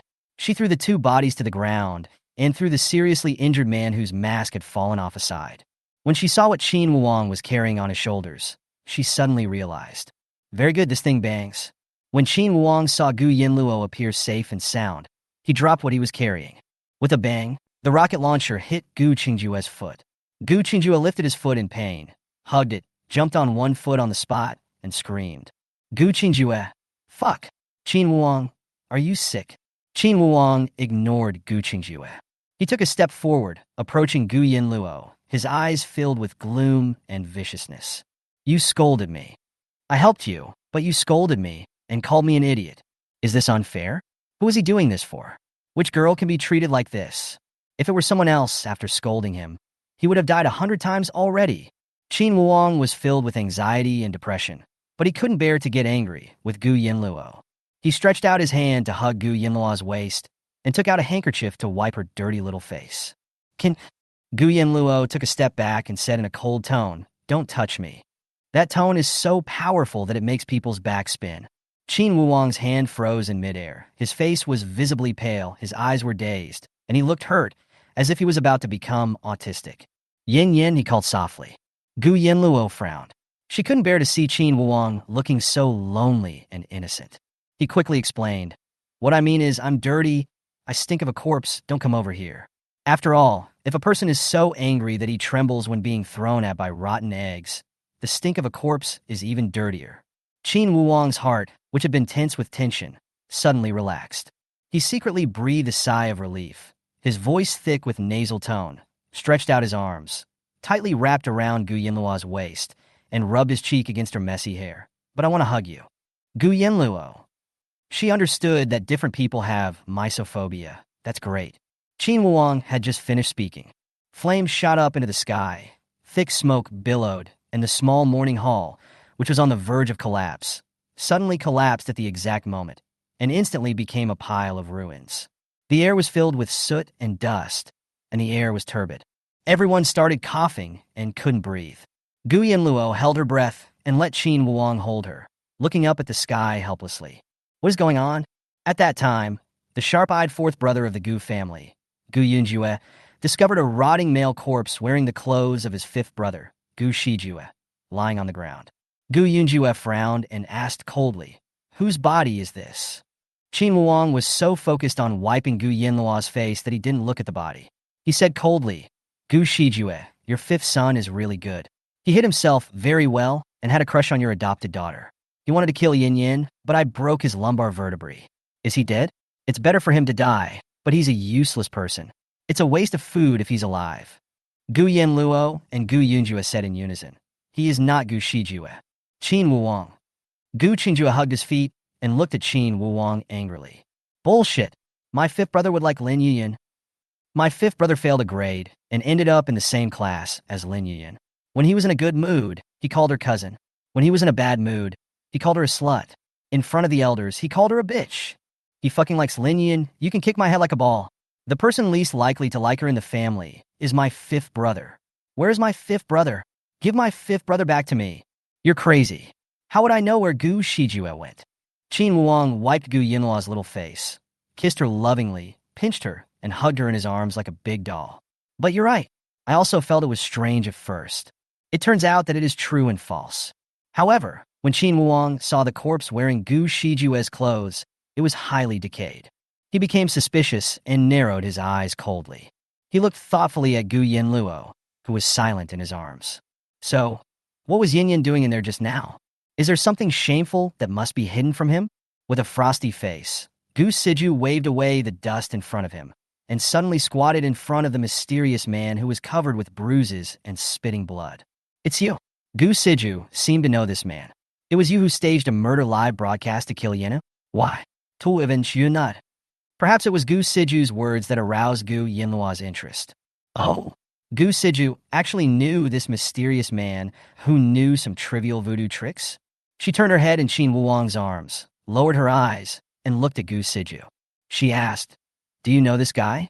Gu Siju raised his eyes in surprise and met Gu Yanluo's unfathomable black eyes. "This person is Zhang Lan, the illegitimate son of the Zhang family, is not worthy of being on the stage." Qin Wuwang interrupted Gu Siju with extreme disdain, and then said, "This person is the mastermind behind the riot and vandalism outside the court yesterday against you. I asked you if you wanted to know his identity, but you said you were not interested." Gu Yanluo left Qin Wuwang's arms. She squatted down beside Gu Siju, frowned, and stared at the seriously injured Zhang Lan. She thought thoughtfully, so it was this Zhang Lan who had a crush on Lin Yuyun and wanted to kill me. It was him who wanted to kill me, not Gu Shijue. Gu Siju was extremely cold and indifferent. The Tibetan family is a very special family. Most of them are people with bad intentions. Gu Yanluo. How did she become evil? She was also a voodoo, incantation, and puppetry person, so she, well, seemed to be quite evil. Gu Siju. This Zhang Lan wants to kill someone with a borrowed knife. He uses that kind of evil magic to confuse your fifth brother and use your fifth brother's hand to kill you. He will use the live broadcast to tell everyone that the Gu family is fighting and killing each other, and he hides in the background and can get away on his own. Gu Yanluo exclaimed. This method is brilliant. It's a pity that she messed it up. Collector? She remembered. Things are starting to get more interesting. It turns out that the Empire really has hidden dragons and crouching tigers. But Gu Yanluo changed her mind and said, that's not right. If you say so, then why is this corpse wearing Gu Shijue's clothes? Shouldn't it be Gu Shijue himself?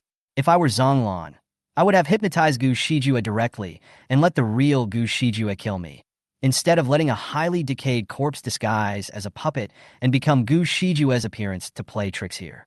That's so boring. Qin Wuang listened to Gu Yanluo's words. He frowned suddenly and stared at Gu Yanluo strangely. Yin Yin, you seem to know a lot about the Tibetan family's evil and crooked techniques. How do you know the word puppet? Gu Yanluo's strange behavior reminded Qin Wuang of the original video of Gu Yanluo being killed that night when he was in the hospital using a drone. He is the only one who has seen the real original video. That video is indeed eerie and strange and quite scary. The sky was obscured by dark clouds, and smoke and dust were billowing. Qin Wuang looked down at Gu Yanluo with deep eyes. He lowered his brows and noticed that the fog surrounding Gu Yanluo was getting thicker and thicker. It was a fog filled with danger, mystery, evil, as unfathomable as the abyss.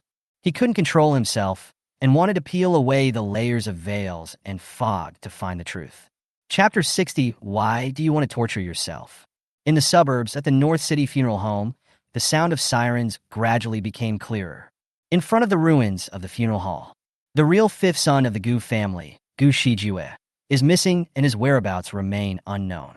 Zhonglan, the illegitimate son of a special family, used a corpse to make a puppet, disguised himself as Gu Shijue, and plotted a luring enemy into a trap in an attempt to kill Gu Yanluo live in order to avenge Lin Yuyun, the adopted daughter of the Gu family, whom he had a crush on for a long time. In a hurry, the cold and gloomy fourth son of the Gu family, Gu Yunjue, cruelly stepped on the chest of Zhonglan, the instigator. He asked viciously, "Where's my fifth brother?" Zhonglan's chest collapsed, his ribs were broken, and he was vomiting blood. He smiled sinisterly. "He's dead. I killed him accidentally. He was not nice to Yin'er before. This is karma. You will never know where he is." The three brothers from the Gu family who rushed over all had livid faces and were extremely angry. Seeing this, Gu Yanluo gently pushed Qin Wuang away, dragged Lin Yuyun's horrible body with an expressionless face, and came in front of Zhonglan. Zhonglan's face was pale, the veins on his neck and forehead were bulging, and his eyeballs were bloodshot, which was extremely horrifying. If she wasn't still able to move, it would almost seem that she was also a corpse. The iron cage was connected to a high-voltage conductor of dilute sulfuric acid, and the voltage generated was much stronger than the voltage used to rescue Qin that night. Gu Yanluo wiped the blood oozing from her nose and forced herself to swallow the fishy sweetness in her throat. She squatted down, grabbed Lin Yuyun's body by the hair, approached Zhonglan, and smiled strangely and evilly. "Destroy the body and tell us where Gu Shijue is. You choose. I give you 3 seconds. 3, 2, 1. Gu Yanluo was ready to twist Lin Yuyun's head off. Zhonglan glared fiercely. He ran away. Gu Yanluo stopped her hand, smoothed the hair of Lin Yuyun's body like she was touching a dog, and then hugged the body in her arms. Zhonglan. Gu Shijue ran away. I wanted to hypnotize him and let you kill each other. In order to stay awake, he stabbed himself 4 times and ran away. 4 swords? Ruthless? But Zhonglan smiled sinisterly. See Dao, from early morning till now, he can't be alive, right? Gu Yunjue's face was solemn, and he immediately picked up his phone.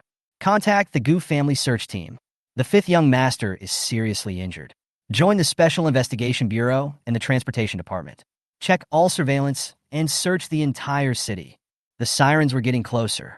There was even the roar of some sports car's exploding engine. Zhonglan kept coughing up blood. His chest collapsed, and his ribs were broken. He seemed unable to move, as if his spine was broken when the roof beam collapsed.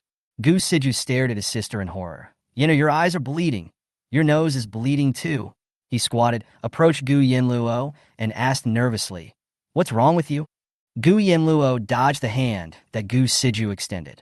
She squatted on the ground, hugged her shoulders with her arms, lowered her head, and kept biting the tip of her tongue, using the smell of blood to stay awake. Gu Yanluo felt severe pain all over her body. The residual pain from the electric current was like a wave, constantly gnawing at her central nervous system. But she seemed to like this feeling. Her pain nerves were paralyzed, and she felt calm and relaxed. She said indifferently, "Well, it's okay. It must be the dust and wind that blinded me and scratched my eyeballs." Gu Siju was shocked. "Nonsense." Gu Qingjuo was shocked. "Little sister, you don't look well. You can't die." Gu Yunjue kicked his second brother fiercely. A dog's mouth cannot spit out ivory. Then he grabbed his sister and moved closer. He reached out and held Gu Yanluo's pale little face, his eyes full of worry. He examined her carefully, bent down, and planned to pick her up and send her to the hospital.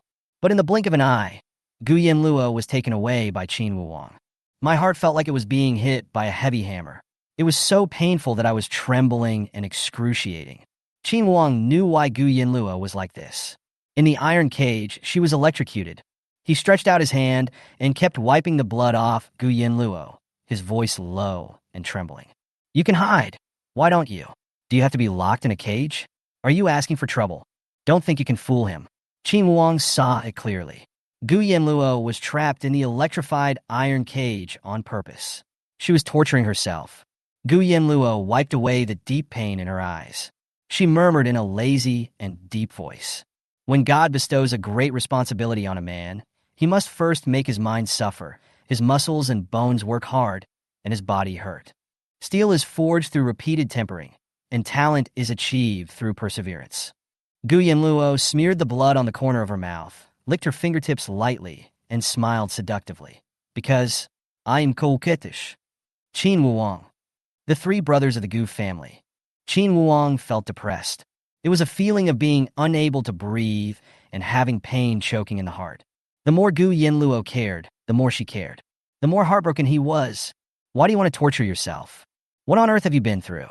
What made you who you are?" Gu Yanluo suddenly broke free from Qin Wuwang. She knew that she was about to experience hallucinations. She will lose control. "Xiao Ling." Gu Yanluo's eyes were cold and stern. "If your master was sick, would you carry adrenaline and tranquilizers with you? Or carditonic drugs?" Xiao Ling frowned. "Yes." "Give me all." Xiao Ling carries all these things with him. Xiao Ling immediately took out a syringe, took out cardiac stimulants, sedatives, and other medicines, and gave them all to Gu Yanluo. With disheveled black hair, Qin Wuwang's handsome face looked gloomy. He exuded a cold aura that kept strangers away. He watched Gu Yanluo's trembling hands as she drew the sedative liquid. He saw that the veins on her arms were bulging, which was horrifying. The pain is in her body and in his heart. He suddenly took a step forward, stretched his arms from behind to front, held Gu Yanluo in his arms, took the syringe from her hand, lowered his head, and put his handsome face against Gu Yanluo's little face covered with cold sweat. He said in a low and cold voice, "I'll do it." Gu Yanluo's hands froze. Qin Wuwang's voice was low and charming, and he coaxed softly, "Be obedient." Qin Wuwang skillfully gave Gu Yanluo an intravenous injection and injected 1.5 bottles of sedatives. 2 doses are too large and will cause Gu Yanluo to fall into a deep sleep. After 1.5 cigarettes, although Gu Yanluo was drowsy, she was still conscious. After the injection, Qin Wuwang hugged Gu Yanluo around the waist and held her in his arms. He acted as if no one was around, lowered his brows and eyes, and rubbed his thin lips lightly against Gu Yanluo's bloody lips. He sucked and kissed her like a madman, unable to extricate himself. This scene, the 3 brothers of the Gu family were stunned. "Beast, your sister is already like this, and you are still taking advantage of her?" It was at this time, dozens of Special Investigation Bureau vehicles, with police lights blaring, drove into the suburban North City funeral home with great fanfare. But the one leading the way was actually a Lamborghini supercar with a fiery red flame pattern. The supercar rushed towards the ruined mourning hall like a flaming beast, and at the bottom of the steps, it drifted in place, braked suddenly, and stopped. The scissor doors of the sports car opened. A seriously injured but still strong boy rolled out of the car and fell to the ground. After taking a few breaths, he climbed up coldly and spat blood wildly on the ground. The boy dyed his hair red, looking unruly, handsome, arrogant, and extremely rebellious. Even though his body was wrapped in gauze, he still rushed up the stairs arrogantly. He was in a very bad temper and barked, "Where is that bastard Zhonglan? I'm gonna stab him to death. How dare he plot against me, for a whore? He even wants to kill my mentally ill sister. I'm going to destroy him." Chapter 61 Comfort You. In the freezing cold of winter, Gu Shijue was not wearing a shirt. His body was wrapped in gauze, and his jeans stained with dried blood hung around his lean and sexy waist. He looked wild and unruly, yet sexy and handsome. He was as violent as a leopard with its fur standing on end, and he ran up the stairs using all four limbs. After seeing Zhonglan lying on the ground half dead, Gu Shijue ignored the torn wounds on his body and rushed forward to fight like a rebellious and angry bottom. Gu Qingjue and Gu Yunjue looked at each other, then hurried forward, one on the left and one on the right, to hold their fifth brother. Gu Shijue yelled, "Don't stop me." Gu Yunjue said coldly, "Don't bother." Gu Qingjue is nearly 2 meters tall, big and strong with bulging muscles. He pinched the back of his fifth brother's neck hard. Then, he embraced Gu Shijue with one hand and held him tightly in his arms. He said in a thick and tough voice, "Stop it. Wait until your injury is healed. Second brother will accompany you to beat him up. Then save him. And then beat him up again. Beat him until you feel comfortable. Okay." "No. It's useless now." Gu Shijue, who was tall and handsome, struggled, but was held in Gu Qingjue's arms. He rested his forehead on Gu Qingjue's shoulder, and his chest heaved violently, as if he was extremely angry. After a while, Gu Shijue calmed down, narrowed his sharp eyebrows, and stared at Qin Wuang dangerously. He was about to say something, but was interrupted. "Quarrel. It's giving me a headache." Gu Yanluo, who was drowsy and resting with her eyes closed while being held horizontally in Qin Wuang's arms, frowned, opened her eyes, leaned on Qin Wuang's shoulder, with a cold and impatient light in her eyes. Qin Wuang raised his leg and kicked Gu Shijue, warning him gloomily, "Shut up." Gu Shijue burst into tears. "Qin Wuang, you fucking..." Qin Wuang looked down at everyone with an air of dominance and smiled evilly. "How do you talk to your father?" Gu Shijue was instantly enraged. Gu Yanluo lowered her eyes and pinched her eyebrows. She finally understood. Qin Wuang offended all the members of the Gu family by himself. But Qin Wuang is also a godlike guy. He is fearless and extremely arrogant. It seems that the 5 brothers of the Gu family are not as good as him. Oh, and there is an older brother whom she has never met. Seeing that his brother was getting angry again, Gu Siju quickly stood between his 5th brother and Qin Wuang and said softly, "Xiaowu, my sister is not feeling well. Please stop making noise." Gu Shijue glanced at Gu Yanluo strangely. His face looked really horrible, with blood at the corners of his eyes, nose, and mouth. It was quite scary. Gu Shijue's heart skipped a beat, and he calmed down instantly. He awkwardly didn't look at Gu Yanluo, as if he couldn't stand Gu Yanluo's seductive fox eyes. He coughed awkwardly, turned his back, and whispered, "How did she become like that? Am I late? I am still late. I thought I could save her." Gu Yunjue frowned and asked, "What happened? Why did you come here with the Special Investigation Bureau?" Gu Shijue sighed, "It's fucking shameful. I sent someone to investigate secretly and found out that Zhonglan was having an affair with Xiaomei behind her back. He hired someone to disguise and assassinate her in a hotel, and a crowd of people gathered outside the court to cause trouble against her. He even stole the body of the bitch. He wanted to cause trouble. I took people to Zhonglan's home, hoping to get him. The result was a conspiracy. If I hadn't been strong enough, I wouldn't have been able to escape from the Tibetans' unorthodox methods. That morning, I ran away and went to the SBI to report the incident. I told them that someone was trying to kill my sister, but those idiots at the SBI refused to believe me. I'll fight them." They arrested me and called a doctor to treat my wounds. As a result, the live broadcast of the murder alerted the Special Investigation Bureau, and they finally believed me. Gu Shijue sighed. The Special Investigation Bureau couldn't find the location of the live broadcast of the murder because it was modified. I knew that this funeral home belonged to the owner, so I drove here to lead the way. All questions have been explained. At that time, Su Han, the captain of the Special Investigation Bureau, and dozens of Special Investigation Bureau personnel stepped onto the stairs. Looking at the seriously injured murderer on the ground, the 2 corpses, the pale-faced Gu Yanluo, Gu Shijue with broken wounds, and the mourning hall that had turned into ruins, Su Han had a serious face. "Let's go to the hospital first. All the injured can go, and leave the matters here to the Special Investigation Bureau. When we came here, we found that this funeral home was closed to the public today. You're the only ones here. This is clearly a carefully planned murder case. The murderer will be severely punished and will not be tolerated. Don't worry. Qin Wuang carried Gu Yanluo away and went to the hospital. The murderer Zhang Lan was seriously injured and was also sent to the hospital. The injured Gu Shijue, accompanied by Gu Siju, followed the Qin family car and went to the hospital. Before leaving, Gu Yanluo stared at Lin Yuyun's body with an ambiguous look in her eyes, which flashed with a strange light. I want to take her body with me. Qin Wuang felt a chill and his face turned green. Yin Yin, it's disgusting. Gu Yanluo closed her eyes. Take him to the hospital. I can be of use. Okay, the sky is big, the earth is big, and you are the biggest. On the way to the hospital, in the Maybach Zeppelin. Silence. Gu Yanluo sat quietly in the back seat, her hands clasped across her chest, her posture noble and indifferent. Outside the car window, the afternoon light swept across her pale face, mysterious and dazzling, bewitching. She didn't let Qin Wuang hug her. After injecting 1.5 doses of sedative, the symptoms of visual and auditory hallucinations were relieved. But the pain was still intense, as if countless insects and ants were gnawing at her central nervous system. It was extremely uncomfortable. But even so, Gu Yanluo sat there motionless as a mountain, calm and reserved. Qin Wuang glanced sideways gloomily, staring at Gu Yanluo, frowning and worried. Don't hold on when it hurts. You can tell me. He had to let Gu Yanluo know that he, Qin Wuang, was someone she could rely on. No one can enjoy this treatment except her. Gu Yanluo opened her beautiful eyes tiredly and asked softly, "What's the use of saying it? It will still hurt. You are not a medicine and you can't relieve the pain of the electric current. Just bear it and it will pass. In this life, you can only rely on yourself." Qin Wuang's eyes were dark and cold. He felt heavy in his heart and was displeased with Gu Yanluo's words. He is not a medicine, but he can be more useful than medicine.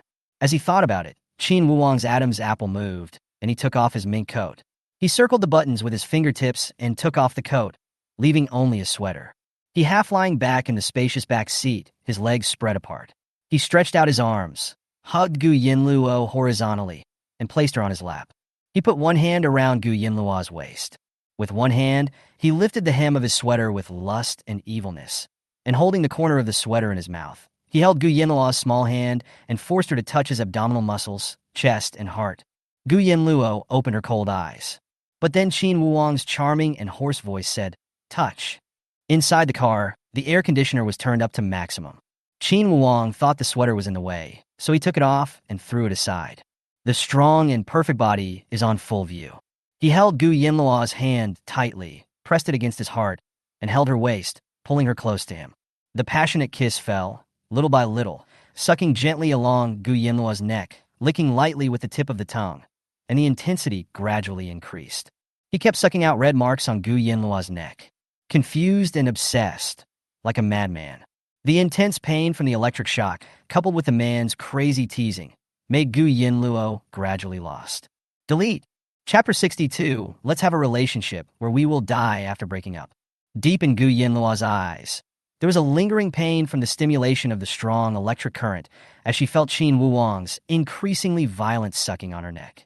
She tilted her neck back in comfort and bit her lower lip seductively. Like a bewitching enchantress, her extremely long eyelashes trembled slightly. Her heart tightened and she raised her hand, suddenly pressing the back of Qin Wuang's head and holding it tightly, burying him deep in her delicate neck.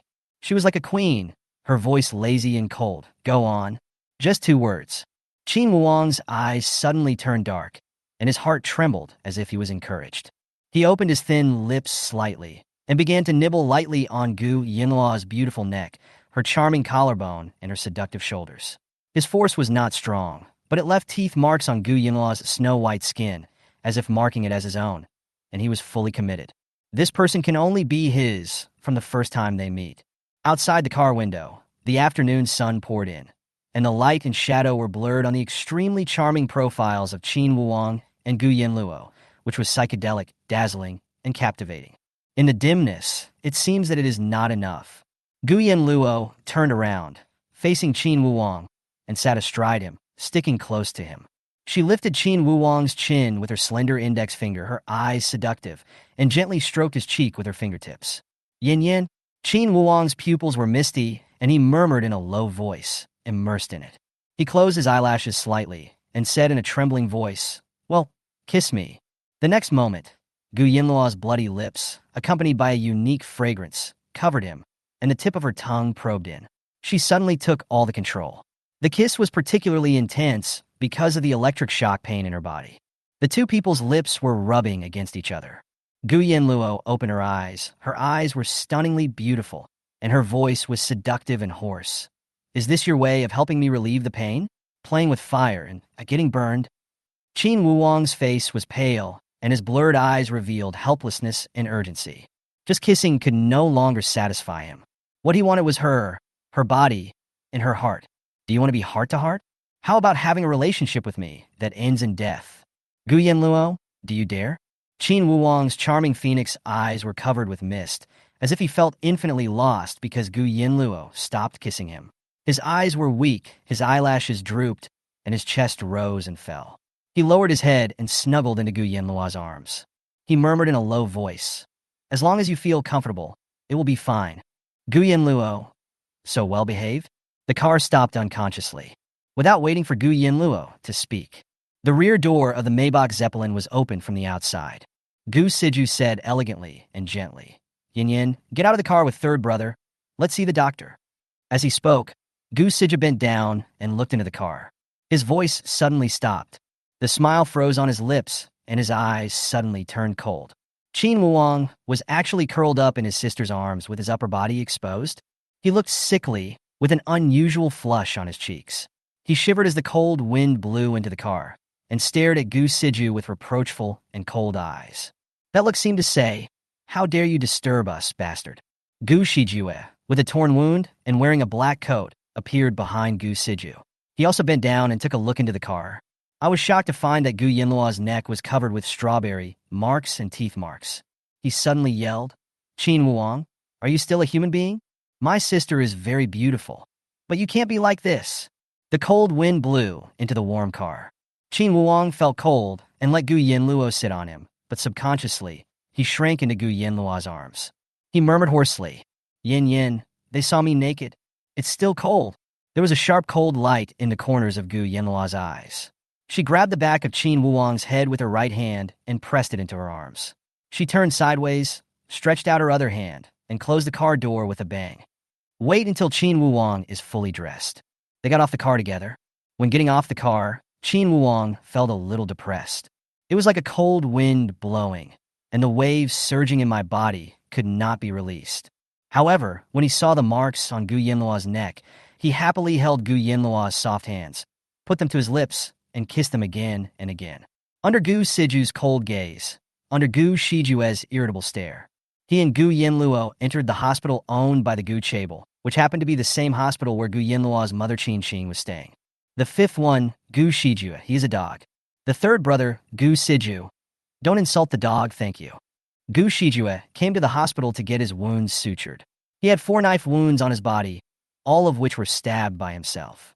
None of them hit the vital parts, but the blood flowed too much, which looked scary. Zhang Lan was also sent to this hospital.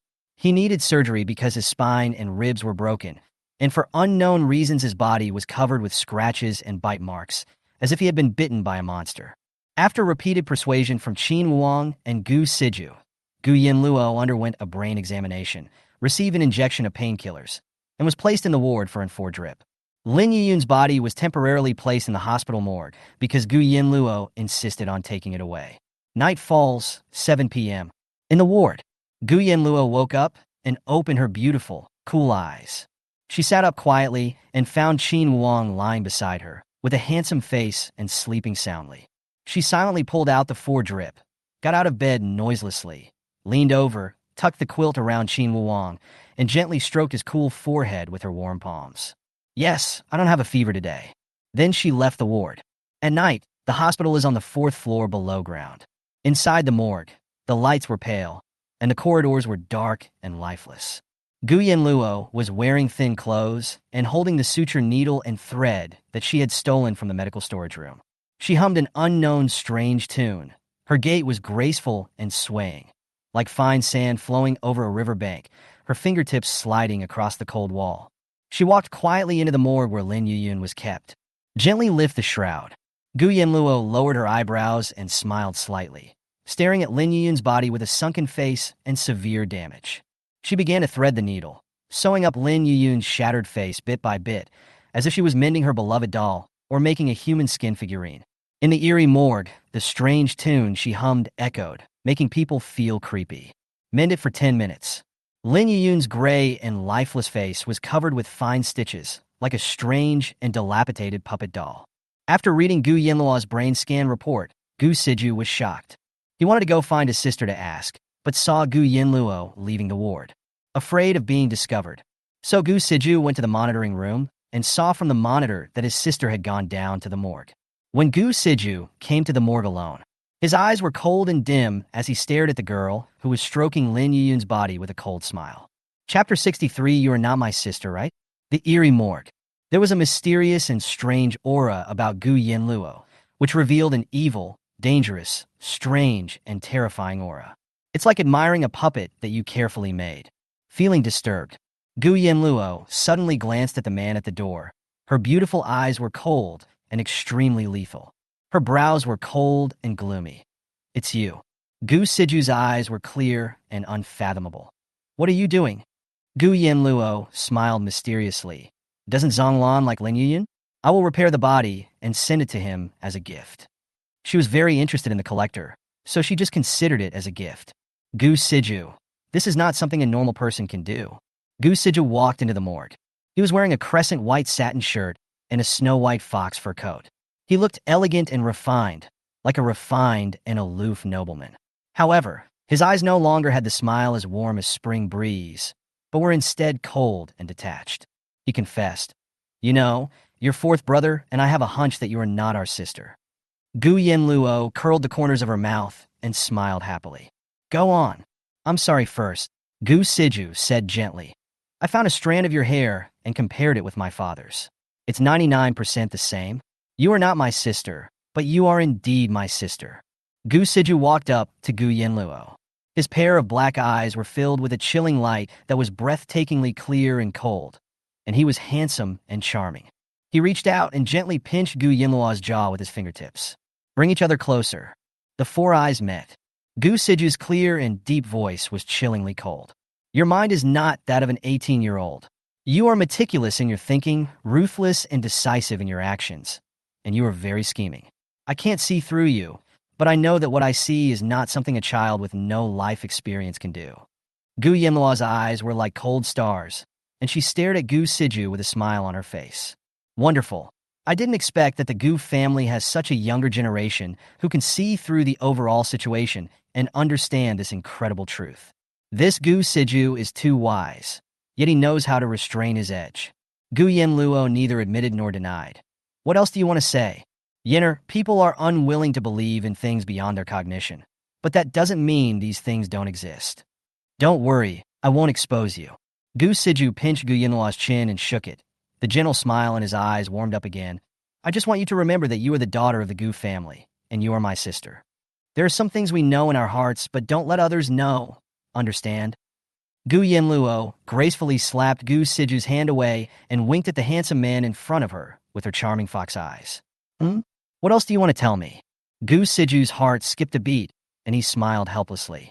He suddenly reached out, hugged Gu Yanluo into his arms, and whispered, Take good care of yourself. I don't care who you were or what you've been through. Since fate has made you my sister, I hope you can live a wonderful life for my sister according to your own ideas. Be happy and joyful. I know you are extremely intelligent and talented, but I also know you are very secretive and try to keep your edge low. But remember, it is easy to dodge an open attack but hard to guard against an arrow from the dark. There are many people in this world whose minds are so deep that you cannot see through them or figure them out. A tree that stands out in the forest will be destroyed by the wind. You cannot let your guard down. Of course, the Gu family Chable will be your backer, so you don't have to be timid. Don't be polite to the Gu family. They have good food, clothes, and things to spend lavishly. You can act as you please. For a moment, Gu Yanluo was stunned. She moved her lips twice, but the words were stuck in her heart, and she was speechless. So, it's not a threat to her? The shock in Gu Yanluo's pupils grew wider and wider. It was a very strange feeling. She felt the tenderness, tolerance, freedom, and understanding from Gu Siju. Gu Yanluo looked up in surprise, only to see Gu Siju staring at her with a gentle smile. I have finished what I want to say. Do you have anything else to say? Gu Siju let go of Gu Yanluo and stroked the top of her head like a ragdoll cat. Gu Yanluo was silent for a while, bit the tip of her thumb, hid the strange look in her eyes, and regained her calmness. Carry Lin Yuyun's body on your back and follow me. Gu Siju was stunned. Otherwise you'll dislike it. I'll just hold it myself. No, I'll do it. Gu Siju picked up Lin Yuyun's body with disdain. Let me ask you one more question. What exactly are you going to do by mending her body? Let her sit beside Zhonglan's bed, and when Zhonglan wakes up, he can see his beloved one when he opens his eyes. Isn't that wonderful? I'm so kind. In Zhonglan's single intensive care unit, under Gu Yanluo's command, Gu Siju placed Lin Yuyun's body on a chair next to the bed and tied it up with ropes. Then the two left and ordered the doctors and nurses not to move the body. Gu Yanluo thought that she was fine now, so she went back to the ward to wake up Qin Wuong, and then they should go back to the hotel. As he and Gu Siju walked towards the ward corridor, Gu Yanluo could hear the fierce sounds of smashing, shouting, and fighting from afar. Qin Wuong, come on! Gu Shijue, you useless dog! Come and fight again! Gu Shijue, do you think I don't dare? Do you think I don't dare to use force on a brain tumor? If you cripple me, I'll pay for your medical expenses, mental damages, and nursing fees. At worst, I'll pay for your life. Gu Siju was startled. Oh no! Lao Wu and Qin Wuong are fighting again. Gu Yanluo frowned. Have they always been fighting? Yeah, we fight whenever we meet, and we've been fighting since we were little. Gu Yanluo appeared at the door of the ward and looked inside. Gu Siju had already rushed in to stop it. She raised an eyebrow. Qin Wuong was throwing Gu Shijue to the ground with a whirlwind-like shoulder throw. Gu Shijue ignored the bandages wrapped around his body and his torn wounds. After falling to the ground, he gritted his teeth, jumped up angrily, and in the blink of an eye he rushed to the end of the bed, stepped on it, used the force to fly up, and did a backward kick in the air, kicking Qin Wuong's head hard and fiercely. Gu Yanluo's beautiful eyes suddenly shrank. She flew up, grabbed Qin Wuong, and pulled him behind her. In a flash, Gu Shijue's foot kicked towards her. Gu Yanluo leaned back to avoid it. The next second, she reached out and grabbed Gu Shijue's ankle and threw him out. Gu Yanluo turned around, her brows full of anger, looking down at Gu Shijue, who had fallen to the ground, and said coldly, "Do you know what the consequences would be if you really kicked Qin Wuong's skull and the aneurysm in his brain ruptured?" Gu Shijue couldn't believe it and looked at his sister in shock. "You're helping him but not me? He beat me up like a pig. Look at my face." It was quite miserable, with a bruised face and nose. Qin Wuong stood behind Gu Yanluo, his eyelashes drooping, his eyes looking at his nose, and his nose looking at his heart. He was brewing emotions. He thought Yin Yin would always stand on his side. He was hers, wasn't he? The result this time, Qin Wuong might have thought too much. Gu Yanluo turned around and pointed her index finger at Qin Wuong's forehead. Her brows were cold, and she looked intimidating without even getting angry. "Don't you know how weak your body is? If you still don't take care of yourself, Qin Wuong, your life or death will have nothing to do with me. I don't want you anymore. Yin is always angry, run away." Chapter 64 Gu Yanluo, you are double standard. If you hit me, I won't hit him. If you don't take care of yourself, your life or death will have nothing to do with me. I don't want you anymore. These cold words echoed in the dim ward. It was as if the pain nerve endings in Qin Wuong's brain had collapsed. His breathing suddenly stopped, and his heart felt like it was being pierced by sharp objects. An indescribable pain spread throughout my limbs and bones. The pain made his face, already as pale as paper, even paler. If the delusion fails to come true, will salvation eventually leave? Qin Wuong drew his eyelashes long and lowered his eyes, looking listless. He stood stiffly behind Gu Yanluo. The trembling eyelashes concealed all the sadness in her eyes. Shouldn't he fight back if he was beaten? Or was it because he didn't care about his life? Gu Yanluo crossed her arms across her chest, with a hint of cold light in her eyes, sharp and intimidating. She stood between Qin Wuong and Gu Shijue, her beautiful eyes half closed, and a cold and lazy voice emanated from her. "Who of you two will make the first move?" Gu Shijue, who was beaten black and blue, stood up with the help of his third brother Gu Siju. The bandages on his body were oozing with blood, and his handsome, proud, and rebellious face was also horrible to look at. Who made the first move? Gu Yanluo shouted impatiently. Qin Wuang lowered his eyes and said in a cold and hoarse voice, "It's not me. You wouldn't look for trouble, haha." Gu Shijue was embarrassed. Me? It's me, what's wrong with me? Are you going to teach me a lesson? I'm your fifth brother." Gu Shijue's voice had just fallen. Gu Yanluo suddenly approached with intimidating momentum. Under the cold, incandescent light, her enchanting fox eyes were as sharp and terrifying as needles. She grabbed Gu Shijue's hospital gown by the collar and punched him in the right cheek. Gu Yanluo didn't really use any ruthless force and only used a little bit of strength. Gu Shijue was stunned by the punch. "Fuck! Third brother." Gu Shijue covered his face and looked back at Gu Siju. "I was beaten by my own sister? Gu Siju, you really deserve to be punished. Big brother is not here, and you have gone too far." Gu Shijue stared at Gu Yanluo in disbelief, aggrieved. "Why did you hit me?" However, when he met his sister's cold and indifferent gaze, Gu Shijue's heart skipped a beat. The feeling was indescribable weird. Gu Shijue is the youngest of the 5 brothers of the Gu family Chable. He is also the most rebellious and troublemaking. He is the worst and most difficult to lead in this class, and is nicknamed Little Bully of Kyoto. Gu Hongying neglected his son a lot and did not discipline him. He just left him to be raised by his 4 brothers and allowed him to do whatever he wanted. When he got into trouble, he would use money, power, and influence to suppress him and let Pei Zongqing's team handle the public relations. "You started this. You were the one who started it. In the end, you lost the fight and were beaten up like a dog by Qin Wuang. You still have the nerve to yell at me? Do you think this is honorable and proud? You can't beat him, but you still provoke him. You deserve a beating. What do you?" Gu Yanluo opened her eyes and looked directly at Gu Shijue. Her pupils were shining with a seductive cold light, and there was a kind of breathtaking cold charm that shocked the soul. Gu Shijue covered his face and couldn't utter a word for a long time. It seems to make sense." Gu Yanluo turned around and faced Qin Wuang again, her eyes flashing with shocking courage. Her voice was cold and charming. "And you're proud of beating Gu Shijue like that?" Qin Wuang has very beautiful eyes, with a languid and tired look at the corners of his eyes. Hearing this, he opened his eyes, staring at Gu Yanluo with a dull look in his eyes. He answered the question in a muffled voice. "So, you don't want me anymore, right?" There was a coldness in Gu Yanluo's eyes. She avoided answering and suddenly took a step back. Her beautiful eyes glanced lightly, revealing a terrifying, oppressive aura. She ordered, "Apologize to each other." The end of her voice was filled with a terrifying spirit that would not tolerate disobedience. Gu Shijue was startled, and his eyes were full of suspicion. His father had never ordered him like this. Gu Shijue was depressed. "You hit me, I admit it. Gu Yanluo, why don't you hit him? You are hypocritical." Gu Yanluo was as calm and indifferent as a pool of stagnant water, with no warmth in her pupils. "I will make the decision on how to deal with my people, and others don't need to ask any more questions." Gu Shijue choked. "My brother has become someone else?" Gu Yanluo's cold voice echoed in the ward. "Apologize." Qin Wuang's handsome face was pale.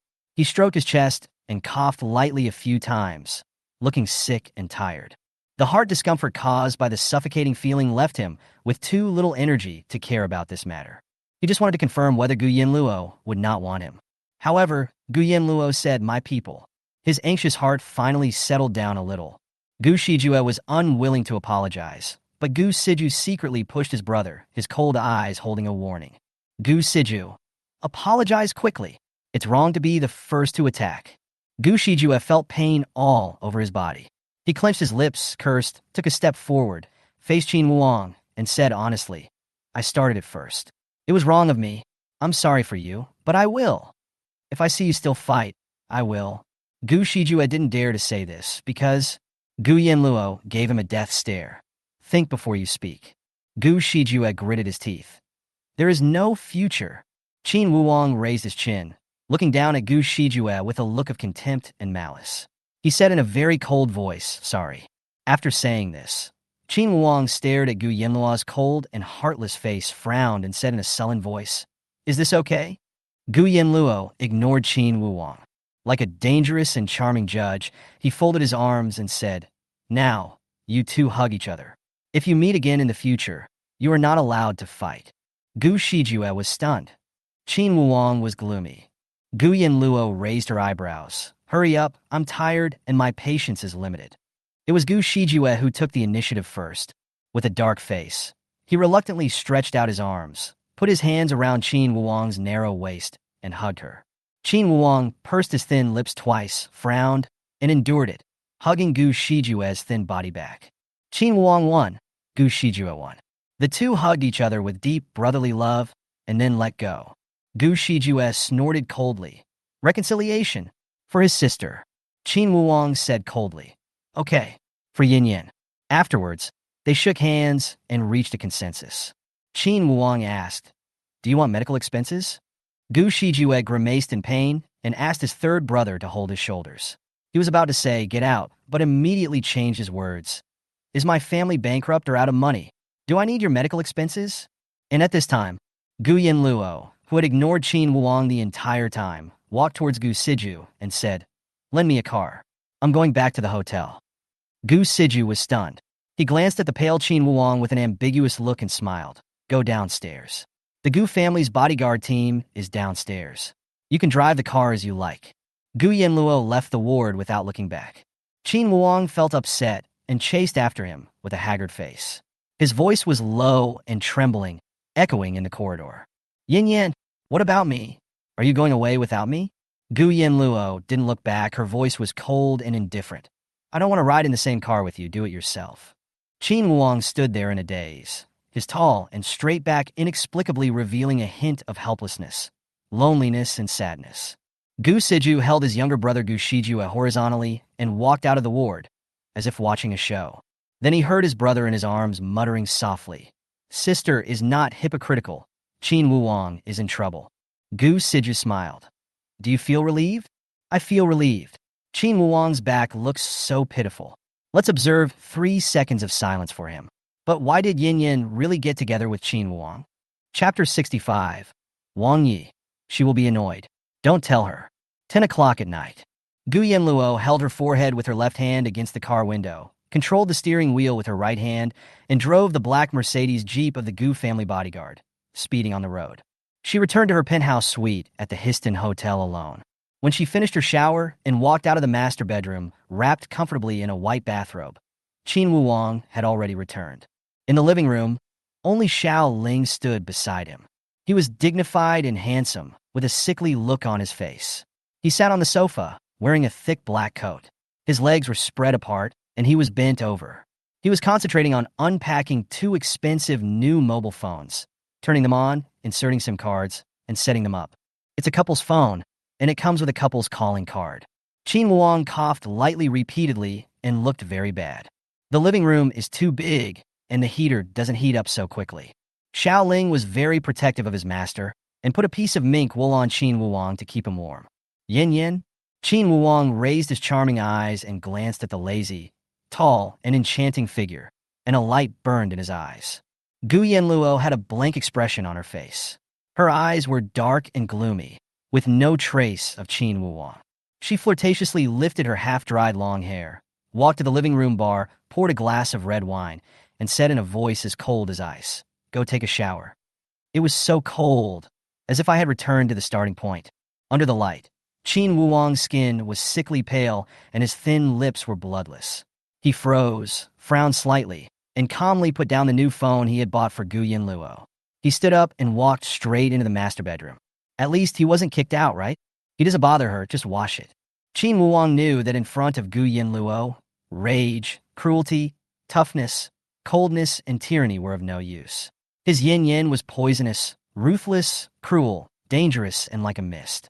To him, Gu Yanluo would rather be treated softly than harshly. Qin Wuong understood even more clearly that if he confronted him head-on, he would be directly sentenced to death penalty. So, put away your pride and extravagance. At this moment, Qin Wuong is only Gu Yanluo's man. Just be good, that's all. Qin Wuong finished taking a shower, walked out of the master bedroom, and came to the living room. The suite was filled with heating. In the living room, there was only a crystal chandelier and a few spotlights, and the light was dim. Qin Wuong had a bath towel wrapped around his waist. His legs were long and straight. His body lines were graceful and strong, and his skin was clear and sexy, but his skin was a sickly pale color, and his face looked haggard and tired. He saw Gu Yanluo leaning on a luxurious and soft sofa, facing the floor-to-ceiling window with a panoramic view. She crossed her slender, porcelain-white legs and swayed the glass of red wine. Outside the window, the neon lights are dazzling in the night. The light spot cast a cool color on her beautiful and mysterious profile. Qin Wuang's eyelashes drooped slightly, and he murmured in a low voice, "Yin Yin, I'm done washing. Do you want to sleep?" Hearing the voice, Gu Yanluo withdrew her gaze from the night view. She glanced at Qin Wuang, her pupils reflecting an icy, inorganic chill. The crystal light cast a mysterious cast of light and dark on her face. The corners of his mouth were tightly pursed without a smile, exuding an unapproachable and oppressive aura. She's the one who holds all the dominant power. Gu Yanluo half closed her beautiful eyes, took a sip of wine, and said coldly, "You sleep alone tonight. Don't collect your bones. You don't know what propriety is." Qin Wuang's thin lips lost the last bit of color, and he lowered his eyes in melancholy and coldness. He only said in a low voice, "Okay, I understand." He turned around and went back to the master bedroom. After a while, Qin Wuang walked out gloomily, holding a pillow.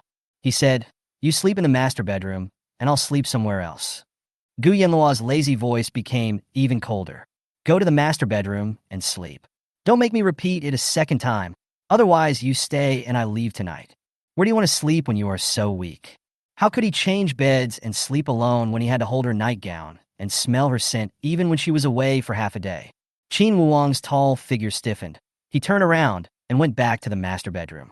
He bit his lower lip with a listless look on his face, feeling upset. Late at night, 12 o'clock. In the master bedroom, Xiaoling received a call from Qin Wuang and walked in quietly in his bathrobe. He walked to the bedside and was shocked to find that his master was covered in cold sweat, curled up on the bed, trembling all over, as if enduring some severe pain, but he did not make a sound. He clutched the bed sheet tightly, his chest heaving violently, and he was breathing with difficulty. "Master," Xiaoling bent down in fear. "Are you ill?" Qin Wuang held his head, veins bulging on his forehead, and the pain almost made him faint. "I'll go call Miss Gu." Xiaoling was about to turn around, but was grabbed by Qin Wuang, who bit his lower lip in pain. He was breathing weakly and said, You don't need to go. Give me some painkillers." Xiaoling froze. "But my illness relapses frequently. I can't always go to her." Qin Wuang smiled sadly, with pain in his eyes. "Yin Yin's temper will make me annoyed if it happens too often." "Shoo, don't tell her." Xiaoling frowned. He was worried about his master. Because of brain tumors, this kind of severe headache symptom is very common. "Do I have to endure it and not tell Miss Gu from now on?" "Medicine." Qin Wuang gritted his teeth in anger. The medicine was in the drawer of the bedside table, but when Qin Wuang felt the pain, he didn't have the strength to get it. That's why he used speed dial to call Xiaoling in the middle of the night. Xiaoling helped Qin Wuang take 3 painkillers with a serious expression, tucked in the quilt for Qin Wuang, and then left the master bedroom in silence. The lights in the living room were dim. In front of the sofa by the floor-to-ceiling window, the coffee table is full of wine bottles. Gu Yanluo leaned lazily and slightly tipsy on the sofa, her sitting posture domineering and elegant. She glanced at Xiaoling coming out and asked in a seductive and cold voice, "He didn't sleep? He asked you to come and find me to stay with him? Is he having a fever this time? Or is he coughing and having chest pain?" Xiaoling lowered his eyes, frowned, and thousands of words finally turned into one sentence. "Miss Gu, you're overthinking.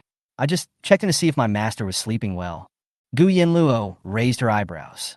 Xiaoling returned to his room indifferently. 1 o'clock in the morning. The vast night outside the floor-to-ceiling windows fell silent. The brilliant neon lights went out, and the city fell asleep. Gu Yanluo finished the last bottle of wine and saw that it was almost time, and Qin Wuang had already fallen asleep. She stood up and walked straight into the master bedroom. As he walked, he loosened the belt of his bathrobe. In the dim master bedroom, only a floor lamp was on. On the left side of the 4-poster bed, Qin Wuang curled up in the quilt with his head uncovered. Presumably, he was asleep. Gu Yanluo walked around to the right side, lifted a corner of the quilt, took off her bathrobe, and laid down in it. The bed was huge. Gu Yanluo was on the right, and Qin Wuang had his back to her, curled up in the quilt a little distance away from her. The bedroom was too quiet, and the abnormally heavy breathing of someone was all too clear. Gu Yanluo, who was lying down, suddenly opened her beautiful and cold eyes. She turned over, reached out her hands sideways, and lifted the quilt that Qin Wuong was sleeping on. My breath was choked. The man curled up there, his thin lips trembling, his head covered with cold sweat. His hair on his forehead was all wet, his brows were tightly knitted, his face was full of pain, his face was frighteningly pale, and his lips were covered with bloody marks from bites. The painkillers were no longer effective. Qin Wuong held on for another hour, but his headache did not improve at all. The more I love you, the more I pamper you. Chapter 66. I won't leave. I'll always be here. Qin Wuong once thought that he would have to stay alone in his empty bed tonight. But while I was enduring the severe pain, Gu Yanluo came in. This time, Qin Wuong did not feel happy but became flustered instead. He was afraid that Gu Yanluo would think he was pretending. Now he doesn't have the energy to explain. He didn't want any misunderstanding. Therefore, Qin Wuong could only endure it and hold on, trying not to let her find out. He hid under the quilt, not making any groans of pain, and even breathed carefully. His half-closed eyes were suddenly shut by the blinding light. He felt the quilt being lifted. It seems I can't hide it anymore. Above my head, along with a unique fragrance, came a cold and oppressive question. A warm hand grasped his wrist and pulled him into his arms. Why don't you say it hurts? Why didn't you tell me you were sick? What if something happens to you?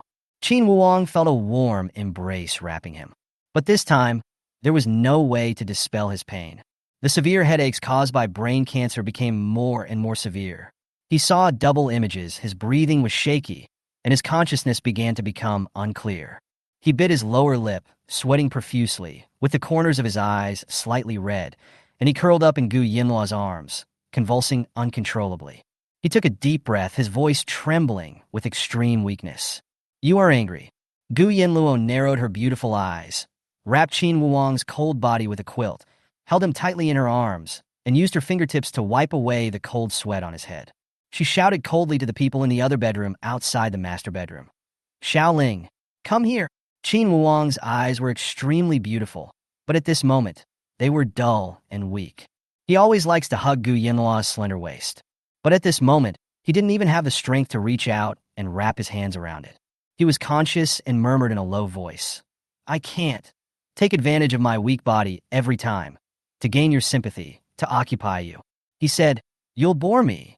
He groaned in pain, gasped, and curled up in Gu Yanluo's arms. Gu Yanluo, you will also feel pain, just like when you were electrocuted. But you endured it, not wanting anyone to see it. You won't even say a word when it hurts. He can bear it. We are both proud people. In the past, he only did this to win your favor, pretending to be weak. Now he has no strength left. In the dim light, Gu Yanluo lowered her eyes and stared at the person in her arms. Her charming and delicate face gradually tensed up. She gritted her teeth. Okay, very good. Just a few words to express my true feelings. He was afraid that she would find it annoying, and he knew that she was angry tonight. So he was very good, really very good, and he didn't even dare to tell her that he was having an attack. He could only endure the pain by himself, staying in the room alone, enduring the severe headaches brought by brain cancer. He could just call Xiaoling and tell her that he was in pain, but Qin Wuong didn't. Gu Yanluo was as cold as ice, but the hand that touched Qin Wuong's forehead was surprisingly gentle. She knew that this person just wanted to make her feel sorry for him. Gu Yanluo slowly closed her eyes, suppressed the anger in her heart, and smiled at herself. Qin Wuong, congratulations, you succeeded. This time it really hurts. Xiaoling pushed the door open and walked in. The first thing he saw was an elegant and noble girl, with her shoulders half exposed, hugging his master tightly, soothing his sick master. Ms. Gu. Gu Yanluo stared at Xiaoling sharply and asked, didn't he take painkillers? Xiaoling had a blank expression on his face. I took it, a large dose, 3 pills at 12 o'clock. I watched my master swallow it before I left. He asked me not to tell you because I didn't want to bother you.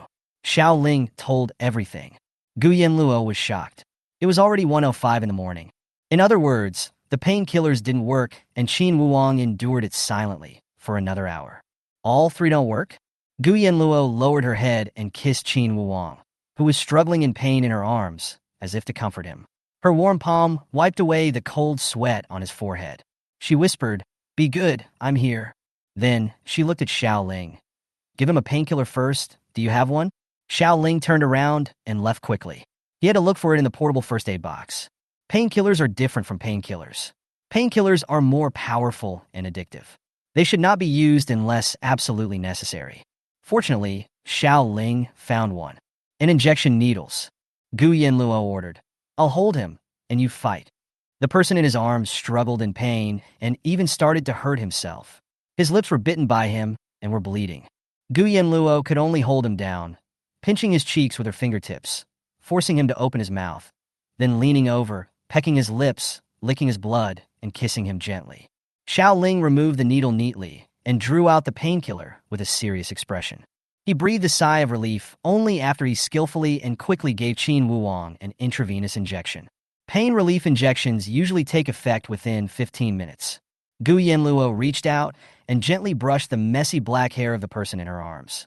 She glanced at Xiao Ling beside the bed and said, "You are all sweaty. Turn up the air conditioner to the highest setting, get a warm towel, and have someone change all the sheets and pillows. Otherwise, Qin Wuwang would catch a cold and have a fever."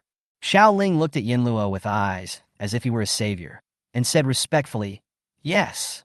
He felt relieved, knowing that as long as Miss Gu was here, everything would be fine. While Xiao Ling was calling for room service, Gu Yanluo stood up and put her bathrobe back on. She just got out of bed and didn't have time to hug Qin Wuwang for the time being. Thinking that Gu Yanluo was going to leave, Qin Wuwang, who had taken a painkiller injection but had not yet taken effect, reached out his hand in pain and helplessness, trying to grab the corner of Gu Yanluo's bathrobe beside the bed. He is insecure and anxious. The voice was weak and hoarse. "Don't go." Gu Yanluo's lazy and hoarse voice exudes a charming and reassuring charm. "I'm not leaving. I'm always here." Gu Yanluo fastened her belt, sat down beside the bed, pulled Qin Wuwang over, and wiped away all the cold sweat on his body. Then he picked up the wool blanket thrown on the recliner sofa nearby and wrapped Qin Wuwang completely. Coincidentally, Xiao Ling walked in with 2 room service men and women. Gu Yanluo's expression suddenly turned cold, and her eyes revealed a cold light that was intimidating without even being angry. She picked up Qin Wuwang horizontally, wrapped him up tightly, and sat on the soft sofa in front of the floor-to-ceiling window, looking elegant and noble. She gently held the dignified, frail, and extraordinarily handsome young man in her arms and looked coldly at the stranger who entered the room. The way Gu Yanluo looks at others is always as if they are looking at inanimate decorations or ants. He is extremely arrogant and also extremely cold to the bone. She ordered coldly, "Bed sheets, quilts, pillows, anything that's wet, change them all." Entering the hotel room cleaning was quite scary. A man and a woman were timidly changing the bedding in the master bedroom, but they couldn't help but steal glances at the dazzling and cold girl and the man who was being protected by her in her arms. They couldn't see the man's face. From the vaguely revealed profile, one could tell that he was an extremely handsome man. Moment. All bedding was replaced with new ones. Room service left. Gu Yanluo put Qin Wuwang back on the bed. The painkiller began to take effect. Qin Wuwang's breathing gradually calmed down, and his splitting headache began to ease. He was like a trapped beast covered in scars and tortured by illness, and he nestled in Gu Yanluo's arms, as if returning to a safe haven, with a sense of security all over him. Gu Yanluo leaned against the head of the bed, letting Qin Wuwang rest his head in her arms. She gently stroked his hair and stroked his cheek with her fingertips. She suddenly thought of the new mobile phone and new phone card that Qin Wuwang bought for her. When he first came back, he focused on tinkering with that thing. She asked Xiao Ling to bring the new phone. She held Qin Wuwang in her arms and fiddled with the beautiful new cell phone in front of him. She touched his forehead with her lips and asked lazily, "Do you miss me? Will I keep using the phone you bought for me from now on?" Qin Wuwang half closed his eyes, quiet and weak. "Well, couples, okay." Chapter 67, he is like a sick emperor with dark and evil nature. The cell phones and numbers are both those of the couple. Gu Yanluo thought, let him be happy. She placed her cell phone on the side of the pillow, pulled the quilt up, rested her delicate chin on Qin Wuwang's forehead, hugged him, and let him rest his head on her shoulders and neck. The coldness in her eyes gradually faded, and a faint and charming light flashed in them. Her voice was charming and soft. "Go to sleep." In the dimness, the pain subsided and fatigue came over him. Under the quilt, Qin Wuwang wrapped his right hand around Gu Yanluo's waist and murmured, "Are you still angry?" "Gu Yanluo, tell me what went wrong." He frowned, nudged Gu Yanluo, and said in a muffled voice, "Don't care about your life. Well, will you do it again in the future?" "No," Qin Wuwang murmured in a low voice, sighing. "Hold me to sleep." "I'm holding you." She patted his chest gently. "Well, I listened to you and went to sleep. Good night, Qin Wuwang." Qin Wuwang murmured and gradually fell asleep, staring at the pale and haggard sleeping face of the person in his arms. Gu Yanluo frowned slightly and sighed.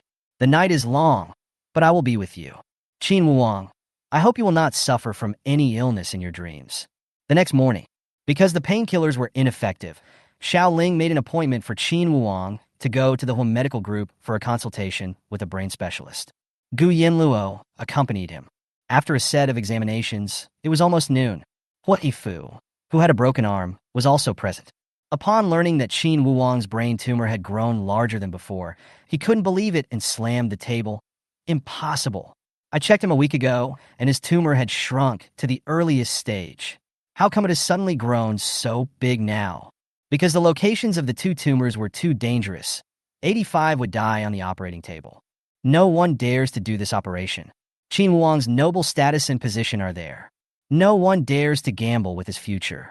Without surgery, Qin Wuwang would not survive the next winter, given the rate the tumor was growing. Hospital garden. The warm sun cannot drive away the chill of winter. Gu Yanluo stood alone by the lake, the wind blowing on her face, ruffling her lazy, waterfall-like curly hair. Qin Wuwang, wearing a mink coat, quietly appeared behind her, put his arms around her slender waist, held her in his arms, lowered his head, and rubbed his cheek against her delicate little face. He smiled wickedly, his tone relaxed. "Those quack doctors didn't dare to operate on me. Yin Yin, they said if I don't operate, I only have 1 year left. What should I do? I still want to tie you up? Isn't that selfish?" Gu Yanluo frowned slightly, lowered her eyes, and said indifferently, "I'm sorry, I hurt you." Only Gu Yanluo knows. Qin Wuwang's condition suddenly worsened. The side effects of the strengthening medicine began to take effect. Her pot. Qin Wuwang was not happy to hear this. He suddenly turned Gu Yanluo's body and made her face him. With his cold fingertips pinching her jaw, his lips were filled with evil. He licked Gu Yanluo's lips lightly, bit them, and kissed her deeply for a long while. He held her face, very seriously, with a clear and low voice. "Don't be like that. You are the light and salvation. As long as you stay with me and try to love me, I will bet with the gods, bet on a miracle, bet that we will never be separated, bet with my life if I don't win, then I will die. But I have a wish. If I die, I want your name to be engraved on my tombstone." Gu Yanluo's pupils were silent, hiding all her emotions. She just said something to Qin Wuwang in a profound and mysterious way. In this world, there aren't so many ifs. The weak will eventually die, and only the strong can stand. Qin Wuwang, you have never been a weak person. Just think of your illness as a test from God. Once you get over it, you will have everything. Be optimistic. Qin Wuwang's eyes were as deep as the abyss, like an impenetrable black fog, difficult to fathom, and he remained silent. "So, does all of this include you?" In the hotel suite in the afternoon, Gu Yanluo said she had something to do and would be away for 15 minutes. As soon as she left, Qin Wuwang then returned to his original nature. He leaned against the head of the bed, dressed in luxurious mink like a sick emperor. Outside the half-drawn curtains, the sunlight cast mysterious light and dark shadows on his handsome face. His silent phoenix eyes seemed like the vast, deep space, distant, deep, dark, and evil. Once you look directly at it, it seems to evoke the most primitive fear in people's hearts. An indescribable, gloomy, and terrifying atmosphere filled the entire master bedroom. Xiao Ling accompanied the king by his side, standing silently. Qin Wuwang said in a deep and cold voice, "Is the anti-monitoring jammer turned on?" Qin Wuwang had always known that Gu Yanluo had installed eavesdropping devices in many places in the suite. "Xiao Ling, it's open. Send the order, mobilize all forces, collect and dig up the information of brain surgeons, experts, professors, and medical masters around the world. Select someone with a surgery success rate of more than 90%, capture this person, and bring him to the Empire and bring him to me. Anyone who dares to leak the news will be killed on the spot." Xiao Ling lowered his eyes, yes. "Furthermore, we need to thoroughly investigate the enhancement drugs and the medical institution Yin Yin stated that was used for human experiments. I want to know what happened back then." "Yes, sir." Qin Wuang half closed his eyes, his long eyelashes covering his pupils. His expression was arrogant and cold, and there was an evil and violent intent between his brows. He stroked the thick platinum ring on his index finger. His eyes were excessively cold.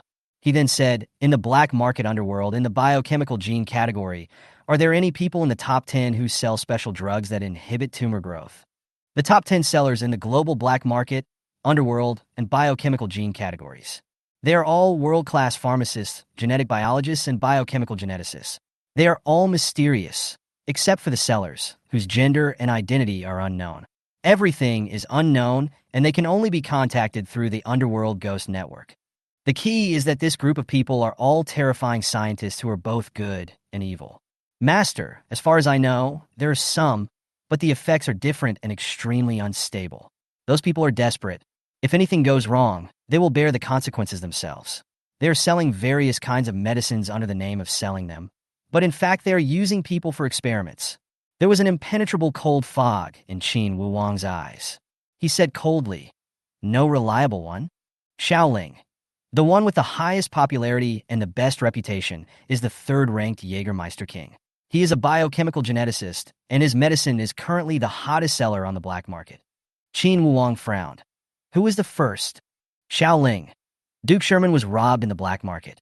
His real identity is Duke Francis of the European Federation, the younger brother of the first Duke of Fran. He is currently missing, and his life or death is unknown. He is not a good person, Qin Wuang said solemnly. Buy all the special medicines that can inhibit tumor growth on the black market. Find someone to test them one by one, and give me the ones with the lowest risk and the best effect. Okay, I understand. At the same time, Gu Yanluo was standing in the corner of the rooftop terrace of the hotel, holding a laptop. She encrypted the network and modified the virtual. The computer screen went black instantly. After a while, an evil and sinister face appeared on the screen.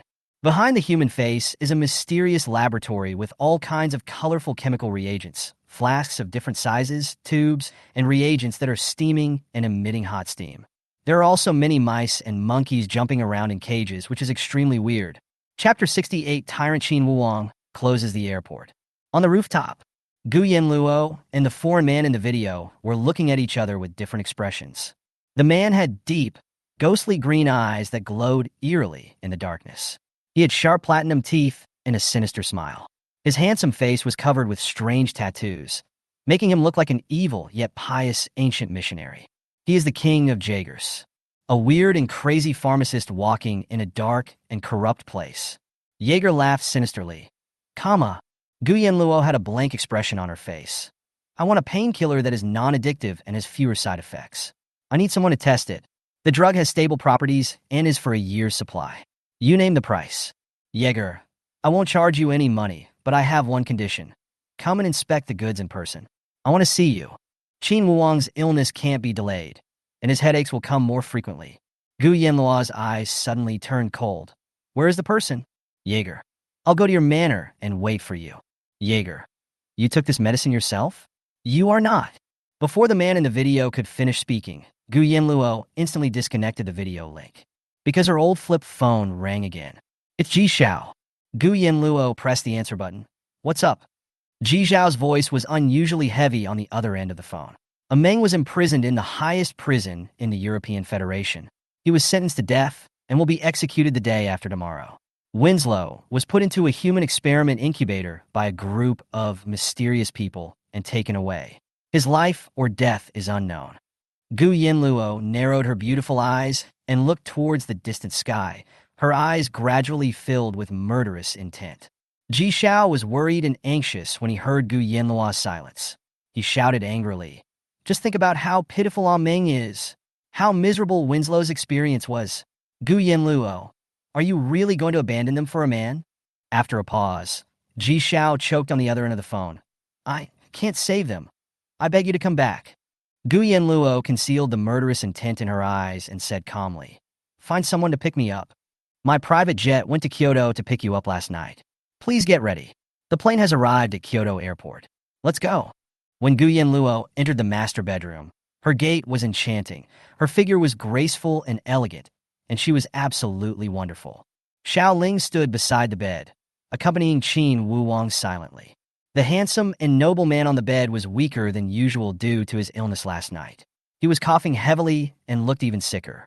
His brows were filled with lethargy and haggardness, as well as his deep infatuation with Gu Yanluo. He saw Gu Yanluo coming back. Extremely beautiful eyes, shining with sparkling light.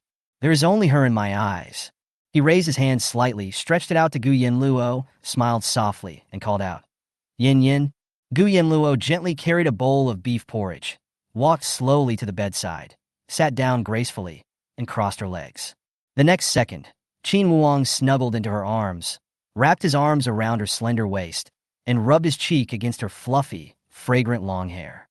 Gu Yanluo scooped a spoonful of porridge, blew on it, and put it close to Qin Wuang's mouth. Her voice was low and lazy. "The cook said that you should spit out whatever you eat. Come on, be obedient and eat a few mouthfuls." Qin Wuang held a black silk handkerchief in his right hand. He covered his mouth and couldn't help coughing a few times, looking so weak that it made people feel sorry for him. He leaned on Gu Yanluo's fragrant shoulders in dependence. He had to be coaxed before he was willing to drink a few mouthfuls of porridge. Qin Wuang frowned. The taste of this porridge is weird and a bit bitter. Thinking that his sense of taste was affected by the pressure of the brain tumor, Qin Wuang buried his head in Gu Yanluo's neck with a heavy heart. But suddenly, Gu Yanluo said something in a vague voice.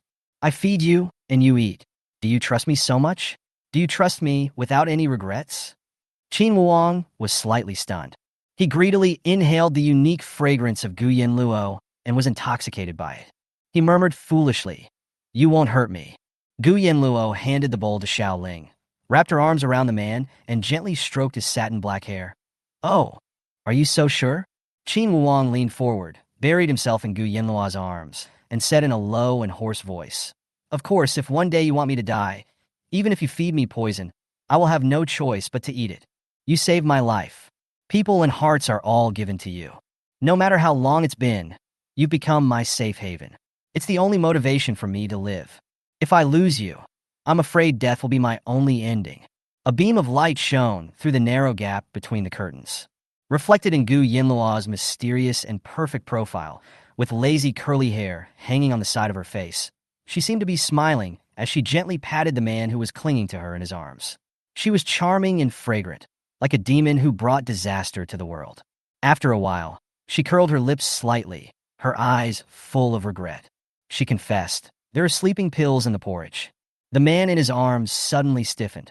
Beside the bed, Xiaoling looked at Gu Yanluo in disbelief. "Why?" Qin Wuang's eyes suddenly shrank, and he quickly broke free from Gu Yanluo's arms. He gritted his teeth, with panic and astonishment in his eyes. He struggled to jump out of bed and rushed to the bathroom to vomit. But the next second, Gu Yanluo proudly stood up, grabbed him back, hugged his waist from behind, and held him tightly in her arms. Gu Yanluo turned around and threw Qin Wuang back onto the bed. Qin Wuang shouted, "Gu Yanluo, how dare you?" Gu Yanluo moved forcefully and aggressively.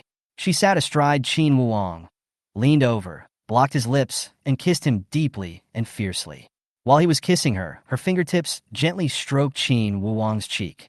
Her voice was as intoxicating as wine, and she coaxed impatiently. "Be good, Qin Wuang. Do you listen to me?" Qin Wuang felt very disappointed and gave up resisting after being kissed. His eyelashes trembled slightly, and his sad pupils were filled with a hazy light. "Why? Why did you feed me sleeping pills?" Deep uneasiness, panic, and a bad premonition filled his heart. Qin Wuang is so smart. "You want to leave? Gu Yanluo, you still want to leave me? I'm already like this. I'm going to die. You're going to leave too?" Gu Yanluo leaned over, patiently, and kissed his trembling lips over and over again, her eyes filled with heartbreak and her delicate nose. She murmured, "Be good. Don't let your imagination run wild. Random imagination will only deepen the fear in your heart. You just have to trust me. Leave the rest to me. Maybe the medicine is taking effect." Qin Wuang's eyelashes trembled, and his hand, which was tightly grasping Gu Yanluo's robe, suddenly slipped away. But even when he fell asleep, his brows were filled with deep sadness and helplessness. Gu Yanluo tucked the quilt for Qin Wuang, then leaned over and kissed him on the forehead. Xiaoling frowned. "Miss Gu, are you really leaving?" Gu Yanluo's eyes were vicious, and she looked back quietly. "Don't ask anything Don't say anything. Just take good care of him and wait for me to come back. If I come back and he is injured in the slightest, I will kill you." The words were so light and casual, but every word revealed murderous intent, which was terrifying. Xiaoling. After saying this, Gu Yanluo picked up her coat and walked away without even looking back. Gu Yanluo only added 2 sleeping pills to the porridge. But she didn't know that since he fell ill, Qin Wuang had been relying on medicine to fall asleep. He has long developed resistance to sleeping pills. 2 pills were too few, and he couldn't sleep for long. Half an hour after Gu Yanluo left, Qin Wuang woke up. He smashed everything in the master bedroom in anger, like a mad devil. His eyes were terrifyingly dark and violent, like a black abyss or a sudden storm. "She dares to leave. How dare she leave?" "Xiaoling, Master, Miss Gu said that she..." Qin Wuang interrupted and roared. "I don't want to listen." He roared, smashed the lamp, and threw it towards Xiaoling angrily. Xiaoling was speechless and choked, dodging the question, "Why the hell let me finish what I'm saying?" The next second, Qin Wuang glanced at Xiaoling with extreme viciousness, emphasizing each word. "Close the airport." Chapter 69. Beautiful as a painting, demonic as evil, the head of the Zhang family, Zhang Yu. The ancient tycoon Gu family and the richest family in the empire Qin family. They are evenly matched and stand on equal terms. People only know that the Qin family stands at the top of the empire and can compete with the Gu family and restrain each other.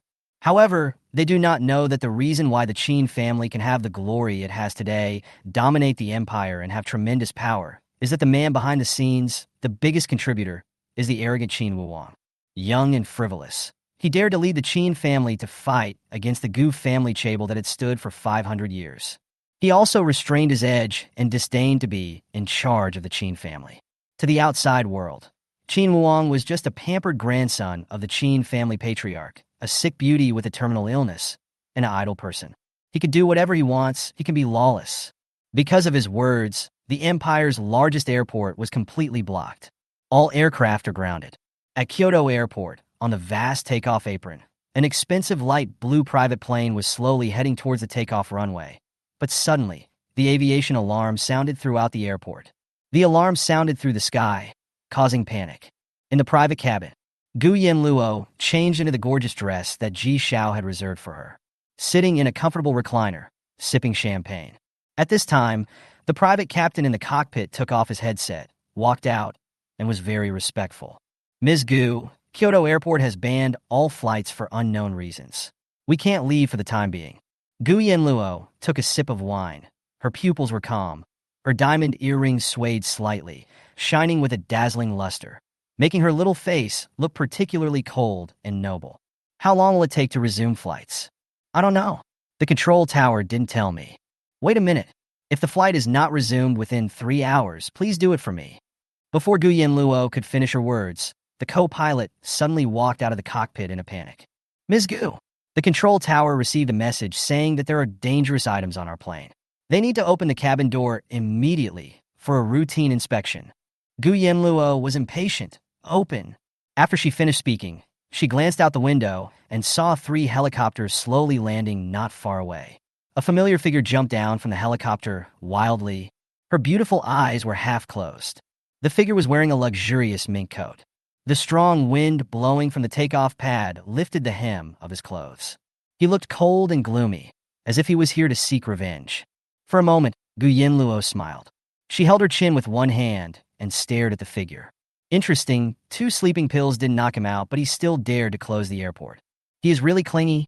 The cabin door opens. Accompanied by bursts of heavy coughing, Qin Wuang appeared in Gu Yanluo's sight. As soon as he appeared, the huge cabin was filled with an icy cold chill. For a time, everyone except Gu Yanluo was in panic. Qin Wuang's pale, handsome face was covered with gloom. His lips were tightly pursed, and his eyes were staring at Gu Yanluo with a cold and evil look. He was dressed lavishly and looked like a king. He walked step by step towards Gu Yanluo, who was sitting there lazily. His cold fingertips slowly moved across the cabin sofa and the bar. Finally, his fingertips stopped on a half-drunk bottle of champagne. Pinch the bottleneck with your fingertips. Suddenly, Qin Wuang seemed to be furious and smashed the wine bottle onto the table with a bang. The wine spilled and the bottle broke. Qin Wuong's weak and bloodshot eyes were filled with restlessness and depression. He suddenly placed the broken bottle against his carotid artery. The sharp glass of the bottle seemed like it would pierce his artery in the next moment. His chest was heaving violently. He couldn't stop coughing. His face was pale, and his eyes were full of pain. With a trembling voice, he took a breath and roared angrily. "You promised to always be with me. You lied to me?" He hates deception the most. "I promise you that I will cherish my life and take care of myself. But you broke your promise. Go away. I'm going to die here." Gu Yanluo was in a relaxed posture, stroking her earlobe nonchalantly. Her seductive fox eyes were raised, staring at Qin Wuong, who looked betrayed. She smiled lightly. "How dare you slander me, you bastard? Xiaoling, I didn't tell your master that I just had something to go back for, and I'll be back another day. How can that mean I left him?" Qin Wuong was startled. Xiaoling looked at his nose, and then at his heart, and said frankly, "My master won't let me finish my words. It's difficult. It's really difficult." Qin Wuong's angry eyes slowly shrank, and he looked back suspiciously at Xiaoling. Before he opened his mouth, Gu Yanluo suddenly stood up, and in a flash, she took the broken wine bottle from Qin Wuong's hand with one hand and threw it away. With the other hand, she grabbed the back of Qin Wuong's head, tilted his head, rubbed her nose against his nose wing, and bit his thin lips. In front of everyone's astonished eyes, the kiss was passionate, tender, and affectionate. Qin Wuong's heart was throbbing. He held Gu Yanluo's cheeks with both hands and deepened the kiss lovingly. When their lips were kissing each other, he frowned and said in a low voice, "Aren't you leaving? What do you think?" As she spoke, Gu Yanluo took out a micro syringe from behind her waist. Qin Wuong's arrogance had mostly subsided. He buried his head in Gu Yanluo's neck, breathing heavily, coughing nonstop, and reluctantly said, "But I can't bear to see you go. You will feel palpitations, chest tightness, and loss of sense of security. Like being away from your own safe haven in a storm, you feel anxious and depressed." With a hiss sound, Gu Yanluo stroked Qin Wuong's hair and injected a special sleeping pill with no side effects into his neck. This is the injection that Gu Yanluo uses herself. Ji Xiao always has some medicine ready on his plane. The medicine works very quickly and can make you fall asleep in 3 seconds. "Be good. I'll be back soon." Qin Wuong fell asleep in Gu Yanluo's arms. "Take it back." Gu Yanluo personally handed Qin Wuong over to Xiaoling. Half an hour later, the airport's flight ban was lifted. The private plane carrying Gu Yanluo finally disappeared into the clouds and left the empire. A short absence is better than a new marriage. Parting makes the feeling deeper. Gu Yanluo leaves temporarily. One is Qin Wuong's illness. The second is to save people from fire and water. In her heart, she had already made up her mind. She wanted to bring all her people back to the empire and return in strength. But Gu Yanluo didn't know. When she truly returns, the empire will be shaken by her. At the same time, in the intensive care unit of the Gu Chaebol Hospital in Kyoto, Zhang Lan woke up after the operation due to broken spinal ribs. "As soon as I opened my eyes, the stench of rotting corpse hit my nose." Zhang Lan glanced to the side and saw the body sitting stiffly on the chair. His pupils suddenly shrank, and he burst into a shrill roar. "Gu Yanluo, I want you to pay 10 times the price." Lin Yiyun's body began to rot, and a foul odor filled the air. Her eyelids were half open, and her face was covered with marks of stitches. She was sitting on a chair, tied up, and looking at Zhang Lan with her dead eyes. Zhang Lan was paralyzed and shaking with anger. At this moment, a terrifying and strange aura seeped into and spread throughout the intensive care unit. Feeling this breath, fear and hope for revenge ignited in Zhang Lan's eyes. "It's him." Outside the ward door, the temperature in the corridor dropped suddenly, and it became cold and eerie. The incandescent light bulbs short-circuited for unknown reasons, and the lights flickered on and off, as if ghosts and gods had arrived, and a terrifying atmosphere filled the air. Those doctors and nurses only dared to hide in the dark and carefully peek at the man. He came with his back to the light. He was wearing a light blue brocade robe with lotus pattern, tassels hanging from his waist, and holding a black fan in his hand. He was stunningly beautiful and graceful, but his brows were filled with an evil and charming aura. He was as beautiful as a painting and as evil as a bewitching demon. He was more feminine than a woman, but more frightening than ghosts and gods. Who is he? The head of the Zhang family, Zhang Yu. This person is incredible. Chapter 70, the Tibetans go out to strangle Qin Wuwang. In the cold and eerie hospital corridor, there were faint whispers. Master of the Tibetan family. How is it so extraordinary? Don't you know? The Tibetan family is special. All of them are unorthodox people with bad intentions. Because of the checks and balances of the mysterious empire organization, they have been suppressed for more than 60 years. They can't make any waves. But this Tsang Yu suddenly appeared and took the Tsang family with him, established himself in the empire, and gained a position. No one dared to provoke him easily. It is rumored that Master Tsang Yu is good at scheming and knows sorcery. He can bring the dead back to life. An extremely weird atmosphere filled the corridor. With a creaky sound, the door of the ward was pushed open. But Zhang Yu's way was blocked by the Special Investigation Bureau personnel guarding the door. The important place where the criminals are detained is forbidden to anyone entering. Zhang Yu smiled softly and seemingly harmlessly. However, when his peach blossom eyes, which were filled with eerie aura, met the eyes of the Special Investigation Bureau personnel, his pupils suddenly dilated, the whites of his eyes disappeared, and his eyes turned a terrifying black, filled with a sinister aura. He opened his lips slightly and exhaled. Get out of the way. The two men on guard seemed to have lost their souls. They stood still mechanically, making way for Zhang Yu. Inside the intensive care unit filled with a foul smell, a feminine and beautiful woman, as charming as a lotus, walked in slowly. His long hair was draped over his shoulders, lazily tied with a black silk ribbon and hanging down to his chest. On his left earlobe, he wore an amethyst earring that jingled and sparkled brightly. He opened the black fan in his hand, waved it away, and pushed away the unsightly corpse on the chair, then stepped on it like a god. A ghostly voice suddenly sounded. You've tortured yourself like this for a hypocritical woman who flirts with other people. You're really good at that. Lin Yuyun didn't even look at you. She looked down on you for your low status and your powerlessness. In the end, she died and you were paralyzed. Was it worth it? Zhang Lan was trembling all over, unable to suppress his excitement. Brother Zhang Yu, you are a discarded child of the Tibetan family. I picked you up. I just came back from seclusion. I know you've suffered this disaster, and I will definitely not let go of the person who hurt you like this. With a snap, the fan folded. The feminine and beautiful Tsang Yu smiled softly with her lips curled up, and there was no warmth in her eyes. You have to sit in jail. Man, I will punish you. So who is it? Zhang Lan half closed his eyes, his lips trembling. After a long while, he finally had the strength to utter a few words. Gu Yanluo. Qin Wang, brother, be careful of Gu Yanluo. She is just like you, just like you. She has something wrong. I heard the three words Gu Yanluo. Zhang Yu's pupils contracted, and a hint of ambiguous color flashed in his eyes, and then suddenly returned to silence. He turned and left, leaving only one sentence. Take good care of your injuries. At 6 o'clock in the evening, 40 kilometers away from the outskirts of Kyoto, at Guishu Mountain. This is the collector's territory. The ancient Tibetan residence is located in an underground secret room deep in the mountain. Thousands of black lotus lanterns floated in the dark river. The 4 stone walls were covered with strange scarlet spell diagrams and countless bizarre witch symbols. On the high platform, the stunningly beautiful and feminine man stood with his hands behind his back to everyone. Master, we have found out that the daughter of the Gu family left the country this afternoon and went to the European Empire. Currently, only Qin Wuwang is in Kyoto. How do you plan to deal with her? A faint and feminine sound of coldness rang out faintly. I want him to die. Ils sont pas tout de suite. In the dim master bedroom, Xiao Ling stayed by his master's side without leaving. Qin Wuwang, with a pale face and a cold sweat, suddenly woke up. Yin Yin!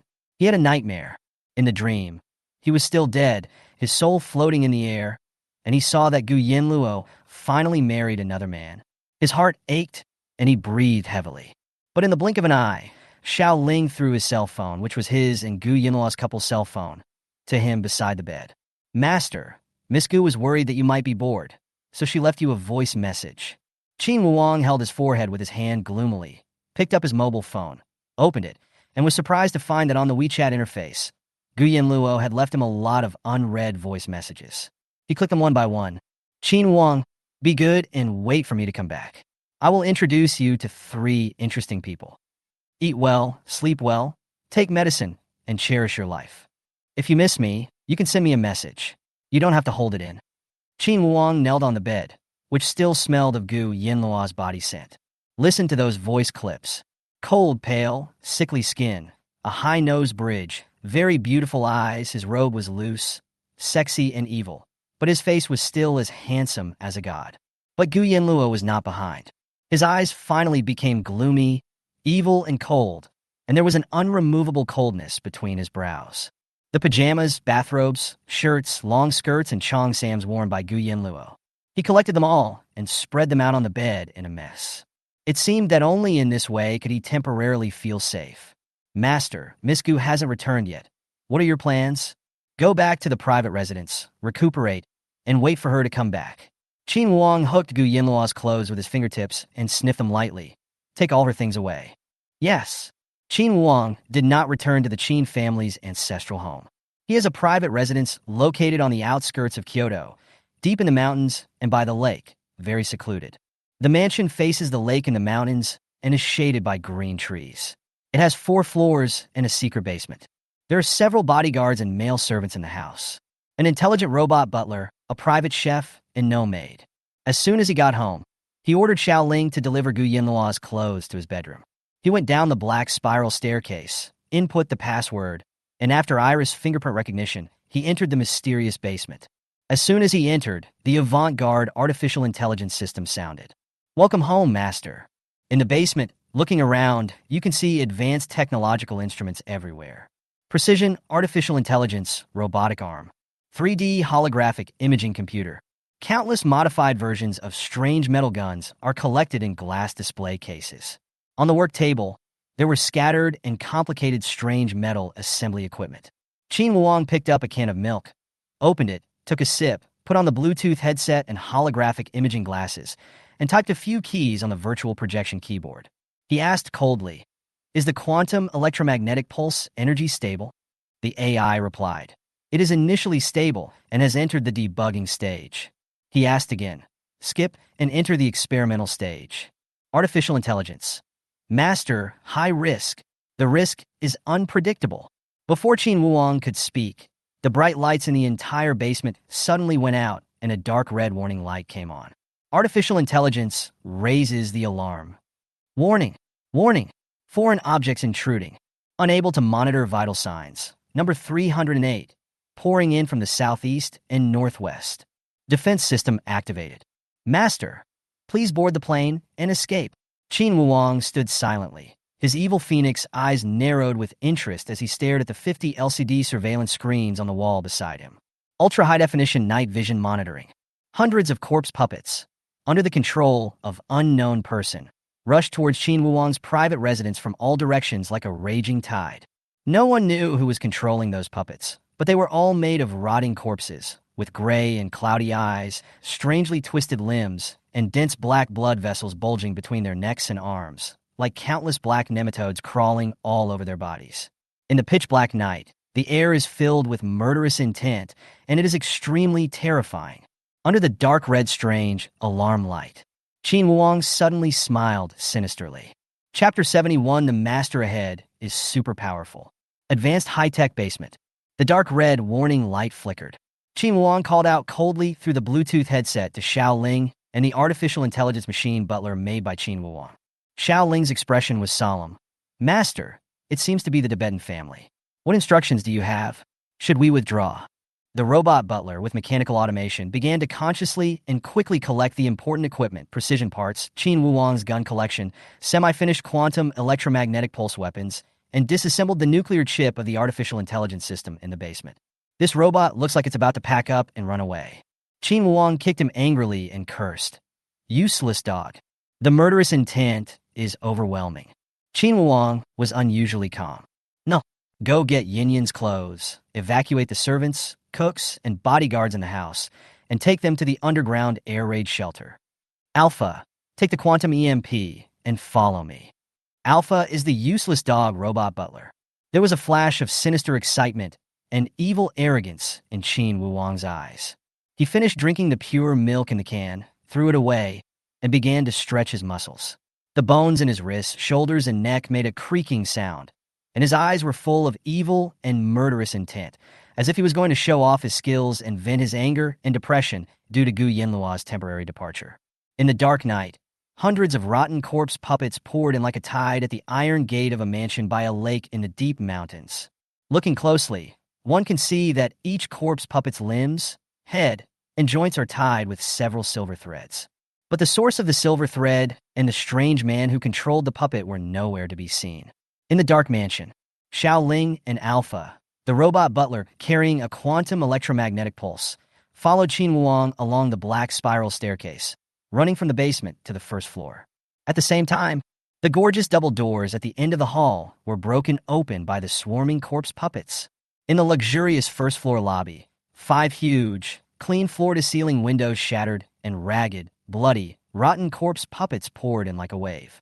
Under the cover of night, the entire mansion suddenly turned into a terrifying, eerie, murderous Shura field. Xiaoling raised his 2 swords and rushed forward to protect the innocent servants in his home. The metal alpha robot butler was as obedient as a dog and stood beside Qin Wuang. Suddenly, the robot butler had a stiff face.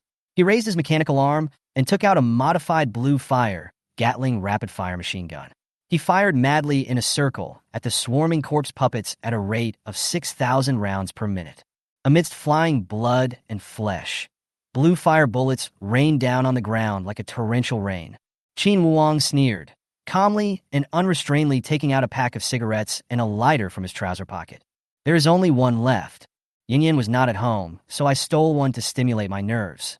He held a cigarette in the corner of his mouth and lit it. As the smoke rose, his evil eyes half-narrowed. For the puppet that appeared, he seemed to pay no attention to it at all. He seemed to already know what it was and understand its structure. He strode to the central vestibule of the mansion, hooked the house-guarding samurai's sword, hanging on the wall with one hand, and lazily pulled off the black tie on the collar of his silk shirt with the other hand. The Gatling gun bullets were all used up, but those corpse puppets had white eyelids and holes all over their bodies, but they were still able to move freely. Under the manipulation of the master behind the scenes, they avoided the mechanical butler and swarmed towards Qin Wuang. The robot butler looked like he was going to run away first and said stiffly, "Master, I can't kill you. Run quickly. If you don't run, I will run." Qin Wuang held a samurai sword in his mouth, a cigarette between his fingers, and covered his eyes with a black tie.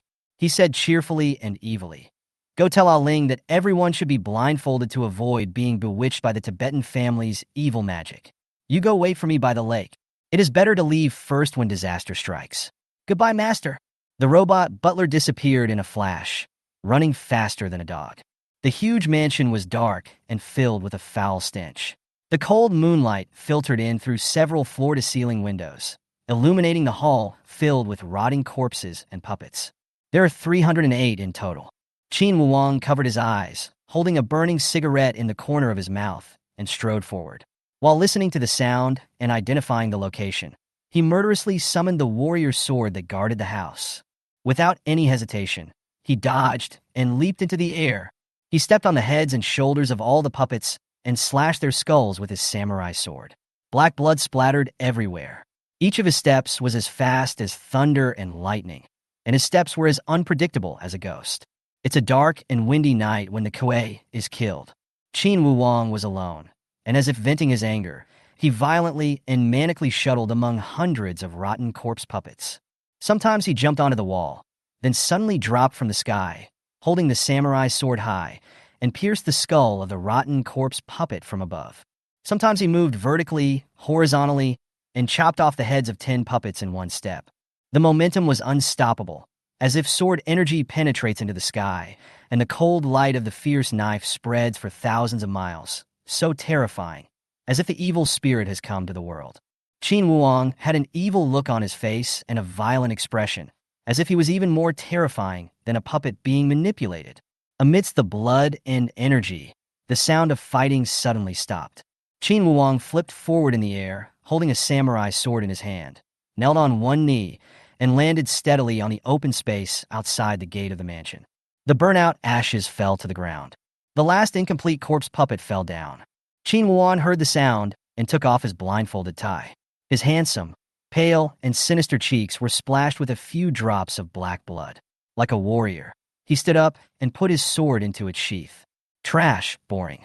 He wiped the blood off his face turned around, and spat contemptuously and arrogantly. The lifeless mansion faces the lake. Qin Wuong strode up to the robot butler and took away the quantum electromagnetic pulse weapon held in the robot butler's arms. The robot butler panicked. "Master, what are you doing?" Qin Wuong flashed an evil light. "Try it." "Machine butler." "No need." The shape of the quantum electromagnetic pulse weapon is like a giant laser gun, made entirely of silver metal. The energy level can be adjusted, with 0 being the minimum and 10 being the maximum. The destructive power is unknown. It may not even be able to kill ants. It may be the entire mountain. This kind of high-tech weapon is being intensively developed in all secret laboratories of the world's 4 major empires. Qin Wuong ignored it, opened the valve, and the energy bar continued to surge. The robot butler advised, "Back off 100 meters. Or an aerial test." "Master, this is too dangerous. The risks are unknown. The destructive power is unknown. And you might die here. Cherish your life." Gu Yanluo's instructions were like a spell, calming Qin Wuong down quickly. 1 minute later, a black helicopter took off from the helipad behind the private residence. It hovers at about 2,000 meters in the air. There was blood and flesh flying everywhere in the mansion, and the area had to be cleared to avoid any further complications. Qin Wuong opened the door of the helicopter and overlooked his own residence in the mountains. He raised the quantum electromagnetic pulse in his hand, aimed at the roof with a raised eyebrow, and pressed the start button. The energy continues to surge. With a loud boom, a blinding beam of energy shot toward the mansion. In an instant, there was an explosion like the collapse of heaven and earth, resounding through the sky. A blindingly white light burst across heaven and earth, making the night as bright as day. The mansion was razed to the ground, leaving a huge pit. The lake was in a huge wave, and within a radius of 100 meters, thick smoke billowed in the mountains and fields, and no grass grew. The helicopter hovering at an altitude of 100 meters was lifted up by the shock wave. Spinning in the air, its engine failed, and it was about to crash. Qin Wuong carried the parachute on his back without changing his expression, holding his precious weapon and carrying the robot butler. Under the cover of night, he jumped. "This thing is not bad. It is only of magnitude 0, but it can blow my house into a pit. You can keep it and give it to Yin Yin to play with." Chapter 72, Mr. Yin and Mr. Wong's Vests. Under the dark night sky, near the original site of the mansion filled with smoke, Qin Wuong opened his parachute, his handsome pale face expressionless as he landed steadily. He threw the robot butler away, raised his arm, and pressed the diamond-encrusted button on his expensive watch. With a beep sound, the dial suddenly changed from a flywheel pointer to an LCD smart screen. Qin Wuong's eyes were deep. He reached out and pressed the miniature Bluetooth headset in his ear. He dialed a strange number. The call is connecting. After a while, he said in an unfathomable way, "Transfer to the number 0 Supernatural Investigation Team." A cold, mechanical female voice. Encoding. Qin Wuong opened his thin lips coldly, uttered a few words, and the call was immediately connected. During the call, there was no sound from the other end, dead silence. But Qin Wuong's lips suddenly showed an evil smile. According to the published report, the Tibetan family has started to make trouble again. First, he killed the youngest daughter of the Gu family, and now he wants to kill me. The address is private residence number 1. Also, no matter what you find out, don't touch Gu Yanluo. She is mine. As soon as the words were spoken, the call was disconnected. From beginning to end, the other party didn't say a word. When Qin Wuong himself blew up the mansion into a huge pit and no grass grew within 100 meters. In the dark night, in the secret room of the Tibetan family in Guishu Mountain, under the illumination of thousands of flickering candlelight lotus lanterns, a man sat cross-legged silently in the center of the high platform. Thousands of silver threads were tied from his fingertips, as dense as a spider web, and every 10 threads were tied with a silver bell. With the help of the strange witchcraft formation, the magic of controlling the corpse puppets always works normally. But suddenly, thousands of silver threads broke. The silver bells fell to the ground, tinkling, as if he had suffered a backlash. The man in the light blue robe with lotus pattern had blood oozing from the corner of his mouth. He remained calm and swallowed the sweet taste in his mouth. All 308 corpse puppets were mobilized to annihilate them all. Song Yu wiped the blood from the corner of his mouth grimly, and a hint of cruelty flashed in his feminine and beautiful peach blossom eyes. You're almost dead, and you're still so dishonest. Okay, I'll play with you. Qin Wuong and the robot butler took great pains to open the severely melted and deformed gate of the air raid shelter. The people inside were all covered in dust. Xiao Ling's head was smashed by the falling rocks and was bleeding. He had his usual expressionless face, covering his head, and led his people out. Master, my home is gone. We're to stay tonight. Send a helicopter to pick us up.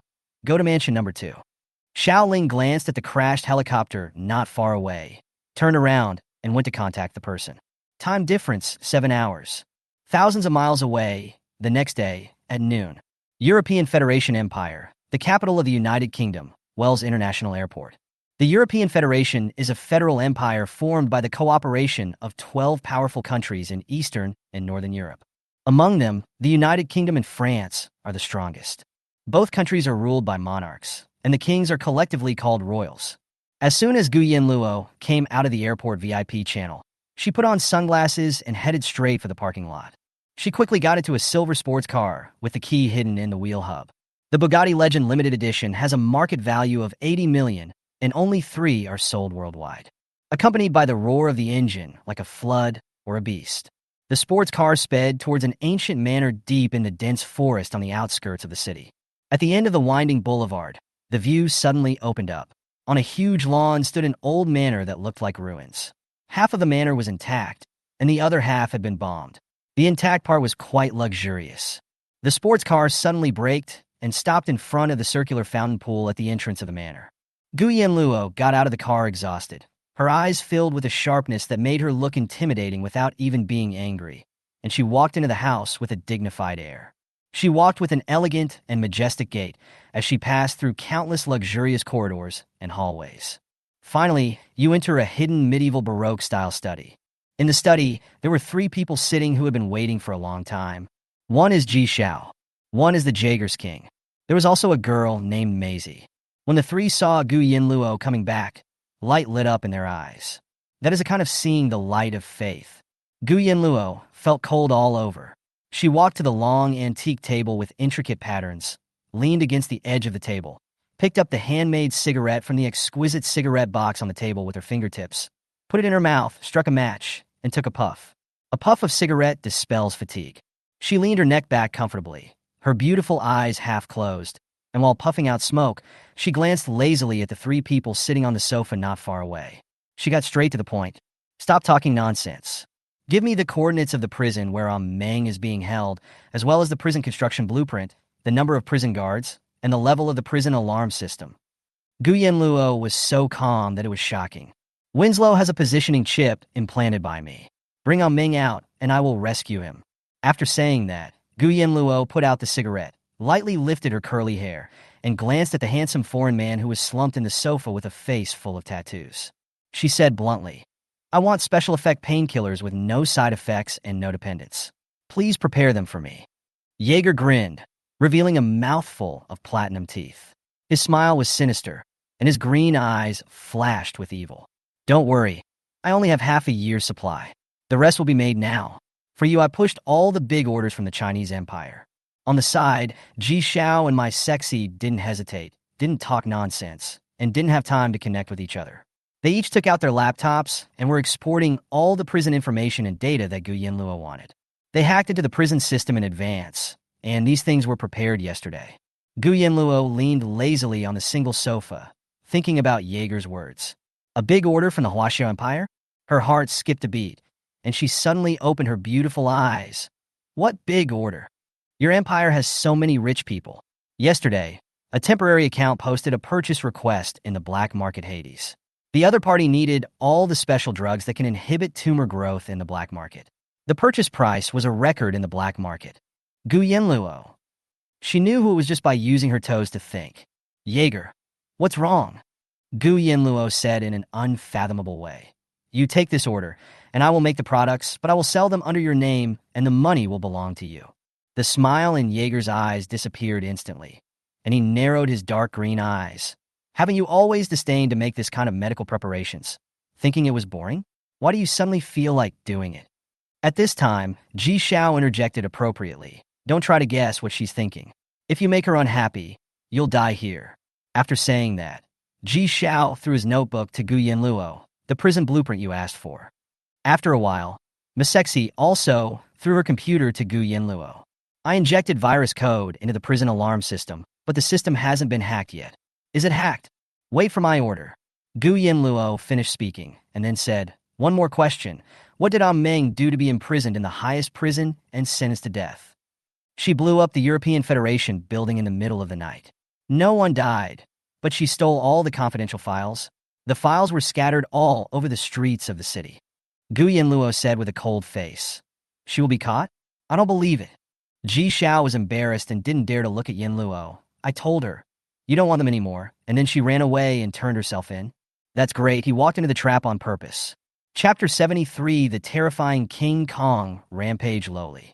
The highest prison in the European Federation Empire is known as the Grave. Located in the abandoned capital of the United Kingdom, Wellman City, 300 meters underground. Here, the most vicious prisoners of the Federal Empire are held, both men and women mixed together, and the prison areas are divided into dangerous, serious, and high risk. This is a top-level high-tech smart prison with an artificial intelligence system, 100 robot prison guards, and 900 real prison guards with strict security. What's scary about Graveyard isn't the prison hierarchy, but this is the Shura slaughterhouse. High-risk detention area, no light. It is completely controlled by artificial intelligence machine prison guards with built-in night vision capabilities. In the darkness, you can't see your hand in front of you, and there is an extremely terrifying atmosphere that seems to cause claustrophobia, like a devil's huge mouth in the dark abyss, swallowing up all light. In the pitch black, a little tune was floating in the air. In the blue sky and the Milky Way, there is a little white boat. The tune is eerie, but the singer's voice is as sweet as honey, like a cute little girl. The singing was suddenly interrupted, for beams of high-energy light lit up one by one, instantly illuminating the source of the singing. In a huge iron cage for prisoners, a petite figure was leisurely hanging upside down in a cage with a hemp rope, head downwards, swinging on the swing leisurely and relaxedly. Lowly is extremely beautiful, soft, and sweet. She was wearing a prison uniform with black and white stripes. On her palm-sized face, she had a pair of charming oval eyes that were clearly black and white, glowing with a faint light. Her long ponytails on both sides were extremely messy, making her look like a little lunatic. Accompanied by the mechanical and cold declaration of the robot prison guard. 10 human prison guards holding special batons lined up in 2 rows, trotted in and opened the cage. The cold voice of the mechanical prison guard echoed in the empty cage. "Prisoner number 1732, Lu Ming. Please prepare to go to the arena for the duel. Prisoner number 1732, the 59th duel will begin in 5 minutes." An iron chain with a lead ball tied to it was put on the Lowly's ankles, and a strong electric current shackle was fastened around her thin neck. Under this band, she hopped and skipped like a cute little rabbit and was taken away. The federal highest prison, the arena. Thousands of prisoners gathered in the square glass cages stacked up around the Colosseum, like the spectators in the ancient Roman Colosseum, cheering wildly and banging on the glass cages fiercely. The applause was thunderous and deafening. The petite person was released from his bonds and thrown into the arena. Standing alone in the center, with eyes closed, listening to the terrified screams of the surrounding criminals. The voice of the artificial intelligence prison guard sounded again.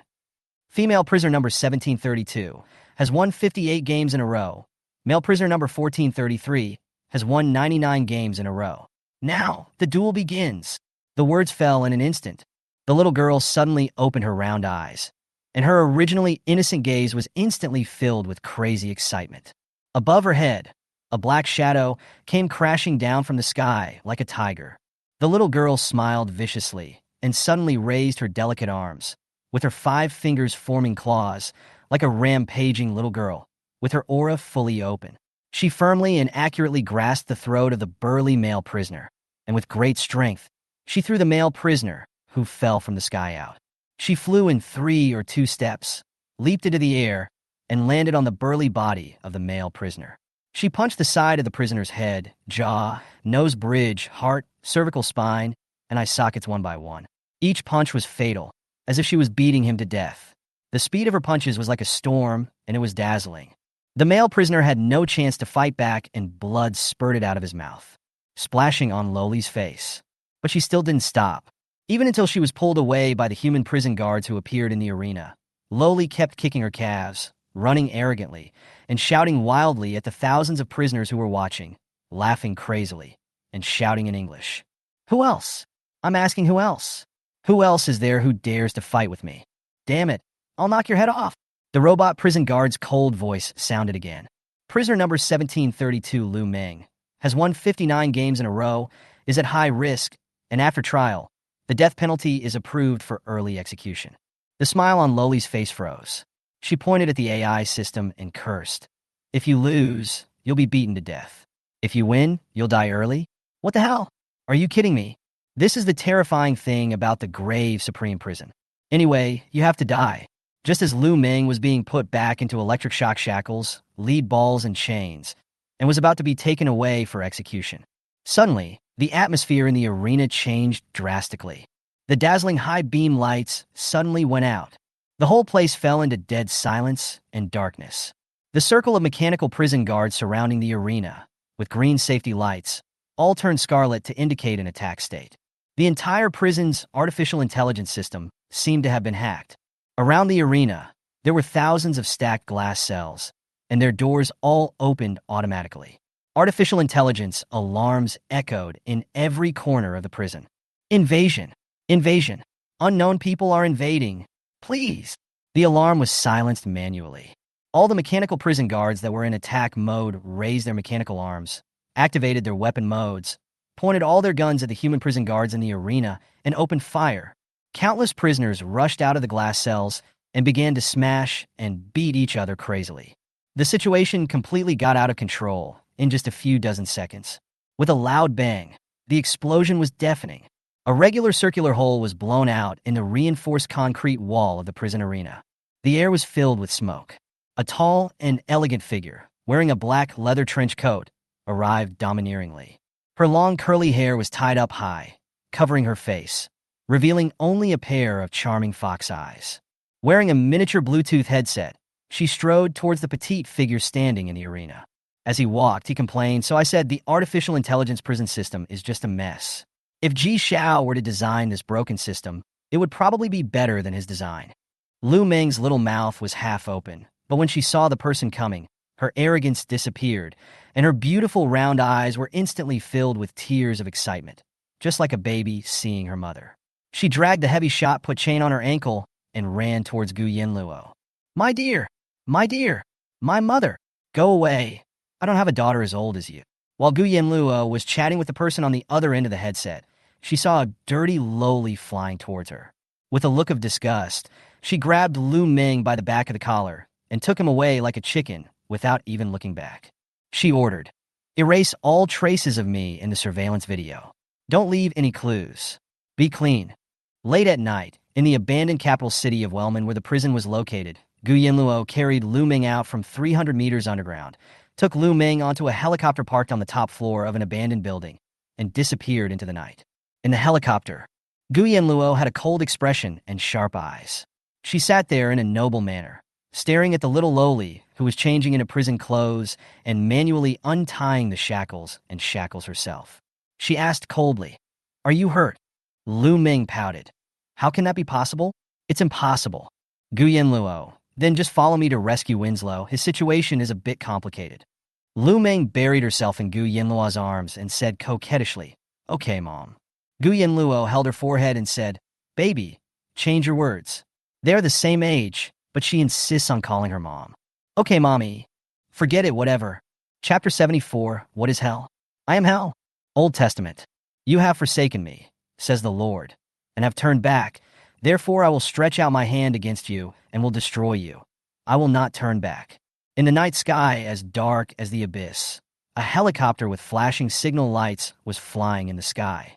Lu Meng took a bite of the croissant, stared at the night sky with sad eyes, and murmured, "Winslow is much more cruel than me. He thinks you have betrayed us, but you are his faith. If a person loses his faith, he loses the meaning of life. He's back to Fort Winrick. He's back to where he came from. He told me that he doesn't hate you, but he can't beat you either. He plans to go back and be his guinea pig, letting those people study his genetically efficient body, brain, and tissues. He won't be coming back. Gu Yanluo was very frugal with words and said coldly, "It's not up to him." In this fictional world, research on artificial intelligence and genetic mutations was fully launched. Fort Winrick, one of the many mysterious genetic laboratories in the European Federation Empire. This is different from the evil laboratory where Gu Yanluo stayed 2 years ago. Fort Winrick has a long history and is affiliated with the Federal Empire. This genetic laboratory, under the slogan of strengthening the empire, has a clear research project: create mutated human race and develop the potential of the human body infinitely, used to defend the European Federation Empire. To put it simply, they are the four major empires in the world. They appear calm on the surface, but actually they are undercurrents. They are all secretly researching the creation of superhuman races. But even so, the number of truly successful ones is very small and will never be made public. Fort Winrick, a genetic experiment base, is located 500 meters underground on the 47th floor below ground. Everywhere you look is a sterile white test space. There are many high-tech precision instruments in the spotless glass biochemical laboratory. The words high risk, biological and chemical, and highly toxic are marked everywhere. A handsome silver-haired boy, like a dying white wolf. He was strapped to a metal operating table. His body was full of transparent catheters. The catheters slowly extracted his cerebrospinal fluid and blood. After experiencing several poison gas, high-voltage electric shock, and stress tests, his body was covered with bruises. He seemed to have no pain nerves, like a shriveled laboratory mouse whose blood was about to be drained. He was only one step away from death, and that was to stop his heartbeat. He did not resist, but looked blankly at the scientists with cold eyes outside the glass wall of the laboratory. Just listen to the instructions, which are issued continuously. The superior has issued an order. Experimental subject number 028 has absconded without permission and caused huge losses. He is no longer useful and must be destroyed. The body was dissected, and the internal organs and brain were removed for research. Implement. At the same time, the elevator waiting area on the -47th floor of the experimental base. 50 fully armed foreign security guards all pointed their guns equipped with infrared sights at the elevator door, standing ready, as if they were waiting for some devil to arrive. Suddenly, with a ding sound, the elevator door slowly opened. In an instant, a torrential rain of bullets swept wildly towards the open elevator door. There was no one in the elevator. There were only two unrecognizable corpses hanging there. He had been beaten to a pulp by the security guards outside the elevator. At this moment, a whistle sounded from the right passage of the elevator waiting area. Hey, look at this. 50 security guards all turned their heads and aimed their guns vigilantly at the source of the sound. However, 3 grenades were thrown into the crowd with a whoosh. 3 seconds later, a deafening explosion sounded. The air was filled with smoke. One tall and one short, 2 graceful figures wearing white chemical protective suits, tactical vests, and biological and chemical gas masks stood on the left and the right and bumped fists with each other. Lu Meng was covered with black grenades and hundreds of magazines, like Jinx, the rampaging lowly in League of Legends. He had a thunder-heavy machine gun in his left hand and a light machine gun in his right hand, called Depanji. He followed Gu Yanluo in a hurry, jumping and shooting at everyone he saw, and throwing grenades when there were too many people. With a silver bell-like laughter, she looks like a devil lowly. The little white rabbit, white and white, shot in the head. The corpse is so cute. Gu Yanluo warned coldly.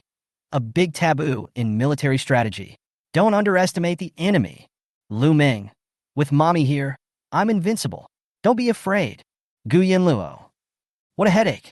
It would be disastrous if this were brought back to the Huaxiao Empire. Lu Meng. Where's our On? Meng Meng misses On.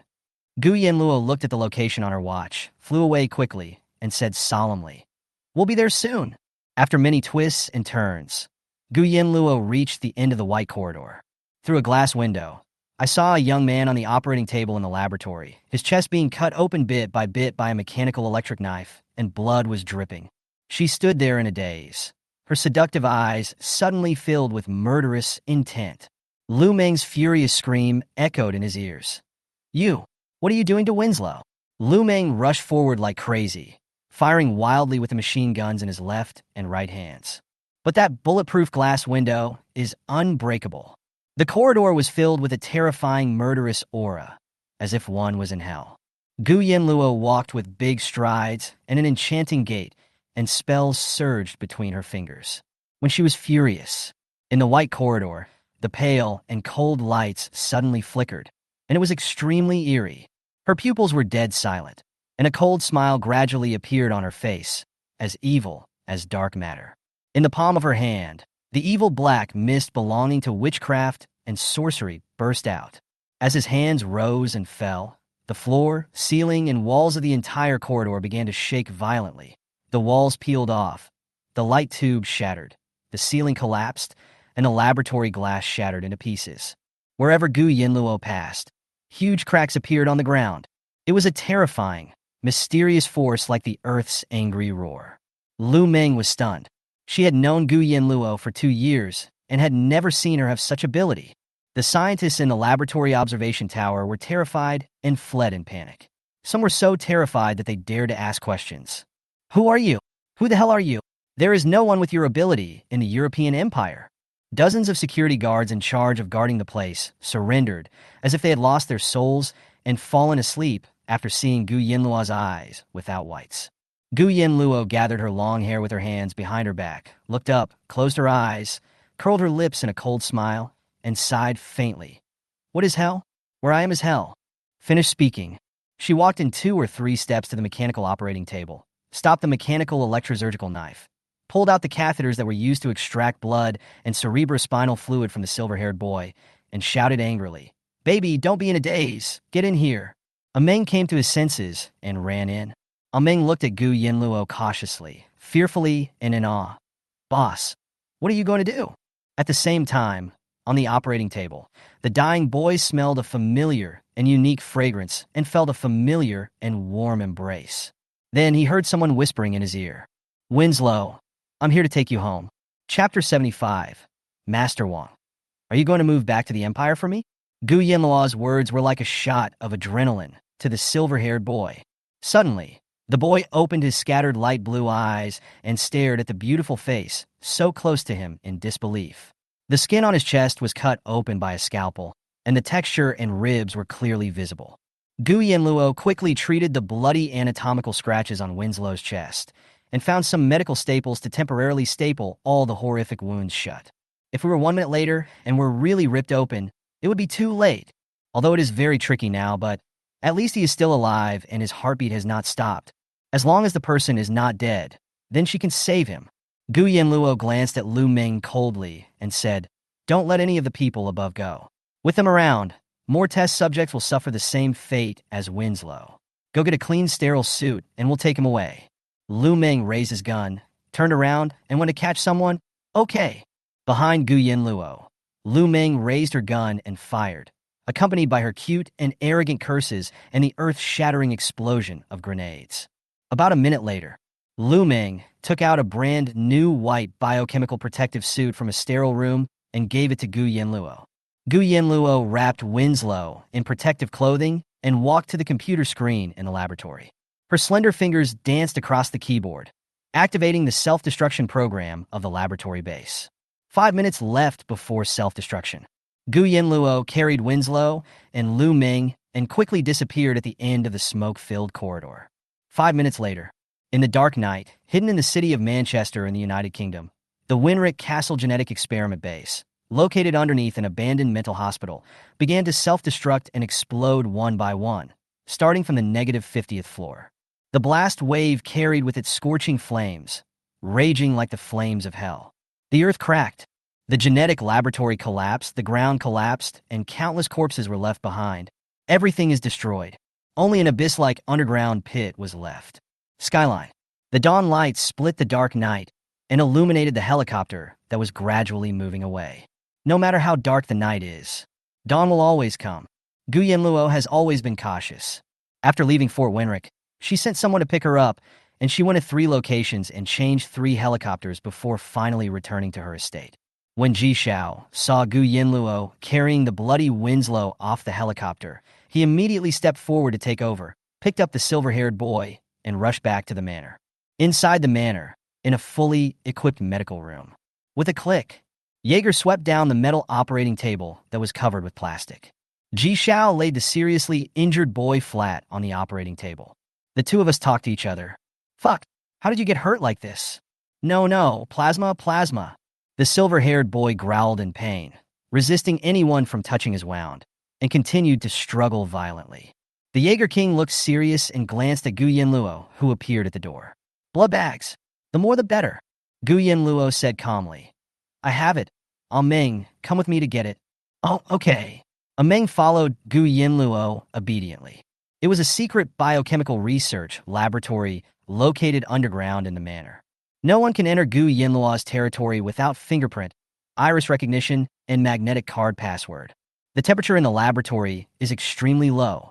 On the clean workbench, more than a dozen optical, scanning, and inverted microscopes are neatly arranged.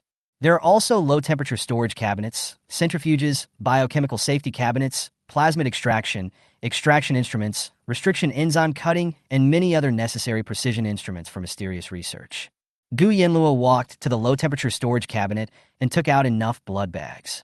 He then took out 2 mysterious green potions from the biosafety cabinet, stuffed it into an incubator, and handed it to Lu Meng. Go to Jaeger. I won't go up. With him around, Winslow won't die. Just as Lu Meng was about to slip away, Gu Yanluo stopped him again. Etc. Hey, what's wrong? Gu Yanluo put on a white coat and plastic gloves, sat in front of the clean bench in the laboratory, and said coldly, Prepare to move. Let Cersei pack your bags with you. When Winslow recovers, we will leave. Moving? Why? Isn't this place good? You guys have caused so much trouble, and tonight I destroyed Fort Winrick to save Winslow. Do you think the Continental Empire is still safe? Then where are we going?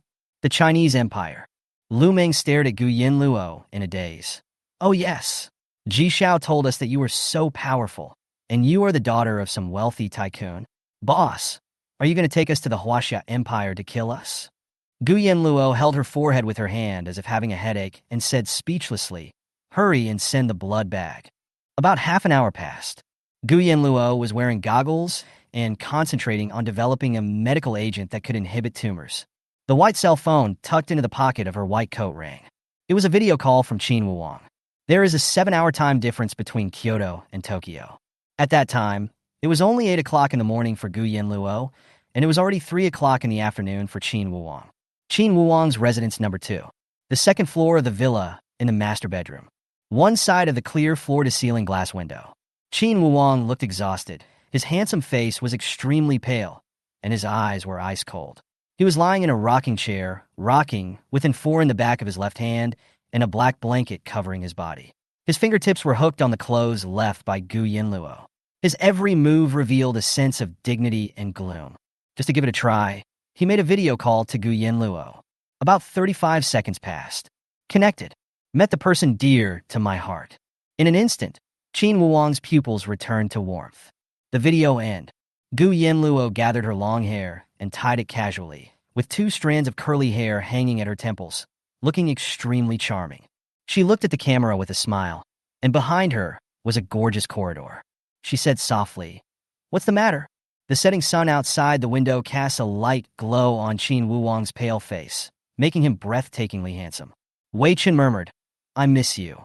Gu Yanluo said frankly, I'm moving and will be back soon.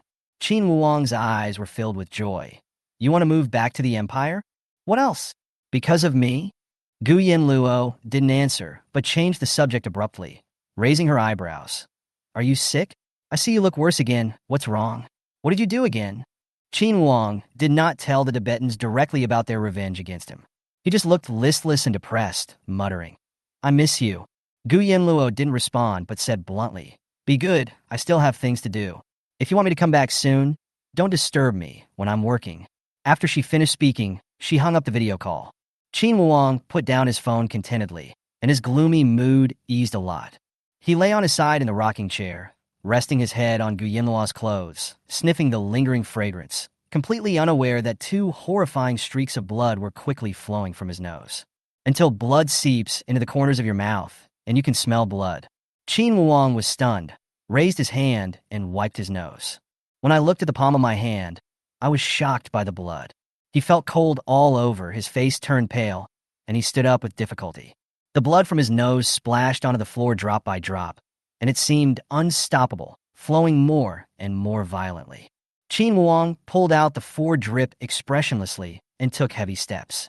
Shouted weakly, "Xiao Ling." No one answered. He could only press the speed dial on his phone with trembling hands. Seconds later, Xiao Ling rushed into the bedroom. Qin Wang sat dejectedly at the end of the bed, bent over, covering his nose, with blood oozing out from between his fingers. He glanced at Xiao Ling and said calmly and gloomily, "Send me to the hospital." Chapter 76. Mr. Yin comes back and cheers. Gu Yanluo is in the underground biochemical laboratory in her manor.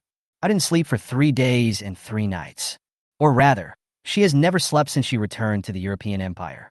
It was already the evening of the 4th day when she left the laboratory carrying a silver temperature-controlled suitcase. Winslow's injuries were under control, but he had lost too much blood and it would take time for his cerebrospinal fluid to regenerate, so he remained in a coma. At the gate of the manor, Gu Yanluo and Heiress exchanged silver suitcases with each other. Gu Yanluo squatted down and opened Jägermeister's box. Inside was a year's supply of special effect painkiller pills. They were non-addictive and had no side effects, but were extremely effective.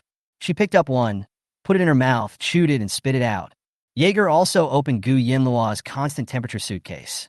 Inside, 14 transparent potions were quietly lying, preserved in biochemical glass tubes. They were extremely precious. Gu Yanluo said, "The drug that inhibits tumor growth here is enough for 1 year, 1 bottle per month. The 2 extra bottles, 1 for you to study and 1 for him. Don't worry, the drug is stable, but it must be injected on time. Tell the black market buyer not to use other brands' products, because those people's products are not as good as mine." Jaeger locked the suitcase and suddenly approached Gu Yanluo. He grinned evilly, as if he wanted to steal a kiss on Gu Yanluo's little face. But Gu Yanluo dodged it and punched him in the cheek. Jaeger covered his face, spat out a mouthful of blood, and lost a silver tooth. He angrily said, "What's wrong with a kiss? It can make a piece of skin fall off. You have bad breath." Gu Yanluo turned around, picked up the silver box, waved to Yi Gu, and returned to the manor. Jägermeister was left alone there, questioning his life and breathing out a breath, thinking that he really had bad breath. Early the next morning, amidst the earth-shaking explosion, Gu Yanluo's manor was destroyed and turned into ruins. All the dazzling sports cars parked in the manor's parking lot were blown up by her.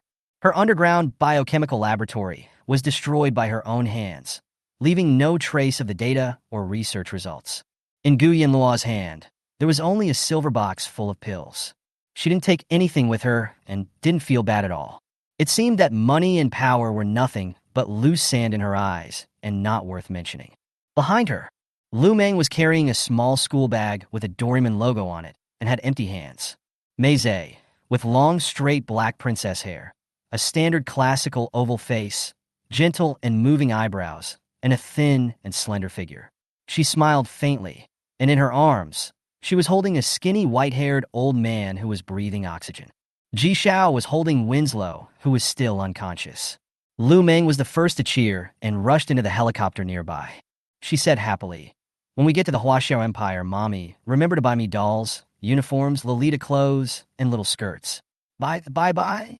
Meizhe gently held the unconscious, mysterious old man horizontally and turned around. "Boss Yin, I want one too.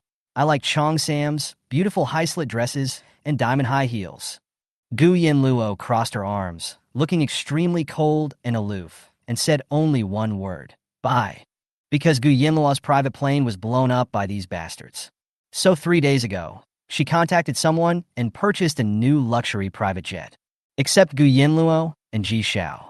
The others used fake passports and documents and boarded the private jet in disguise. An hour later, the private plane left the European Empire and headed for the Chinese Empire. LCD TV in the private cabin.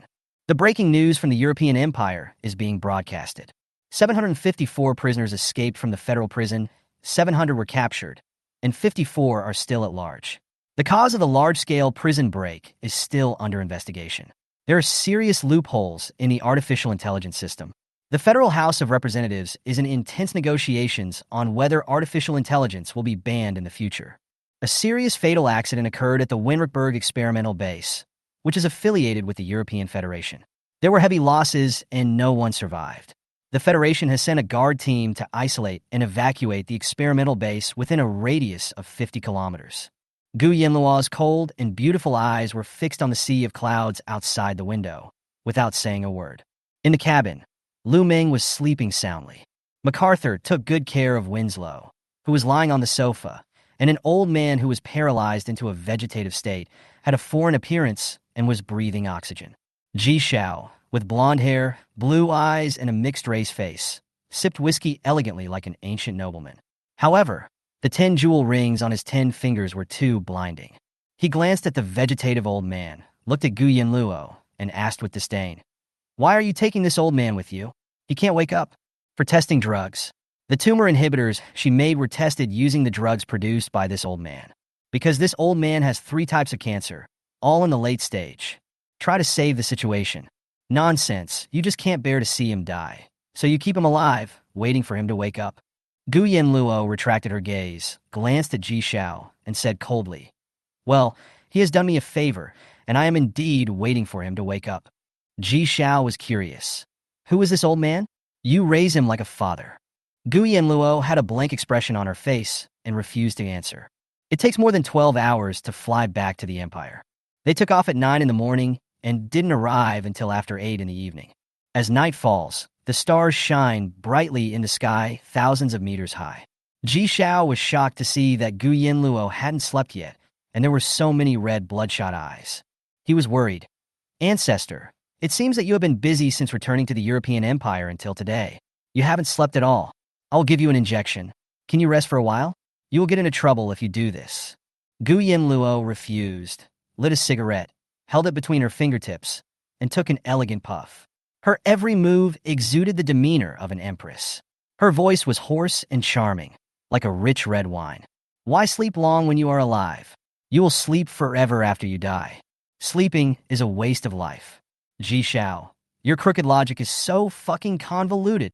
Gu Yanluo suddenly changed the subject. "You're coming back with me too? You don't want to stay in your mother's fiefdom as your hereditary noble? You have to hang out with me? What else? I also have a family in Kyoto. Although my father and mother are divorced, I'm still a member of the Ji family. When I go back, I will ask my father to find your father for marriage.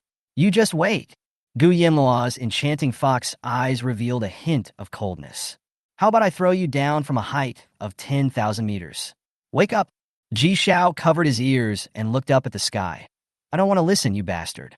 Gu Yanluo sneered coquettishly, and the cigarette but burned Ji Xiao's proud golden hair in the blink of an eye, making Ji Xiao so angry that he jumped to his feet, but dared not say anything. 8 o'clock in the evening. There is still half an hour before arriving at Kyoto Airport. Gu Yanluo called Qin Wuong directly on the plane. But strangely, it was Xiao Ling who answered the call. "Gu Yanluo, where is Qin Wuong?" Xiao Ling's voice was hoarse and tired. "The master fell ill 4 days ago. He couldn't stop his nosebleed and lost too much blood. He is now hospitalized in the brain specialist hospital of Ha's medical group. He is very weak." Gu Yanluo was silent. When the master was unconscious, he kept calling your name. "So, Miss Gu, when will you come back? How many days will it take?" He has lost his sense of taste due to the pressure of a brain tumor and can't eat. Now, he can only take nutritional supplements. Gu Yanluo lowered her long eyelashes and furrowed her misty brows. "Give me the ward number. I'll be there in an hour. Don't tell him yet." Chapter 77. Mr. Yan's fourth brother is a man with max power. Kyoto International Airport tarmac at night. A luxurious private jet painted in midnight black. Its doors slowly opened, and the gangway was set up. 2 ambulances were parked on the side of the private plane. The dignified and cold fourth son of the Gu family, Gu Yanluo, arrived 5 minutes ago with the Gu family bodyguards and medical staff. Not far from Gu Yanluo, a servant from the Ji family, one of the most wealthy families in Kyoto, was waiting. And the reason why Gu Yanluo came, because half an hour ago, he received a call from his sister asking for permission. The hatch opened. Lu Meng, wearing a pink sweatshirt and denim shorts, was the first to rush out. She looked up to the sky, excited and coquettish, and shouted, "Huaxia Empire, your grandma is coming." The moment he finished speaking, Lu Meng held onto the handrail of the airplane gangway, soared into the air from the 10-meter-high gangway exit, and jumped down. She flipped forward in the air, with her cute ponytails raised on both sides, and landed steadily with her hands in her pockets. She stood there, glancing at the strangers, looking insolent, cute, and arrogant to the extreme. Except for Gu Yanluo, who remained calm, ignored everything, closed his eyes, and remained indifferent. The others were all stunned. MacArthur held the mysterious, vegetative old man, who was breathing oxygen horizontally, wore a mask, and walked down the gangway in a low-key manner. Ji Xiao also appeared holding the still unconscious silver-haired boy Winslow in his arms, walking in a seductive and enchanting manner. After a while, Gu Yanluo carried a silver box and walked down the planed gangway slowly. In the deep night, the cold wind blows on her face. Her long French curly hair is lazy and fluffy, flying in the wind. Her figure is slender and graceful, and she is extremely charming. She is wearing an ankle-length one-shoulder European pearl black velvet dress, which makes her look more noble, elegant, mysterious, and cold. She looked down from above, scanning the crowd below the gangway. That indescribable powerful aura makes people want to surrender to her. Gu Yanluo's pupils were cold. She stood in front of Gu Yanluo and went straight to the point. She said, "These are all my people. 2 of them need to be rushed to the hospital urgently. One is a vegetative state, paralyzed for 2 years, 69 years old, with stomach cancer that has metastasized to the lungs and thyroid. He needs a ventilator. Find 3 more reliable medical care, and I will pay for it. There is also a young patient who has lost too much blood and has brain damage. His spinal cord has been drained and his chest has been opened. He has severe trauma and is in a coma. He has severe post-traumatic stress disorder. The doctors are asking them to pay attention to his life safety. Try to pay attention to your life?" After saying that, Gu Yanluo glanced at Gu Yanluo's Aston Martin sports car parked not far away. She held out her hand. "Car keys. I need to go somewhere." Gu Yanluo's eyes were silent, and he threw the car keys to Gu Yanluo. He didn't ask anything. He knew that Gu Yanluo was going to see Qin Wuwang. "I heard that guy was in the hospital. He was very weak and refused to eat." Gu Yanluo went abroad without saying a word and was away for about a week. What did she do, and why did she bring back so many people? Gu Yanluo knew that Gu Yanluo was mysterious, but he didn't interfere. "One day, you will know." Not far away, Gu Yanluo opened the car door and shouted coldly, "Meng Cersei, get in the car!" Like a baby running towards his mother, Meng ran towards Gu Yanluo, thinking that he was going to be left behind. But it turned out that he was overthinking. Meize handed the vegetative old man in her arms to the medical staff, bowed politely and gently to them, and said shyly in a low voice, "Please take good care of this man. Thank you." After she finished speaking, she flew into Gu Yanluo's sports car. As soon as the car started, the engine roared loudly. As the rear end of the car drifted in place, Gu Yanluo stepped on the accelerator and disappeared into the night with her group. Gu Yanluo just left.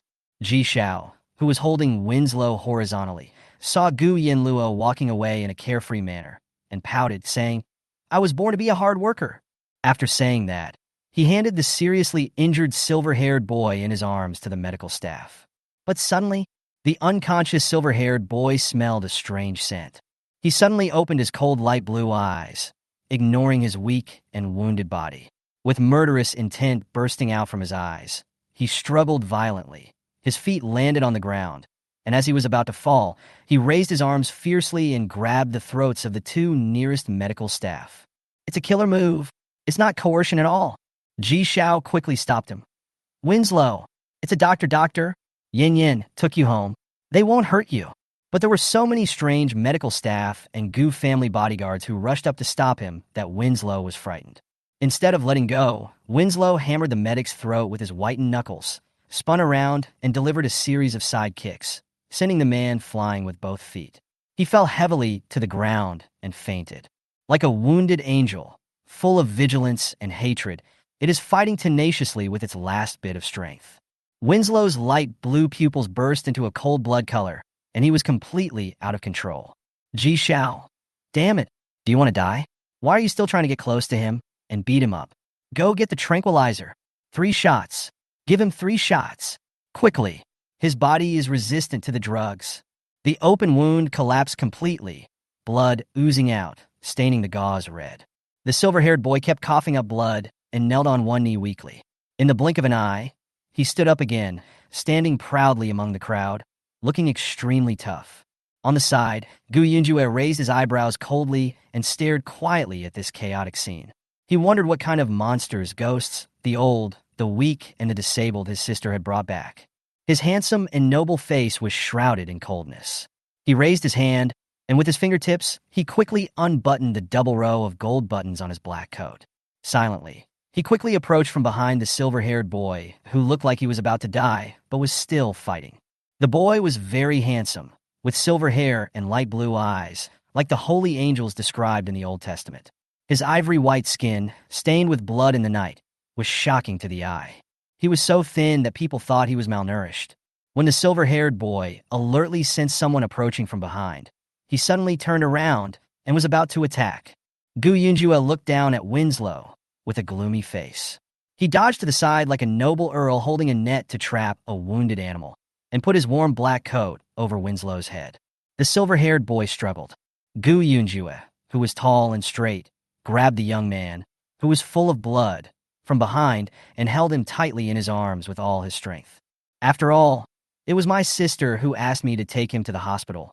If something goes wrong, Gu Yanluo will feel embarrassed. At this time, the doctor, who came running in panic, holding 3 sedatives in his hand, was snatched away by Ji Xiao. He was familiar with the process and pulled out the syringe cap with his mouth, pushed out the air, and then stabbed the 3 sedatives into Winslow's chest at the same time. Half a minute later, Winslow felt weak all over and lost consciousness. However, no medical staff dared to touch Winslow, even if they put him on a stretcher or put him in an ambulance. Gu Yanluo was not there. Ji Xiao was too lazy to stay any longer. He spread his hands, patted Gu Yanluo on the shoulder, and said, "I'm going home. The Ji family is waiting for me. I don't have time to send him to the hospital. You can do whatever you want. I'm watching you. Come on." Gu Yanluo, are you a dog? A hands-off shopkeeper? Ji Xiao got into the Ji family's car with a coquettish gait and drove away. The Gu family bodyguard approached carefully. "Fourth master, what should we do?" Gu Yanluo had a cold face and looked down at the angel, who had her head covered by his coat, and fainted in his arms.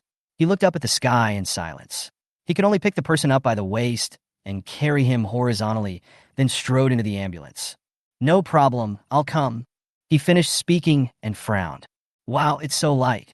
The front of his shirt was covered in blood. Chapter 78. Mr. Yin appears. Mr. Yin gets furious. Mr. Yin protects his shortcomings. On the Kyoto highway, Gu Yanluo was driving an Aston Martin. The roar of the engine was sometimes low, sometimes high, and it lasted for a long time. She sped towards Hua's brain hospital without exceeding the speed limit. On the way, she dialed Qin Wuang's cell phone number via Bluetooth, and it was Xiao Ling who answered again. "Xiao Ling, is Miss Gu here?" Gu Yanluo held her forehead with one hand and controlled the steering wheel with the other hand. "Please pick me up in the lobby of the inpatient department in 10 minutes. After saying that, she hung up the phone. In the dimly lit VIP ward, there is a small living room, a separate luxurious bathroom, and a comfortable and high-end large bed. Qin Wuang was wearing a hospital gown. His handsome face was as pale as paper. He was leaning weakly on the head of the bed, with his head tilted to the side. With weak eyes, he stared at the cold, waxing moon outside the window. He was lost in thought, as if he was missing the person he admired thousands of miles away. The dim moonlight cast a pale shadow on his sickly face, reflecting the extreme melancholy and loneliness in his deep pupils. It's been a week, and the man hasn't come back yet. He really wanted to tell her, "Yin Yin, I got sick again, and this time I almost died." But Qin Wuang always felt that there was no need to talk about this kind of thing. He wanted to wait until she discovered it herself. "Will you feel sorry for him?" Qin Wuang had an oxygen tube inserted in his nose and an electrode patch on his chest connected to a lead wire. The ECG monitor next to him was monitoring his electrocardiogram, respiration, body temperature, blood pressure, blood oxygen saturation, and pulse rate. The experienced male nurse had just drawn a tube of blood from him and left silently without daring to make a sound. At this moment, a depressing atmosphere surged into the huge, luxurious ward. A middle-aged man asked his bodyguard to wait outside and walked in alone. This man, dressed in a suit and tie, wearing gray glasses, had a dignified aura and combed-back hair. He looked a bit like Qin Wuang, but his appearance was not as stunning as Qin Wuang's. However, he was also like an ancient sculpture, with a dignified and domineering appearance. However, this man's eyes were terrifying, as fierce as a vulture, and as vicious as a viper, which made people afraid to approach him. If we say that Gu Hongying is powerful, domineering, and ruthless, Then this middle-aged man is gloomy, cold-blooded, and cruel. He is Qin Ho, one of the four overlords of the empire, the richest man in the empire, and the biological father of Qin Wuwang. The Duke of Qin stood by the bed, looking down at his youngest son with a cold and gloomy look, without a trace of concern or love for his son. He seemed to be here just for the sake of formality, but also seemed to have other purposes. Wu Qing said, "Your grandfather asked me to come and see you." Hear the sound. Qin Wuwang's eyes turned towards the distant night sky and gradually became colder. He pretended not to hear and ignored it completely. Qin Ho's eyes were gloomy, and a hint of impatience flashed across them. "I'm talking to you." There were only this father and son in the ward. Qin Wuwang raised his eyebrows, retracted his gaze, met his father's gaze with a provocative and evil look, and uttered only one word: "Get lost." Qin Wuwang is very pitiful. He is a test tube baby. Before the marriage between the Marquis of Qin and the wealthy Ji family, he kept a woman outside, but he could not marry her because the wealthy family was as deep as the sea, and he had to inherit the Qin family. Marquis Qin did not love and even hated his wife, concubine Ji Lan, Qin Wuwang's mother. Later, the Qin and Ji families joined forces to exert pressure. Duke Qin conceived Qin Wuwang through test tube embryos without touching Qin Wuwang's mother. In exchange for this condition, the Marquis of Qin brought the son born to the woman he kept outside back to the Qin family. He was clearly an illegitimate child, but he became the eldest son. Qin Wuwang, who was of pure blood, became the youngest. Qin Wuwang felt that his father was disgusting, but for the benefit and glory of the Qin family. For a long-planned, long-term plan, Qin Wuwang put the overall situation aside for the sake of his own interests. At the age of 16, he led the Qin family to the top and personally pushed his disgusting father to the position of the richest man in the empire. Qin Wuwang stared at his father's pale, handsome face and smiled sinisterly. "Qin Ho, you didn't come to see me. You have a purpose. You came for that bitch you've kept outside for more than 20 years. My mother has gone crazy, and you decided to divorce her. You want to marry that woman back to the Qin family so that your family of three can be reunited. Then, after I die, it will be a happy ending, right?" Qin Wuwang's smile became more sinister. He said frantically, "Every one of you will go to hell." Qin Wuwang never experienced maternal or paternal love since childhood. Lived for 19 years. The only ray of light in life is Gu Yanluo. So, he tried desperately to grasp the light that belonged to him. And the Duke of Qin always felt that his son was a terrible devil. He was enraged, his face livid, and he suddenly stepped forward, grabbed his son's black hair, forced his son, who was still breathing oxygen, to look up, and approached him cruelly and ruthlessly, gritting his teeth. "Where did you hide him?" Qin Wuwang angrily pulled out the bloody 4 needle on the back of his hand. The next second, he stabbed his father's neck fiercely. With his other hand, he grabbed the crystal glass on the bedside table and violently smashed it into the side of his father's head. He laughed like a madman, but his laughter was full of hatred and sadness. Duke Qin was extremely angry. He covered his bleeding forehead with one hand and pulled his son off the hospital bed with the other hand. Let Qin Wuwang fall to the ground. At the same time, a tall figure filled with a chilling horror walked out coldly from the corner of the dark corridor of the ward. Qin Wuwang fell to the ground, and when he saw that familiar figure, his pupils shocked. The man had a blank expression on his face, and his beautiful eyes were cold to the bone. She walked quietly behind Qin Ho. His fingertips slid across the back of the European-style chair beside the bed. Her bony and slender hands suddenly grasped the chair, and she lifted the entire chair high with one hand. With a gleam of contempt in the corners of her eyes, she smashed it fiercely towards Qin Ho's back and the back of his head. Bang!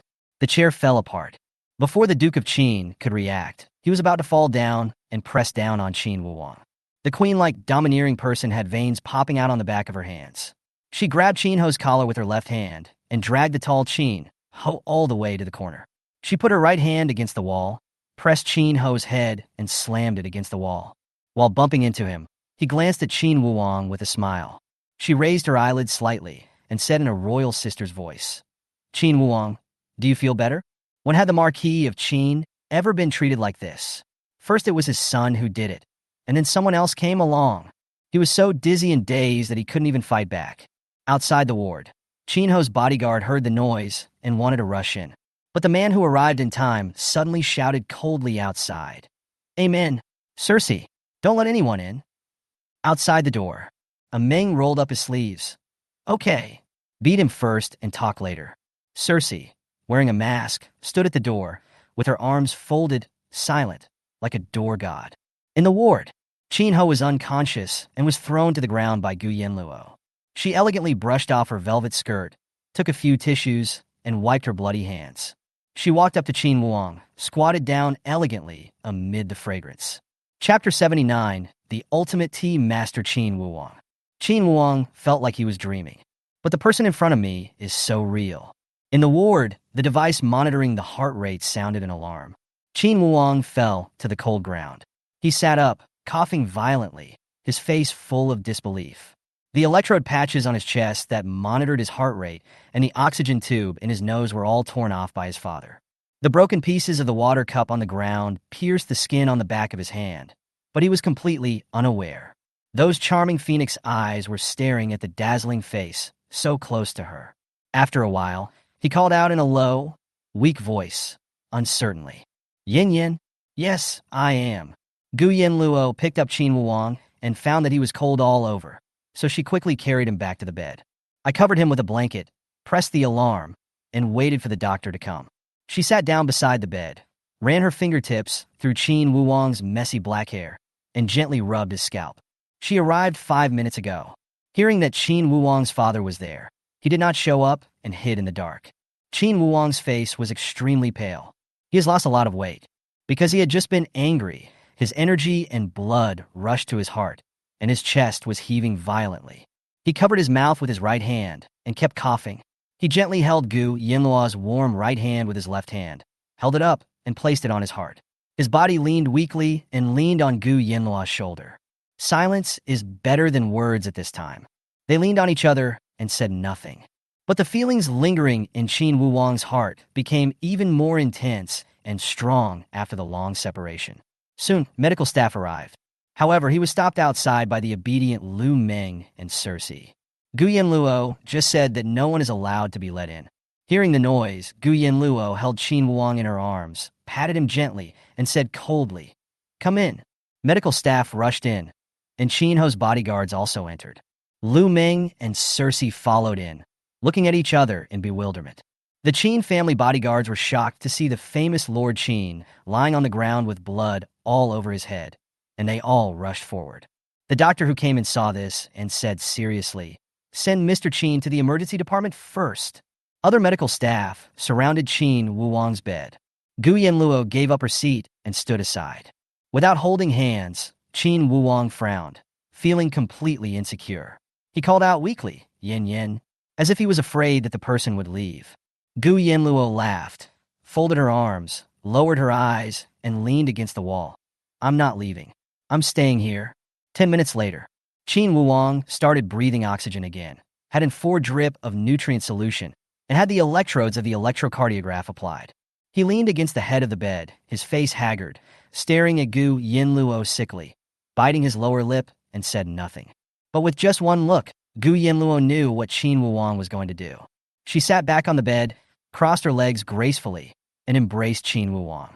He immediately leaned over and buried his head in Gu Yanluo's neck, and his right hand, which was not connected to the 4 drip, tightly wrapped around her waist. At that moment, the haze in my depressed heart dissipated, and I felt at peace. This scene, Lu Meng and my Cersei were stunned. Lu Meng wrinkled her face and said in a baby voice, "Is this fake? Mommy is so kind to everyone. Who is that sickly weakling? I want to beat him up. I'm so angry. I don't accept it." My sexy nodded.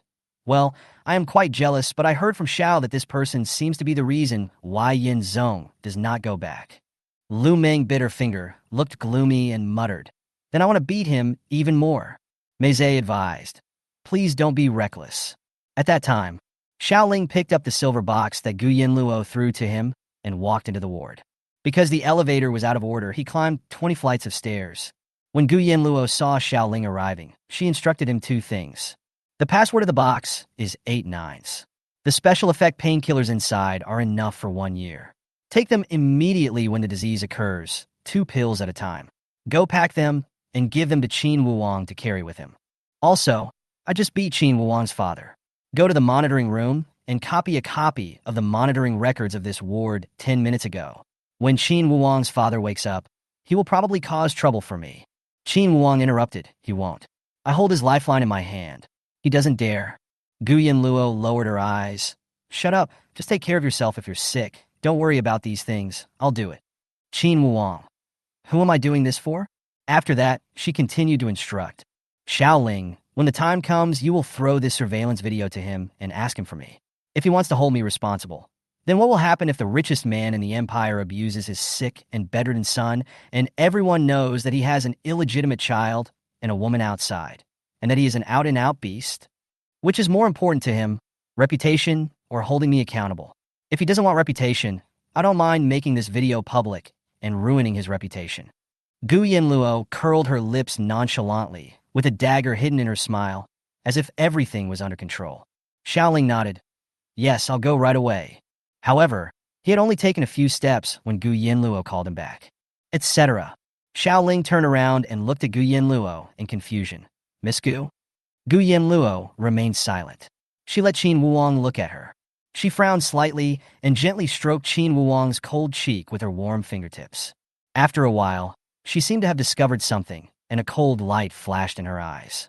She approached, lowered her eyes, and gently kissed Qin Wuong's dry and pale lips, her voice tinged with coldness. I've only been gone for a week. How come his health has suddenly become so bad? What did you do while I was gone? Qin Wuong looked listless, and suddenly his eyes widened. He was afraid that Gu Yanluo would think that he was not taking care of his body again and get angry, so he had to pay attention to him. Qin Wuong turned Gu Yanluo's face and explained. I didn't spare my life. Since the onset of the disease, he has been drowsy almost every day. The food tasted tasteless, but he tried hard to swallow it. Although he vomited it, he still had nutritional supplements. Xiaoling thought of a solution in a hurry, lowered his eyes, and answered.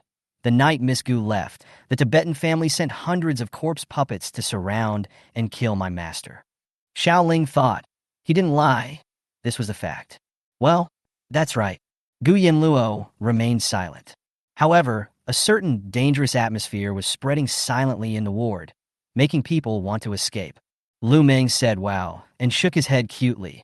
Angry mommy is going to be angry. Someone is going to be in trouble. Gu Yanluo's lazy voice turned cold. She stroked Qin Wuong's cheek with her palm, her beautiful eyes half closed. Hidden from me?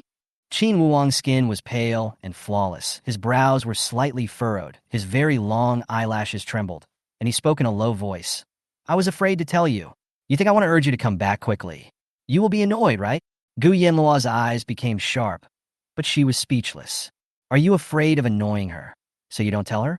It seems to be a very good reason, and I can't find any point to refute it. But Gu Yanluo was suspicious. How did you escape? Qin Wuong lowered his eyes. His face was melancholy. He buried himself in Gu Yanluo's arms listlessly and murmured weakly. I just thought that I had to wait for you to come back. I can't die there. I don't want to recall it. I am fate.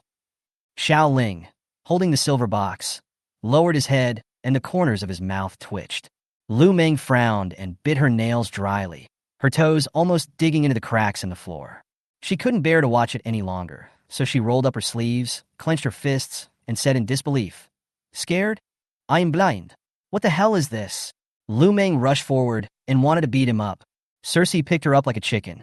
Cersei's voice was as soft as a mosquito. Although I also find it offensive, I think he is so emotional, which is really pitiful. He may really be afraid. You have to be understanding and have a compassionate heart. We should sympathize with him, men. Xiaoling glanced coldly at the two girls beside him. Oh, here come two more psychopaths. Chapter 80. Master Wang. Sleep peacefully in my arms. In a luxurious ward. Under the dim light, the two embracing figures were projected on the wall.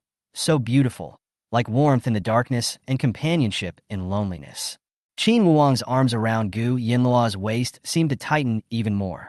He breathed heavily and leaned weakly on her shoulders and neck. There was a deep sense of melancholy and anxiety. That is a sign of extreme insecurity. Gu Yanluo is like a shrewd person. How could he not see that Qin Wuong was confusing the public? I don't want to recall, for fear it's fake. He must have done something amazing to be able to escape unscathed from the Tibetans' hundreds of rotten corpse puppets. This might be the reason why his health deteriorated. But Gu Yanluo changed her mind and felt that this was better than her being away and him being unable to protect himself. She never looked down upon the weak. And Qin Wuong was just sick. He is definitely not an ordinary person. Qin Wuong discovered early in the morning that Gu Yanluo brought back two girls. One is noisy, the other is quiet. He didn't care who these two people were. He just felt that the little one was noisy and annoying, giving him a headache. But Qin Wuong knew that the person that Gu Yanluo brought back from the European Federation must be very important to her, so he could only try to ignore it. Qin Wuong concealed the impatience and anger in his eyes. His dry, thin lips gently caressed Gu Yanluo's delicate neck. After a while, he sighed with satisfaction. His voice was weak and hoarse. "Yin Yin, will you stay in the hospital tonight and accompany me?" Under the dim light, Gu Yanluo's beautiful eyes were cold. She seemed to be thinking about something and ignored Qin Wuong. Seeing that Gu Yanluo ignored him, Qin Wuong's long and distinct fingers began to become restless. Coincidentally, Gu Yanluo came back wearing a noble and elegant one-shoulder black velvet long dress. Her shoulders are exposed, sexy, and charming. He ordered coldly, "Xiao Ling, turn around." Xiao Ling immediately closed his eyes and turned around. Qin Wuong slowly pulled down Gu Yanluo's off-shoulder velvet skirt. He opened his thin lips slightly, covered Gu Yanluo's smooth, right-angled shoulders, rubbed them gently, then turned to her delicate collarbone, kissing and licking her. "I feel it." Qin Wuong's eyes darkened, and his cold palms stroked Gu Yanluo's frosty cheeks. He turned her over, and his hot lips covered her lips dryly and forcefully, kissing and grinding them. Not far from the end of the bed, Meize held Lu Ming in one hand and covered Lu Ming's eyes with the other. She turned around wisely, her cheeks flushed with embarrassment, and murmured, it's a sin, don't look at it." "Is there any detergent?" "She wants to wash her eyes." Lu Ming couldn't break free from Cersei's embrace, and could only hang on Cersei's arm with a gloomy face. What a dog. He even used his hands and mouth. And Mommy didn't even hit him. Mommy is wrong. Qin Wuong had an oxygen tube inserted in his nose, but even so, he still kissed Gu Yanluo deeply and passionately. Gradually, his breathing became disordered, as if he could not breathe, and he frowned in discomfort. Long kiss, forced to stop. Qin Wuong covered his lips and coughed heavily, looking extremely weak. Gu Yanluo turned sideways, wrapped her arms around the handsome man in front of her, held him in her arms, and kept helping him to calm down. She pinched Qin Wuong's cheek with her fingertips, forcing him to look up, and smiled nonchalantly. "You're already on oxygen, and you're still flirting with me? It's not to keep you." Qin Wuong didn't say this out loud. He was shocked to find that the whites of Gu Yanluo's beautiful and enchanting fox eyes were full of bloodshot and extremely red. There was a deep sense of fatigue and exhaustion in the depths of her eyes, and even more so, a terrible bloody aura. This is like not sleeping well, more like, I never slept at all, because the light in the ward was dim and soft, and Gu Yanluo was facing away from the light. She would not have noticed it unless she was very close. Qin Wuong frowned, held Gu Yanluo's cheek, and said worriedly, "What's wrong with your eyes? Didn't you get enough rest?" Because there were electrodes on his chest, Qin Wuong did not wear a hospital gown. The lean and cold white chest muscles are exposed, like a work of art. Gu Yanluo did not answer, but simply hooked the hospital gown from the end of the bed, draped it over Qin Wuong's back, and tidied it up for him. Then, she asked in a cold voice, meaning something unclear, "Xiao Ling, where's the Tibetan?" Gu Yanluo thought that it must be because of Zhonglan that the Zhong family wanted to kill Qin Wuong. Gu Yanluo understood even more clearly that if she had not been abroad, she would probably have fallen victim to the murder as well. Wonderful. She didn't have time to come to them, but she came to provoke them first. Then, it's time to meet them. Xiao Ling turned his back and said frankly, "The Tibetan family is in Guishu Mountain, 30 kilometers south of Kyoto." Gu Yanluo's intention was very clear. Qin Wuong suffered revenge from the Tibetan family, and she would not let it go. But even though my heart was shaken, I still felt infinite joy. Qin Wuong also didn't want Gu Yanluo to get involved with the Tibetan family. Don't go. Qin Wuong knew that Gu Yanluo was mysterious. The video where Gu Yanluo used mysterious magic to injure Xiang Tianxi and caused Lin Yuyun to hang herself. Others have not seen it, but he knows it clearly. Gu Yanluo used the same evil magic as Zhang Jia, and it was even more advanced. There must be some connection here. The most mysterious number 0 supernatural investigation team in the Empire has already set its sights on Gu Yanluo because of the funeral home incident. If she goes, the Tibetan home will be a dangerous place. If she exposes herself, what awaits her will be an abyss. He couldn't let anything happen to Gu Yanluo. Thinking of this, Qin Wuang wrapped one arm tightly around Gu Yanluo's slender waist and pressed his cheek against her little face. Her long eyelashes drooped slightly, and she kept murmuring in a low voice, with a hint of pleading in her tone. "Don't go. Stay with me in the hospital." He even used his own illness to try to keep her. "I don't feel well, Yin Yin." Gu Yanluo raised her eyebrows coldly. Her eyes were fierce, and she said coldly, "Who am I doing this for?" It was useless to beg. Qin Wuang's expression suddenly changed. He said in a low voice, "You need more rest." Masexi can hardly hold Meng Meng back anymore, and feels like she might let go at any moment. In desperation, the seemingly quiet and gentle Masexi could only suggest, "Is Yin always going to seek revenge? Why don't I take Meng Meng with me? If she waits a little longer, Meng Meng will be able to tear down the ward." Seeing Gu Yanluo silent, Masexi added, "From the time we moved back to the European Federation until today, you haven't slept for a single day. If you continue like this, something bad will really happen. Meng Meng, you are worried, but with me here, are you still worried?" Maxi, she hugged Meng Meng like a doll, her eyes on her nose and her nose on her heart. And it was really reassuring to watch. Because she is so quiet and gentle, she seems to be able to calm the restlessness in people's hearts. Gu Yanluo remained silent while weighing the pros and cons. Qin Wuang heard that Gu Yanluo had not slept from the day she left until she came back. The pain was beyond words. He frowned, held Gu Yanluo's delicate cheek, and said in a low and deep voice, "Why don't you sleep?" Gu Yanluo said coldly, "Busy, no time to sleep. Don't you want me to come back soon?" Yes, he wanted her to come back soon. But what does it mean to not sleep for a week? An indescribable heartache spread through his limbs and bones. In a hurry, Qin Wuang moved to the other side of the bed, lifted the quilt, patted his side, and said coldly, "You are not allowed to go to Zhang's house. Sleep here. The bed is big. You can sleep in my arms and sleep peacefully." Gu Yanluo. Qin Wuang was rarely cold and hard, and he was unwavering. "If you don't get enough sleep, don't get up." That's wonderful. The way this thing just came up makes people want to destroy it even more.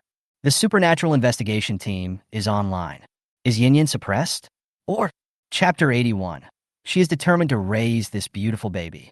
Gu Yanluo remained silent, her eyes fixed intriguingly on Qin Wuang, who was forcing her to sleep. In the dim light, her pupils exuded a kind of chilly charm that captivated people's hearts. She didn't tell the person in front of her, "It's not that I don't want to sleep, but that I can't sleep. 2 years in this world. The only times I slept peacefully were the days I stayed in the hotel with him." On countless nights, in the dark, she liked to numb herself with alcohol and cigarettes, and then wait for the dawn. Qin Wuang urged her patiently, "Hurry up, Yin Yin, come to sleep."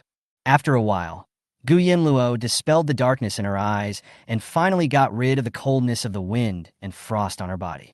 She clenched Qin Wuang's cold hand, sat on the bed, and glanced at my Cersei. "That collector is very special, Cersei. Are you sure? You can handle it?" Maisie wrapped her arms around Meng Meng and held her in front of her. She has long, straight black hair with a princess cut, and her fair and delicate oval face is hidden by a mask.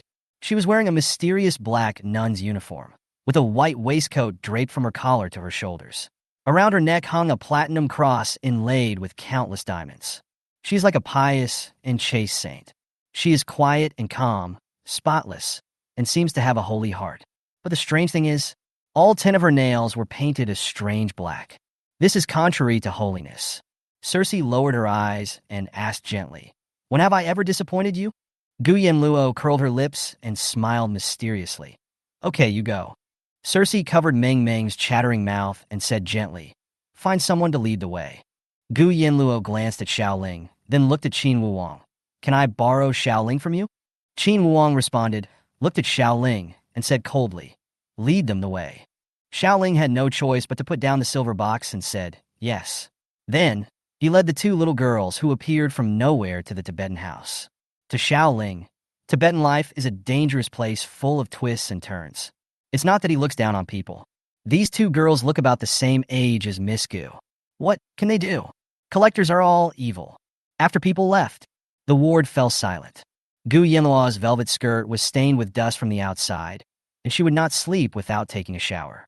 Asking the hospital nurse to find a loose hospital gown for women, Gu Yanluo took a shower in the bathroom of Qin Wuwang's ward. Lying on the hospital bed, Qin Wuwang leaned against the headboard, listening to the sound of water splashing in the bathroom, his blood boiling. Yin Yin is back. I can sleep in your arms again. The taste is indescribable. About an hour later, Qin Wuwang was almost falling asleep while waiting. Gu Yanluo had just blown dry her fluffy long hair and walked out of the bathroom lazily. In her hand, she was still holding a very rare blood-red jade Buddha that was strung together with gold beads and a red rope and glowed with an eerie light. She sat down beside the bed, lifted the quilt, and lay down in it. She put one hand behind her head, and with the other hand she threw the blood-red jade Buddha in her hand to Qin Wuwang. She said calmly, "A gift." The bed was just big enough for both of them. Qin Wuwang was stunned, staring at the top-quality red jade Buddha in his hand. Blood jade is extremely rare, and its value is over tens of millions. It is the best of the best and is in short supply. He has received countless valuable gifts, but none of them is as precious as this piece of jade. Gu Yanluo closed her eyes and continued, "This is something I carry with me. Although the blood jade is evil, it can overcome evil with evil. Wear it from now on, and you will be immune to witchcraft, and evil will not enter your body. It will keep you safe for the rest of your life." This jade was nourished with blood, her blood. As soon as Gu Yanluo finished speaking, she heard the person next to her tearing off the 4 drip on the back of her hand. She suddenly opened her eyes, turned sideways, looked at Qin Wuwang fiercely, reached out and grabbed his wrist. "What are you doing?" Qin Wuwang frowned and said in a muffled voice, "The 4 drip is in the way. I can't hold you to sleep." Gu Yanluo. Gu Yanluo could only lie on the other side of the bed, which was the side where the 4 was inserted in Qin Wuwang's hand. She fixed the 4 drip for Qin Wuwang, put the blood jade Buddha on him with her own hands, fixed the knot, then raised her hand, lifted her long hair to her chest, lay lazily on her side, and rested her head on Qin Wuwang's shoulder. Gu Yanluo's slender white arms were elegantly placed on Qin Wuwang's thin waist. She found a comfortable position, closed her eyes, and suddenly realized the heart is extremely peaceful. First, Gu Yanluo took the initiative to rest her head in his arms. In the past, he was always buried in her arms. Does this count as throwing yourself into someone's arms? A charming and doting smile appeared on Qin Wuwang's lips. He turned sideways, and with the arm that was not inserted with the 4 drip, he wrapped his arms around the person in his arms, hugged her tightly, and patted Gu Yanluo's back gently, like coaxing a treasure that is cherished deeply. His slightly deep and magnetic voice was extremely intoxicating. "Go to sleep. Maybe, to you, I'm also special, right?" Qin Wuwang's eyes were deep as he stared at Gu Yanluo's beautiful profile from a close distance. He couldn't help but lower his head and kiss her forehead, rubbing his pale cheek against her little face. "Good night, Yin Yin, sweet dreams." Gu Yanluo's lips were pressed against the sturdy chest of the man in front of her. His voice was lazy and hoarse, yeah. A strong feeling of tiredness came over her. Gu Yanluo let down her cold defenses and successfully fell asleep. At the same time, she realized one thing belatedly. It turns out that it is mutual redemption. Everything is dark until dawn. Qin Wuwang is her dawn. Just for this reason, she was determined to take care of this sickly pretty baby. Qin Wuwang and Gu Yanluo fell asleep in each other's arms, and their years were peaceful. Xiao Ling, who took Lu Meng and Cersei to the Tibetan territory to trouble things, was not so comfortable. With an expressionless face, he drove a helicopter towards Guishu Mountain in the far suburbs of Kyoto. The winter night is deep and the stars are visible in the sky. Looking down from the helicopter, Guishu Mountain is right below. In the pitch-black night, the moon was shrouded in dark clouds, and crows were circling in the sky above Guishu Mountain, creating an eerie scene. Hundreds of ancient mansions are scattered throughout Guishu Mountain, lined up one after another, lit with bright yellow lights, shining brightly, illuminating the entire mountain, making it mysterious and spectacular. The most magnificent one is the old house on the top of the mountain. Xiao Ling was very arrogant and parked the helicopter directly in front of the gate of the ancient house on the top of the mountain. The propellers blew up fallen leaves and raised clouds of dust. Lu Meng and Cersei jumped down from the hatch without hesitation. One moving, one still, one in front, one behind. Lu Meng flew up the stairs, banged on the door with her pink fist, and shouted in a baby voice, "Open the door! Open the door! Don't hide inside, and keep silent." Soon, the ancient vermilion golden gate slowly opened. Two puppets made from dried corpses appeared quietly, holding white lanterns and standing behind a strange old man in a black satin robe. The old man said hoarsely, "Who are you, and what do you want?" Lu Meng was stunned, confused, and looked back at Cersei. "Why are we here?" Mengming's brain is not working well, and she can't remember. Cersei smiled. "Revenge." Mengming nodded, turned to the old man, and shouted, "We are here to seek revenge." Xiao Ling held his forehead and sighed. "What is all this?" The red iron door was slammed shut, and the old man cursed from the crack of the door. "You are sick." The next second, Lu Meng turned around and kicked the vermilion iron door, which weighed 1,000 pounds, and it fell down with a clang and hit the ground. Meng Meng stepped over the threshold, rolled up her sleeves, clasped her fists, and said politely, "I don't fight old people. I come here to seek revenge. Who wants to kill that weakling? Come out and fight." Meng Meng turned around and looked at Cersei again, and said in a daze, "What's that weakling called?" Cersei didn't know, so she looked at Xiao Ling. "What's your name?" Chapter 82. Thrilling. Exciting. Getting into trouble. Letting go. Lu Meng and Cersei understood. The man the boss is protecting is called Qin Wuwang. Meng Meng was like a vanguard, rushing into the mysterious and ancient Tibetan mansion first. In the dark night, in the ancient mansion, strange white lanterns were burning along the way. In the cold wind, every 2 meters there stood a servant puppet made of wind-dried human skin. Those puppets made of dead people would be shocked as soon as they sensed an outsider breaking in. They swarmed towards Lu Meng in a weird and eerie manner. But the terror that Lu Meng exuded from her petite figure and her extraordinary running speed were simply beyond the reach of those puppets. Lu Meng thought this place was extremely creepy, like a haunted house in the mountains. And wherever it passes, there are many large black vats neatly spread out. She curiously stepped forward and took a few looks. Good job. These large tanks were filled with poisonous snakes, scorpions, and centipedes. There were hundreds and thousands of them, so densely packed that she got goosebumps all over her body. Looks like there's going to be some fun tonight. Cersei, dressed in a black nun's outfit, with a cross necklace wrapped around her hand, strolled leisurely in the garden. When I walked through the porch and courtyard with Xiao Ling and stepped into the huge front hall of this ancient house. On the carpet in the front hall, there were more than a dozen puppet dolls made of mummies lying in a disorderly manner, with broken limbs and heads and bodies separated, which was a horrifying sight. Lu Meng held 2 daggers in his hands and a human head in his arms. He arrogantly sat on the altar in the hall, crossed his knees, held his chin, frowned, and said in a baby voice, "Why did you come just now? You made me wait so long." At the same time, many mysterious Tibetans wearing black robes and hoods came upon hearing the news. About 30 people. They rushed into the front hall and instantly surrounded the 3 people who had trespassed into the residence of the Tibetan family's master. An old man with an evil aura took off his black hood and glared at Lu Meng fiercely. His voice was like a ghost and hoarse like sandpaper. "The Tibetan family has no grudge against you. So why did you come here to cause trouble in the middle of the night? And you even dared to sit on the altar?" Lu Meng swung the dagger with an innocent look on his face. "Every wrong has its perpetrator. Every debt has its creditor. I am here to seek revenge as ordered." The evil old man. "Whose orders are you following?" At that time, Cersei ignored the crowd and took small steps to sit on the main seat in the hall.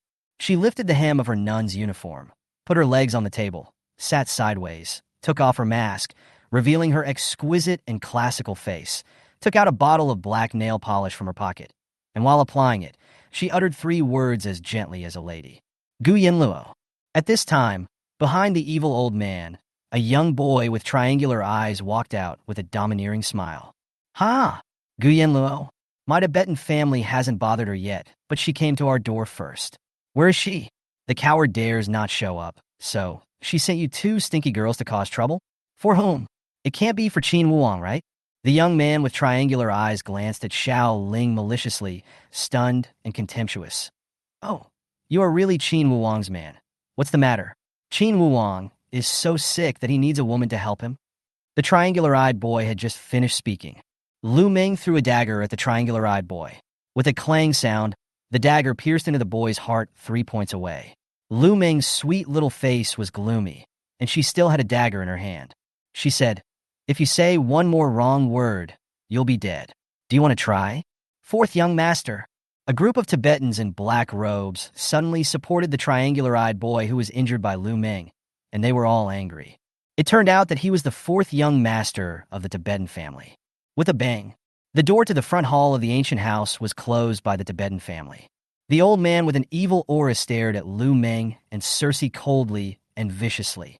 Qin Wuang and Gu Yanluo were the first to hurt my Tibetan family. They both deserved to die. One escaped by luck, and the other was a coward. Since you both want to go against the Tibetan family, then today, don't even think about leaving. Lu Ming interrupted. Old man, you are so annoying. You talk too much nonsense. If you want to fight, then fight quickly. You should strike first, or you will accuse us of not respecting the elderly and loving the young. At this time, Xiao Ling interjected at the right time and added, the Tibetans are slandering us. It is the Tibetans who want to kill Miss Gu. They used electric shock and dilute sulfuric acid. In short, you know what I mean? Cersei glanced at Xiao Ling nonchalantly and said softly, I understand. The evil old man's eyes became more and more vicious, and suddenly he gave an order. Kill. Leave no one alive. Suddenly, the door to the huge front hall of the old house was locked. Dozens of Tibetans wearing black robes and hoods chanted incantations and made hand seals. The sound of ancient witchcraft incantations continues to chant, and the lingering sound is mysterious and eerie. Soon, strange crawling sounds were heard around. Dense swarms of poisonous snakes, scorpions, and centipedes swarmed into the sealed front hall of the ancient house from the gaps on all sides. These highly poisonous creatures swarmed towards Lu Ming, Cersei, and Xiao Ling. Lu Ming jumped up, caught a venomous scorpion falling from above with his bare hands, pulled out its tail, and ate it. Great tonic, great tonic. Is this all you can do? Xiao Ling squatted down and pulled out two sharp military daggers hidden in his trouser legs.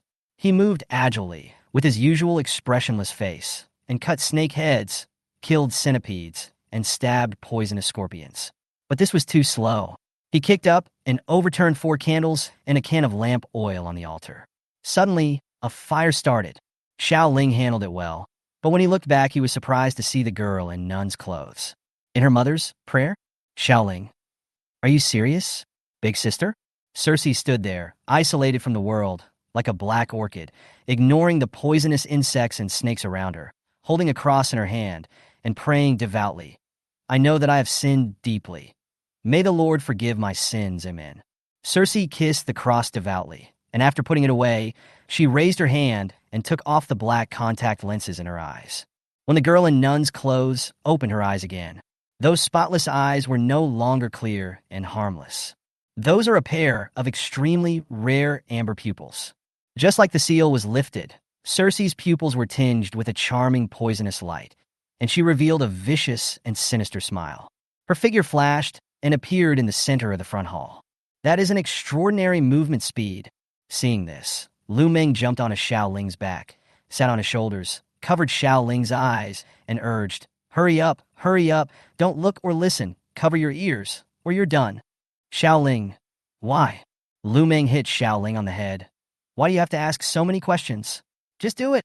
At that time, Cersei looked around at all the Tibetans, and there were densely packed poisonous snakes and insects on the ground.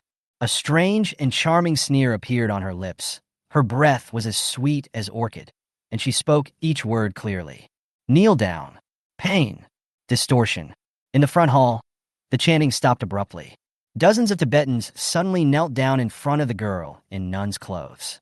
Cersei licked her fingertips and smiled tenderly. For a moment, all the Tibetans were out of control. Their pupils were extremely dilated, and they fell to the ground in twisted pain, as if their hearts were being strangled, as if their heads were being hit with an awl, as if their bodies were being pierced by millions of needles. The extreme pain was like tearing their internal organs apart. There were wails everywhere, and some people even spurted out blood. Even the poisonous insects and snakes all over the ground began to twist, become restless and fearful, and retreat in a hurry. Cersei seemed to have released herself from her restraints.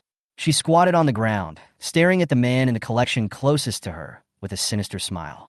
She tilted her head and said with a smile, break it. Crack. A crisp sound of bone fracture was heard. The man's neck twisted on his shoulders, and he fell to the ground dead. Huh. Fun. Fun. Cersei suddenly stopped smiling and looked down upon everyone with cold contempt. With this little ability, you are not worthy of being personally taken action by President Yin. Is this collector a junkyard? Chapter 83. Number 0 Supernatural Investigation Team. Mr. Yin, please help me. In the front hall, dozens of Tibetans fell to the ground in agony, covering their ears with their hands and screaming in agony.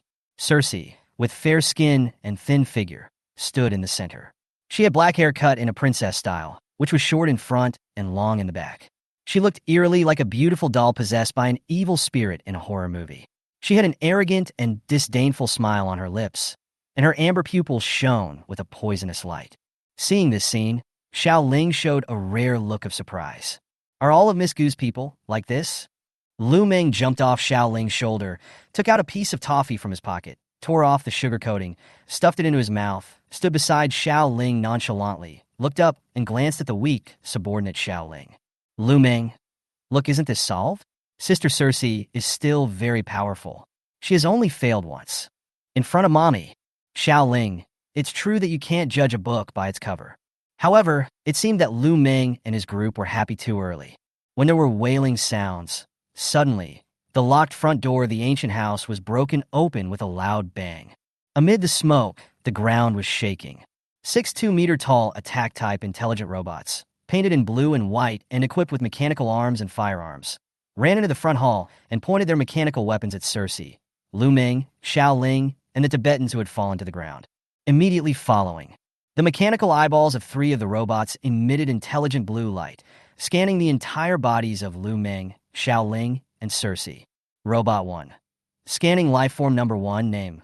No record, gender, female, height, 155 centimeters, category, genetic modification, details unknown, no such person in the ability file, illegal.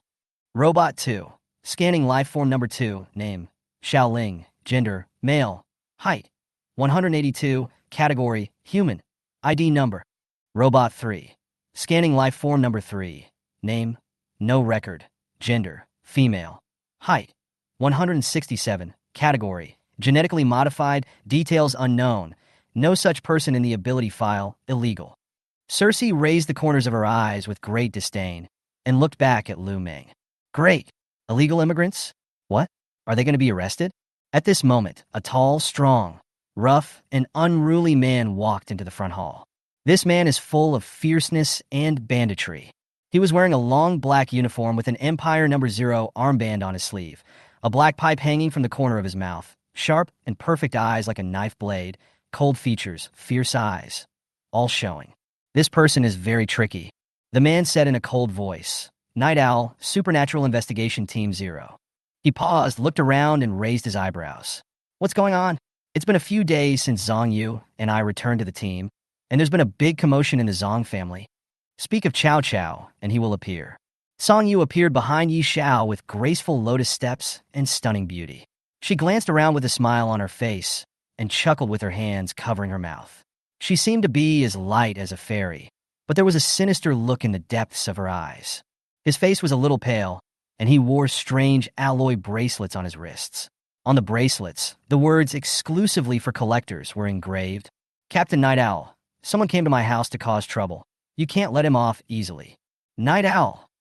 When Lu Meng saw the modified firearms held by the intelligent robot, her eyes lit up and she exclaimed, Gun, gun, gun. It's a gun, she cheered, spinning around. Didn't they say guns are banned in the Empire? How can these Iron Men use them? It's not fair. I want to steal them.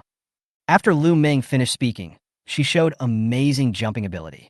She jumped 3 feet high and leapt onto the head of the robot closest to her.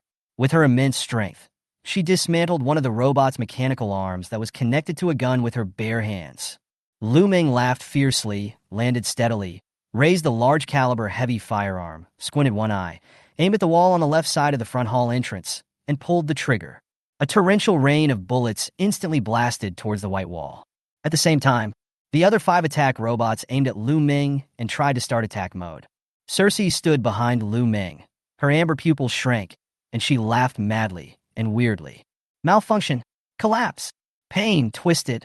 With a flash of sizzle, the chips of those attack robots suddenly short-circuited and stopped running. Xiao Ling's eyes were extremely cold, and he stared at the night owl with caution, as if he was an old acquaintance. He knew that he couldn't stay any longer. Thinking of this, Xiao Ling flew behind Lu Meng and Cersei, picked up Meng Meng with his left hand, carried Cersei with his right hand, and ran as fast as he could towards the white wall with a big hole in it, and escaped. Night Owl frowned and gave a cold order. Chase. Lu Meng yelled. Run away. It's just a fierce old man and some rags of junk, you coward. Cersei's face was gloomy, but she was still calm. That supernatural investigation team? Is it difficult? Xiao Ling ran very fast, and there were many people chasing him from behind. It's tricky, very tricky, specializing in dealing with all kinds of disobedience, just like you. They have special ways to make you miserable and make you behave yourself. Cersei was surprised because when she thought about it carefully, the man named Night Owl and the other man named Hidden Moon behind him did not suffer from the pain caused by her special ability, pain burning. In other words, Cersei and Lu Meng looked at each other and suddenly broke free from Xiao Ling. Cersei grabbed Xiao Ling's arm and said, You're running too slow. Lu Meng grabbed Xiao Ling's sleeve and said, Follow us. Xiao Ling, being despised? Then, Xiao Ling staggered and was carried away by the two girls. He could never catch up with that terrifying speed.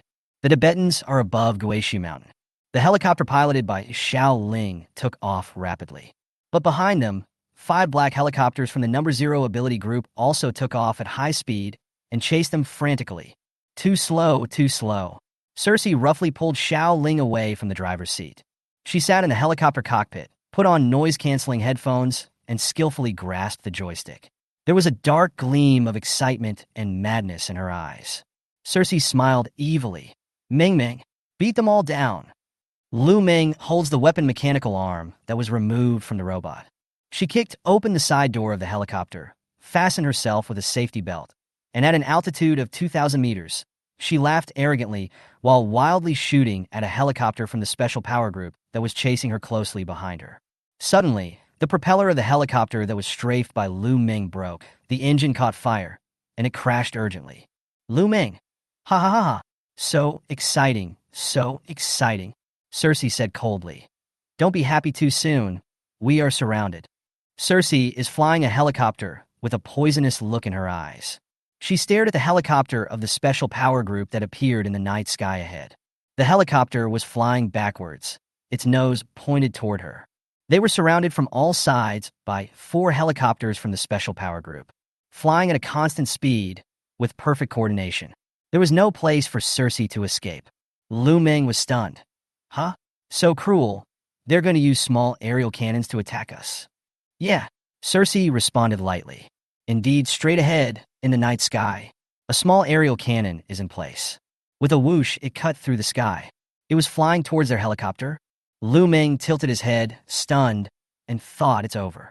Boss, Mommy, Mr. Yin, help, this is so stuck that I want to slap myself. Chapter 80, for even if the sky falls, she has to wait until she has had enough sleep. Lu Meng bit her fist nervously, worried. Bing, is there any way out? If we are caught like this, will Mommy be angry? Will she think we are stupid? Will she abandon us because she dislikes us?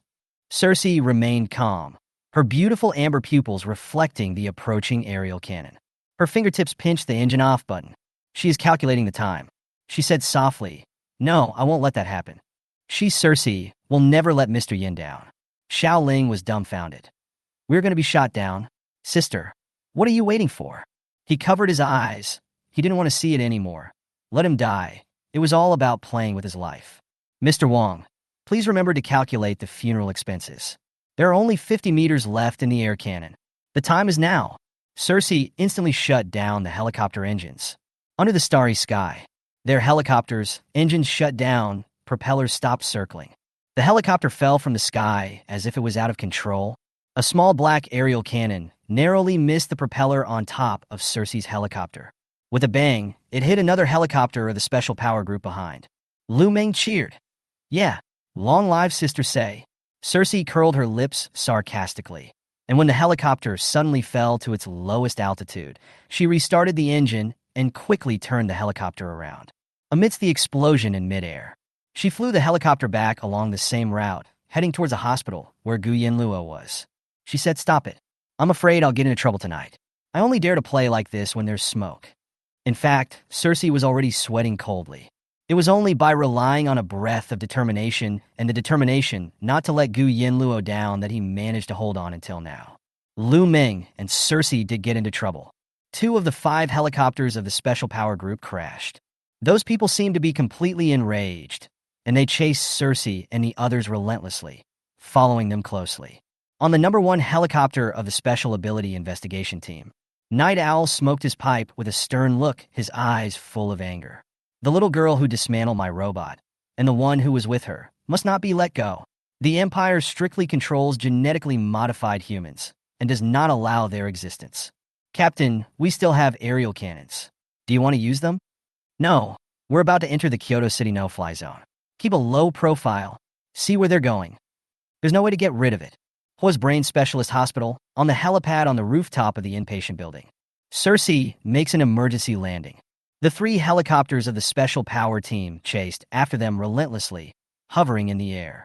More than a dozen members of the Special Power Group are well-trained in rope rappelling. Night Owl jumped directly down from the hovering cabin, stomped on the ground loudly, and as fierce as a bandit, he led his men to catch up with the 3 people who ran out of the helicopter. Baby Lu Meng held the heavy mechanical gun she had snatched and ran madly, looking back frequently. She saw that the fierce and cold-looking old man behind her was staring at her. Bad uncle? Fierce. Well, can't I just give you the gun back? You're chasing your mother, like a dog. Lu Meng stopped, turned around, and threw the mechanical arm and gun in his hands at Night Owl. The Night Owl caught it in midair with his bare hands, but was still hit on the forehead by the mechanical arm. His face darkened instantly, and he stopped in his tracks, his figure tall and strong like a warrior. He saw the petite, sweet, and cute little Loli not far away, arrogantly giving him the middle finger with her little finger, then making a face and sprinting down the rooftop stairs. Night Owl raised his eyebrows, rolled up his sleeves, revealing his muscular arms, and narrowed his sharp eyes coldly. Dare to scold him? Very good, very courageous. 2 o'clock in the morning. There was total silence in the luxurious ward.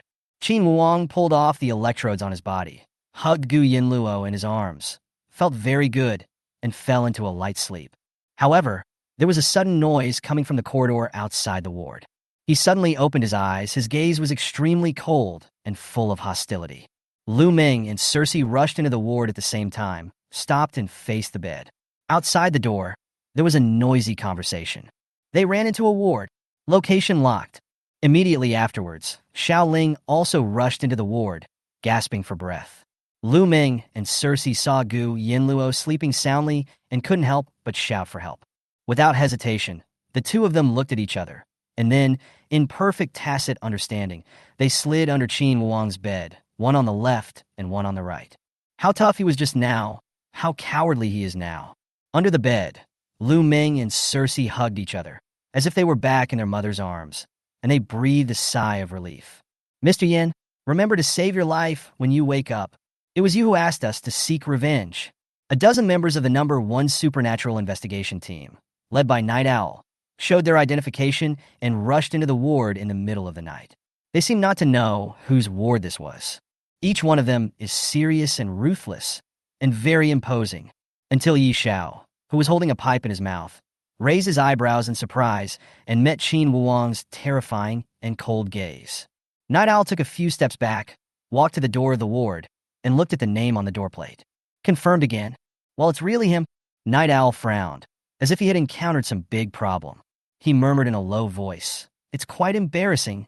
The terrifying coldness emanating from Qin Wuang permeated the entire ward invisibly. The person in his arms was finally sleeping soundly. He couldn't bear to wake her up by yelling and scolding her. Qin Wuang lowered his voice. His tone seemed to be wrapped in an extremely cold storm. "What's the matter?" Night Owl had sharp eyes and caught a glimpse of 2 girls hiding under the bed with a corner of their clothes still exposed. He knew that the man in front of him was not interested in women, and the only one who caught his eye so far was Gu Yanluo. The 2 girls are definitely not Qin Wuang's people. Oh? Yi Xiao recognized that the girl sleeping in his arms was indeed Gu Yanluo. After all, the long hair that covers half of her face cannot hide her impeccable profile. Night Owl's voice was hoarse and deep. "Catch those 2 people under your bed." After saying that, Yi Xiao spread his hands and said in a ruffian tone, "Don't embarrass me, otherwise it will be difficult for me to do it. Is it Gu Yanluo's people? Then Gu Yanluo has to go with us." But with Qin Wuang around, Yi Xiao was really in trouble. Who made this man? Gu Yanluo rested her head on Qin Wuang's shoulder. She had heard the noise a long time ago, but she was sleeping comfortably and didn't want to pay attention to it. She tightened the thin arms around Qin Wuang's waist. She frowned in displeasure and murmured coldly, "Too noisy." Qin Wuang's heart skipped a beat. He leaned over and hugged Gu Yanluo tightly, letting her press tightly against his chest. While patting her lightly, he lowered his eyes and kissed her cheek and lips with his thin lips, coaxing her in a deep voice. "Be good, go back to sleep. It's not even dawn yet. How long has she slept? How could these people be so restless? Do you have to torment her?" Qin Wuang's face turned cold instantly. His cold pupils were filled with hostility as he glanced at Yi Xiao and the number 0 ability group behind him. "Don't say another word. Even if the sky falls, we have to wait until she gets enough sleep. If you don't want to listen, get out." From under the bed, Lu Ming's mumbling voice suddenly came out.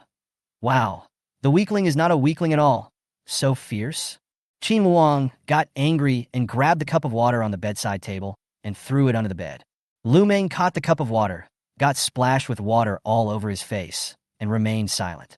Not far from the end of the bed, Night Owl's fingertips were buttoning the buttons, unruly and rough, unbuttoning the collar of the black uniform. Chapter 85. Tear her mouth apart. Yi Xiao loosened his collar button, pulled down the zipper of his black uniform, took it off, and lay down on the sofa like a gangster. He covered his face with the uniform, looking like he was going to sleep in the ward, and was not polite to Qin Wuang at all. Night Owl waved to the members of his group. The members of the number 0 ability group understood and immediately turned around and left the ward, guarding and monitoring outside. It is now 2:16 a.m. There are still more than 4 hours until dawn. Okay, he'll wait here. Wait until this grandfather's ancestor wakes up. Take them to the number 0 ability group, have a chat, put them in solitary confinement, and collect some bones. In the middle of the night, Qin Wuang's ward was eerily quiet. Xiao Ling drank a cup of coffee, sat on the side of the sofa with a stern face, and silently packed the painkillers that Gu Yanluo had asked him to pack earlier. These are his master's medicines and must not be lost. Under Qin Wuang's bed, Lu Ming and Mai Seixi were hugging each other. One was sleeping soundly while the other had eyelids drooping. Cersei hugged Ming Ming like a doll and fell asleep directly. The smoke is always there, giving you peace of mind. Qin Wuang guessed that for some reason, Night Owl would never dare to do anything rash when he saw him. He felt relieved and continued to hug Gu Yanluo, closing his eyes and taking a light sleep. And Gu Yanluo, with her long hair loose, she lay gracefully on her side, buried in Qin Wuang's arms, and fell asleep again. The corners of her slightly upturned eyes were elongated by her slender eyelashes, exuding a bewitching charm. Her rosy lips were pressed against Qin Wuang's chest. The hand on his waist was firmly grasped by Qin Wuang's palm, pressing it against his heart. The two of them leaned on each other, ignoring the others, and planned to sleep until dawn. It was a very cold winter morning in the north of the empire. Outside the window, snowflakes fluttered down, along with a ray of morning light, and sprinkled into the ward. When Gu Yanluo opened her sleepy eyes, she suddenly felt a pair of burning and deep eyes above her head, staring at her intently. She raised her head from Qin Wuang's arms. Qin Wuang smiled charmingly, kissed her on the forehead, and whispered, "Yin Yin, good morning." She responded calmly. Gu Yanluo's eyes were cold and clear, like the snow falling outside the window, beautiful but icy. She was stiff after sleeping on her side in the same position all night. Although I felt relieved, the hospital bed was too bad. Qin Wuang saw that Gu Yanluo was in a bad mood. His heart skipped a beat, and he felt a little innocent. He thought, I didn't seem to have made her unhappy, did I? However, Gu Yanluo's next move made him feel relieved and flattered. In the warm bed, Gu Yanluo sat up lazily, with one hand resting on Qin Wuang's chest. The whole person fell directly on Qin Wuang.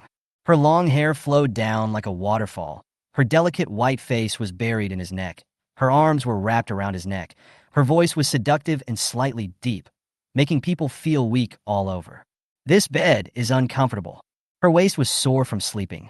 As Gu Yanluo was speaking, she kissed Qin Wuang's neck with her rosy lips. At that time, The night owl heard the noise and opened its sharp eyes. He sat up from the sofa and stared at the bed. Night owl frowned. What's going on? Under the quilt. Qin Wuwang used his cool fingertips to massage Gu Yanluo's sore lower back through her hospital gown. Qin Wuwang stroked her hair with his thin lips, feeling lost in his heart. Smoke is so charming. Qin Wuwang is not the only one who is favored by heaven. If his health gets worse in the future, how can I keep such a person? At every moment, Qin Wuwang's greed for the person in his arms would increase infinitely. He began to worry about gains and losses. Now Yin Yin is so nice to him. What's next? Will she get tired of him? About 10 minutes later, Gu Yanluo suddenly sat up on Qin Wuwang, straightened her back, stretched her muscles, and slowly got off the bed. She tucked the quilt in for Qin Wuwang, pretending that the stranger night owl in the ward did not exist, and walked straight into the bathroom. Half an hour later, Gu Yanluo changed back into her noble and elegant black one-shoulder velvet dress, gathered her curly hair lazily and coolly, and walked out. She wore no makeup, but her skin was whiter than snow, which captivated everyone, and her eyes and eyebrows revealed a terrifying and awe-inspiring aura. That look seemed to despise all living beings and mock everything. This was the first time that Yi Xiao saw the legendary Gu Yanluo in person. His first impression was that she was beautiful as a beacon that brought disaster to a country. Her beauty made him feel dangerous and mysterious, and he felt inexplicably frightened. His second impression was that this guy was too difficult to deal with. He was probably as difficult to deal with as the guy on the bed. Gu Yanluo glanced at Yi Xiao, walked to the bedside, and kicked the foot of the bed. Cold voice. Two people under the bed, come out. Under the bed. Lu Meng, who was soundly sleeping, woke up with a start, sat up suddenly, and hit his head against the bed with a thump. He complained in a baby voice, I'm losing my head. After a moment, Lu Meng and Cersei crawled out from under the bed together and stood behind Gu Yanluo. Lu Meng glanced at the falling snow outside the window, as if it had nothing to do with him, and just ignored it. Cersei looks at her nose and her heart, and she stands like a lady, especially gentle. Yi Xiao stood up, put on a black uniform, strode towards Gu Yanluo, and stood in front of her. He showed his ID and said coldly, Ms. Gu, special team leader of the 0th Supernatural Investigation Team, Night Owl. Last night your people caused a commotion at the Tibetan home, causing casualties, destroying 2 helicopters of my investigation team, and damaging 6 super-intelligent robots. If you could take responsibility for them, please come with me. If not, please hand them over to me, and I will handle the matter impartially. Thank you for your cooperation. At the same time, a dozen of Night Owl's men heard the noise and rushed into the ward. They stood in a row behind Night Owl, looking imposing. Gu Yanluo seemed not to hear anything, her eyes and brows as cold as snow. She saw that Mengming's double ponytails were messed up, so she turned around and slowly recombed her hair. The atmosphere in the ward was so depressing that it made people feel suffocated. After a long while, Gu Yanluo slowly asked, What is the number 0 Supernatural Investigation Team? This is like asking, who are you? So crazy. Night Owl's pupils shrank sharply, revealing a frightening look, and he remained silent. Behind him, a young and beautiful member of the team said disdainfully, How dare you? The number 0 Supernatural Investigation Team is not something you can offend. Qin Wuwang and Gu Yanluo spoke at the same time, showing extraordinary tacit understanding. One is gloomy and protective, the other is elegant and domineering. Qin Wuwang said coldly, Watch your mouth, or I'll have someone sew you up. Gu Yanluo chuckled. Who do you think you are? Are you worthy enough to talk to me? The word is neither fish nor fowl, used on them who have all undergone genetic experiments. It's somewhat ironic. Gu Yanluo helped Lu Meng tie up her twin ponytails. She raised her eyes slightly, revealing a cold light, and curled her lips in a sneer. Meng, go tear her mouth apart. Chapter 86, using Gu Yanluo's and others' corpses for research. Lu Meng looks like a lowly, but in fact she is just a Barbie doll. As soon as he received Gu Yanluo's order, her figure flashed. She kicked to the edge of the bed and jumped up. She suddenly pulled out a shiny dagger from her waist, stepped on Night Owl's broad shoulders with her toes, and went straight over his head, approaching the talkative female member of the number 0 Superpower Investigation Team, and slashed horizontally towards the female member's mouth. It seems like he wants to cut a big gash in the female member's mouth. Yi Xiao glared at Gu Yanluo fiercely, unwilling to be outdone. Nian Ao Shue.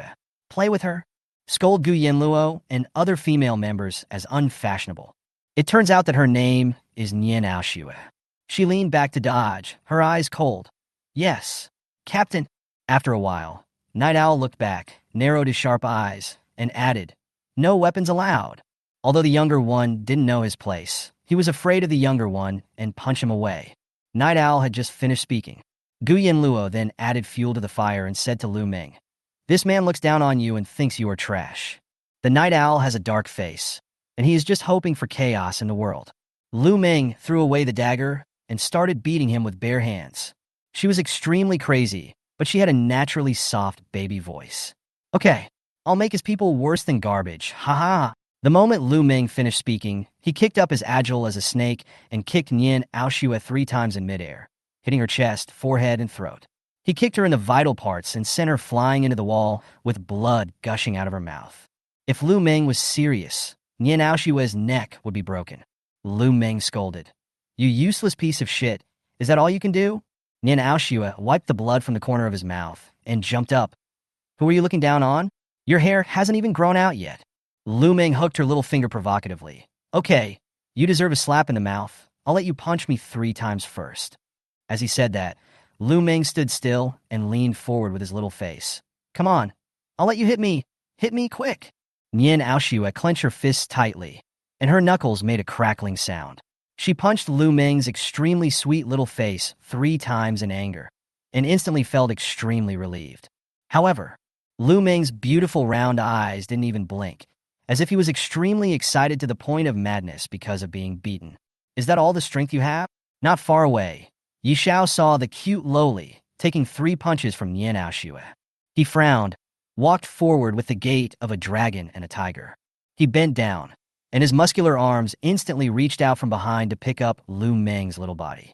Night Owl's voice was hoarse and low. That's enough. Wow, this body is so soft. Fuck you. Lu Ming turned around and punched Yishao in the eye, acting extremely tough. Did an old man like you touch my body? Get your hands off me. Night Owl covered his eyes and roared in his heart. For the first time in his 29 years of life, he was beaten by a woman, a little one at that. Lu Ming broke free from Yizhao's arms, his eyes bloodshot and the corners of his mouth curved into a sneer. Tomboy, you're dead. Before he finished speaking, Lu Ming's iron fist, which was filled with fierce gusts of wind, instantly hit Xiao on the side of the head. For a moment, I seemed to hear the sound of a skull breaking. That's not enough. Lu Ming grabbed Xiao's ankle and swung her like a shot put. With his boundless strength, he threw the 1.7-meter-tall, muscular woman to the ground, using her as a sack to crack the floor tiles. The female member of the supernatural investigation team was beaten up, unconscious, with blood all over her face. Just when Lu Ming was about to throw the person out of the window, Yi Zhao's men stepped forward and grabbed Xiao, who was thrown out of the window. Complete victory. Lu Ming's eyes were filled with bloodshot. She took out a candy from her pocket and threw it into her mouth. But when he walked towards Gu Yanluo, Yi Zhao suddenly stretched out his hand, threw out a pair of strange handcuffs, and handcuffed Lu Ming's little wrist. At the other end of the handcuffs, Night Owl handcuffed them around his own wrist. He thought this damn thing would have to go with him to the superpower group and be locked up in the small dark room anyway. Lu Ming struggled and found that the handcuffs were getting tighter and tighter, and even had dense and sharp teeth that pierced into the flesh of her delicate wrists. Blood oozed out, which was a shocking sight. Don't move. If you move, I'll break your bones. Lu Ming struggled, and the handcuffs on Yi Zhao's wrists were tightened. His wrist was thicker, and he bled more than Lu Ming, and his wound was deeper. It's a joint responsibility. If you move, I will suffer even more. This is the special feature of the No. 0 Superpower Group Investigation Team. Everything is tailor-made for people with superpowers and witchcraft. These handcuffs are relatively gentle. Lu Ming pouted, looked at Gu Yanluo for help, and stomped her feet. Mommy! Qin Wuang hugged Gu Yanluo's slender waist from behind, with his cheek pressed against her lower back. Hearing the sound, he felt something was wrong and narrowed his eyes coldly. Yin Yin, what did she call you? Gu Yanluo explained indifferently. She lacks maternal love. Qin Wuang raised his eyebrows, a wicked look flashed in his eyes. He looked at Lu Ming and sneered. You call me dad, I will let Yishao remove the handcuffs for you. Night Owl. Qin Wuang felt something was wrong. Gu Yanluo, great, this is a good deal. Lu Meng turned his back and squatted on the ground, a small ball like a chubby bun. Then I might as well cuff him. The entanglement of the superpower investigation team number 0 must come to an end. Gu Yanluo's beautiful eyes revealed a cold light as she glanced at Yi Xiao and gently stroked Qin Wuwang's black hair with her palm, as if caressing her beloved beautiful baby. She said coldly, "You arrested me and asked me to go with you. Tell me your ultimate goal. It can't be as simple as just going to the investigation team to have a cup of tea." Night Owl looked down at the cute girl squatting at his feet, looked at her fluffy head shaking, hid the strange color in his eyes, frowned, calmed his mind, regained his sanity, and said in a defiant and cold voice, "The Zero-Tage Supernatural Investigation Team, adhering to the principle of defending the peace of the Empire and protecting the stability of the country, stipulates that all unidentified, extremely aggressive, and unstable genetically modified test subjects entering the Huaxiao Empire from abroad must be humanely destroyed. Those who violate the order will be killed on the spot. That is to say, Superpower Investigation Team number 0 wants to kill Lu Meng and Cersei. And Gu Yanluo was the instigator. She was afraid that the end would be even worse. Lu Meng, who was squatting on the ground eating candy, sneered. "What do you mean by defending peace? You're just fooling people. You just want to use our bodies to do research. People, be less tricky and more sincere." Yi Xiao felt bad because Lu Meng was right. Immediately, Gu Yanluo smiled charmingly and turned around, gently lifting her long hair to reveal the biochemical experiment subject's death code behind her neck. Her profile is hidden in the light and shadow, mysterious and beautiful. "What a pity. I won't give you the person. But you may have to kill one more person. Look, I am more valuable for research than the other two. I am a failed test subject who has died, but I am still alive. Do you dare to kill me?" Gu Yanluo raised the corners of her eyes slightly, her eyes filled with danger and evil. She met Yi Zhao's shocked gaze and curled her lips into a smile. Subject 10233 is deceased. It is the English code tattooed on the back of Gu Yanluo's neck. A dead test subject? The members of the Superpower Investigation Team in the ward were all stunned.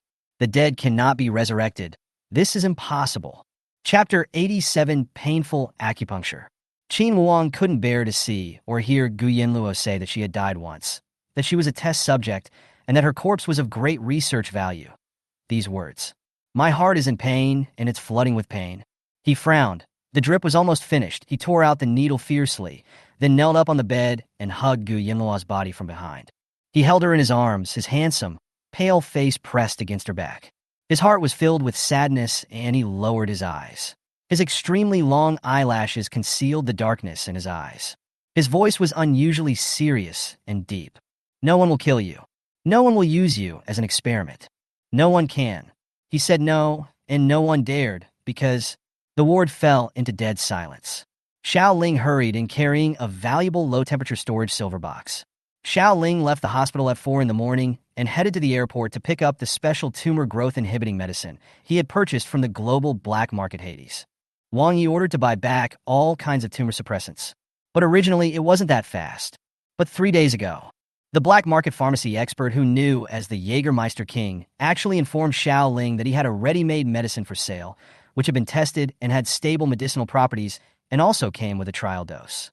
But the price is extremely expensive, $30 million per dose, with a minimum annual sales volume. But Qin Wuang bought it anyway. Gu Yanluo recognized the low-temperature silver box in Xiao Ling's hand at a glance. She had handed it to Jaeger herself. "Qin Wuang's tumor suppressor drug has arrived." She suddenly turned around, stretched out her arms, and embraced Qin Wuang in her arms, murmuring lazily, "Qin Wuang, you take care of your illness. I will protect my people myself. Be good." Xiao Ling placed the low-temperature silver box on the bedside table. "Master, the medicine has arrived." Qin Wuang buried his head in Gu Yanluo's chest, his arms wrapped around her waist, and glanced at her from the side, saying coldly, "You gave it to me without finding anyone to test it?" Before Xiao Ling could speak, Gu Yanluo's eyes flashed with a strange look, as if she was smiling, and she interrupted, "Xiao Ling, open the box." Qin Wuang is really cunning. But it's also a good thing. It is better to be safe than sorry. Xiao Ling glanced at Qin Wuang and said, "Master, are you ready?" Only after getting Qin Wuang's consent did Xiao Ling open the low-temperature storage box. Cold air filled the room, and 13 transparent medicines packed in biochemical glass tubes were placed there mysteriously. How many cancer patients are there? An inhibitor that you can never afford in your lifetime. Acting as if no one is around, Gu Yanluo pulled away Qin Wuwang's arms that were hugging her. She picked up the metal syringe in the cryogenic box as well as a test drug. It pierced into the artery in his neck at an extremely fast speed. Qin Wuwang's pupils suddenly shrank. He pulled off the oxygen tube and suddenly grabbed Gu Yanluo's hand, holding the syringe to stop her. He couldn't believe it. He was anxious and angry, but more than that, he was heartbroken. Yin Yan, do you know what this is? Untested, black market medicine. Do you know that if you inject it carelessly, you may die? Medicine. Gu Yanluo smiled lightly. Her charming fox eyes curved, and she said calmly, "Don't be afraid. This medicine was made by my friend. I just proved it to you with my actions. It is very safe, and it won't kill you. If you don't trust others, you should trust me." Gu Yanluo knew that only in this way could Qin Wuwang be made to behave himself and receive the injection of the medicine as quickly as possible. He can't delay any longer. Brain tumors are malignant and grow too fast, while aneurysms are benign but can rupture at any time. It would be a waste of time to find people one by one to try the medicine. And, actually, it was her mother who made this medicine. If he dared not to use it, she would feed it to the dog. A potion. 15. In 3 seconds, all of it was injected into Gu Yanluo's body. The patient needs to be observed for 15 minutes to see if there are any symptoms such as respiratory arrest, dizziness, nausea, etc. Qin Wang knelt back on the hospital bed, lowered his head, and his extremely long eyelashes trembled slightly. His breath was hot, and his brows were tightly knitted together. He seemed to be in endless self-blame, blaming himself for being too suspicious. As a result, he actually let the person dearest to his heart take the risk and try the medicine. If something were to happen, he wouldn't live alone. Anyway, there's no point in living without Gu Yanluo. Thinking about, Qin Wuwang leaned forward, hugged Gu Yanluo's waist tightly, buried himself deep in her arms, and murmured in a hoarse voice, "Why are you so nice to me? Do you have me in your heart? So you care about me?" Gu Yanluo lowered her eyes. Her beautiful eyes filled with a unique soft smile. Her voice was like fine sand flowing over a dam, slow and lazy. "I said, you are mine. So next, your crippled life. I will accompany you and fight with the gods together." Cersei and Lu Meng were stunned. It turns out that the boss can be so gentle. It just varies from person to person. The minute observation period was over and nothing happened to Gu Yanluo. She took advantage of Qin Wuwang drowning in her arms and was unwilling to leave. A second dose of tumor suppressor drug was filled. She leaned over, lifted Qin Wuwang's chin with the fingertips of her left hand, covered his thin lips with her lips, and brushed her nose against his nose, kissing him deeply. With her right hand, at lightning speed, she inserted the metal syringe with a new needle into Qin Wuwang's neck. Acupuncture and injection are done in one go. Qin Wuwang frowned and groaned, then fell into her arms. "Yin Yin, it hurts." Indeed, carotid artery injection is extremely painful. And cancer patients who receive the injection for the first time will have an adaptation period, and Qin Wuwang will fall into a coma. Gu Yanluo completely ignored everyone around her. She sat down beside the bed, holding Qin Wuwang in her arms, rubbing his swollen and painful needle holes with her fingertips, and coaxed him softly. "Be good. It won't hurt soon." Gradually, in Gu Yanluo's arms, Qin Wuwang gradually became drowsy due to the extremely strong potency of the medicine. He tightly grasped Gu Yanluo's wrist, frowned as if he had a premonition, and said, "Don't go to the number 0 supernatural investigation team. That place is very scary. You can't go there alone." Gu Yanluo pretended not to hear and just murmured, "When you wake up, you could be discharged from the hospital. You don't need oxygen. Just get the injections and take the medicine on time, and you can live with me. Qin Wuwang, you have to work hard to live. The world is so dark and life is so dangerous. Don't you want to go out with me? Don't go." This was the last sentence Qin Wuwang kept repeating before he lost consciousness. But Gu Yanluo would definitely not listen. She covered Qin Wuwang with a quilt, turned towards Yishao, and adjusted her skirt gracefully. Gu Yanluo sneered, dangerously and mysteriously, with the intimidating aura in her eyes like that of a queen. Superpower Investigation Team number 0 is in a dangerous place. She also wants to give it a try. How can we prepare for a rainy day if we don't know the enemy's strength?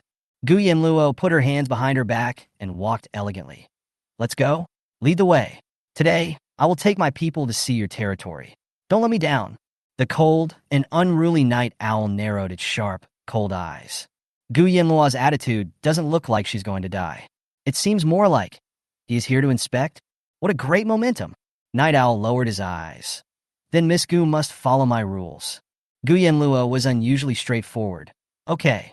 Then, Gu Yanluo and Cersei were handcuffed with special handcuffs from the Superpower Investigation Team number 0. Night Owl. Wait, Miss Gu. You have to wear one more.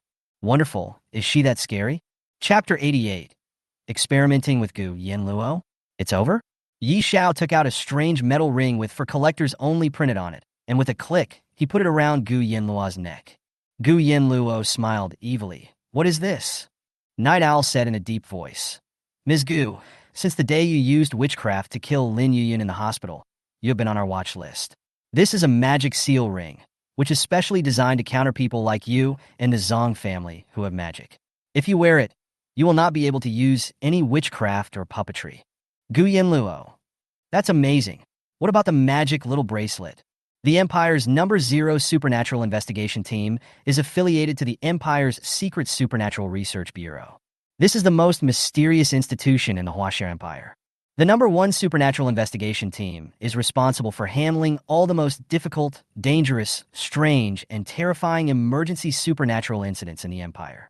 Night Owl is one of the best, like many mysterious foreign organizations. The headquarters of the Imperial Supernatural Research Bureau is located 500 meters underground. There are 70 floors in total, heavily guarded, hidden from the world, confidentiality level, top secret. Like a prisoner, Lu Meng and Cersei were put on special handcuffs, filled out information, had their blood drawn, and were pushed into a confined space. Directly opposite is a dark double-sided glass. There is also a camera and analyzer. Lu Meng stood in front of the ruler nonchalantly, like a prisoner taking a photo, and the flashlight came on.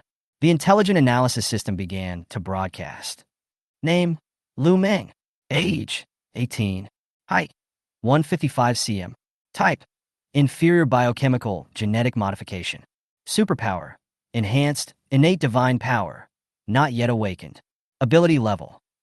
Note, originally a low-quality genetically modified experimental subject, it was strengthened for unknown reasons and could be used for research. Cersei also stood in front of the height ruler, posed in a praying position, and took a photo. Name, My Cersei. Age, 18. Height, 167. Type, superior biochemical genetic modification. Superpower, psychic, through staring at the target, causing extreme pain and death. Ability level. Note, it is recommended to dissect the brain and eyeballs. Gu Yanluo was also wearing special handcuffs, but there was also a restraint collar around her neck. She stood in front of the height ruler and yawned lazily and gracefully towards the camera. The analysis system has a strange short circuit, and the broadcast is intermittent. Name, Gu Yanluo. Age, 18. Height, 175 cm. Type, dead biochemical gene experiment subject. Ability, unable to analyze. Ability level, calculating. Bang! The analyzer was unable to estimate Gu Yanluo's ability level and exploded. Thick smoke billowed out of the small dark room, and Gu Yanluo let out a huh. That's it? Are you kidding me? I take you guys seriously. Is this how you repay me? At that time, the chief scientist of the Imperial Supernatural Research Bureau and Night Owl of the number 0 Supernatural Investigation Team, who were standing behind the double-sided glass, were all dumbfounded. Night Owl pondered deeply with a grim look in his eyes. He questioned the genetic scientists behind him. So far, the special abilities created by biochemical genes are divided into 7 levels. Level 1, Level 2, Level 3, and Level 4. The maximum value of the analyzer is the 3rd peak. You built this thing, and now it's exploded. Give me an explanation. The scientists looked at each other in bewilderment, until someone suggested it. Captain Night Owl, inject her with a power-stopping agent and a neurotoxin. Let us study her to find out the results. Yi Xiao shouted angrily. She is Gu Hongying's daughter, Qin Wuwang's woman. How dare you touch her? Night Owl hasn't finished speaking yet. The soundproof double-sided glass was shattered into pieces by Gu Yanluo's cool spinning kick. Gu Yanluo smiled slightly. Her eyes were warm. The Huaxia Empire's Superpower Research Bureau should also have experimental agents, such as superpower terminating agents, gene-destroying factors, and neurotoxins, right? Night Owl was stunned. You know this too? The scientists were stunned. How is this possible? This is top secret. Gu Yanluo seemed bored, her beautiful eyes half closed, and she spoke lazily. I'll give you a chance to explore my secrets. Use them on me, so that I can feel the terminating and destructive agents of your organization. But I warn you, don't touch Lu Meng and Cersei. Otherwise, you will bear the consequences at your own risk. Superpower terminating agent. A biochemical agent usually used to destroy extremely dangerous, highly dangerous, uncontrollable, or inferior failed test subjects. Once injected, the superpower disappears. The subject will turn back into an ordinary person, and then die immediately. Gene destroyer. Biochemical gene-modified cell destroyer. The second type of drug that destroys genetically modified humans, requires injection. Yi Xiao thought Gu Yanluo was crazy. You will die. By then, Qin Wang might have to. Gu Yanluo. Whether I live or die is never decided by others. Night Owl. So crazy? Are you sane? Gu Yanluo herself said she was going to use it. Then who will stop her? After signing the risk notification, and the research institution does not bear any responsibility agreement. Gu Yanluo, handcuffed, was personally escorted by Yi Xiao into an extremely spacious, mysterious, and advanced super biochemical laboratory. Around her were 10 middle-aged and elderly top genetic scientists wearing masks and white coats. Gu Yanluo sat down on the cold metal chair, her delicate face as cold as frost. She sat in an arrogant and cold manner, looking down on everyone. She allowed the researchers around her to put electrodes on her for electrocardiogram and brain wave monitoring. Then, the three reagents, the ability-stopping agent, the gene-destroying agent, and the 04 central nervous system pain toxin were injected in her neck at the same time. After 30 seconds of long silence, Gu Yanluo's heart rate suddenly soared.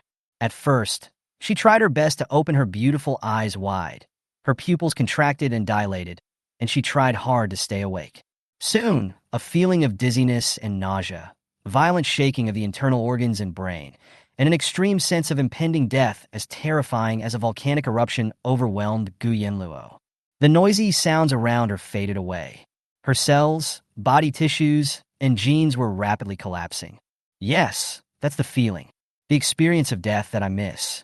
It was as if the soul had left the body and was trapped in the center of the storm. She can return to her original hometown again. The neurotoxins that stimulated the pain nerves ravaged Gu Yanluo's brain. The pain was like a flame. Gu Yanluo clenched her teeth, closed her eyes, and sweated profusely, but she said nothing. Enjoy it. The night owl, standing in the distance and watching, had a fierce look in his eyes. He admired the girl. This is because anyone who sits on that chair, after being injected with those horrible drugs, will die in extreme pain, and their screams will be heart-wrenching, like the wails of ghosts. Gu Yanluo is an exception. So, how strong and terrifying must a person's will be to reach this level? She was so confident that she forced the researchers to inject her with the death potion. Why? What on earth happened to her? How many secrets does she have? Chapter 89. Mr. Yan's #1 vest is about to fall off. A brief, extreme near-death experience and severe pain. It soon disappeared. Gu Yanluo suddenly opened her extremely cold pupils. She is not dead. Not only did he not die, she also broke with her bare hands the special handcuffs that were said to be able to break bones. The lingering pain dissipated from her eyes, emitting a dazzling light. She stood up gracefully and majestically, her skirt slightly lifted, and jumped off the metal chair. Scientist 1. Impossible. This is impossible. Scientist 2. Why didn't she die? She looked fine. Scientist 3. What kind of monster is she? The researchers were dumbfounded, their eyes filled with disbelief. Gu Yanluo seemed to still be savoring the pain. Upon hearing this, she looked back impatiently, her eyes revealing a coldness, a look of contempt, and an arrogant tone. Monster? It's because your organization is backward and hasn't kept up with the times. There are inhibitors for the ability-terminating agent, just like the antidote. There are antibodies for the gene-destroying agent. Don't you have any? She had already injected the antidote for the abortion agent. She already had antibodies against gene-destroying factors. She did it herself. Gu Yanluo looked mysterious and said coldly, Your ability-stopping agent is not strong enough. There is a problem with the chemical synthesis structure of the gene-destroying factor. The neurotoxin is not bad. Keep improving it. There is a lot of room for development. In other words, it's garbage. So, this is the strength of the Imperial Supernatural Research Institute. Gu Yanluo glanced with sharp and contemptuous eyes at the night owl that was walking towards her not far away. Night Owl had a cold and sharp gaze, like a falcon. He was tall and strong. He stood in front of Gu Yanluo, took a deep breath, and spoke in a very solemn tone. Has Miss Gu ever seen a secret organization that is more advanced, more outstanding, and more ahead of its time than this one? Gu Yanluo didn't answer, but just smiled mysteriously. Night Owl, am I qualified to negotiate with you now? I want to take my people away. I think I have enough bargaining chips and strength to threaten you and make you understand that it is better to coexist peacefully with me than to be my enemy. Let my people go. I won't make things difficult for anyone here. The words fell. Gu Yanluo even took off the magic little collar around her neck that restricted her ability to use witchcraft with her bare hands. Please give me a few more of these dog collars that can seal witchcraft. Thank you. She liked them. It really works. She had just cast a spell secretly, and its strength was weakened, so it was useful. But you might want to wear a few more. Yi Xiao was speechless about the Imperial Supernatural Agency that he was so proud of. In front of Gu Yanluo, it was useless. Gu Yanluo. Well, I think your position might be too low, so let your boss come and talk to me. Night Owl, still looking down on his position? In Kyoto City, in the hospital owned by the Gu family Chable. In Qin Qing's intensive care unit, the fourth child, Gu Yunjue, was called by Gu Hongying and was standing behind his father. Gu Hongying sat on the sofa beside the bed, looking through the company acquisition documents. He said coldly, Yenner is in the number 0 investigation team. Go get the person out and warn that organization. If they touch my Gu family, I won't give them a single cent of the 10 billion research funds for the first half of the year. Gu Yunjue's face was as cold as ice, and he said indifferently, Yes, father. Gu Yunjue turned and left. Outside the ward in the corridor, Gu Yunjue, who was about to take the Gu family bodyguards to rescue someone, stopped when he saw a white figure. He stood there coldly and dignifiedly, watching in silence. Not far away, the person who was supposed to be in a coma woke up early. In the unfamiliar environment, he felt extremely insecure, so he hugged a white pillow. His figure was thin and frail, and he asked everyone in a low voice in his not-so-fluent Chinese. Do you know Gu Yanluo? Where is she? Can you tell me? The corridor is filled with sunlight and shadows.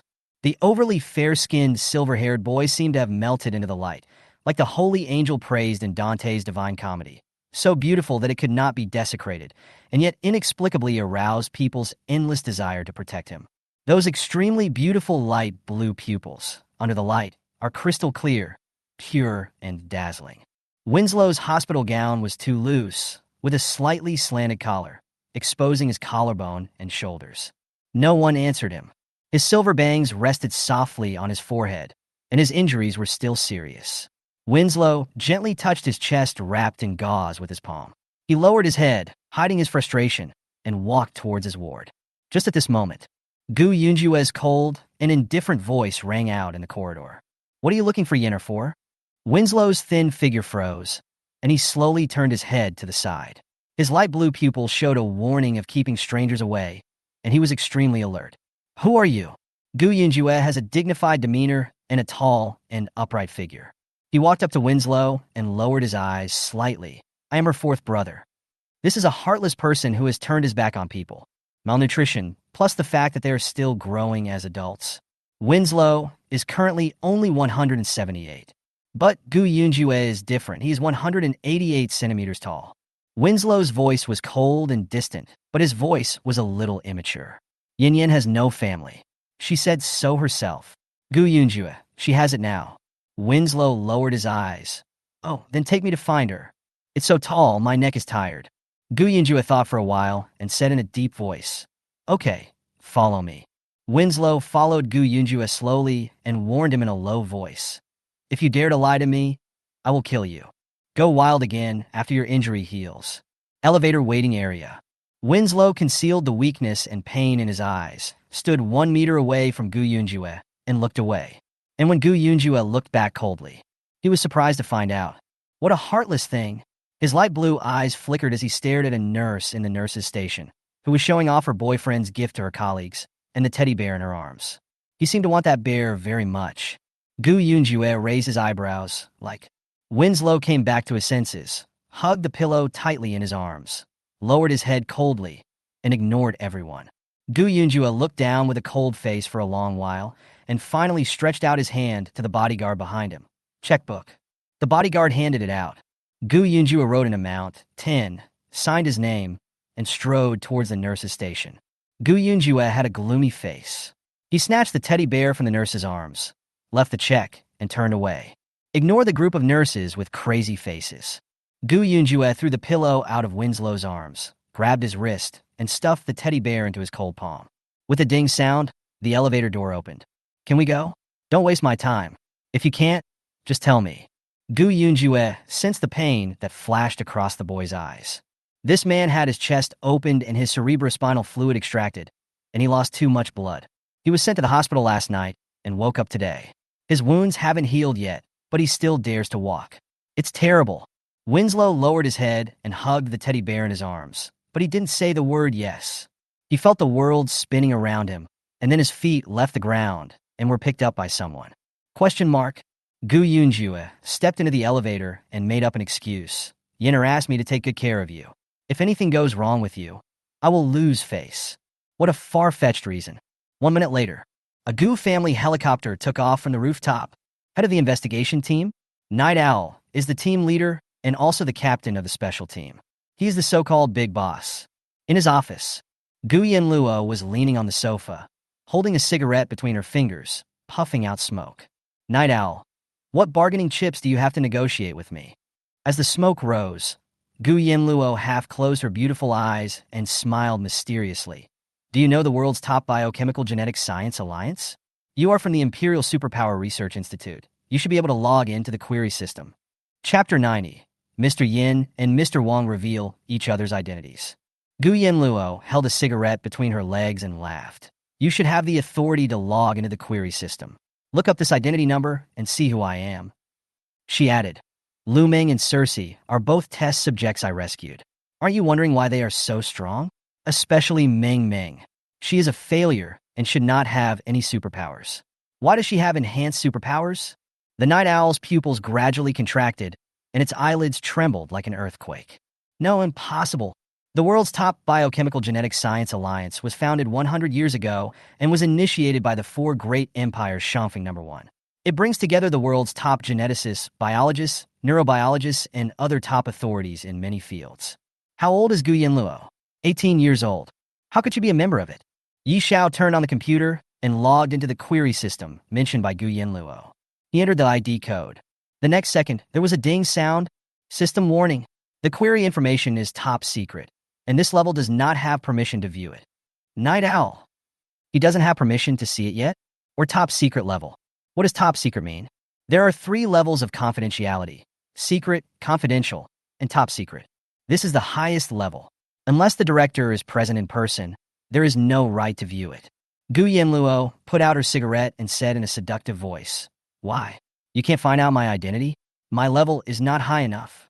Night Owl pinched the bridge of his nose. The Huaxia Empire doesn't have a top-secret biochemical genetics scientist yet. Did you know that our country doesn't have one? Is this your bargaining chip? Another dead genetic experiment subject. He also knows the evil and crooked magic of the Tibetans. A person who cannot be killed by power terminators and gene destroyers. He is also a top-secret member of the Global Biochemical Genetic Alliance. Gu Yanluo held her chin with one hand, her smile not reaching her eyes. Don't you think I'm a treasure? In 2044, the gene war will start in full swing. All countries are conducting intensive research. In the next few decades, artificial intelligence will be popularized around the world, and human genes will be rewritten. I will return to my motherland. If you are willing to serve the country, do you know how many mediocre researchers I can match? What can I bring to you with the gene rewriting methods and biochemical transformation technology one master? After saying this, Gu Yanluo stood up arrogantly with an insolent look, looking down at Night Owl with contempt. That's my leverage. You don't want to thank me for coming back, but you want to kill my people? Kill me?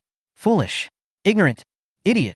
Gu Yanluo sneered and said, "However, let me be frank. I have no plans to serve the country for the time being.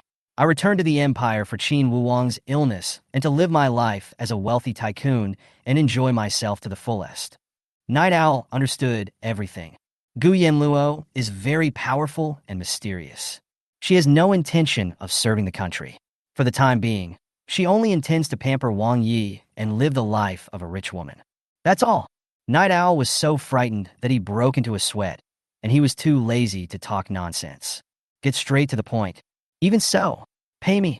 2 helicopters are gone, 6 attack robots are destroyed, and my people are injured or disabled and are in the hospital. It was all done by Lu Ming and that other. She. I'll tell you the truth. Night Owl was also very tough. Also, both of you are extremely unstable experimental subjects. If you want to live in the Empire, you must obtain identity certificates, special certificates, where trackers and ability-weakening rings to limit your abilities. This is the rule. You can't break it. Even the King of Heaven can't break it. Yi Xiao stared at Gu Yanluo, his hands propped on the desk, and he was extremely firm. And you, Miss Gu, no matter who you are, you have to wear the collector's ring. You also have to wear the bracelet that restricts superpowers. Gu Yanluo smiled with an ambiguous meaning. Okay, I and my people will all wear it. Isn't it more fun to be forcibly restricted and weakened? Yi Xiao was surprised that Gu Yanluo was so cooperative.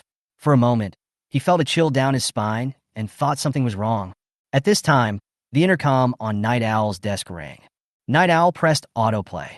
"Boss, the 4th master of the Gu family is here, and he brought a message from Gu Hongying. If you don't release Gu Yanluo, all the research funds of the Research Bureau will be gone this year." Yi Xiao shouted back coldly. "What are you afraid of? Is your immediate superior dead? Let Gu Yunjue talk to the director." Gu Yanluo. And the director? The director didn't come to see her? Did he think she was worthless? Was brain hospital. Qin Wang only slept for half an hour before waking up. I don't know if the inhibitor is really useful. He no longer needed oxygen, and his body had strength back. Qin Wuwang learned that Gu Yanluo was handcuffed and taken away by Yi Xiao's men. The VIP ward was dead silent, and the air pressure was terribly low. Qin Wuwang had his back to Xiao Ling in the ward. He and his bodyguards were wearing silk shirts in a noble and cold manner. Their expressions were chilling to the bone.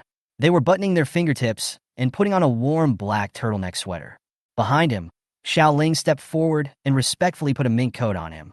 "Master, are you going to the headquarters? Otherwise, wait for death." Qin Wuang gave Xiao Ling a sinister look. The Imperial Mystical Power Research Bureau. Gu Yanluo held Meng Meng in one hand and Cersei in the other, and walked into the elevator and left this underground fortress that was as huge as a maze. At the exit of the Research Bureau, there was a helicopter belonging to the Gu family Chable parked. Gu Yunjue was wearing a black coat and standing dignifiedly in front of the cabin door. Winslow was sitting on the edge of the cabin door, hugging his teddy bear and swinging his legs. When he saw Gu Yanluo, a pure smile appeared on his face. He jumped off the helicopter and ran towards Gu Yanluo. Gu Yanluo laughed and scolded. "Who asked you to leave the hospital?" Winslow approached Gu Yanluo, braked suddenly. His face turned pale with pain, turned around and pointed at Gu Yunjue. "He brought me here." Gu Yunjue froze while lighting a cigarette. This doesn't make sense. How could it be his fault again? When Gu Yanluo was leaving, a black helicopter happened to arrive. The Imperial Ability Research Center, 70 floors underground. In a dark and mysterious office. The computer screen was lit only in holographic projection mode. This identity code was re-entered into the query system of the world's top biochemical genetic science alliance by a figure hidden in the darkness. This time, no system warning was displayed. The holographic projection directly displayed the top secret level information of scientists. Yi Xiao stood upright in the middle of the office, looking like a bandit. He stared at the information on the holographic projection. All the text introductions were blacked out, and only sporadic English words could be seen. Top secret level. Photo none. Codename. Cold Spring Harbor female. Areas involved. Biochemical genetic modification and recombination. All blacked out. Main achievement. All blackened. Experimental institution. None. Note. Currently missing. Extremely dangerous. If we get this person, we will lead the world in the field of biochemical genes. If we judge that this person has gone astray, those who know him must kill him. He joked, Director, your people are really powerful. The identity identification code cannot be forged because it changes every day and only the person himself knows it. The man who was respectfully called Director stroked the ring on his index finger, his tone unusually cold. Don't be playful with me. Pass my order. All members of the Number Zero Supernatural Investigation Team will receive an injection of pain neurotoxin as a punishment. Team leader, set a good example and take the lead. Night Owl, he just knew it. Make a list of the bills. Any losses in the bureau will be charged to me. Don't ask her for any. Night Owl, Gu Yanluo has already given it. Retreat. As soon as he finished speaking, the intrusion alarm sounded in the office's computer system. Virus invaded, firewall breached. Defense is paralyzed.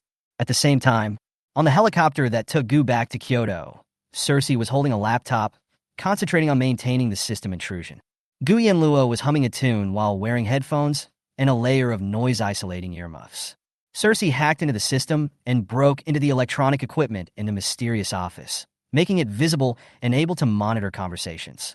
Gu Yanluo listened to the familiar clear voice in the headphones, curled her lips, and smiled. Unfathomable. Great. Qin Wuong, you hit it really well. Chapter 91. The Horrific Secret Behind the C4 Potion?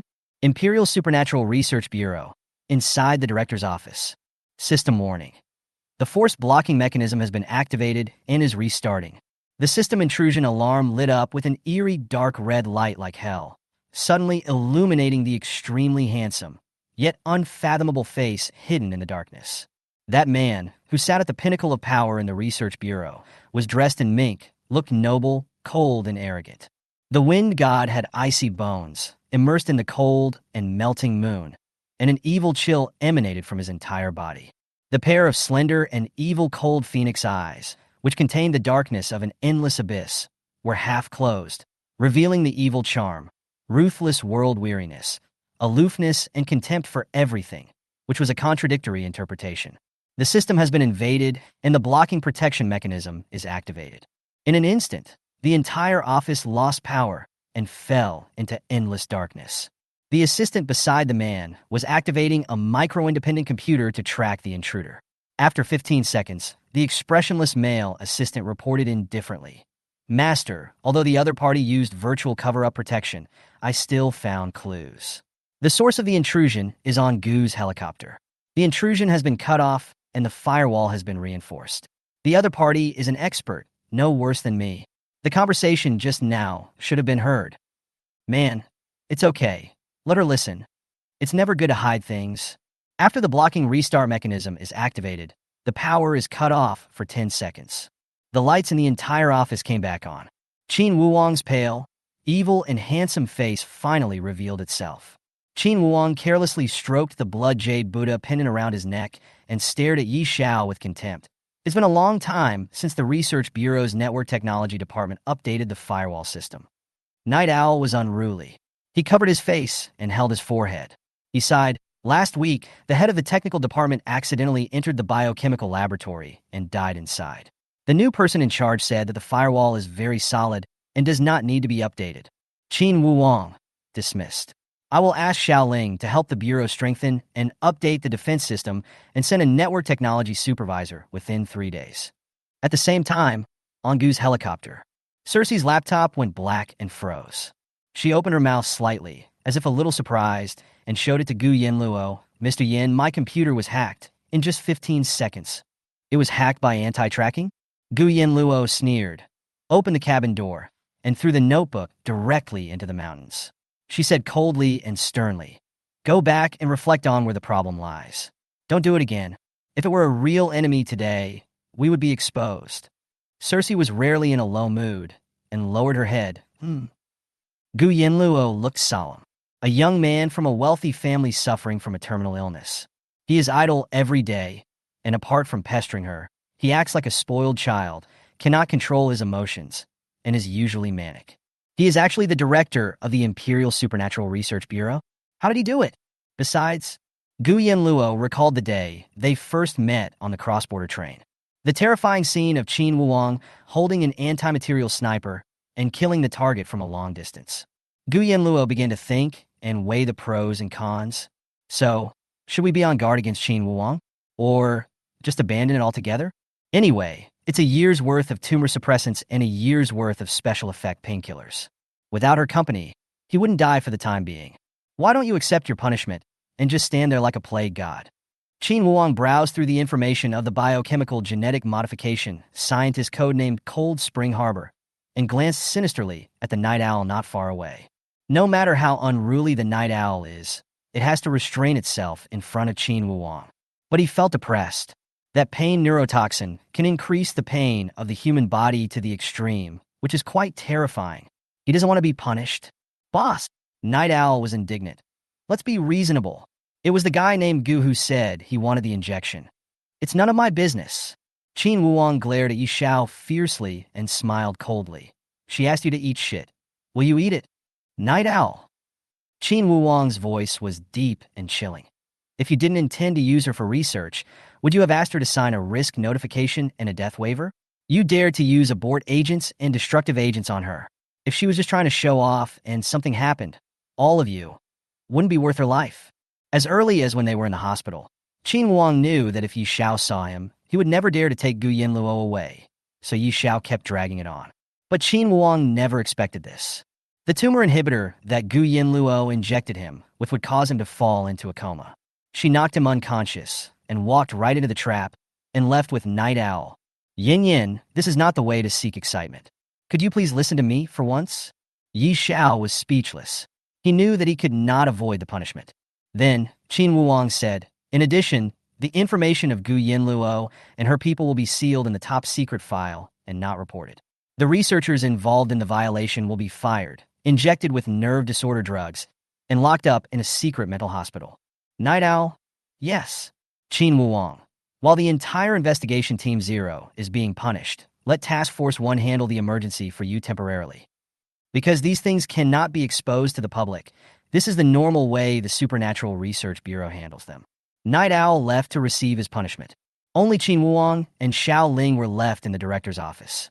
Xiao Ling had a blank expression on his face and asked, Master, Miss Gu, is she really that powerful? The world's top biochemical geneticist, codenamed Cold Spring Harbor. This title is intimidating. Qin Wuang's evil phoenix eyes were filled with the color of the night, and were particularly deep. The Global Biochemical Genetics Science Alliance covers all the scholars in the field of genetics in the world. They are judged by level. Level 1 is a research scholar. Level 2 is an authoritative professor who has won numerous awards as an expert in the field, and Level 3 and above are all anonymous. They will not publish their names, but will only upload world-class breakthrough research findings as a standard to measure their value. The top secret level. There are only 10 top secret talents in the biochemical genetics field in the world. It is rumored that 2 of them have been confirmed dead, leaving only 8 people. The 4 major empires are secretly searching for their traces. Tell me, is she a big shot? But Qin Wuang also knew that Gu Yanluo's life was in danger. Once the identity is exposed, if you can't get it, you will be destroyed. There will be too many people who will want her dead. Qin Wuang suddenly thought of something and glanced at Xiao Ling coldly. I asked you to check the strengthening medicine and the medical institution that used Yin Yin as a test subject. Have you found any results? Xiao Ling was about to say, I already have one. Qin Wuang was in high spirits. His eyes were like the depths of the sea. Tell me about it. But I waited for 30 seconds. Qin Wuang didn't even hear Xiao Ling speak. Mute. Qin Wuang raised his eyes suspiciously and glanced at Xiao Ling with cold impatience, but was surprised to find that Xiao Ling, who always had a palsy face, actually had a trace of fear in his eyes, which disappeared in a flash. Yes, it was fear. Qin Wuang would not be wrong. This is Qin Wuang. Since he met Xiao Ling, for the first time, I saw fear in his eyes. Let's take a look at this first. Xiao Ling suppressed a deep sigh, opened the tablet in his hand, and handed over a piece of investigation information. Qin Wuang glanced at the pages of shocking investigation results on the tablet. He leaned weakly against the leather chair, his hands hanging down, his face more solemn than ever before. Yin Yin, what do you do? How can you be associated with that organization? Chapter 92, If I fall in love with her, I will be doomed. Qin Wuang felt cold all over, as if he had fallen into an icy cave. He stared at the pictures and videos of dead bodies on his tablet computer, which were filled with death, evil, and mystery. Recording of autopsy. There are also shocking briefings and archived secrets. Old news: in 1988, a highly toxic substance leak occurred at the Atlantic Biological and Chemical Experimental Base of the Imperial Technology America Empire, resulting in 104 deaths, 288 serious injuries, and 503 missing persons. Old news: in 2002, Emperor Biochemical successfully developed a prototype of a drug. In the next 20 years, the medical field will undergo major changes, terminal illnesses will be cured, and human genes will be rewritten. Old news: in 2024, shocking news. The upgraded version of the enhanced drug has fatal flaws, and the mortality rate of volunteers who received the injection exceeded 69. Biochemical pharmaceuticals tried to cover up the truth. They are the devil. They're doing experiments. Emperor Biochemical Pharmaceuticals Archive Confidential. 2042 Enhanced Drug Report. According to research, this experimental drug can enable the test subject to achieve excellent vision improvement, strength improvement, and IQ improvement in a short period of time. 20 uses: it has a temporary healing effect on terminally ill diseases such as cancer and leukemia. Warning: this drug has a fatal flaw. Long-term injection can maintain strong dependence. Warning: once the injection is stopped, the recipient will rapidly fail and die within a short period of time. Warning: if injected for more than 1 year, the recipient will become completely manic and out of control, unable to recover, and must be destroyed. The office fell into dead silence. Xiaoling saw Qin Wuang finish reading the 50-page investigation report, then clicked on the screen and opened another document. The document is only 2 pages. It was a top-secret delivery mission dispatched by the Imperial Foundation on December 29, 2043. This time was exactly 2 days before Gu Yanluo and Qin Wuang met. They met on January 1st, 2044. Codename of the person executing the task: your mother. Security clearance level of the tasker: level 5. Qin Wuang knew that the delivery person was Gu Yanluo. The style of this codename is so similar to her. He is arrogant and lawless, and has no limits in his arrogance. When Qin Wuang saw security clearance level 5, his pupils suddenly shrank. Xiaoling: Master, you should understand what security clearance 5 means. Qin Wuang remained silent. Of course he knew. It means that Gu Yanluo. 3 years ago, when Miss Gu was still mentally retarded, the medical institution she was sent to was called the Molecular Biology Institute. On the surface, it was a medical institution that treated brain diseases, but in reality, it was an underground genetic testing base affiliated with Emperor Industries. But 2 years ago, the test base exploded and no one survived. Oh no, only Miss Gu escaped. Xiaoling finished speaking. Qin Wuang's eyes were dim, as if he had just woken up from a dream. He finally understood. Why did Ji Xiao fly into a rage after Gu Yanluo injected him with a trace amount of medicine and saved him? He was so scared that he thought Gu Yanluo would die because of him. It turns out that Gu Yanluo is actually related to Emperor Industries. Industry is an imperial organization as terrifying as Dante's hell. Xiaoling sighed, feeling heavy in his heart. He stole a glance at Qin Wuang and asked in a low voice, Master Wang, what do you think? Qin Wuang was gloomy. What do you mean? Xiaoling gritted his teeth and said frankly, the water is too deep. Miss Gu doesn't look like a good person. She is too mysterious. You can count everything she has done. Are those all things that normal people would do? Master, don't get involved with her anymore. My suggestion is to cut off all ties. Xiaoling loyally protects his master, only caring about Qin Wuang's safety. Qin Wuang's extremely long eyelashes drooped, covering his dark pupils.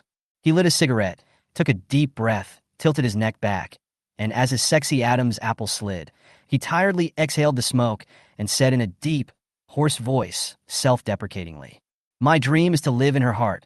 My ideal is to possess her whole body. Every night, I fantasize about marrying her and spending the rest of my life with her. I can't distance myself from it. After all, once I start, I can't stop and I don't want to wake up. Even just thinking about being separated from Gu Yanluo made his heart ache. So he chose to sink. Xiaoling raised his voice. If you dig deeper into Miss Gu's secrets, who knows what will be revealed? If you get deeper into it, I'm afraid the consequences will be irreparable. I don't want to investigate any further. Stop it. He didn't dare to investigate further. He didn't want to know anymore. He kept these secrets and they would be revealed one day. Qin Wang put out his cigarette and stood up suddenly. I am not afraid of death, but I am afraid of losing her. He ordered, give me the codes for the ability weakening circle and the spell sealing ring, and inform everyone. During my recovery, do not disturb me unless it is extremely urgent. Therefore, he would do whatever it takes to chase the soul he deeply loves, even if there is a bottomless abyss ahead. Qin Wuang, the most noble and handsome man in the Chinese Empire, a feared existence in the upper class and wealthy circles. He is the center of attention and the object of fanatical pursuit and admiration by countless women. Rumor has it that he loves to acquire companies to expand the Qin family's assets. He is ruthless, merciless, and extremely arrogant. But like the gaming business, they disdain to interfere in any business of the Qin group. Even so, people in the business, political, and military circles all have to respectfully call him Master Wang. Even though he had brain cancer and would soon die, he has been gifted since childhood and has an IQ of 237. When he was 16 years old, he was admitted to the 4 highest universities in the empire: Harvard, Stanford, King's College, Cambridge, and Yale, with the highest academic scores in the empire. He disobeyed the Qin family and did not choose Harvard Business School, and he disobeyed the Qin family and did not go to Yale Law School. Instead, he spent a year studying for his undergraduate degree in the Department of Physics at King's College, Cambridge, and then went to Stanford University, known as the Cradle of Geniuses, to study for a master's and doctoral degree, majoring in mechanical engineering, computer science, and quantum nuclear physics. Less than half a year later, he was diagnosed with brain cancer. From this point on, Qin Wuang began to become mysterious. He took a leave of absence from Stanford. He began to lead an idle and erratic life of recuperation. No one knows what he did after he fell ill. Even the Qin family couldn't figure out Qin Wuang. I just thought that he was sick, and it would be fine to just leave him alone. It took 2 whole years from the beginning of my illness to my meeting Gu Yanluo. These 2 years, about what Qin Wuang is doing. No one could find it. A blank. The 2 years he was ill were like a fog that could not be uncovered or seen through. How he became the director of the Empire's Supernatural Research Bureau is also unclear. Like Gu Yanluo, he is full of secrets. Evening. Gu Yanluo's helicopter was parked on the rooftop helipad of the Histon Hotel. Winslow, holding his teddy bear, wanted to get off the plane with Gu Yanluo. However, Gu Yanluo stretched out a finger and poked his forehead to stop him from going down. Winslow knocked away Gu Yanluo's finger and said in a cold voice, "Don't mess with me." Gu Yanluo raised his eyebrows and said coldly, "Childish." "Winslow, you wait." Seeing this, Gu Yanluo looked at her silver-haired baby with a half-smile. "Winslow, you have to find someone to hold on to when you are in a foreign country." Due to force majeure, the full name of Emperor Industries was officially changed to Chapter 93. It doesn't matter. You don't want me, I want you. His silver hair was flying in disarray, and Winslow's clear light blue pupils shone brightly in the evening sunset. He was thin, but was wrapped in an ill-fitting black coat. Winslow stared at Gu Yanluo and hummed softly, "Yes, I'll hold your legs." Gu Yanluo stared at the teddy bear in Winslow's arms and laughed. "I mean the legs other than mine, for example, my 4th brother." On the way, she discovered that her 4th brother was unexpectedly nice to Winslow. Winslow pursed his bloodless lips. "No." Gu Yanluo leaned against the cabin door with his arms folded, his posture as noble as a count. His expensive shirt was stretched tight by his strong muscles. He was sexy and handsome, with an indifferent expression. "Oh, you still feel disgusted with it. Not everyone can hug his legs," and he disdained such a practice. Gu Yanluo stopped joking with him and said in a dignified manner, "Go to the hospital to recuperate. I'll pick you up when you're well." Winslow hung his head in frustration and said nothing. On the tarmac, the propellers stirred up strong winds, carrying snowflakes. Gu Yanluo stared at Gu Yanluo, who had returned to the hotel. "Yinner, don't you want to go back home? Staying in hotels all the time is too strange." Gu Yanluo insisted. "I have no home. I blew up my home with my own hands."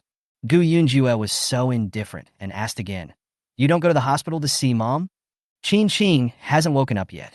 Gu Yanluo's enchanting eyes were filled with indifference. She said calmly, "I have helped everyone I can. You don't need me to help you with a visit." Gu Yanluo gave up. "If you need any help, feel free to call me or your 3rd brother." Gu Yanluo didn't bother to be polite with Gu Yanluo. "There are 2 things I really need your help with. First, Winslow is in a hospital. Please help take care of him. I will find time to visit him. He has post-traumatic stress disorder and is prone to losing control of his emotions. Please pay more attention to prevent him from hurting himself or killing others. There's one more thing. I plan to live in the Huaxiao Empire for a long time. Please help me find a house. I don't need you to pay for it. I will pay in full. The requirement is that it must be hidden in the mountains, and there must be no one within a 10-kilometer radius. The area cannot be less than 900 square meters, and it must have a 240 square meter basement. I want it soon. Yeah, okay. After watching Gu Yanluo's helicopter leave, Gu Yanluo took Lu Ming and Cersei to the hotel lobby to check in. She was told that she did not need to pay for the room, because now this hotel belongs to Qin Qing. Gu Hongying has sent someone to complete all the purchase procedures. This is Qin Qing's hotel, and Gu Yanluo, as her daughter, can live there freely. A luxurious top-class suite. Lu Ming jumped onto the sofa. Cersei was standing in front of the circular floor-to-ceiling window overlooking the river, looking at the sunset in the distance. Lu Ming had 2 small metal bracelets on her delicate wrists, with green signal lights flashing. She jumped and danced on the sofa, wanted to step on the back of the sofa, jump into the air, and do a forward flip in midair. As a result, she just jumped up because of the ability to weaken the ring. The whole person fell on the carpet in a who shape. Only 1/3 of its former strength remains. Lu Ming got up frantically. Mommy, this ring can really weaken my abilities. What should I do in the future? Gu Yanluo stood beside the retro bar, took a crystal glass, added ice, poured whiskey, and coldly scolded. Without superpowers, can you die? Without superpowers, you are afraid? Without superpowers, do you think you are weak? Lu Ming immediately became as quiet as a little white rabbit, cute, well-behaved, and dared not speak. Gu Yanluo was unfathomable and said in a cold voice, "Consider this an opportunity to improve your strength. It is precious. It's also a good reminder to you that the world is so big that you shouldn't be lawless unless you are strong enough. You too must be able to subdue your opponent without using any special abilities for the time being. Don't over-rely on your own abilities." Gu Yanluo seemed to be educating Lu Ming and Cersei. By the way, they were also given a homework. Even without superpowers, they must have the ability to subdue their opponents. Lu Ming asked cautiously, then, Mommy, why do you wear it on yourself too? These things can't trap you at all. Gu Yanluo took a sip of wine, sank into the sofa in a lazy and noble posture, crossed her legs elegantly, and smiled contemptuously. I have to find some excitement for myself. Otherwise, life would be too boring. Gu Yanluo wore a black collar around her sexy neck that sealed the power of the witchcraft spell. She wore 4 power-weakening rings on each of her ankles and wrists. In addition, she had obtained 4 small, witchcraft-sealing bracelets from Night Owl. Lu Ming, you were just trying to hurt people. It's better to wear it, so I don't accidentally kill someone and have to take responsibility. Lu Ming, woohoo, this is so heartbreaking. Cersei, it turns out that Mr. Yin imprisoned himself just for fun. Half an hour later, the hotel's Western restaurant served delicious and carefully prepared dishes. Gu Yanluo was enjoying a candlelight dinner with Lu Ming and Cersei at a long table beside the floor-to-ceiling window. The doorbell suddenly rang. Lu Ming heard the noise, put down his fork, and walked across the living room with a piece of steak in his mouth. Lu Ming opened the door and said vaguely, "Who is it?" Qin Wuwang smiled charmingly and said, "Yin Yin, do you want to live together? The kind where we sleep in the same bed." When Lu Ming saw that it was a fierce weakling, his face immediately fell. Why does this guy look like a wolf dog? Qin Wuwang looked down and found that it was not Gu Yanluo, but a dead thing, and his face instantly became gloomy. He spoke coldly, smoke, but he didn't finish. Bah! Lu Ming shut the door tightly, and a voice came from the crack of the door. "You are sick." Qin Wuwang raised his hands, rubbed his temples with his fingertips, pressed down the faintly throbbing blue veins, turned around, and sneered. "She dared to scold me." Xiaoling had a blank expression on his face. "Master, do you want to break down the door?" Before Qin Wuwang could utter the word smash, the door of the suite opened again. This time, it was Gu Yanluo. "Yin Yin!" Qin Wuwang's charming phoenix eyes were filled with joy. He took a step forward and was about to enter the room to hug Gu Yanluo's waist, but was blocked outside the door by Gu Yanluo, who had a frosty face. She pressed her fingertips against his chest, showing her disloyalty. "We have tumor inhibitors and painkillers. Qin Wuwang, can you please stop bothering me? I won't have the time to sleep with you every day in the future. I have my own things to do. My world doesn't revolve around you alone, but my world revolves around you." Qin Wuwang was stunned. The joy in his eyes disappeared instantly. and his expression gradually became melancholy, like the rising sun being covered by dark clouds, never to see the light of day again. He lowered his eyes and said in a dull and low voice, "You don't want me anymore? Because you discovered my secret." Qin Wuang smiled a little sadly and said lightly, "It doesn't matter. You don't want me, I want you." Gu Yanluo suddenly frowned and closed her eyes. Can't look at his face, can't listen to him. It will affect her judgment. Gu Yanluo became ruthless and pushed Qin Wuang out of the door suddenly, then slammed the door with great force. The moment the door closed, Qin Wuang was in a hurry, and his slender hand suddenly reached into the crack of the door. Bah! How heavy is Gu Yanluo's slam dunk? How painful it was when Qin Wuang's wrist was pinched by the door. I didn't hear the door close. Gu Yanluo's body stiffened. She felt something was wrong and turned around. Qin Wuang was seen holding his right wrist in pain, unable to straighten his back due to the pain. Gu Yanluo tried hard to restrain herself. Finally, I couldn't help it. She quickly walked forward, checked his wrist, and cursed. Are you fucking sick? Blocking the door with your hand. Qin Wuang took advantage of the situation, grabbed Gu Yanluo's slender waist with his left hand, and pulled her into his arms. His tone was dull, as if he was heartbroken. Close the door, and I won't be able to see you anymore. Chapter 94? Wouldn't it be nice for you to be my beautiful baby? Yeah, if the door really closed at that moment. It was like severing the only relationship between Gu Yanluo and Qin Wuang. This is a fragile relationship that has not yet taken root and is in jeopardy at any time. He couldn't afford the consequences. The hotel corridor, lit by yellow spotlights, was quiet and silent. Qin Wuang tightened his left arm around Gu Yanluo's slender waist. He was so strong that the veins on the back of his hand were clearly visible. He pursed his pale lips and kissed Gu Yanluo's fragrant hair, forehead, and brows in ecstasy. It seemed that only in this way could he relieve the severe pain of his right wrist being pinched by the door. Because he hugged her too tightly, Gu Yanluo's breathing became choked and her brows furrowed. It's true that I was caught in the door. Even though I was in so much pain that I couldn't even straighten my back, I still had the leisure to hug and embrace her. That's probably fine. Relax for now. Gu Yanluo's cold eyes slowly narrowed, and her voice was cold. Let go. Qin Wuang said firmly, no. Then he added in a muffled voice, don't push me away. He had lost his face a long time ago. Gu Yanluo sneered, did not struggle, and allowed Qin Wuang to hold her. Little do they know that this is the most terrifying thing. Do you think that if your hand gets caught in the door and you stand and hug me for a whole night, I will change my mind? Qin Wuang said dejectedly. No way.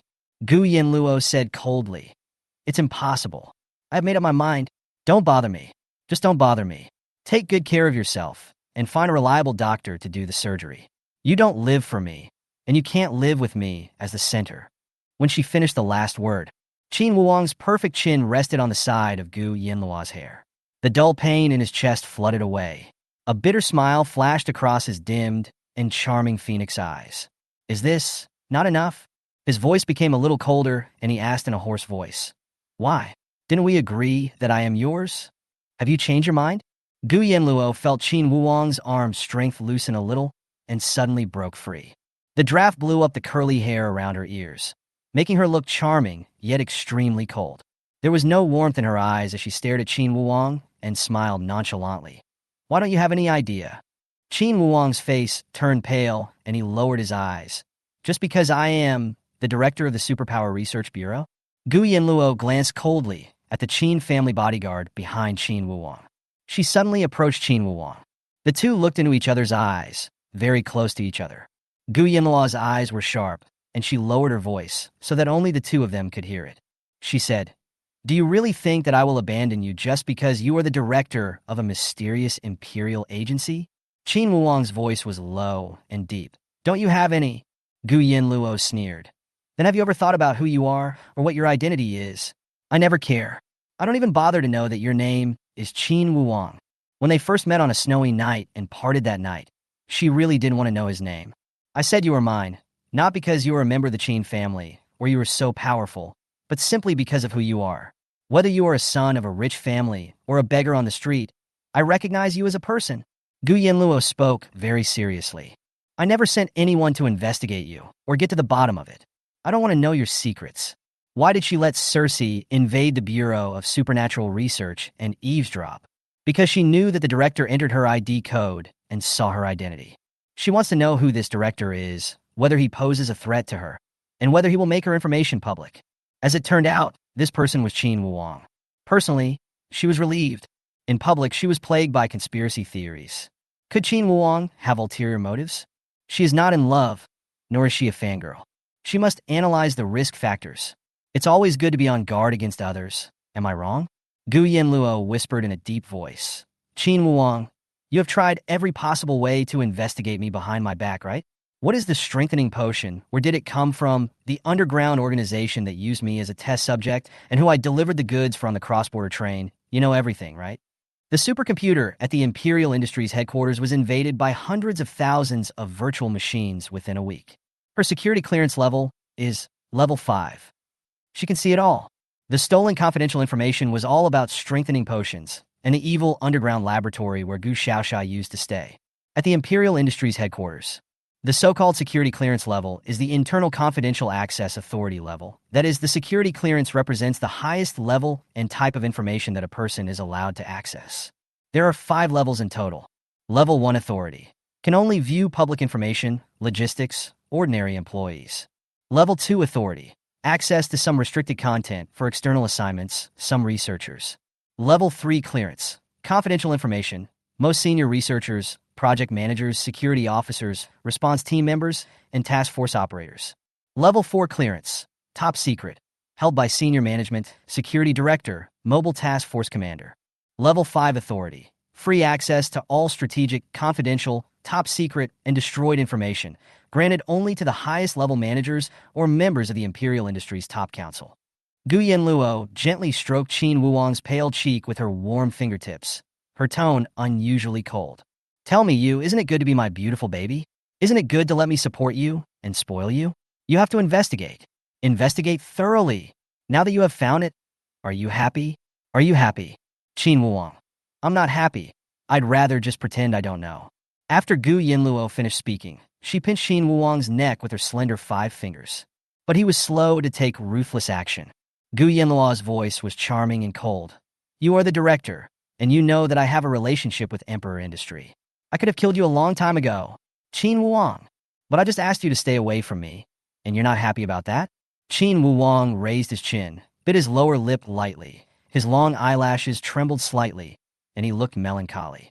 He said in a low voice, Yin Yin, I asked you if I would do anything to find medicine and special medicine in order to survive. Would you be angry? Would it be dangerous? You said no, so I want to check. I have always respected you. Gu Yanluo frowned and thought carefully. Not good. This is really true. Ji Lu chapter 56. Wrongly accused him? He's going to die. Qin Wuong also said, men have bad natures.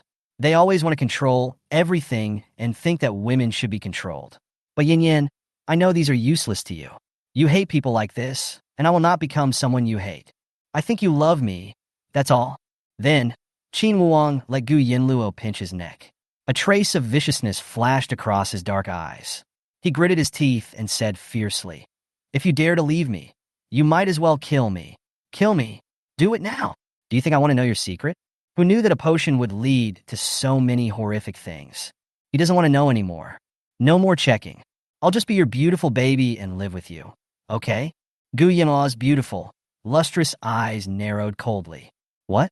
He was right, but he was threatening her? At that time, Qin Wuong's right wrist was pinched by the door and was half hidden in his sleeve. That extremely beautiful hand was trembling slightly, as if in pain. Wang Yi, she wronged me and doesn't want me. Mistian held his forehead with his hand. Something bad is going to happen. Chapter 95, What a Sin? What a sin? Qin Wuong is her nemesis. Fearsome, shouting that she didn't want him anymore. She also wrongly accused him of deliberately investigating her. He also said he would kill him. As bad as Gu Yanluo looks, Qin Wuong loves her mother as much as she does. The bad one wants someone to live in her heart. It's not good. This time it's really not good. It was Gu Yanluo herself who forgot what Qin Wuong had said. It was not that Qin Wuong had other intentions in investigating her. I asked her seriously. Gu Yanluo suddenly recalled the words Qin Wuong said one day in great earnest. Yin Yin, let me ask you, in order to survive, I will do whatever it takes, even tracking down the drug you injected me. Will you be in danger? Will you be angry? She said 2 words at that time, no? Although Gu Yanluo still appears noble and cold on the surface. But her heart was already in chaos. She suddenly loosened her white fingers that were pinching Qin Wuwang's neck. She caught a glimpse of Qin Wuwang's pale, melancholy face, and then looked down. Around his sexy Adam's apple, and on his fair neck were the glaring red fingerprints she had left behind. She pinched his neck, not really using all her strength, but she still used some strength. The man was still sick, but they strangled his neck like that. Gu Yanluo couldn't bear to watch it anymore. She was embarrassed. But Qin Wuwang's handsome face, which was so infuriating that it could both be regarded as a symbol of sadness, depression, haggardness, sadness, grievance, and bitterness. The feeling of guilt began to surge wildly in Gu Yanluo's heart. Soon, guilt and a sense of indebtedness enveloped her entire heart. Gu Yanluo thought to herself, it's over, she's finished. Looking back at the various ways Qin Wuwang had used to entangle her. This time it was her fault. He will definitely make it worse for her. Qin Wuwang's right wrist was in excruciating pain. He could only stretch out his left hand, gently tug on Gu Yanluo's velvet sleeve, bite his lip, and shake her hand with melancholy and resentment. Calling softly in a muffled voice, Yin Yin, Gu Yanluo lowered her eyebrows and eyes, as if avoiding him, and said in a cold voice, "Don't block the door with your hands anymore." After she finished speaking, she turned around abruptly, walked quickly back to her room, and closed the door with a sullen face. She wants to be quiet. The door closed, and a strong wind blew in my face. Qin Wuwang closed his eyes and was rejected again. But this time, he swept away the sadness in his heart, pursed his lips, and smiled with ambiguous meaning. Qin Wuwang turned around and gently stroked his right wrist, which was in great pain, with his left hand. Maybe the bones were broken, he thought. In full view of the public, Qin Wuwang leaned against the door, sitting elegantly on the ground. He was wearing mink fur, and his long legs were wrapped in suit pants. He stretched and bent his knees lazily.